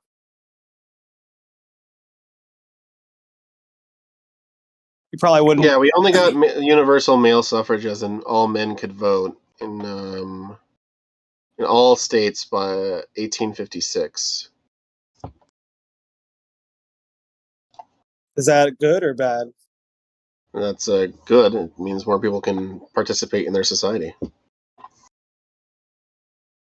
Yeah, was that like ahead of all the other non-Christian countries? No, it wasn't. Can you name a non-Christian society that allowed women to vote? Why are you bringing up Christians? Well, because we're talking about America, and we're talking about whether or not America is Protestant, and it's disgusting. Okay, that's like not an argument. But anyways, no, there was a non-Christian. Well, revolutionary France adopted universal male suffrage. France is a Christian nation. They were specifically a very anti-Christian republic. Oh, okay. I'll take your word for it, I guess. You didn't know about like the cult of reason, the cult of the supreme being, all that shit? No, I didn't. I didn't know about that. Yeah. Maybe you could show me like some articles or something that backs up they what literally dismantled churches in the Notre Dame, right? There was a guy who very famously was murdered by a anti-revolutionary a reactionary, and they like literally replaced icons and stuff with this murdered like Republican martyr. Yeah, any sources that you could provide, that would be cool. Because I hear what you're saying, but I don't believe you. Can you just tell me, like, just search up the de-Christianization of France during the French Revolution, dude? But France was a Christian nation. France was a Christian nation. Yes, the revolution was very anti-Christian. Right. Yeah. Countries have revolutions all the time. I said name a non-Christian nation that allowed women to vote. France was a Christian nation. Regardless of whether they were going through a de-Christianizing or a revolution, it was a Christian nation that gave birth to a group of people that were like, secular republic. Secular republic. Women vote. It's tight. Yeah, that often went against Christian authorities. All right. Well, I could probably name you like at least over 100 non-Christian countries in the world today where women don't have the same amount of rights and they're treated really poorly. And they probably all would do a lot to come to America. And, experience our freedoms. Japan has universal suffrage for women. Japan has a rising death rate and a falling birth rate. Not looking too hot for them. They sell fucking used panties out of vending machines on the street. It's really not a good scene. Yeah, it's weird. Yeah, so I guess try again. I don't know. Well, you just asked me to name one, but whatever, man. I. Yeah, but did these Christian nations actually mean anything, or was it all just propaganda to form nations based on a certain it's a little bit of both. belief system? I think in the same way that the Romans had to stop persecuting Christians and then eventually take on Christianity as the official religion of the empire, is very similar to what happened in the birth of the United States, where the powers that be see Christians going off and starting their own thing, and they're like, okay, we got to get ahead of this, so we might as well just like adopt Christianity and say that we're with it so that we can continue to hold power. But it seems to always backfire, because you end up having these Christian nations where people get more rights and more freedoms, and they get closer to God and living a happy life. And then they inevitably find themselves in a situation where they realize that, they have to decide where the true authority is. Is it the government that claims to be Christian that's taxing the hell out of you and trying to turn your kids all weird? Or is it that Christian stuff that you've been, touting your whole life? Or neither, and be your own boss. Yeah, I would say neither, but I mean, I just think it's all just the middle of those two is propaganda. definitely the right place to be, not ruled by wankers on either side. Right. I want to be my own church, so to speak. Where would you get your morals from? Within. Oh, so you'll make them up? Observing nature, bro. The same way the Jews got 'em. Who made up your morals? God. No. Where do you get them? Well, the Ten Commandments was a pretty good start. Oh, no. That's not your rabbi morals. told you. That's somebody Wait. else's. That's somebody Are else's. you claiming Where that did you man get wrote? your Hey, morals? can you guys all talk at one time? Whoever was interrupting her, please don't do that. I said I get my morals from God, as represented through the Ten Commandments and the New Testament. Okay, so you get them from man. No, I get them from God. Who wrote it? Who wrote the? How is Yep. she saying who? You're attributing man wrote the Ten Commandments. Can you please explain what man wrote the Ten Commandments? Well, God created the Ten Commandments and gave them to Moses, and Moses brought them down. Moses' agent obviously wrote I'm them. with you Fucking on that. the I'm with you on Egyptians. that. I'm asking them to tell us who wrote it, because they're saying man wrote the Ten Commandments, and then they're saying Moses wrote them when Moses died in the first 5 books. So he wrote about his own death and burial. I'll tell you what I believe. I believe a rabbi copied the Egyptian natural law and added a couple of his own ideals. That's who wrote it. Well, regardless of what you think the origins of the Ten Commandments are, I do claim to get my morals from the superior creator, the preeminent one, preeminent to all creation. Wouldn't it be better? And let me finish my sentence. And someone else saying, "Well, I get my morals from within." That's nice. You might be a really cool person. You might have been raised right, and the morals that you come up with on your own might be great.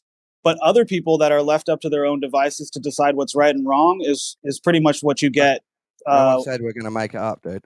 I answered and said we observe it in nature, which is better than a book. Yes. Well, you can watch exactly where I nature. Where I got mine.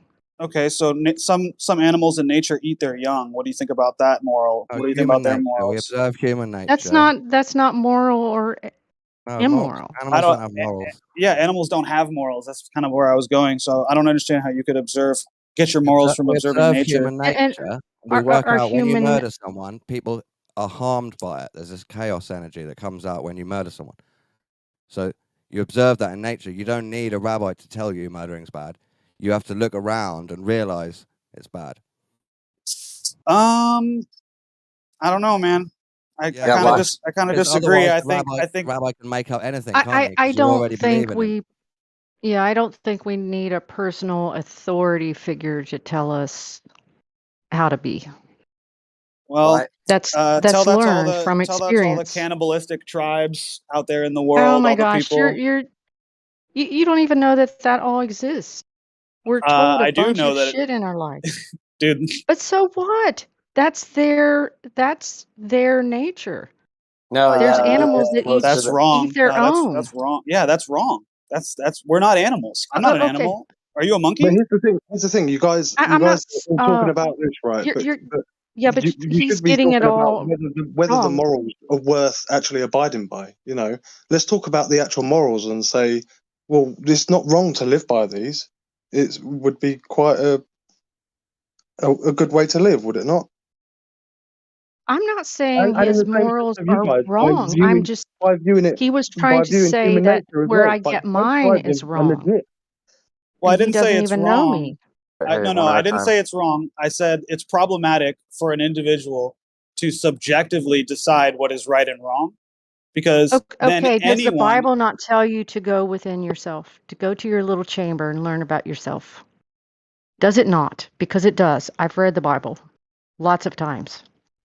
But nobody follows that in Christianity. Go ahead They and don't go just within quote the and figure out verse. who they are. Yeah, can you? What's the They verse that try to you're figure quoting? out who everybody else Wait, is and then tell them let's they're wrong. Okay, what's the let's try verse to you be just short, quoted? concise, and then not take pauses because it kind of, gives the other person the impression it's their turn to go. So let's just try to keep one mic. What you said the Bible says something. Can you just? I mean, I'm sure it Yeah, does, the but I Bible's don't yeah, think the the Bible Bible tells you says to make up your own rules. I never said that I make up my own rules.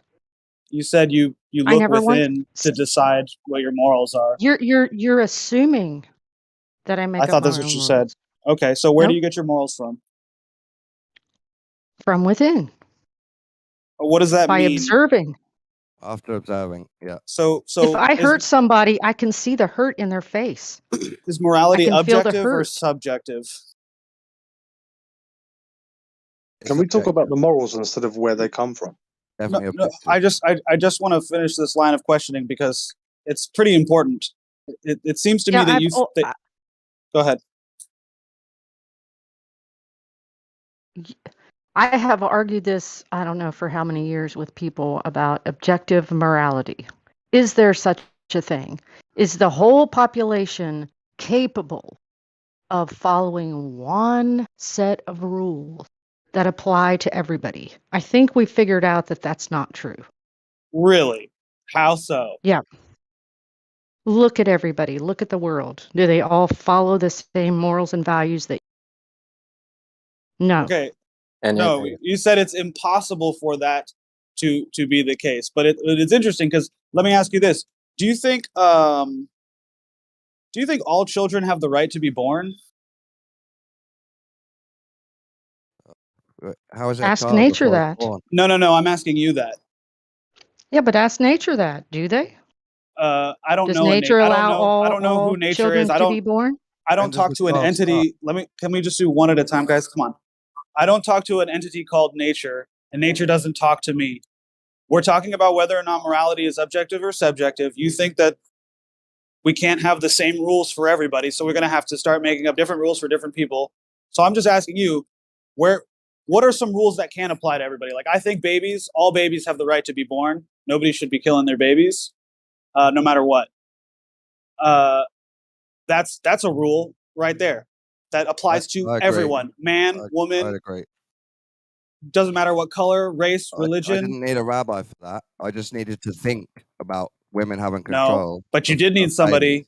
You did need somebody saying that morality is objective, and that one objective moral is that all babies have the right to be born. And you can have another person. See, here's the thing: when morality becomes subjective, you have other societies that can all decide. Well, like look in America, abortion is totally chill, right? It's not even a big deal for most people. They just, oh yeah, I had sex with somebody I don't know, somebody I don't want to ever see again. They got me pregnant. I'm just going to kill this baby. No I big totally deal. agree with you, dude, that morals can't be subjective. Oh, okay. I Well, just don't maybe need a rabbi. I don't need a Bible to tell me that. I thought about it after waking up. I mean, you thought about it using the morals and values that you gained from most likely growing up in a Christian society, from to be religion, but honest. also the opposite of your religion, from Satanism and the occult, from stuff that they hide, Gnosticism. This all taught me about humanity, not just the Bible. Yeah, that's fair. That's 100% fair. But at least you came to the correct conclusion that objective or that morality is objective, and you're not The telling next people to question like is, talk to nature. how do you want to enforce that if other people That's the change? beauty of it. It enforces itself. Well, it's not, is it? Because loads of people are being hurt all the time. Yeah. The thing is I guess you could call it like karma. Just it takes time. It takes time for these empires to rise and fall and for the wrongs to be righted. But they will be. Yeah, okay. It's more about the philosophy, and then you'll give it time to sort itself out. Yeah, I don't think that like all the fucked up shit that's ever happened to me in my life is gonna like have some wonderful fairy tale ending. Like, not even close. I am not illusioned by that whatsoever. About the more detailed Moses laws, like no graven images, I think that's a silly one, because I think artists are always doing graven images. That's what art is. It's okay. The whole graven image thing is about worshiping the creator and not a creation. Yeah, but they've changed it to say you can't even draw a picture or imagine any god except how we tell you it has to be. Who's they? That's part of the Moses laws. Is that for the Jews? Yeah. I mean, I'm not Jewish. I'm not Hebrew, so I don't follow that.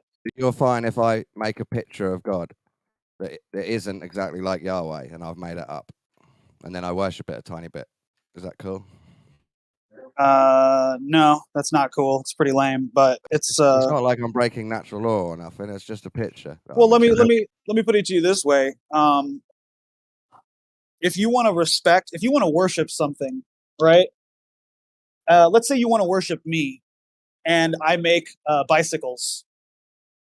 And to show me how much you appreciate my work and everything that I've done, you take my bicycle out to dinner and buy it a fucking fancy bottle of wine. Yeah. And then you come to me and you're like, yeah, I took your bicycle out to dinner and treated it to some expensive wine. I'm going to be like, why would you worship my creation? Why not worship me? And I'm not a god. What if I made a sculpture of you with horns? Is that allowed? And if you were God? That would be pretty weird, just because you don't need to worship a material thing. We're talking about the creator of all space, time, and matter. Reasoning, but I'm saying it shouldn't be one of the laws, because it's just freedom of art and expression and thought. Yeah, but worship comes in all different ranges or whatever. Because right now we're all worshiping this Discord channel in a way. Not in the wrong? Hebrew term. Yeah, not in the Hebrew term of worship. What worship is? No way. Worship is bending of the knee. You hold it up high and you adore it. Some people are on their knees, metaphorically, to Discord. Yeah, I only worship the creator of everything. And see, I don't worship anything because the creator doesn't require worshiping. It just is. You give it respect, yes. You don't have to adore it, but you could have a relationship with it. That's funny. See, the thing for me is like the creator that I'm talking about is preeminent to creation itself, preeminent to time, space, and matter. So I can't even imagine, because all I know is time, space, and matter. I can't imagine something that would be not only outside of that, but the creator of all of that. And I can't it's so complicated to me. All I can have is wonderment and amazement, and a desire to worship the thing that created everything. That's where I'm at. Yeah, I agree. I just don't have a desire to worship it, because it doesn't require that. And you want to talk to it, Linda, like say, "Hey, will you keep an eye out on me, or can you help counsel me?" Yeah, I have a conversation, but I also have a conversation with the creation itself, which is part of the one thing. Yeah, me too. Okay, how about lust? Does that come from inside? Nicole, have you ever lusted after someone? Have you ever felt, oh, that's a good looking guy? Have you ever felt that? Because that comes from inside, right?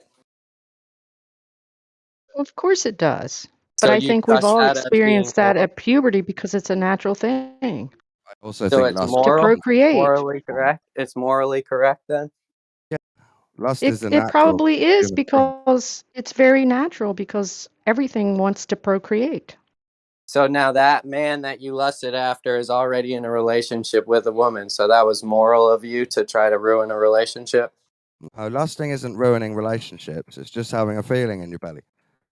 And then Yes. acting He's upon accusing that me of lust is. running a relationship because I thought somebody was good looking. You're Wow, that's a telling big me. stretch. You're telling me you get your morals from the inside. So don't you act upon those feelings you get on the inside, or no? I don't. Yeah, No. me neither. I don't either. It's all logically thought out. I can quote Yeshua telling you that evil comes from within. It's Good not the comes food from you within put. too. We have both. We have both capabilities. We have the power within ourselves to be good or bad. And how are I you don't think anybody deciphering could between argue the with two? that. How are you deciphering between the two? Because you're It's a telling me balance. I get lust, It's a but I don't act on lust. How am I okay. supposed to know to do It's that? a balance. Okay, if you get triggered right now and go into a rage, that's your bad side, right? But you can also turn it around and be like, I'm sorry, didn't mean to rage on you, blah, blah, blah. That's your good. It's a balance. Everybody has this capability, and we've all come in contact with both sides of ourselves. I don't think anybody here would admit that we didn't. So would you agree, like what you experience in your life and what has been passed down to you throughout life is where you're gaining these morals, or you're just saying it's just in me personally? Like you wouldn't say like, no, mom and dad didn't teach me them. Is that what you're saying? No. No, I am at the point in my life to where I unpeeled all those layers of what dad taught, authority taught me, everything else. I've tried to peel off all those layers of propaganda to figure out who I am without all that shit. Yeah, and all you're left with is the teachings of Noah, because he was the one who taught us that. That's What? exactly Oh right. my You're gosh. exactly right. No, no, Yeah. no, no. I tossed out that too. Did you? Then why aren't you going Yeah. killing people? Because that's not where morals come from. She's already Oh explained. my gosh. I would have to How is say you're arguing morality? amoral versus immoral and moral. You're arguing for amoral. No, Oh my gosh. This saying is she's got her ridiculous. morals already. If See, it's the thing is, Because I people don't don't like to believe be in the told. Bible I'm amoral and I no, want to go that's kill not correct. people. Is that That's what you're not. saying? No, that's not correct. I'm saying you already follow the law of the Bible. You're already doing it. Hold on, You're just denying. I got this. So, is it wrong to kill somebody according to your morals? Who, me? Yes, yes. Well, it depends. If somebody breaks in my house and wants to rape my child, yeah, No, they no, no, no, no. probably will end up dead. I'm sorry. No, I'm talking about like a murder, not self-defense. Why would I want to murder anybody if I have nothing to It's murder just them a simple. It's a for? simple yes or no. It's Yeah, she would in self-defense. That's her answer. Yeah, or but it's an no. unfair question No, it's really not to an No, put. unfair question because the point It that I'm is trying an to make is unfair. if no, you've you did the right decided answer. if you've Self-defense is decided great. if you've decided that it's okay to kill a person and not okay to kill a person in certain situations, I can then ask you, well, can you just tomorrow decide that it's different? If your morality is subjective, yeah, tomorrow you No, can you can't. decide that it's now it's okay. No, It's you can't. self-defense. No, my morality is intact. I would not just go kill somebody for no reason whatsoever. Like Jesus I But said, taught if it. somebody breaks in said my house and wants to Jesus rape my taught child, self-defense. that's a I'm toss-up. I I'm probably just would kill pointing them. out I'm pointing out that you've declared that you come up with your own morals based on looking inside yourself, observing nature, and I think one other thing that I don't remember what you said. That's how it's But done. I'm pointing out that is subjective, and tomorrow you could wake up and decide that it's a different thing and that morality is a different way. So I could cannot you. do that. So could No, I No, cannot. No explanation, because my morals, my morals are you're taking objective. this all out of context because I'm not once taking you it out of have context. I'm the speaking in absolutes. I'll just internal ask a quick question. compass, What does God command you to do in doesn't that situation? change. What does God command you to do in that situation? In which situation? The one that you gave. The one that she gave, sorry. Where someone's coming into your house? Yeah. Yes. Yeah, you're totally within your rights to defend yourself. And that will be true tomorrow and until the end of time. I can't just change my mind and decide that morals are suddenly different now. You know, it doesn't matter. No, but you might change your mind if you read a different book. No, I wouldn't. It's possible. I'm not saying you're gonna. But No, also, you just accused her of being able to change her mind, right? So you need to have that's the same because power. I say morality is objective, whereas she says it's To subjective. other people, they're going to change their mind willy-nilly, but you won't. I can when they're telling me that their morality is subjective to what they see when they look inside or what they talk to nature about. That's how I morals are absolutely found. can. I never how do you once think your said rabbi my found morality morals? was How do you think subjective. Egyptians found You their did. morals? You said your morality is based on what you see when you look inside and the conversations you have with nature. My reply was that I can't talk to nature and nature can't talk to me, and I get my Well, you're morals wrong from an on that objective because source. it does. So where do you get your morals Absolutely from? does. Nature does talk to you. You just don't listen. Ooh, all right. Well, I'm gonna go down to the crystal shop and breathe some purple smoke later. Does anybody need a dream catcher? Why don't you pray to a dead Jew? That will help. He's hey, not. how about He's this not dead. question? He's not dead. He's Hey, risen. yo, So it's is all good, dude. hey, yo, is the Earth alive? Is the Earth alive? No, The Earth is not alive. no, it is not. So plants aren't alive. Dirt isn't alive. Are plants the earth or what? Well, I mean, like, yeah, like when I'm saying Earth, like, are you saying that the Earth as an organism is not alive? So you mean like all the plants and all the animals that encompass Earth, are they alive? I mean, of course. Yes, of course they're alive. Yeah. It's alive, but it's not authoritative. Yeah. Right. It doesn't But how have about this? How morals. about It this? doesn't have Would a the Earth? conscience. How about this? Could the Earth have more benefit in teaching you about life than, let's say, a book which isn't alive? No, the Earth was created for us. Where did you learn that? God. In the book. You learned that from a book. We maintain the earth, don't we? I'm just saying, like, Aren't we well, the like, real ones that quick, pull crops I think from you're it? trying to. I Aren't think we you're the trying ones to that divide tame words. animals? So you're telling me the earth wasn't created for us, but we just happen to be at the top of the food chain by some miracle? We live in the Goldilocks zone, dude. The earth was created for us to learn from. Yeah, Everything we is are here that we need to learn from. Yeah, in fact, the Bible says the earth is the Lord and the fullness thereof. Actually, it says the Earth is His footstool. Yeah. But well, it's a big book. There's a lot of words. It also says that the earth is the Lord and the fullness thereof. It I'm just says saying, like, Elohim. if you're gonna reject like the pathways of nature, then that's to reject almost. That's a almost as straw man. That's a complete straw man. We're Well, it's talking almost about as whether or not blasphemous as morality is saying objective or subjective. And when I ask the woman whether or not where she gets her morality from, she says she talks to nature. Okay, that has nothing. That's not me being incredulous to that and saying that that's proving the that her creation. That is Jesus what Christ. I said. All right. Well, I guess I don't need to talk. You're part of the creation too, and I'm observing you right now. I get a negative vibe, so. Well, I'm not the one who says that my morality just comes from imagination. Yeah. One of the problems that you're running into here, Linda, and against evil is that you're saying when I awoke and I learned all of a sudden my morals. And why are you saying that couldn't happen again? Are you saying you're just stuck to one awakening, like it's never going to happen in the future again? They are saying that. No, Yeah. I'm not saying that, but I don't think that. So if you're not saying that means your morals can change. So they're subjective. Oh my gosh. They're subjective to you and what you think is right and wrong. Yes. So can yours change? Yes. So yes, but yours I'm can correct. change too.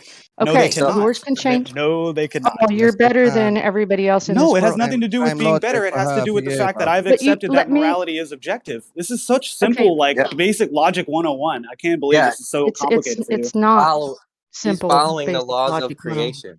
Those are the laws of creation. You go against them, there's consequences. That's just how it goes.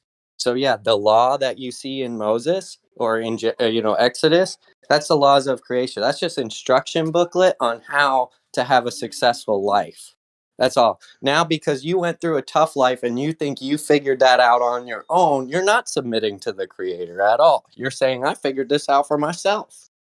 So you're being egotistical with the way that you're trying to say, I can figure this out all on my own. When we're saying we believe the Creator put those laws as it's just the laws of the universe. That's it.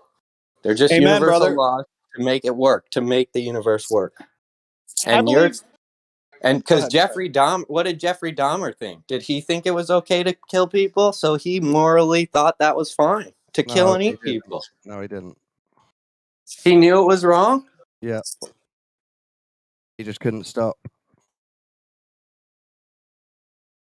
Why couldn't he stop? Because he couldn't Because accept a creator and he follow was the very laws. lonely, and the only way to get close to people was to lie to them and take them back to his flat and play with them. He didn't know any other way.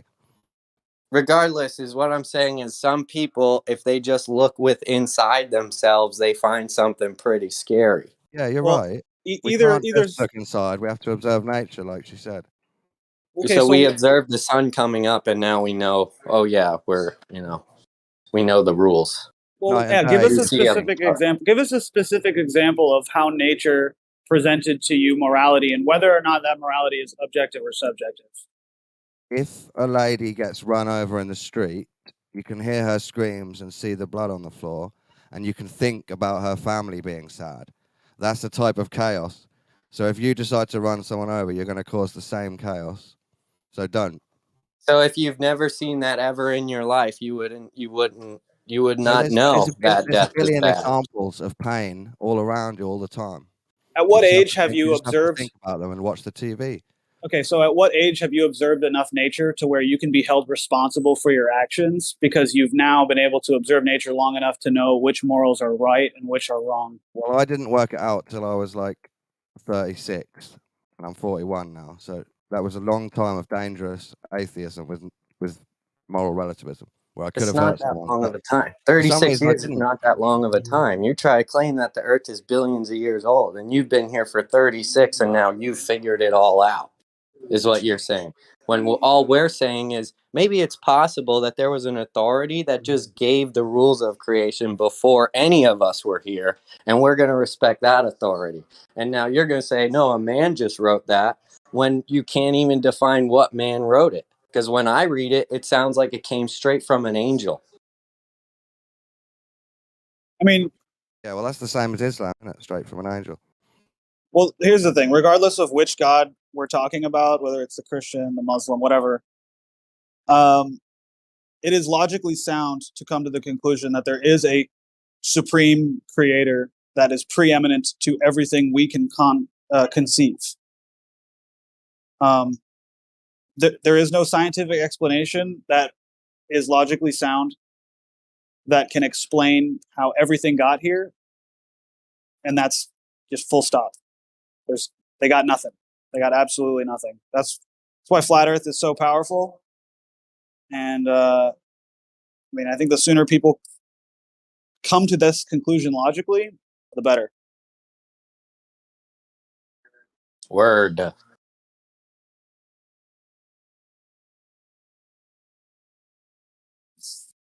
So if you get your morals from nature and from looking within, where do you get your hope from? What is hope? The colloquial understanding of hope, as in things will get better. I wish something good's going to happen soon. Where do you get your hope from? Is it just a desire, like a lust? Hope? No. Hope is the idea that you're created for a reason. That death is not the end. Isn't that that your actions in this world matter. That's the kind of hope that I'm talking about. Isn't that a type of lusting for the future? No, okay, that's all ego. Perfection. No, it's not. It's different. I get That's hope all. From that's being all human. ego.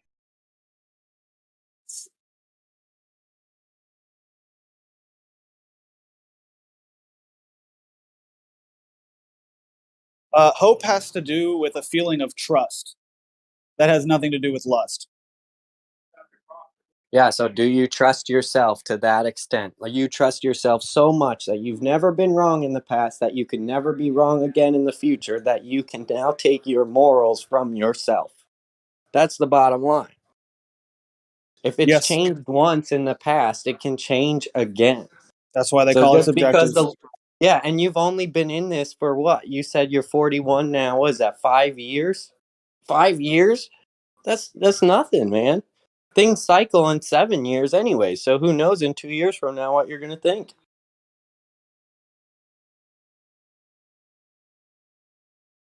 Yeah, it's a hot issue when you challenge people on where their morals come from, because if they're not saying it comes from the Supreme Creator, they're telling you that they're making it up as they go. Yeah, And just there's That's what you do, bro. That's what you're doing now. No, it's not. Yeah, you are. You're saying all my beliefs come from the Supreme Creator in the Bible. Right. So that shows you're making it all up. Yeah, by but your we logic. can accept that at times we are immoral. You're claiming that you've never been immoral anymore in the past 5 years, but at least we have a solution to our immorality. Where is your solution to your immorality? Are you talking to me, flappers?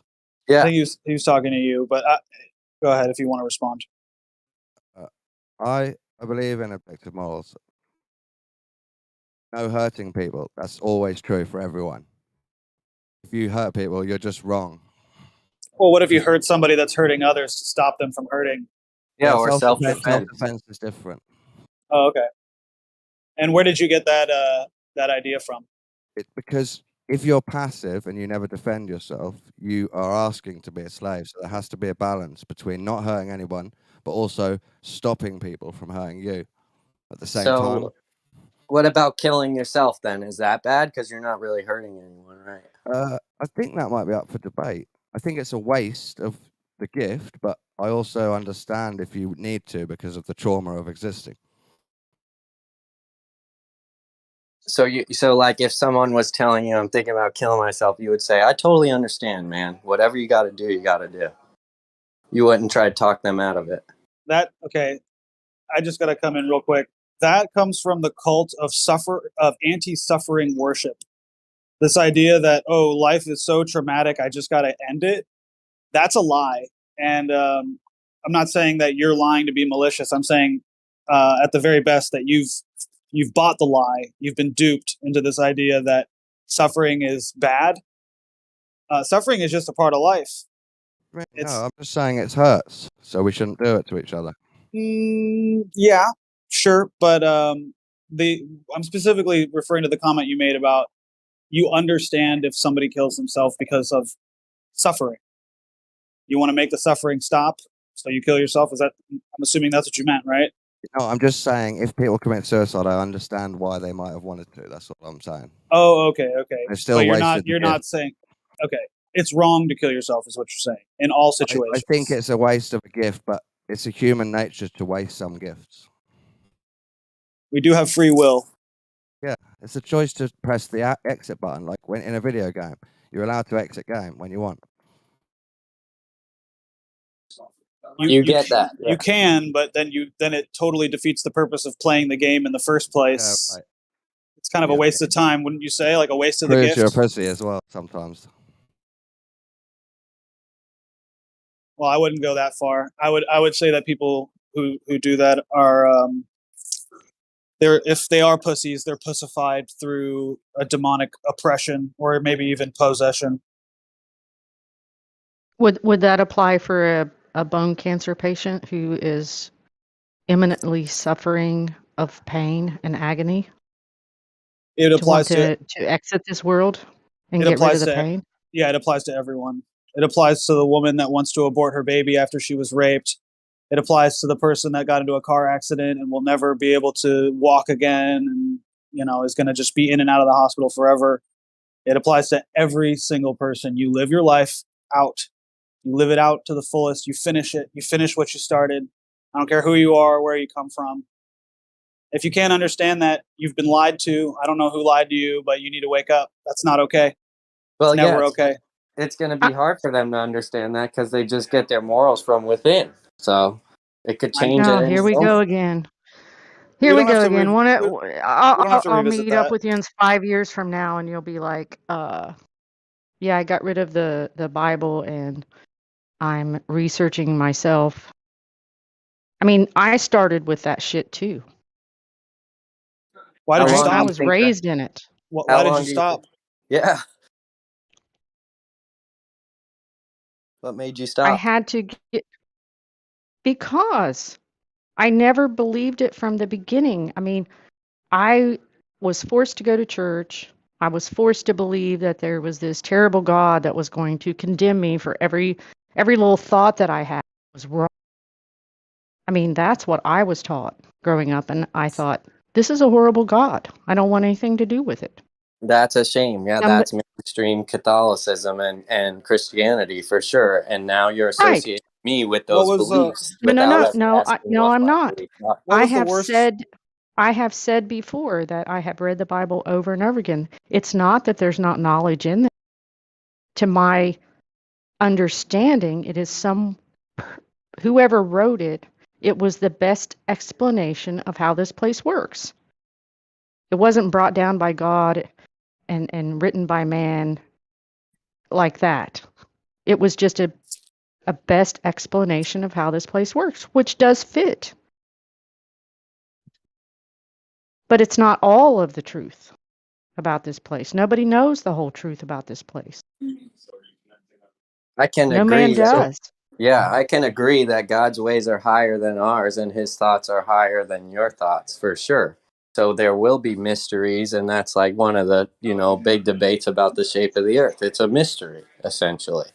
So if it doesn't have all of the truth, so now we just discount it because it left something out, or did it lie about something?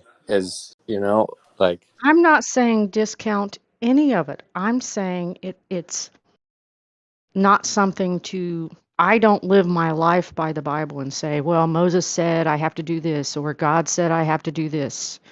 That's not how I live my life by a book. I live my life by observing the creation itself. even against evil agrees that you should take one day of rest, just as in nature, right? You should, because you're an electrical organism, so you need one day to rest.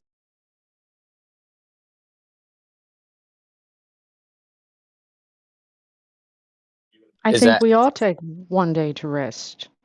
Yeah, that's That we important, just have right? downtime. Yep. Yeah. So I see that as being important, and how wonderful that was written down for me before I even entered into the world. I didn't have to figure that out.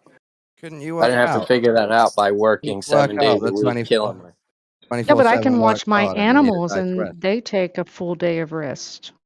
But animals don't have moral; they're amoral. So my cat sleep for I 18 hours a day. Is that what I should do? I don't know that animals aren't also some sentient beings. Yeah, animals protect their young just as humans do. Lots of animals have morals. But for you guys who said that humans shouldn't ever take their life, I guess you guys are against the compassionate killing or assisted suicide laws that we have in Canada, Netherlands, and others. Yeah, that's Why? just whack. Why is it whack? Somebody who doesn't want to be in pain anymore, or a bird wants to die on their own grounds. Why not address the root cause of the pain rather than just like copping out and ending one's life? There is no end to the root cause unless you want to say God caused the pain. Dude, No. life is suffering. Newsflash: you're going to suffer every day for the rest of your life to varying degrees. And if you think that's a reason to just off yourself, that's really sad. And I would literally go one-on-one with you right now. Get rid of the audience, leave this channel, and I will talk to you for however long you want, and we'll get to the bottom of this. All right, let's go. Where are we going? There's live stream too down Yeah, downstairs. we'll go to live stream too, because let's do it. I guess someone's gonna have to mod it. Maybe I'll go down there.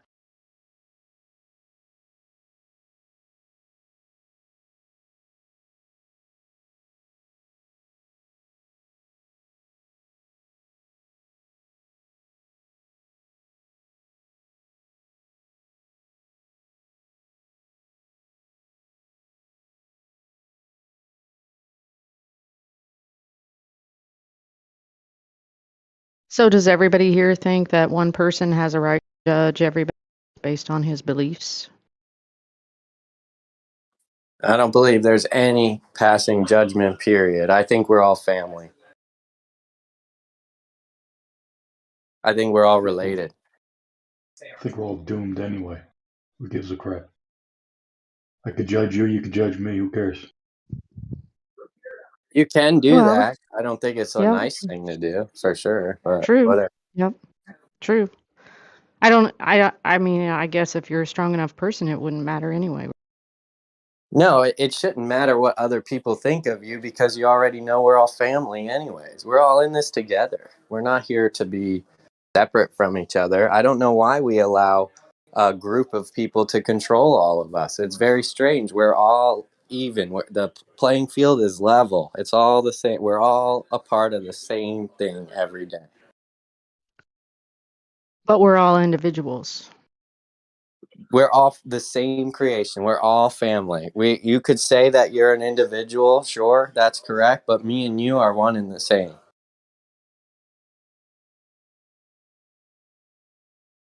The individuality will take it away. Sorry. Linda, would you be open to me sending you information to enlighten yourself further? What information? About everything that you need to know now you've broken the conditioning of religion. Truth. You can send me anything. I don't care. Thanks. Against Evil, what do you think of the Bach saga? I remember what it is. I've heard of it before. It's the family, the Bachs that wrote. They've been, one of the longest standing families that passed down their history from oral tradition, starting in Finland. Okay, yeah, probably. Well, I don't know, but it's obviously like a bloodline family if it's famous for passing down stuff. It's just Is it a interesting. black cube box or what? No, Bach, B-O-C-K. That's a family's last name. It's the Bach saga. I encourage you guys to look into it just to check it out. I'm not saying that it supports religion by any means or anything. No, not anything like that. I'm just saying when you look into history, when you get this family claims they passed this story down from the origins of where people in Finland came from. That's the whole thing, is like we all came from something, like that's one of the biggest questions in the world today is when we meet someone, we go, oh, where are you from? Because we're curious. We're curious where everyone's from. That's because we all originated from one point. It had to be that way. It had to be one family, no?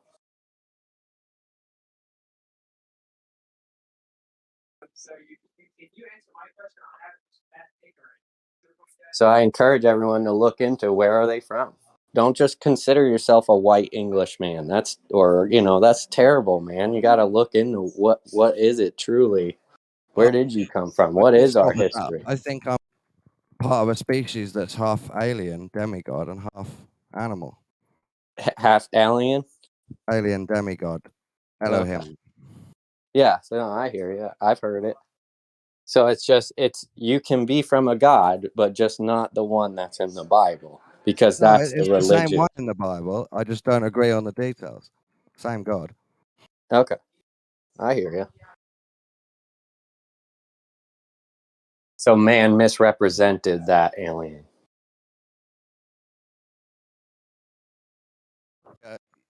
Yes. Man changed it into a sky god or a guru, human guru. Both are wrong.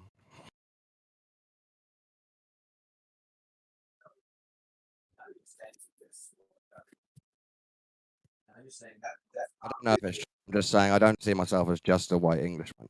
There's more to it. Germanic pagan. I'm not even sure I came from Africa.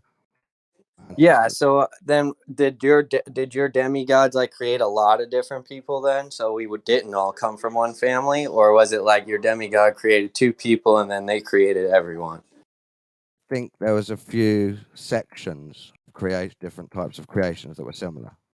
Gotcha. Like all different places in the world, like there was little experiments set up in all different places. Mental, but that's what I think. No, I get it. I'm not saying what I think isn't mental. Not at all. I'm saying when it comes down to this, it is philosophical. So it's not, I don't judge for your belief system. I like to hear it because we should all hear, the different ideas that are out there. It's important. It's how we, right, like you guys said, can get information from nature.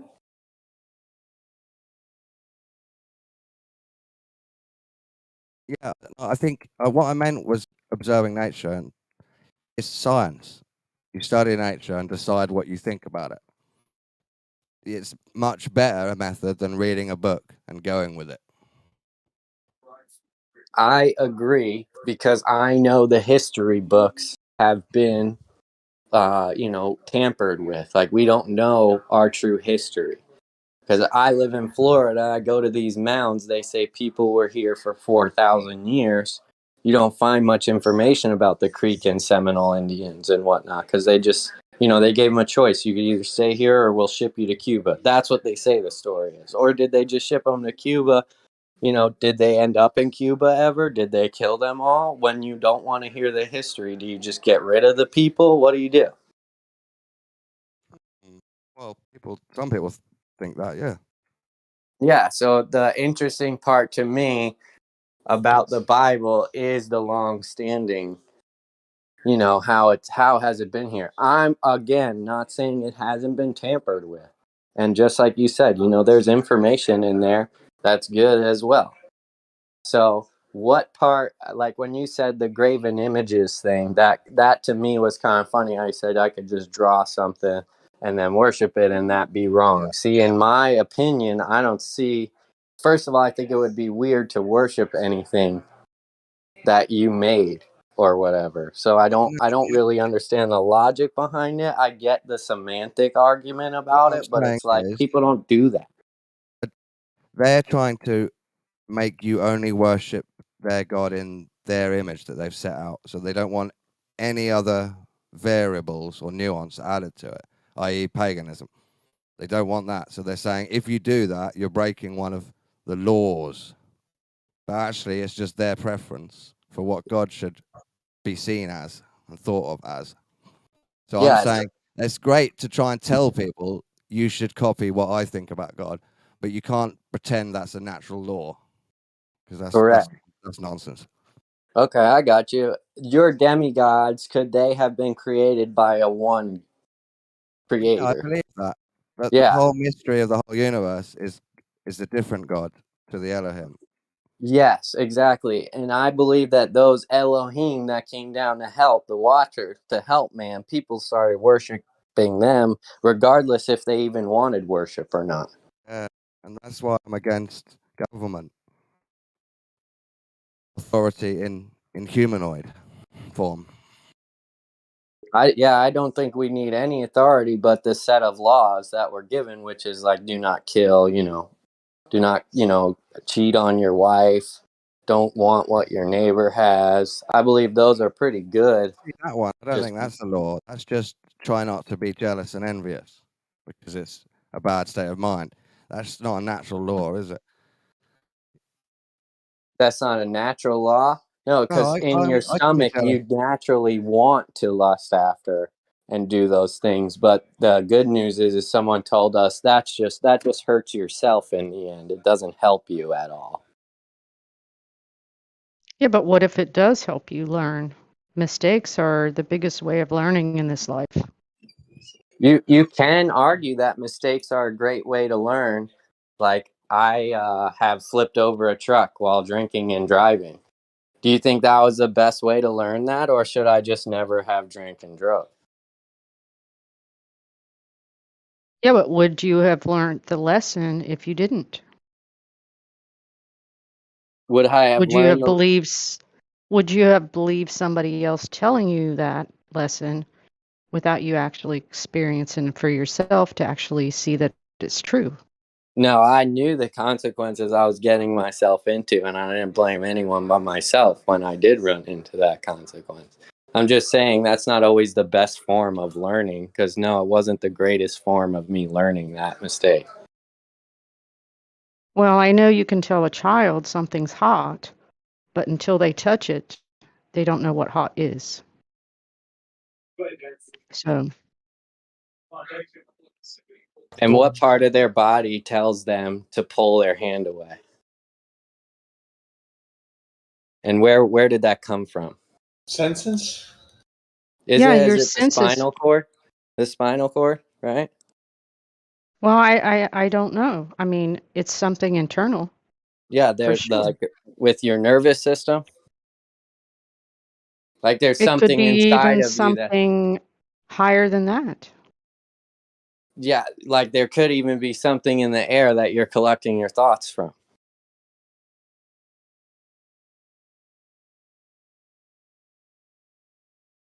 I've heard of this theory, and I wouldn't rule it out as far as because I know that people's vibrations do carry, because you can walk in a certain atmosphere or whatever, and you can feel either a negative or positive vibe, depending on how everybody's mood is. So, I mean, I think things do travel Do you think it's through the air. possible that we could be able to tap into that further, but there might be something that someone is doing to keep us from tapping into that? Like, for example, by putting fluoride in your water or something? I don't even think it's anything like that. I think they're blocking the vibrations with this white noise, like TVs, antennas, internet, Wi-Fi, Bluetooth, all the waves in between nature itself Yeah, that we because can tap into.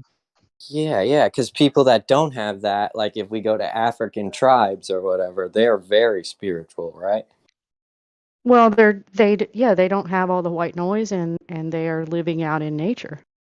And that's why, me and the other guy said that you need to connect with nature, because nature will tell you truths Do you that know where they get their a information sidewalk from? will not. So, Do you think that's where the African people get their information from nature? yeah, absolutely.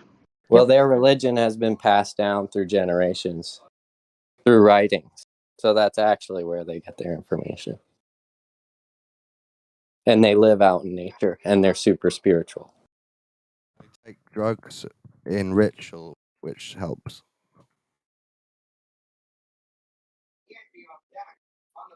Well, yeah, I'm sure psychedelics do help. But I mean, in the right mind. Like Yeah. anybody can't take psychedelics and connect with nature. You have to be in tune with nature to begin, Yeah. I think. That's an aid.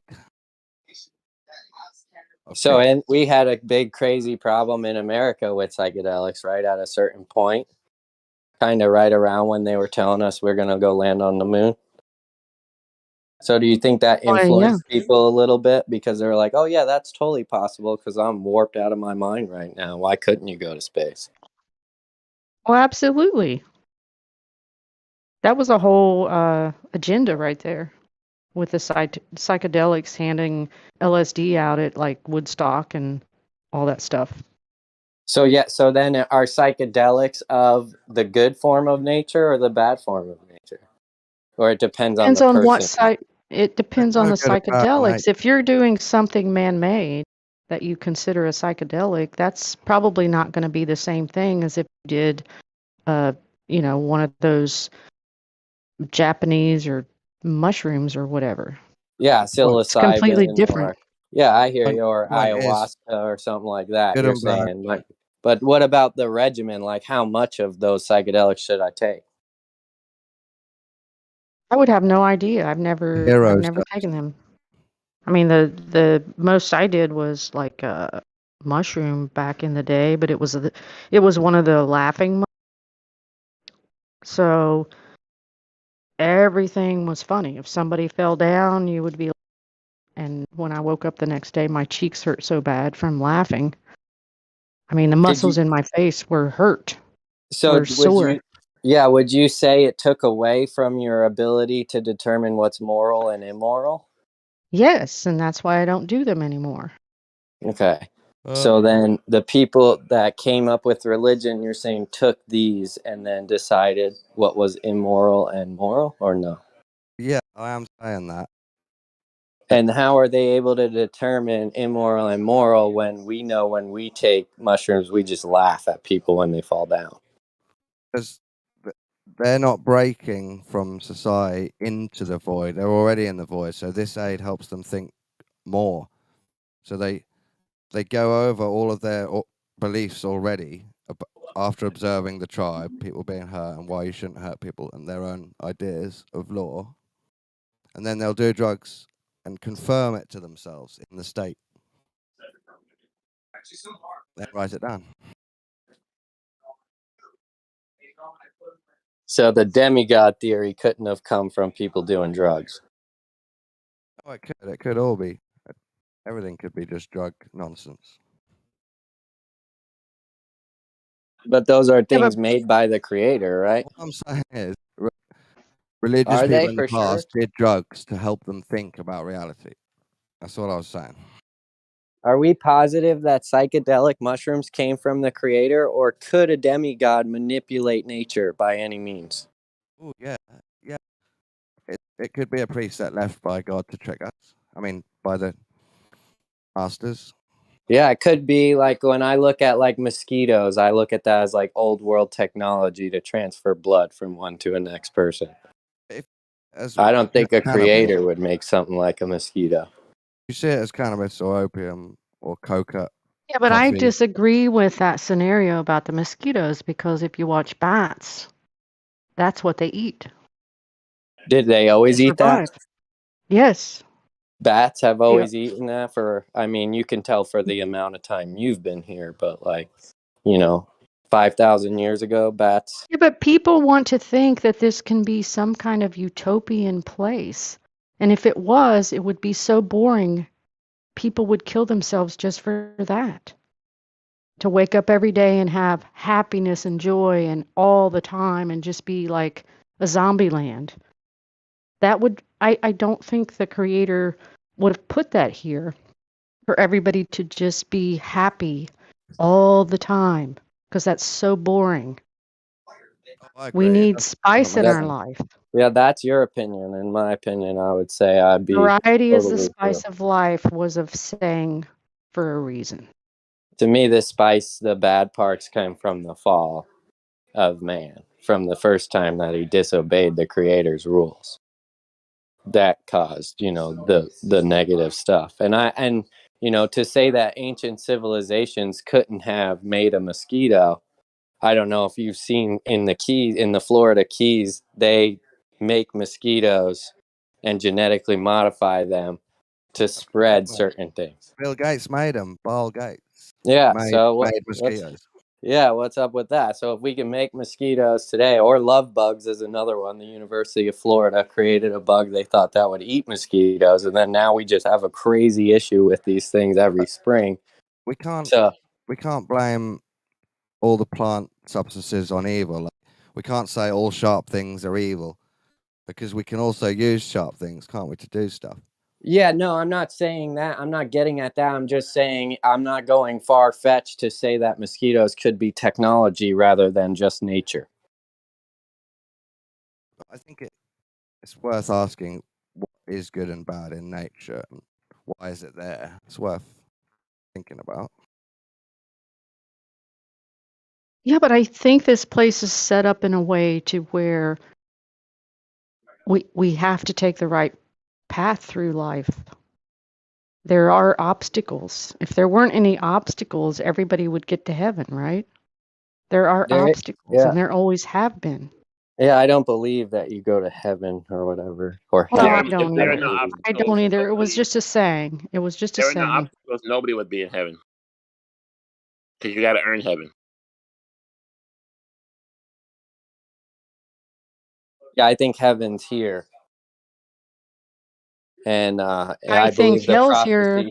I think hell's here too. That's why you would want to look into the Bach saga right there. Helsinki, Finland. Hell sunk already. but I think heaven and hell are both within the mind of the person's observations. Like one person can be completely homeless, but yet have an outlook on life like heaven. Well, And then another where are the person demigods? could be richer than all shit and have an outlook of hell.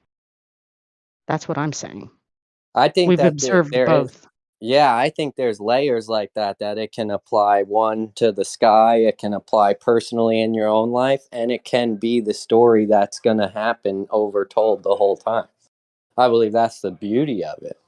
The beauty of it is the story is not only in the Bible, it's in your body, and it's also in the stars. Right? That's like why they do the whole Christmas celebration. The sun dies and then it comes back. So the story's there in the heavens. It happens in your Well, body. some It's written argue in the that Bible. Matthew, Mark, Luke, and John are the four seasons with their stories. Well, have you read their story? You said you have read their stories, correct? They all are trying to get Yeah. the same message across, correct? Yep.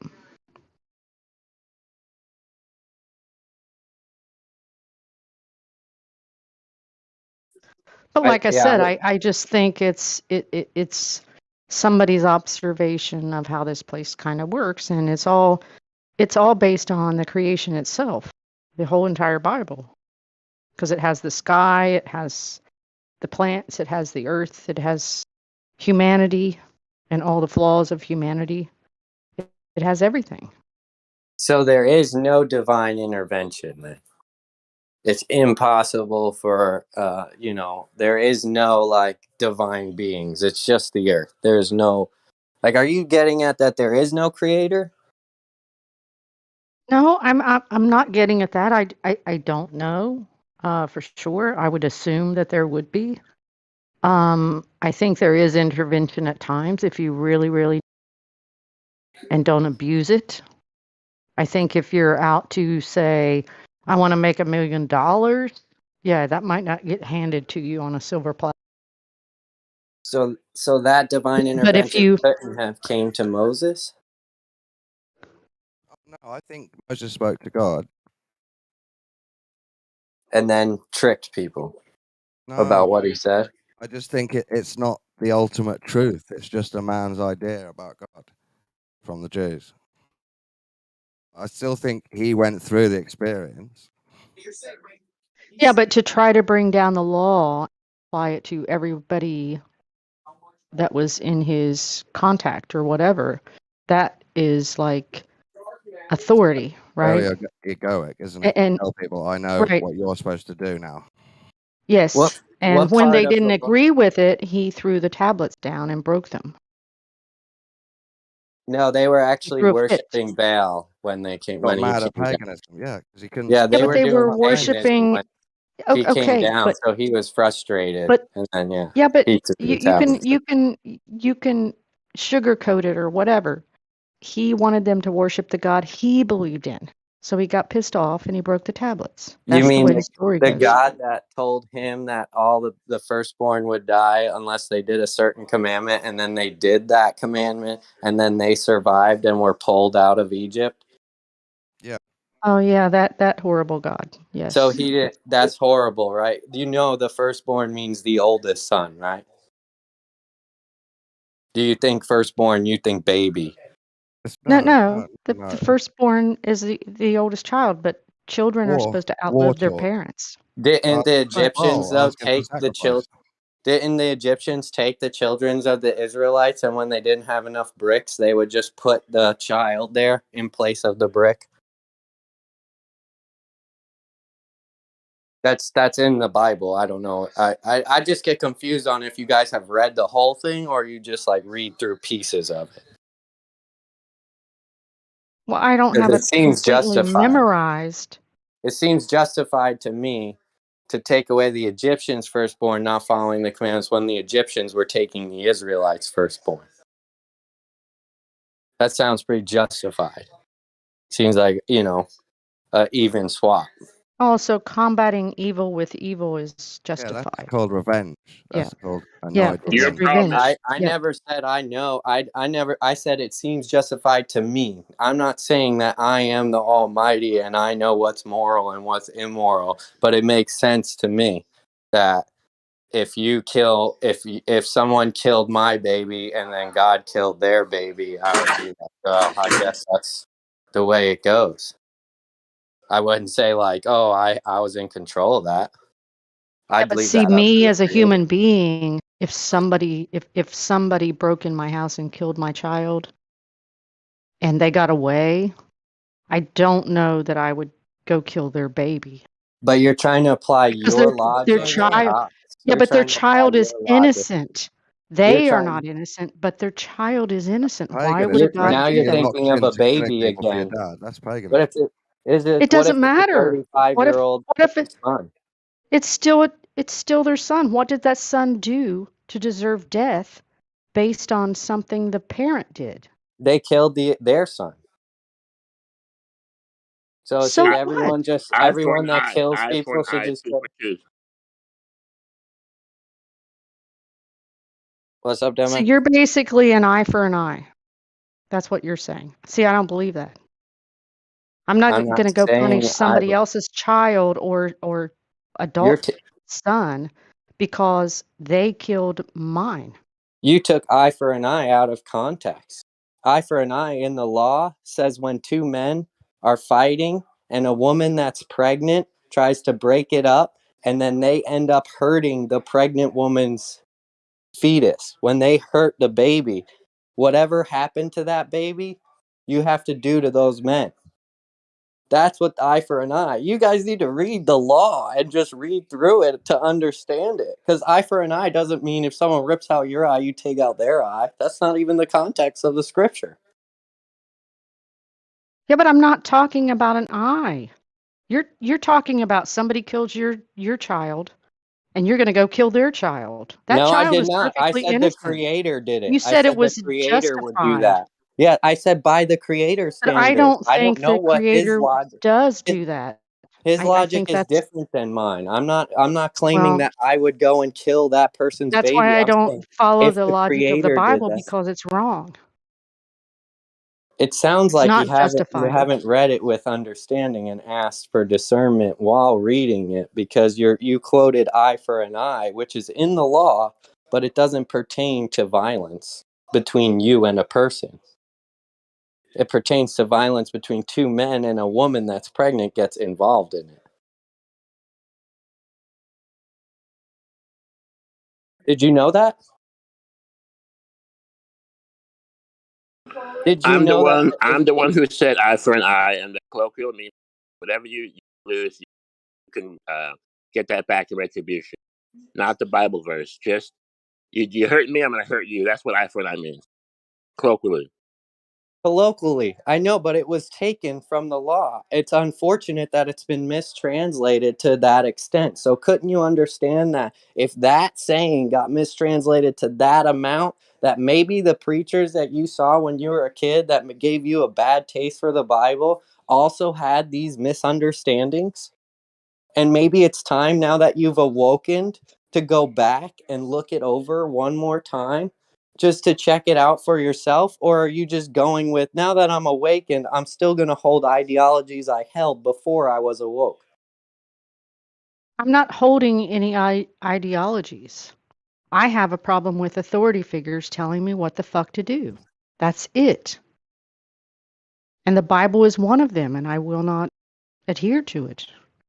That's What all is I'm the saying. Bible telling you to do that Oh, the you're 10 like, Commandments? so you do want to kill people and you do want to commit adultery? I didn't say that. Do you need me to recite the 10 Commandments to you? I know the 10 Commandments. Please enlighten. What is the fourth of the 10 Commandments? And it's not 10 Commandments. There was a bunch of them. But anyways, what's the fourth Oh, of the 10? there's like, what, 500, 600, Maybe 900? in the Talmud, if you read in the Yeah. Bible, it's not that many. Maybe in the Jewish Talmud. Maybe if you go with Judaism, you're correct. And maybe if that's what you're viewing as the law, Maybe that's part of the issue as well. If you think it's the Judaic law, then that might be part of the issue. Can I Rather, talk on that? It is the Judaic law. 'Cause they're the ones that wrote it into 10 with a few specifications in those 10. But they copied it. They copied it from Egypt, a thing called the 72 negative confessions. So when you die, you go in front of the god Ma'at, which is the goddess of wisdom, and you say, I have not done this, I have not done this, I have not done this, and you see how many you can name that you haven't done off the list. And that's not what the Bible said. That's turned into 10 commandments. Instead of things that you try and admit you haven't done, it's a Jew telling you what you mustn't do now. So they've changed it from suggestions, a guilt trip of mystery, to a law that a Jew's made up. No, that's Catholicism doctrine that you're trying to go with the 7 deadly sins, and all they ever do is repeat those sins to you rather than just teaching you the commandments. No, that's another point. The 7 deadly sins are a guilt trip. Yeah, I agree Make you that guilty that's of a being guilt human. trip. 100%. But when you claim Moses wrote that, how do you write about his own death and burial? Well, he didn't. He had very devout followers. So then who wrote Genesis, Exodus, Leviticus, Numbers, and Deuteronomy? Because scholars will tell you Moses did, yet his death and burial was in it. Well, I think rabbis, Jews, and Jews in Rome wrote the Bible. I think it's got natural law in there, and it's got self-defense, and it's got spirituality, and it's got astrotheology and symbology. It's got loads of good stuff in there. I just don't like. So you can date the law. Qumran scrolls before the Romans. Yeah, even they, the Jews and the Romans have copied it from other people before. Yeah, before them was Greeks, right? Before Egypt, the Romans. Babylon, Sumeria. Yeah, you had Babylon, Sumerians, Egyptians, all these people. And their cosmology looks similar to the one in the Bible. So the Hebrews just took it from them, is what you're getting at? Yeah, and I'm not saying it's wrong. Yeah, but there really should be only one law, one natural law. Thou shalt not steal. There is only one. There is one law. It's love your neighbor Thou shalt as not- yourself. No, There it is should one be law. thou shalt not steal. The Yeah, you Quran. wouldn't if you loved your neighbor as yourself. Because every time, if you're killing, you're stealing a lot. The Holy Well, you Quran wouldn't- has 10 commandments. How do you know this, Linda, already? I've learned myself. That's what I It's all said. summed up. There's no theft. That's No natural law. theft. Natural law. It's all summed up in love everyone as yourself, isn't Yeah, it? but that works. But you can. No, that's you semantical. can't do that If though. if you're into sadomasochism, that means you hurt other people because you like being hurt. So that can't work when it's worded like that.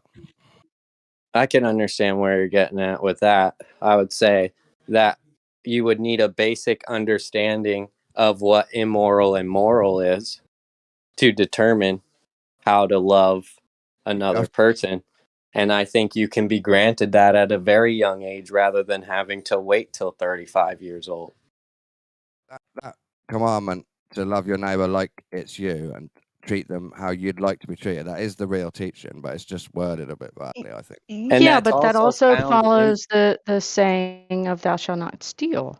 Because Yes, if you're stealing from somebody, and I don't mean physical objects or anything like that. If you are committing adultery or whatever, you're stealing, from your own spouse. What if you steal food when you're hungry? Is that okay? So you can live? It depends on your. I think it can be done, and I think the food would probably be given to you in a certain extent if it's innocent. And DMOC, you're in luck because the law actually goes over that for you. So you don't have to just take it on a whim or whatever. The law goes over if you're hungry and need to steal. The law goes over all your issues that you guys are like, oh, I might just be. Why do I know all this Oh my without God. studying the law? You were the first person to Because call me Noah cheap. gave it to you. He No, imprinted it it did into not. your No, mind, body, and soul. He Do I imprinted sound it. like that's Demon? bullshit. This is Yeah, you do. Packers. My bad. My bad, Godfrey. That's okay. I'm You so meant well, sorry. but damn, Demon, dude, he's like way out.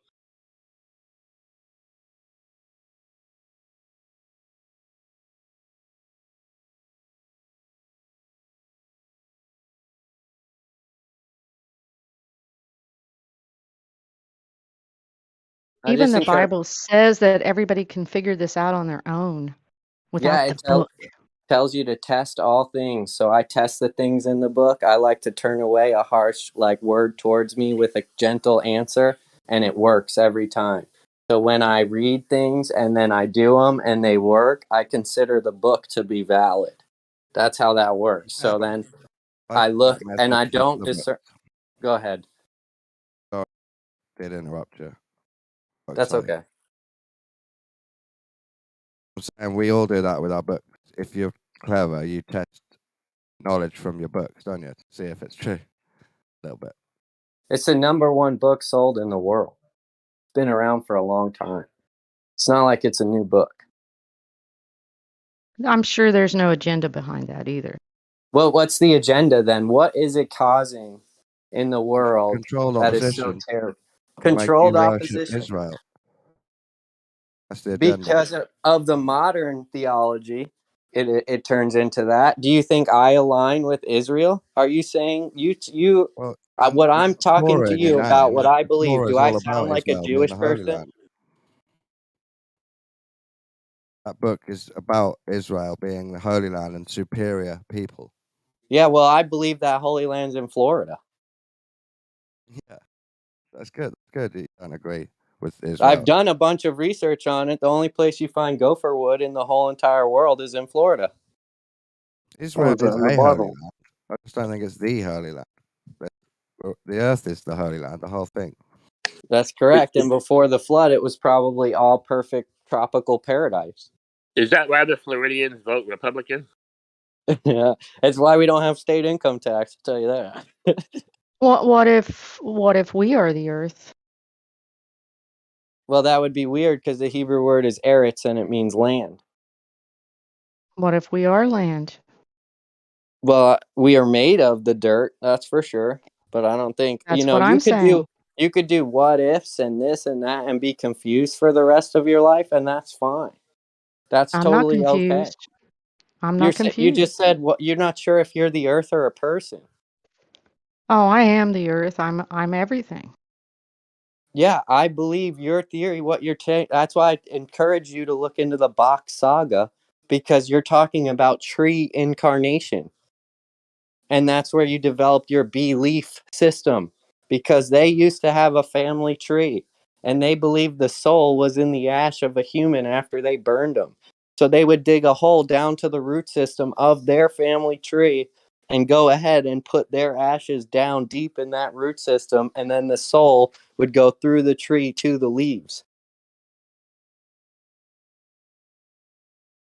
So yeah, I understand where you're getting your ideology from. This is all ancient paganism. You It's have been no around forever. idea of where I'm getting my ideology. I don't even look into whatever you just said. How I've weird never is it even that heard it of that. aligns with what you think? How weird is I've ancient been Hinduism accused of this aligns my with what you entire think? life because some of my ideas fall within some of these other ideas that have already been introduced. And so therefore I get labeled. That I'm is not unfair. I'm not labeling you for that. I'm just saying sometimes when we come up with ideas in our own head, we have to remember where the thoughts could possibly be coming from, because we you know how we talked about the background medium could be giving you those thoughts, and they could be just the same thoughts that are given to the ancient people as well. So that's why I think it's important to research all religions, all theology, all of the theories of the ancients as well, so that way you can come to your own opinion and you don't have to bring in the Yes, and I've Hinduism heard part of this it. before and I argue Wait a with minute. it because But if I she don't has need to read all of these she books. has her Because own what if thought. I was an Aborigine living in the fucking forest, living off the land? I would still probably know the shit I know now. Yep, and the I Bible wouldn't actually need the talks books. about that. The Bible talks about that. You will be presented with the creation through his creation. You'll be, you'll And understand the that's what I creator tried through to his. tell you before. That Except that's you've been where gifted my knowledge and you're not an aborigine. So now that you have known what the Torah says and then you ignore the Torah, that might have consequences. I How can't be about if I certain. don't give two wits about your Torah or about your consequences? How about that? That's I couldn't okay. care less about your Torah or what you believe. What would you say to that? That's perfectly fine. I'm okay with you not believing. Yeah, it's perfectly fine. All I care about is the children and that they're raised, in the proper way. So that way we don't have to deal with the weird things we have in this world today. Like if we can just all acknowledge that we're family and all be, that and don't care like, oh, you're different color skin, you sound funnier than me, whatever, then we can all just get along. We could say, hey, these people up at the top, they don't control us. They're the same as us. So Yeah, but that's hold what. on, dude. Hold on. I've been listening to you now for about an hour, trying to convince this lady that somehow your ideology is somehow greater than hers, and somehow you need a book, and somehow this dude called Moses put thoughts in your head. Like, are you listening to yourself? I didn't say that Moses. I'm the one that argued. I don't think Moses wrote that book. Okay, so you agree then that this lady here has the right to think and feel and say anything she wishes, right? Or All I was no? getting at was, can morals change over time was what the original thing. And if you just develop morals all of a sudden, I'm just saying, could those be changed? All I was saying is there's something written and has already been told to us that has a pretty good moral standard in it, to the point that that's all I was asking. If we're going to just get it from ourselves, I think that sounds a bit egotistical. That's all I was getting at.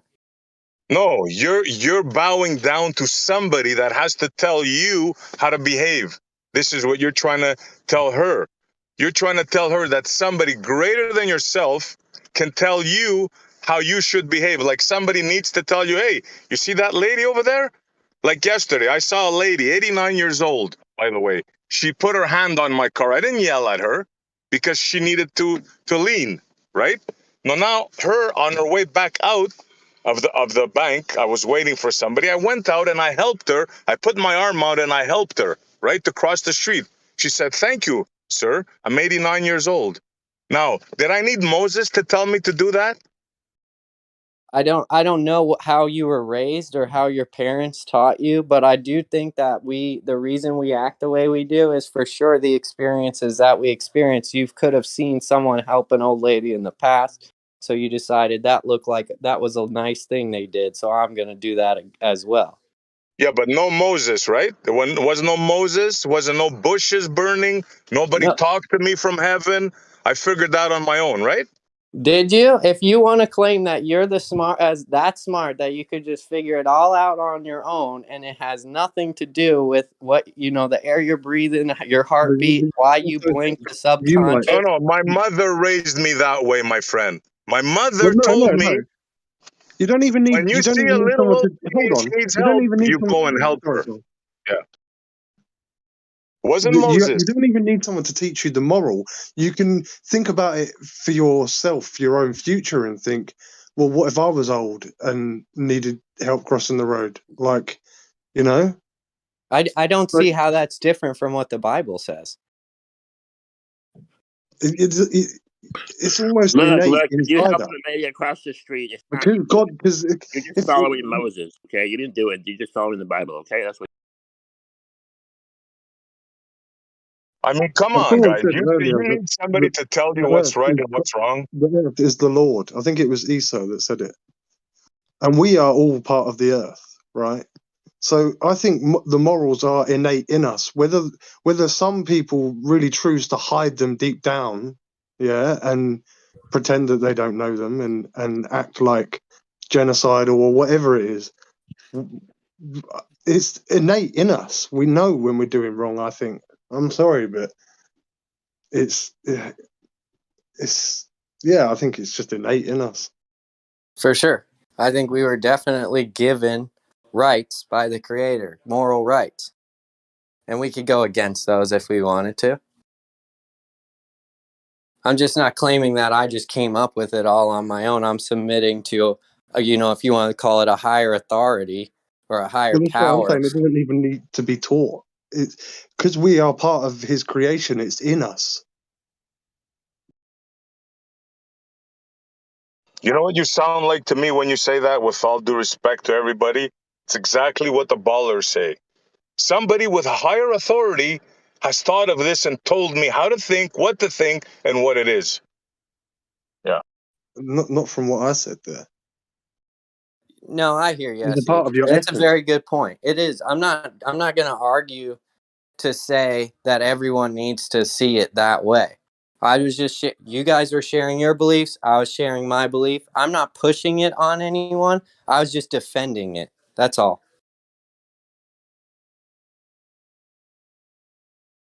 Look, I don't want to be like too adversarial, but I'm just sticking up for, who was it, Linda? Like, I think you guys were being a little bit too rough on her. That's all I'm saying. I got you. No, I'm it's sorry. I'm yeah, sorry if it came off that way, He Linda. I didn't really like didn't. when you yeah, but said it's he all don't good have a because platform I've will be been top. through this before. I've been called satanic before because some of my beliefs or my observations. I will say something and it'll stir something up that somebody read Aleister Crowley or something, and I'll be like, I've never read him. I don't know all of his bullshit or whatever, but some of my thought process falls in line with him. And then I get called a satanic worshiper and all this other stuff. And I think these people, even though they wrote all this stuff, I think there's truth in it amongst the lies. You see what I mean? And I think Aleister that's true Crowley in does every segment. I think that's true in every aspect of every big book or, whatever they put out there that everybody wants to read. Yeah, I'm so sorry if I came off, as calling you demonic or something. That's not what I was getting at. I really do believe you as family to me. That's how I was taught.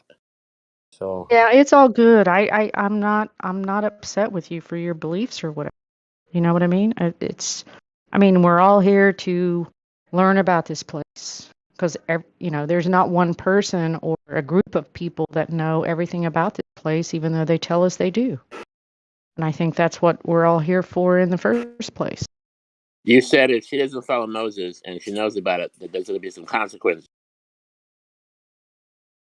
that's part. Spankings?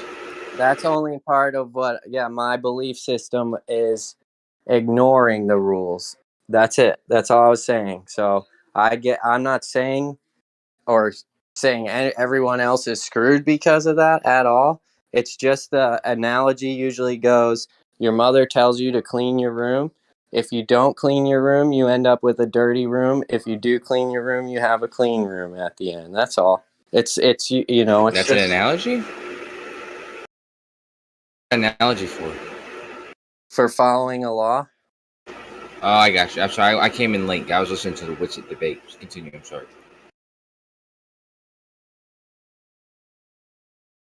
In room analogy. I like that.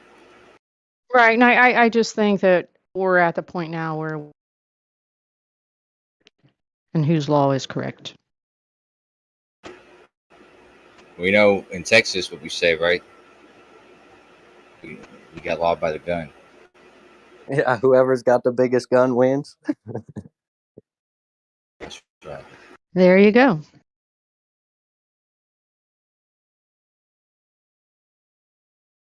You know what they say in the Navy? There is no wrong hole. Oh yeah. You've heard our motto or our credo. Okay. No. Okay. Just stop it for a second, Jerry. You guys know about Niccolo Machiavelli? He wrote that book, The Prince, in the 15th century. It's like a political. It's actually just like a political Bible, really. People in politics see it as a political Bible because he kind of assessed like many different political strategies and models, like throughout history and stuff. Gave examples, and yeah. So I think that a lot that goes into it's not just about Yeah, it's a force. good analogy Because to what we've the been now talking about, actually. it's not an analogy. It's Like, not an analogy. no, like, because I was thinking about it, because kind of what we've been You know that talking book? about, how an authority can have like evil way. There can be truth in evil ways. You know, like the lady was saying. Sorry, I keep forgetting her name. She said about she gets people say that her line of thinking is like Aleister Crowley's and that, and there might be truth in what some evil people write. Doesn't mean that you should follow everything that they say. And Machiavelli is another really good case of that. Well, I wouldn't say so. I wouldn't say that's the case. I'd say that he was politically savvy. Like, just like if you're business savvy.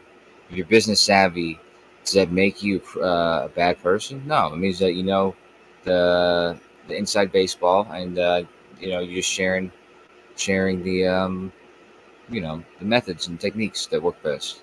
I don't think there's anything evil about that. Having said No, I that, don't think it's an evil. That's what I'm saying. Like it's like you say, it's just a handbook. It's just, but it isn't a sort of evil approach in a sense, because you don't care for your fellow man in that. It's completely opposite to Marcus Aurelius. Say, for example. well, yeah, but it's a totally different philosophy. And but okay, so you know that book, The Art of War, or the 50 Rules of Power, or 48 Rules of Power. Say what? Art of War. This from some Japanese guy. I don't know what his name is. Tong Chu. What did you say his name was? Shang Tzu, man. Oh, I thought you were saying from who. Okay. Yeah, that's his name. Yeah, that's right.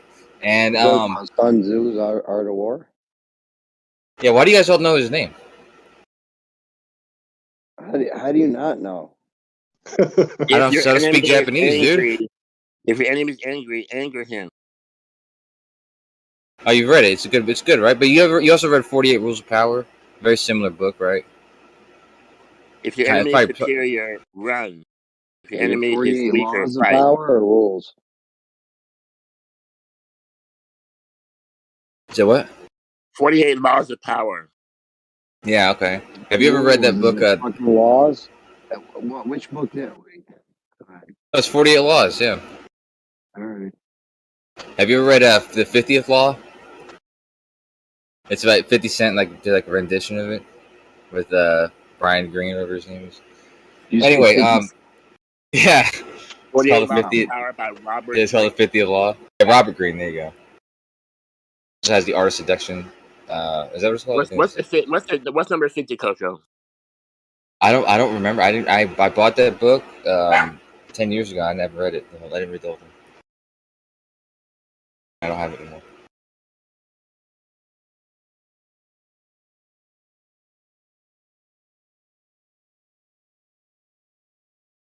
That book is banned in prisons and other places too.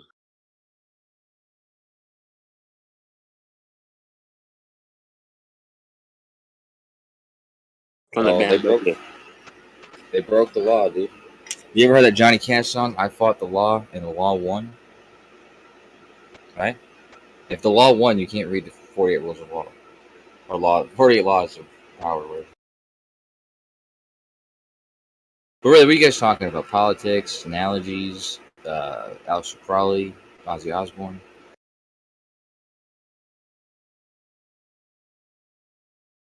If you guys aren't talking about anything cool, I was going to say that I was listening to What's This Debate. You guys listen to that? You ever heard that song, Killing in the Name of? Yeah. I'm not really a big Rage Against the Machine fan. I like who is what's debating Audio now? Slave. Dr. Tony? He's debating three dudes who are kind of formidable.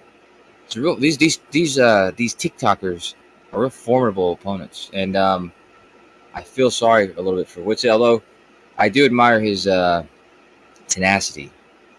Bro, Globey He's a McGlobe fighter. face. Yeah, I don't know about him. There's one dude though that is particularly clever. And the sad thing is, which is using a lot of the arguments that he used in here earlier today. He said it's a specific thing that I I mean several things actually that I refuted, and he still argued them with the dudes in there, and they refuted it a little bit worse than I did. Okay, But what still, was good enough. Widget's argument you easily And you put the refuted? link. What's her, Put the link. what's Is the it argument The he modern easily day debate. refuted? So I got shit going on in the real world also, but yeah. What was the debate? Oh yeah, he said something about the what was it about? People looking south. Three fools looking south at the um, Southern Cross. That was one of the things. Yeah, and he brought up a lot of quantum and relativity, but this dude's a PhD guy. I don't know what. He says he works with some I mean, famous people. relativity is easy to debunk. I debunked special relativity all last week. Yeah, dude. Yeah. What you sound like? The Southern. I took a big poop Go ahead, on Leslie. SR. Go ahead, Leslie. Yeah, you sound like you took a big. Go ahead, Leslie. Go ahead. All over SR. Yeah, let Leslie All go, over man. He took a dump all over it. The thing about what they're talking about in this personal dome of vision that applies south of the equator is where is this line drawn that you have to use a different set of visual rules to represent reality? How come it doesn't work? What if you applied it to the northern hemisphere and the North Star? What would happen to that? It doesn't make any sense. You know what? Did you watch Witz's presentation on his channel? Yeah, I watched part of it. I didn't watch any of it, and I'm gonna have the AI go over it, summarize it for me, and give me the bullet points. But I did overhear him talking with somebody else about it, and I heard something about a reflection. And actually, out of what I heard, it was actually kind of clever, although not that clever. I just remember hearing that it was something about something about a reflection. Like you're looking at the light that's reflecting off the other light, and so it's like it would look like it's going in a reverse direction or something like that. I was like, okay, I can see how that would. If I know what squint you're my talking eyes a about. little bit. Did you see that part? Yeah. Okay. Well, I didn't really get it, but yeah, I don't know. I just don't know. He was showing another illustration with the stars rotating with 2 points of rotation, but it doesn't look anything like what we see. But then he invoked the lens, like the dome or the firmament, that would cause it to look like what we see. I was getting real confused. He was saying that in person as well. That like I was confused. He was going back and forth from perspective and atmosphere and perspective. And sadly, Arma, my man Arma, he was the only dude in voice, the only Glober, and he concedes with them sometimes. I mean, he admits he doesn't know the argument that well, so, but he did pick that up, and I thought that was, I don't know. There's a lot of things about that that's so telling. It's like I don't know why you guys would take Walter Bison's model and say thanks, Walter. He didn't make that for you guys. You shouldn't say thank you. Let me tell you the difference between Walter Bislin and Bob Nodell. When Bob Nodell did his test, he took a measurement. There's a reading that he took, which stands on its own. It's not derived. It's not something somebody like invented, right? So when Walter Bislin made a model, he made it himself. It's not the answer to a question. It's sort of a claim on why flat Earth doesn't work, and then you guys are using that model as some sort of I don't know, answer to some question. It doesn't make sense to me. Jeremy, are you backing that model as well? That shit works for me because I have the magic bendy light that you guys think is magic that could just be happening normally because you've never actually measured the light, the long distance in the atmosphere. Ruhiv kept dodging it last night, talking about logic, logic, logic. He claimed something was bending in the atmosphere. He claimed something was bending in reality. It's a measurement thing, not a logic thing. Ruhiv's a smart dude, and he's another guy who I heard arguing last night. And he asked, "Is there any Globers who agree with me?" And I couldn't get you the mic. Did you hear what I just said? Yes, you said Ruhiv sucks. He thinks it bends, and actually he's bending. That doesn't No. actually bend. Yes, I heard you. Ruhiv kept saying it was a logic thing, but it's not a logic thing. He said something's bending. It's a measurement thing, not logic. Measurement. What did he say was logic? What was the logic? Dude, what are you fucking? What are you shooting? I'm shooting some shit. What's what do you say? What do you got? An automatic pellet? I got a whole bunch of stuff going on here, dude. This is actually a pretty cool gun. It's like it makes these water pellets. You put It's little kid shit. Okay. All right. It's not little kid shit, dude. This shit shoots really Hey, you got a fast. cool toy gun.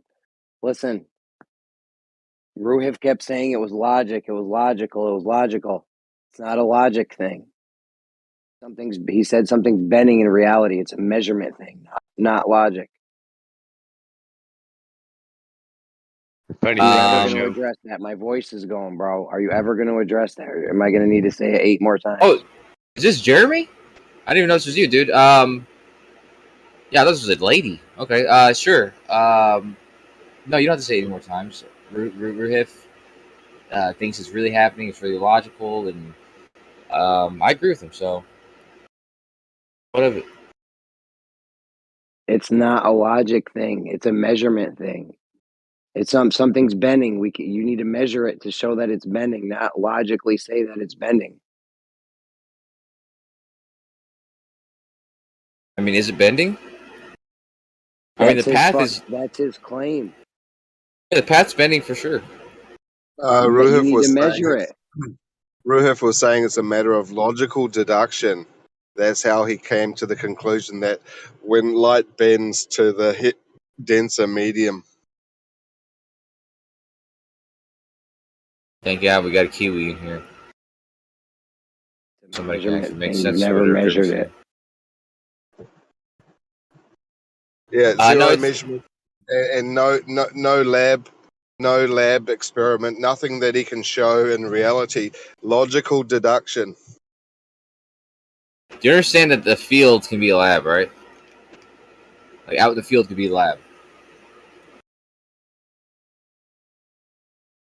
Dude, But you need to show it, measure.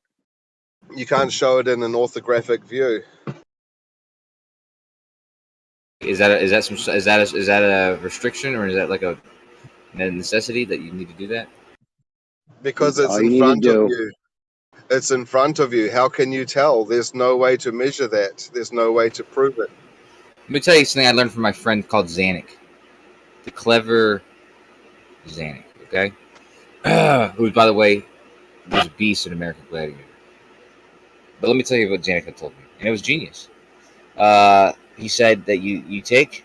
So a refraction, the refractive index is like a lapse rate, meaning that it's really describing how the medium is changing and kind of at what rate. That's going to tell you. That's going to determine the strength of refraction. And so he had. What did he do? He said he was taking a picture of an object of elevation. So an object from a certain elevation, like let's say 10 feet. And he took the same observation from 20 feet, the same observation from 30, 40, 50, 50, 60. So basically what he did was he looked at these different observations with different heights. Same observations, different heights. And what he did was he mathematically took out what would be the case if there was no atmosphere. So basically corrected for like the geometry of it. And everything that's left over is what refraction is doing. And I'm probably bastardizing what he said, but that's the gist of it. Okay?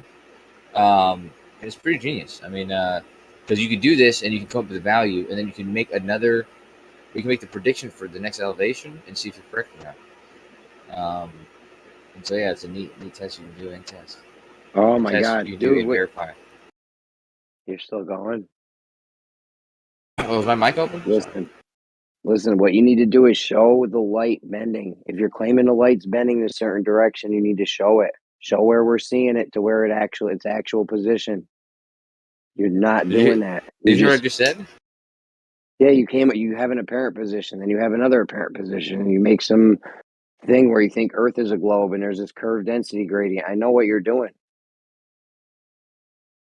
The relationship between those heights and the same distance, different heights. That You're relationship. talking about the difference between the not actual positions? No. I'm saying that forget about the observation completely. Okay, so what are we looking at? Well, you're not looking at this point, but you are climbing at different altitudes, and you're looking at the same spot in the ground. Okay, so on a no atmosphere plane, like the geometry can tell you what you expect, right? So really, all you're doing is making a measurement like this, and then correcting for what's left over, and then adding that in. We're going up and looking at the same spot on the ground? Yes. Is it underneath you? I believe so. Sorry, Xanax, yeah, I think so. And you don't even know Xanax what's only going told me on. this. I really Yeah, don't, you not that even much, know. but I've already debunked Xanax whole thing with this. I don't think so. You tell me what's sure happening. I remember you claiming you did, but I remember you not even understanding it. I've debunked this on like 4 separate occasions. Okay, explain how it works. Dude, you got to keep up to date, bro. Was this your first day in Flat Earth? Yeah, well, can you tell me about you and Nate? Don't fucking put me in the same. Don't put me in the same boat. Yeah, that's your boy. Okay, listen. What's Ruhiv's claim, or what's his thing? Nature boy. Now, what's Ruhiv's thing? Claim, if you can't, Xanax I'm thing saying is that Ruhiv, he gets Xanax thing is that he gets a whole bunch of apparent positions and then magically knows that the actual position. Okay, let me change it up a little bit, because something that's kind of related to Xanax method, which is brilliant, by the way, which you don't know because you just proved that, is using the equatorial mount and let's say pick 5 stars. Five. It was okay. We got 5 apparent positions now. No. Pick 5 stars and make sure they're all going to be visible at some point in the night. Right. So watch the first one go across the sky.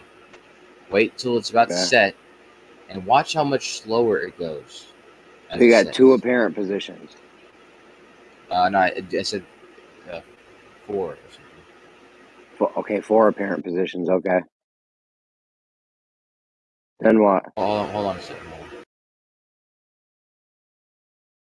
It slows down at the horizon. That matches a flat plane, dude. How? Flat plane, the closer shit got to the horizon, the longer it would take to set like that. I'm good to go. Sorry. No, okay, so let's get back to distance and half this. It's perspective, dude. That dude. matches flat Earth. Yeah, it matches flat Earth. All right, don't be a dope. Perspective with your stars. This is refraction for you. Yeah. I got one of those shirts that's like the drug-free. Dude, Kosha, listen to me. You got a whole bunch of apparent positions, not actual positions. Now what? So here's what you do. You take 5 stars. Okay? Okay, we got 5 apparent positions.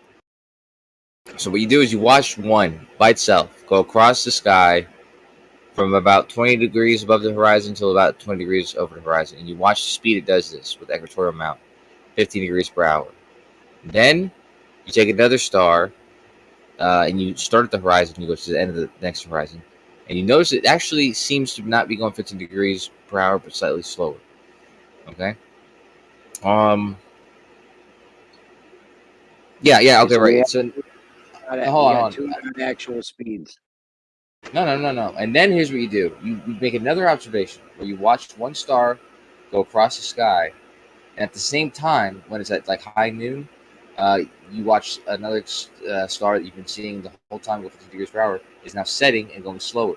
And what you notice is that as the star is going slower next to you, that was going 15 degrees per hour, the stars above you are still only going 15 degrees per hour.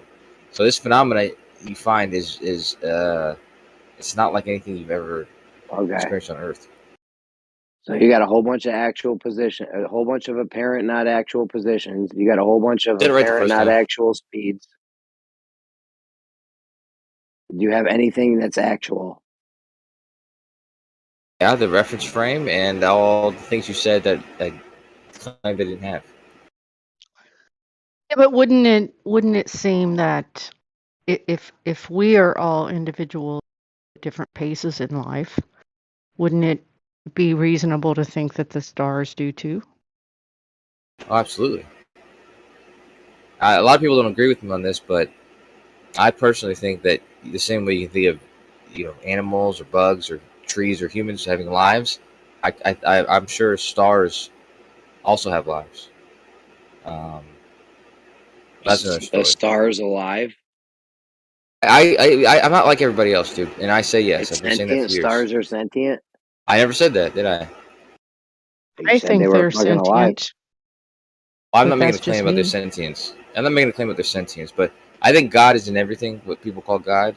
And before there was ever any biological life, there were stars. And I think as the universe evolved, and this thing that people call God was growing into different things and experiencing his world, his universe through the objects in it. I think the stars are very much the most powerful entities in his universe up until we were created. I think they're still that powerful, but I mean that's just me because I think they are for signs and seasons. I think they're powerful still, but I think that we're on the precipice of the same way that we can fly now and we're not birds. I think we're going to be able to control the an energy from a star. Nah, I don't think so. But I mean, I mean, I think there might be something to when we're born under the stars. Like maybe they do have influence over our personalities, things like that. Yeah. Well, there's always a snapshot. I mean, Geo's a big astrology guy, but I mean, I was at one point, but I do know that there is a snapshot of the sky for every moment of every day, and including the day you were born. Yes, and I think Right, it does. and it's I think it is different like a from frame. everybody else because somebody in Australia, say, could be born at the exact same time of day that you were born on the same day, but yet they have different stars. So you won't be identical, the same personality, that kind of thing. Just to be clear, I'm a Taurus. I'm a Capricorn. I'm a very strong woman, so come at me, I guess. Jeremy's an old man now, so that happened overnight.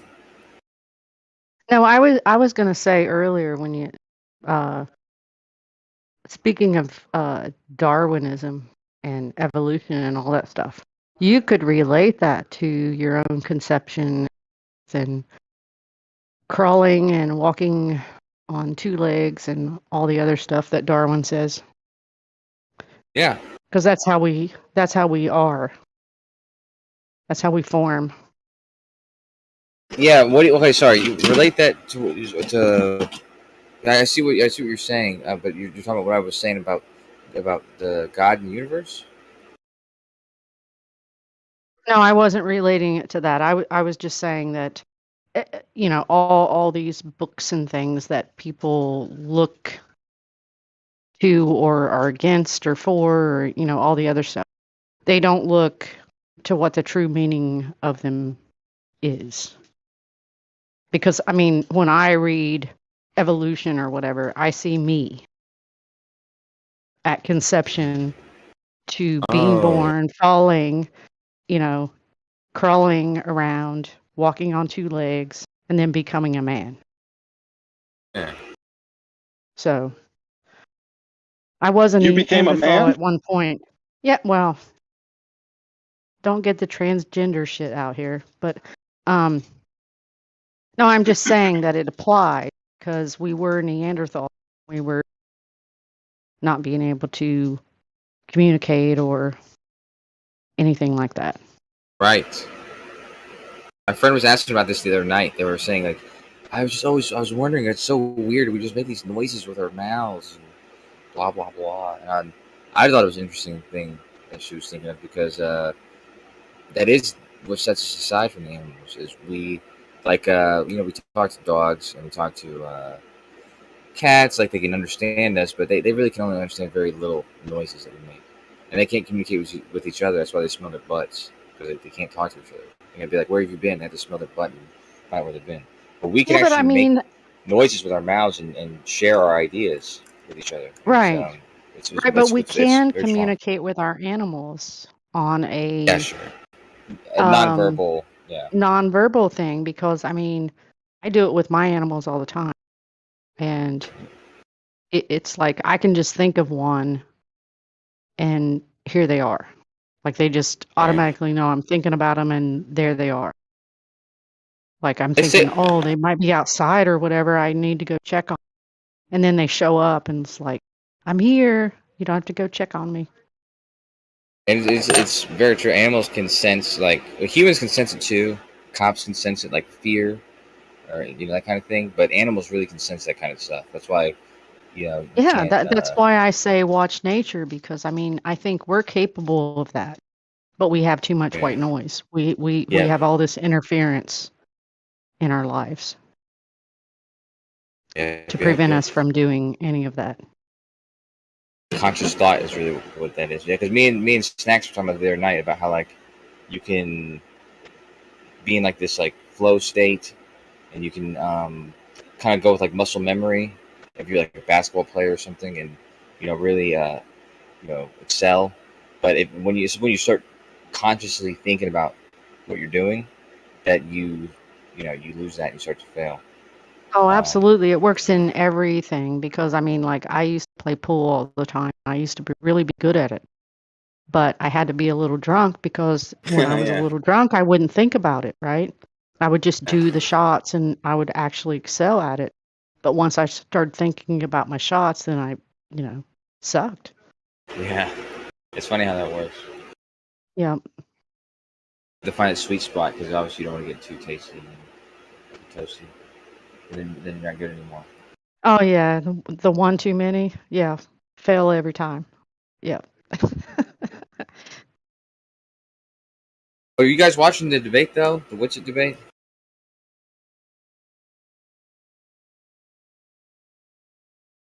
I am not. Nope. Like I said, I admire his resolve.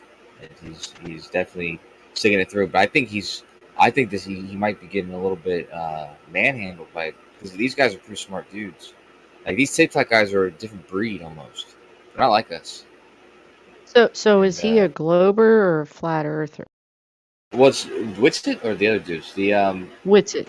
Yeah. Wit's a flat earther. He's kind of like the okay. the paragon currently of flat Earth. He's the yeah. I don't know how to say it.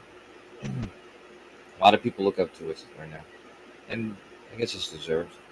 Like I said, he's in the trenches, as Jeremy says. I think it's hard to argue the whole flat Earth, globe Earth thing because I mean it's like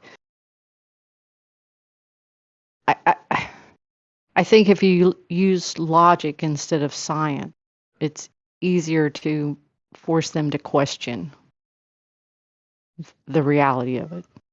I heard you saying something about that earlier. How do Yeah. you So I guess like in if you were talking about let's say observations of the sky, stars, something like that, how would you translate that into like a logical argument? Yeah, but I mean the logic starts with the first trip to so-called space. If you just go back and show them the footage and the piece of tin crap that they took there, that has to be a logical that has to weigh on their logic. Like, okay, how did this happen because, the science says it has to be this specification and that specification and all the other stuff, and it doesn't apply to any of what they did back then.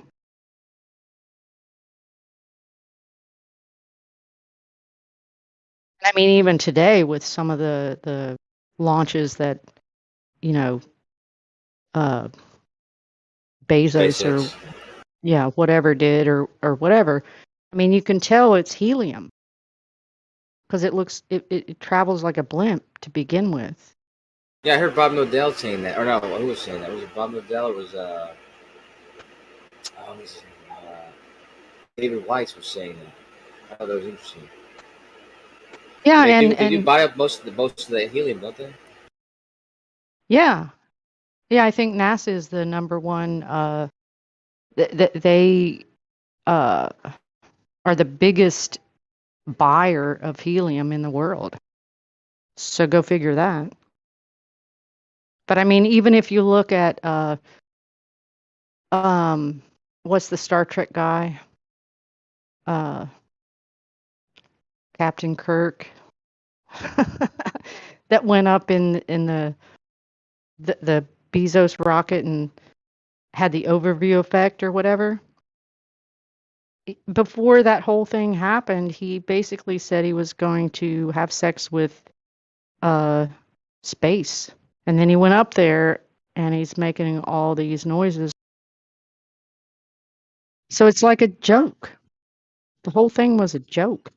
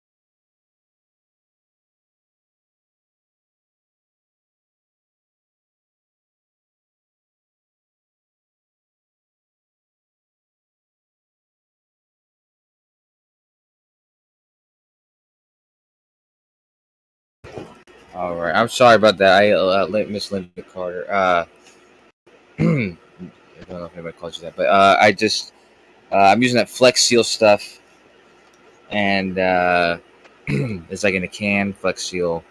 I never used it before, and I got it all over the place. It's kind of time sensitive thing. So I couldn't get to my mic, so sorry to leave you hanging.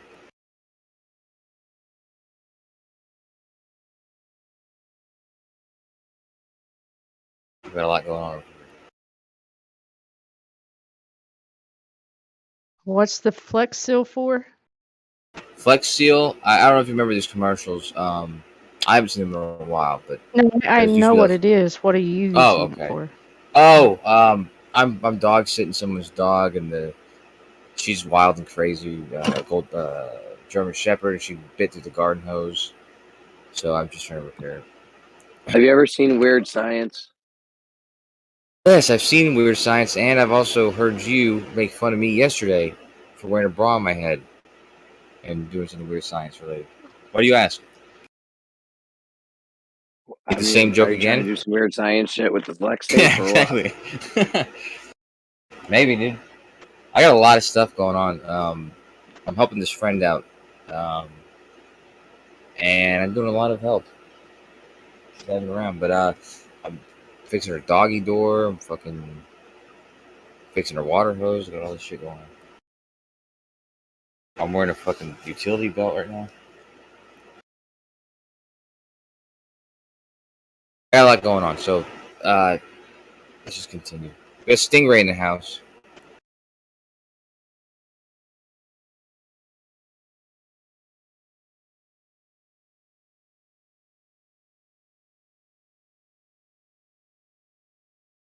Stingray doesn't want to chill. Okay, let me. No, wrong key. I'm here. I'm actually just working on something that it came to me about a couple of weeks ago. Blender related? Exactly. Well, actually, reflection related, but demonstratable in Blender. Or if you've got any progressively curved surface, that's reflective, you can demonstrate it as well. And it's the fact that you can look out over an ocean, and you can see that the ocean is visibly curved from the reflection and the association of the sun of the reflection, and not flat. And one of the telltale signs of that is as the sun is going down, you lose the reflection way before you lose the sun. And that only happens on a curved surface. And I can't believe it's never come up in any kind of argument before. Yeah. I've heard from, I have a friend who's a pilot, and he's made arguments that are very unique to what a pilot experiences. But yeah, I've heard a lot of stuff, not exactly that claim, but a lot of stuff about the sun and how it's rays, how they behave during sunset and stuff like that. But I was gonna say, because I know you use Blender a lot, something I recently started doing, because you're a master at Blender. I just use Blender. And, well, wait a minute. Caveat, I'm actually an enterprise software engineer. A long time ago, for 18 years, I was an artist in games, but back then I didn't use Blender, I used Maya, and I'm actually an authorized Autodesk instructor as well. Blender is just something used for flat earth bullshit, to be honest. I got all right. Fine, you're bigger than I thought then, okay? But regardless, I'm not even close to what you were. I'm not even I'm not as good as you at hobbying in Blender. So regardless, anybody who is worse than me at Blender, using because people use those AI models for all sorts of dumb stuff for the wrong reason, or asking it questions just to see if they can cheat on their tests, or give them answers about the universe. But that's not what you use it for. You can use it to actually. You can use it. You can use it to model shit in Blender immediately, like some fucking flat Earth shit or whatever. Yeah, but the list of people that are worse than you, there's no one on that list. Just go fuck yourself, dude. Kosho, you're on that list. Kosho, check my screen. This is what I was on about, and I can't believe no one's ever thought of this before. Dude, you're the most harmless on the people I want to harm list. Dumb, dude. Everything you get from a rap battle somewhere.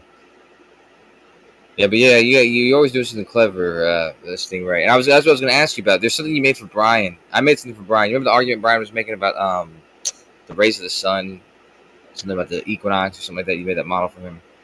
Oh yeah, no, I did. And then he actually went apeshit with me over it, because I demonstrated that in 3D space they are parallel in direction. If you convert like the absolute direction on the surface of perpendicular to the surface, so the normal point on a sphere, then east in any other position is not the same direction in 3D space. He just didn't get it. Right. And I actually, Witsit was kind of having the same confusion during the conversation with me, and also during his debate he's having right now. But I was, going to make the model. I just want to spend the time doing it. He had like 3 locations, all looking at one of the stars in what's it called, Southern Cross, and obviously, them looking at the Southern Cross, they might be looking in different directions because they're in different places. But if you were to look at it from like a orthographic view of a globe, you'd see that their lines of sight were all parallel, right? Like they're making a straight path to that star. I forgot the thing you made for Brian. I just forgot if it demonstrated that easily or not. Yeah, check. Are you watching my screen at the moment? Yeah, you are. I'm watching it now. Yeah. Yeah, check this. So I've only made I've used something that I use with oil tankers and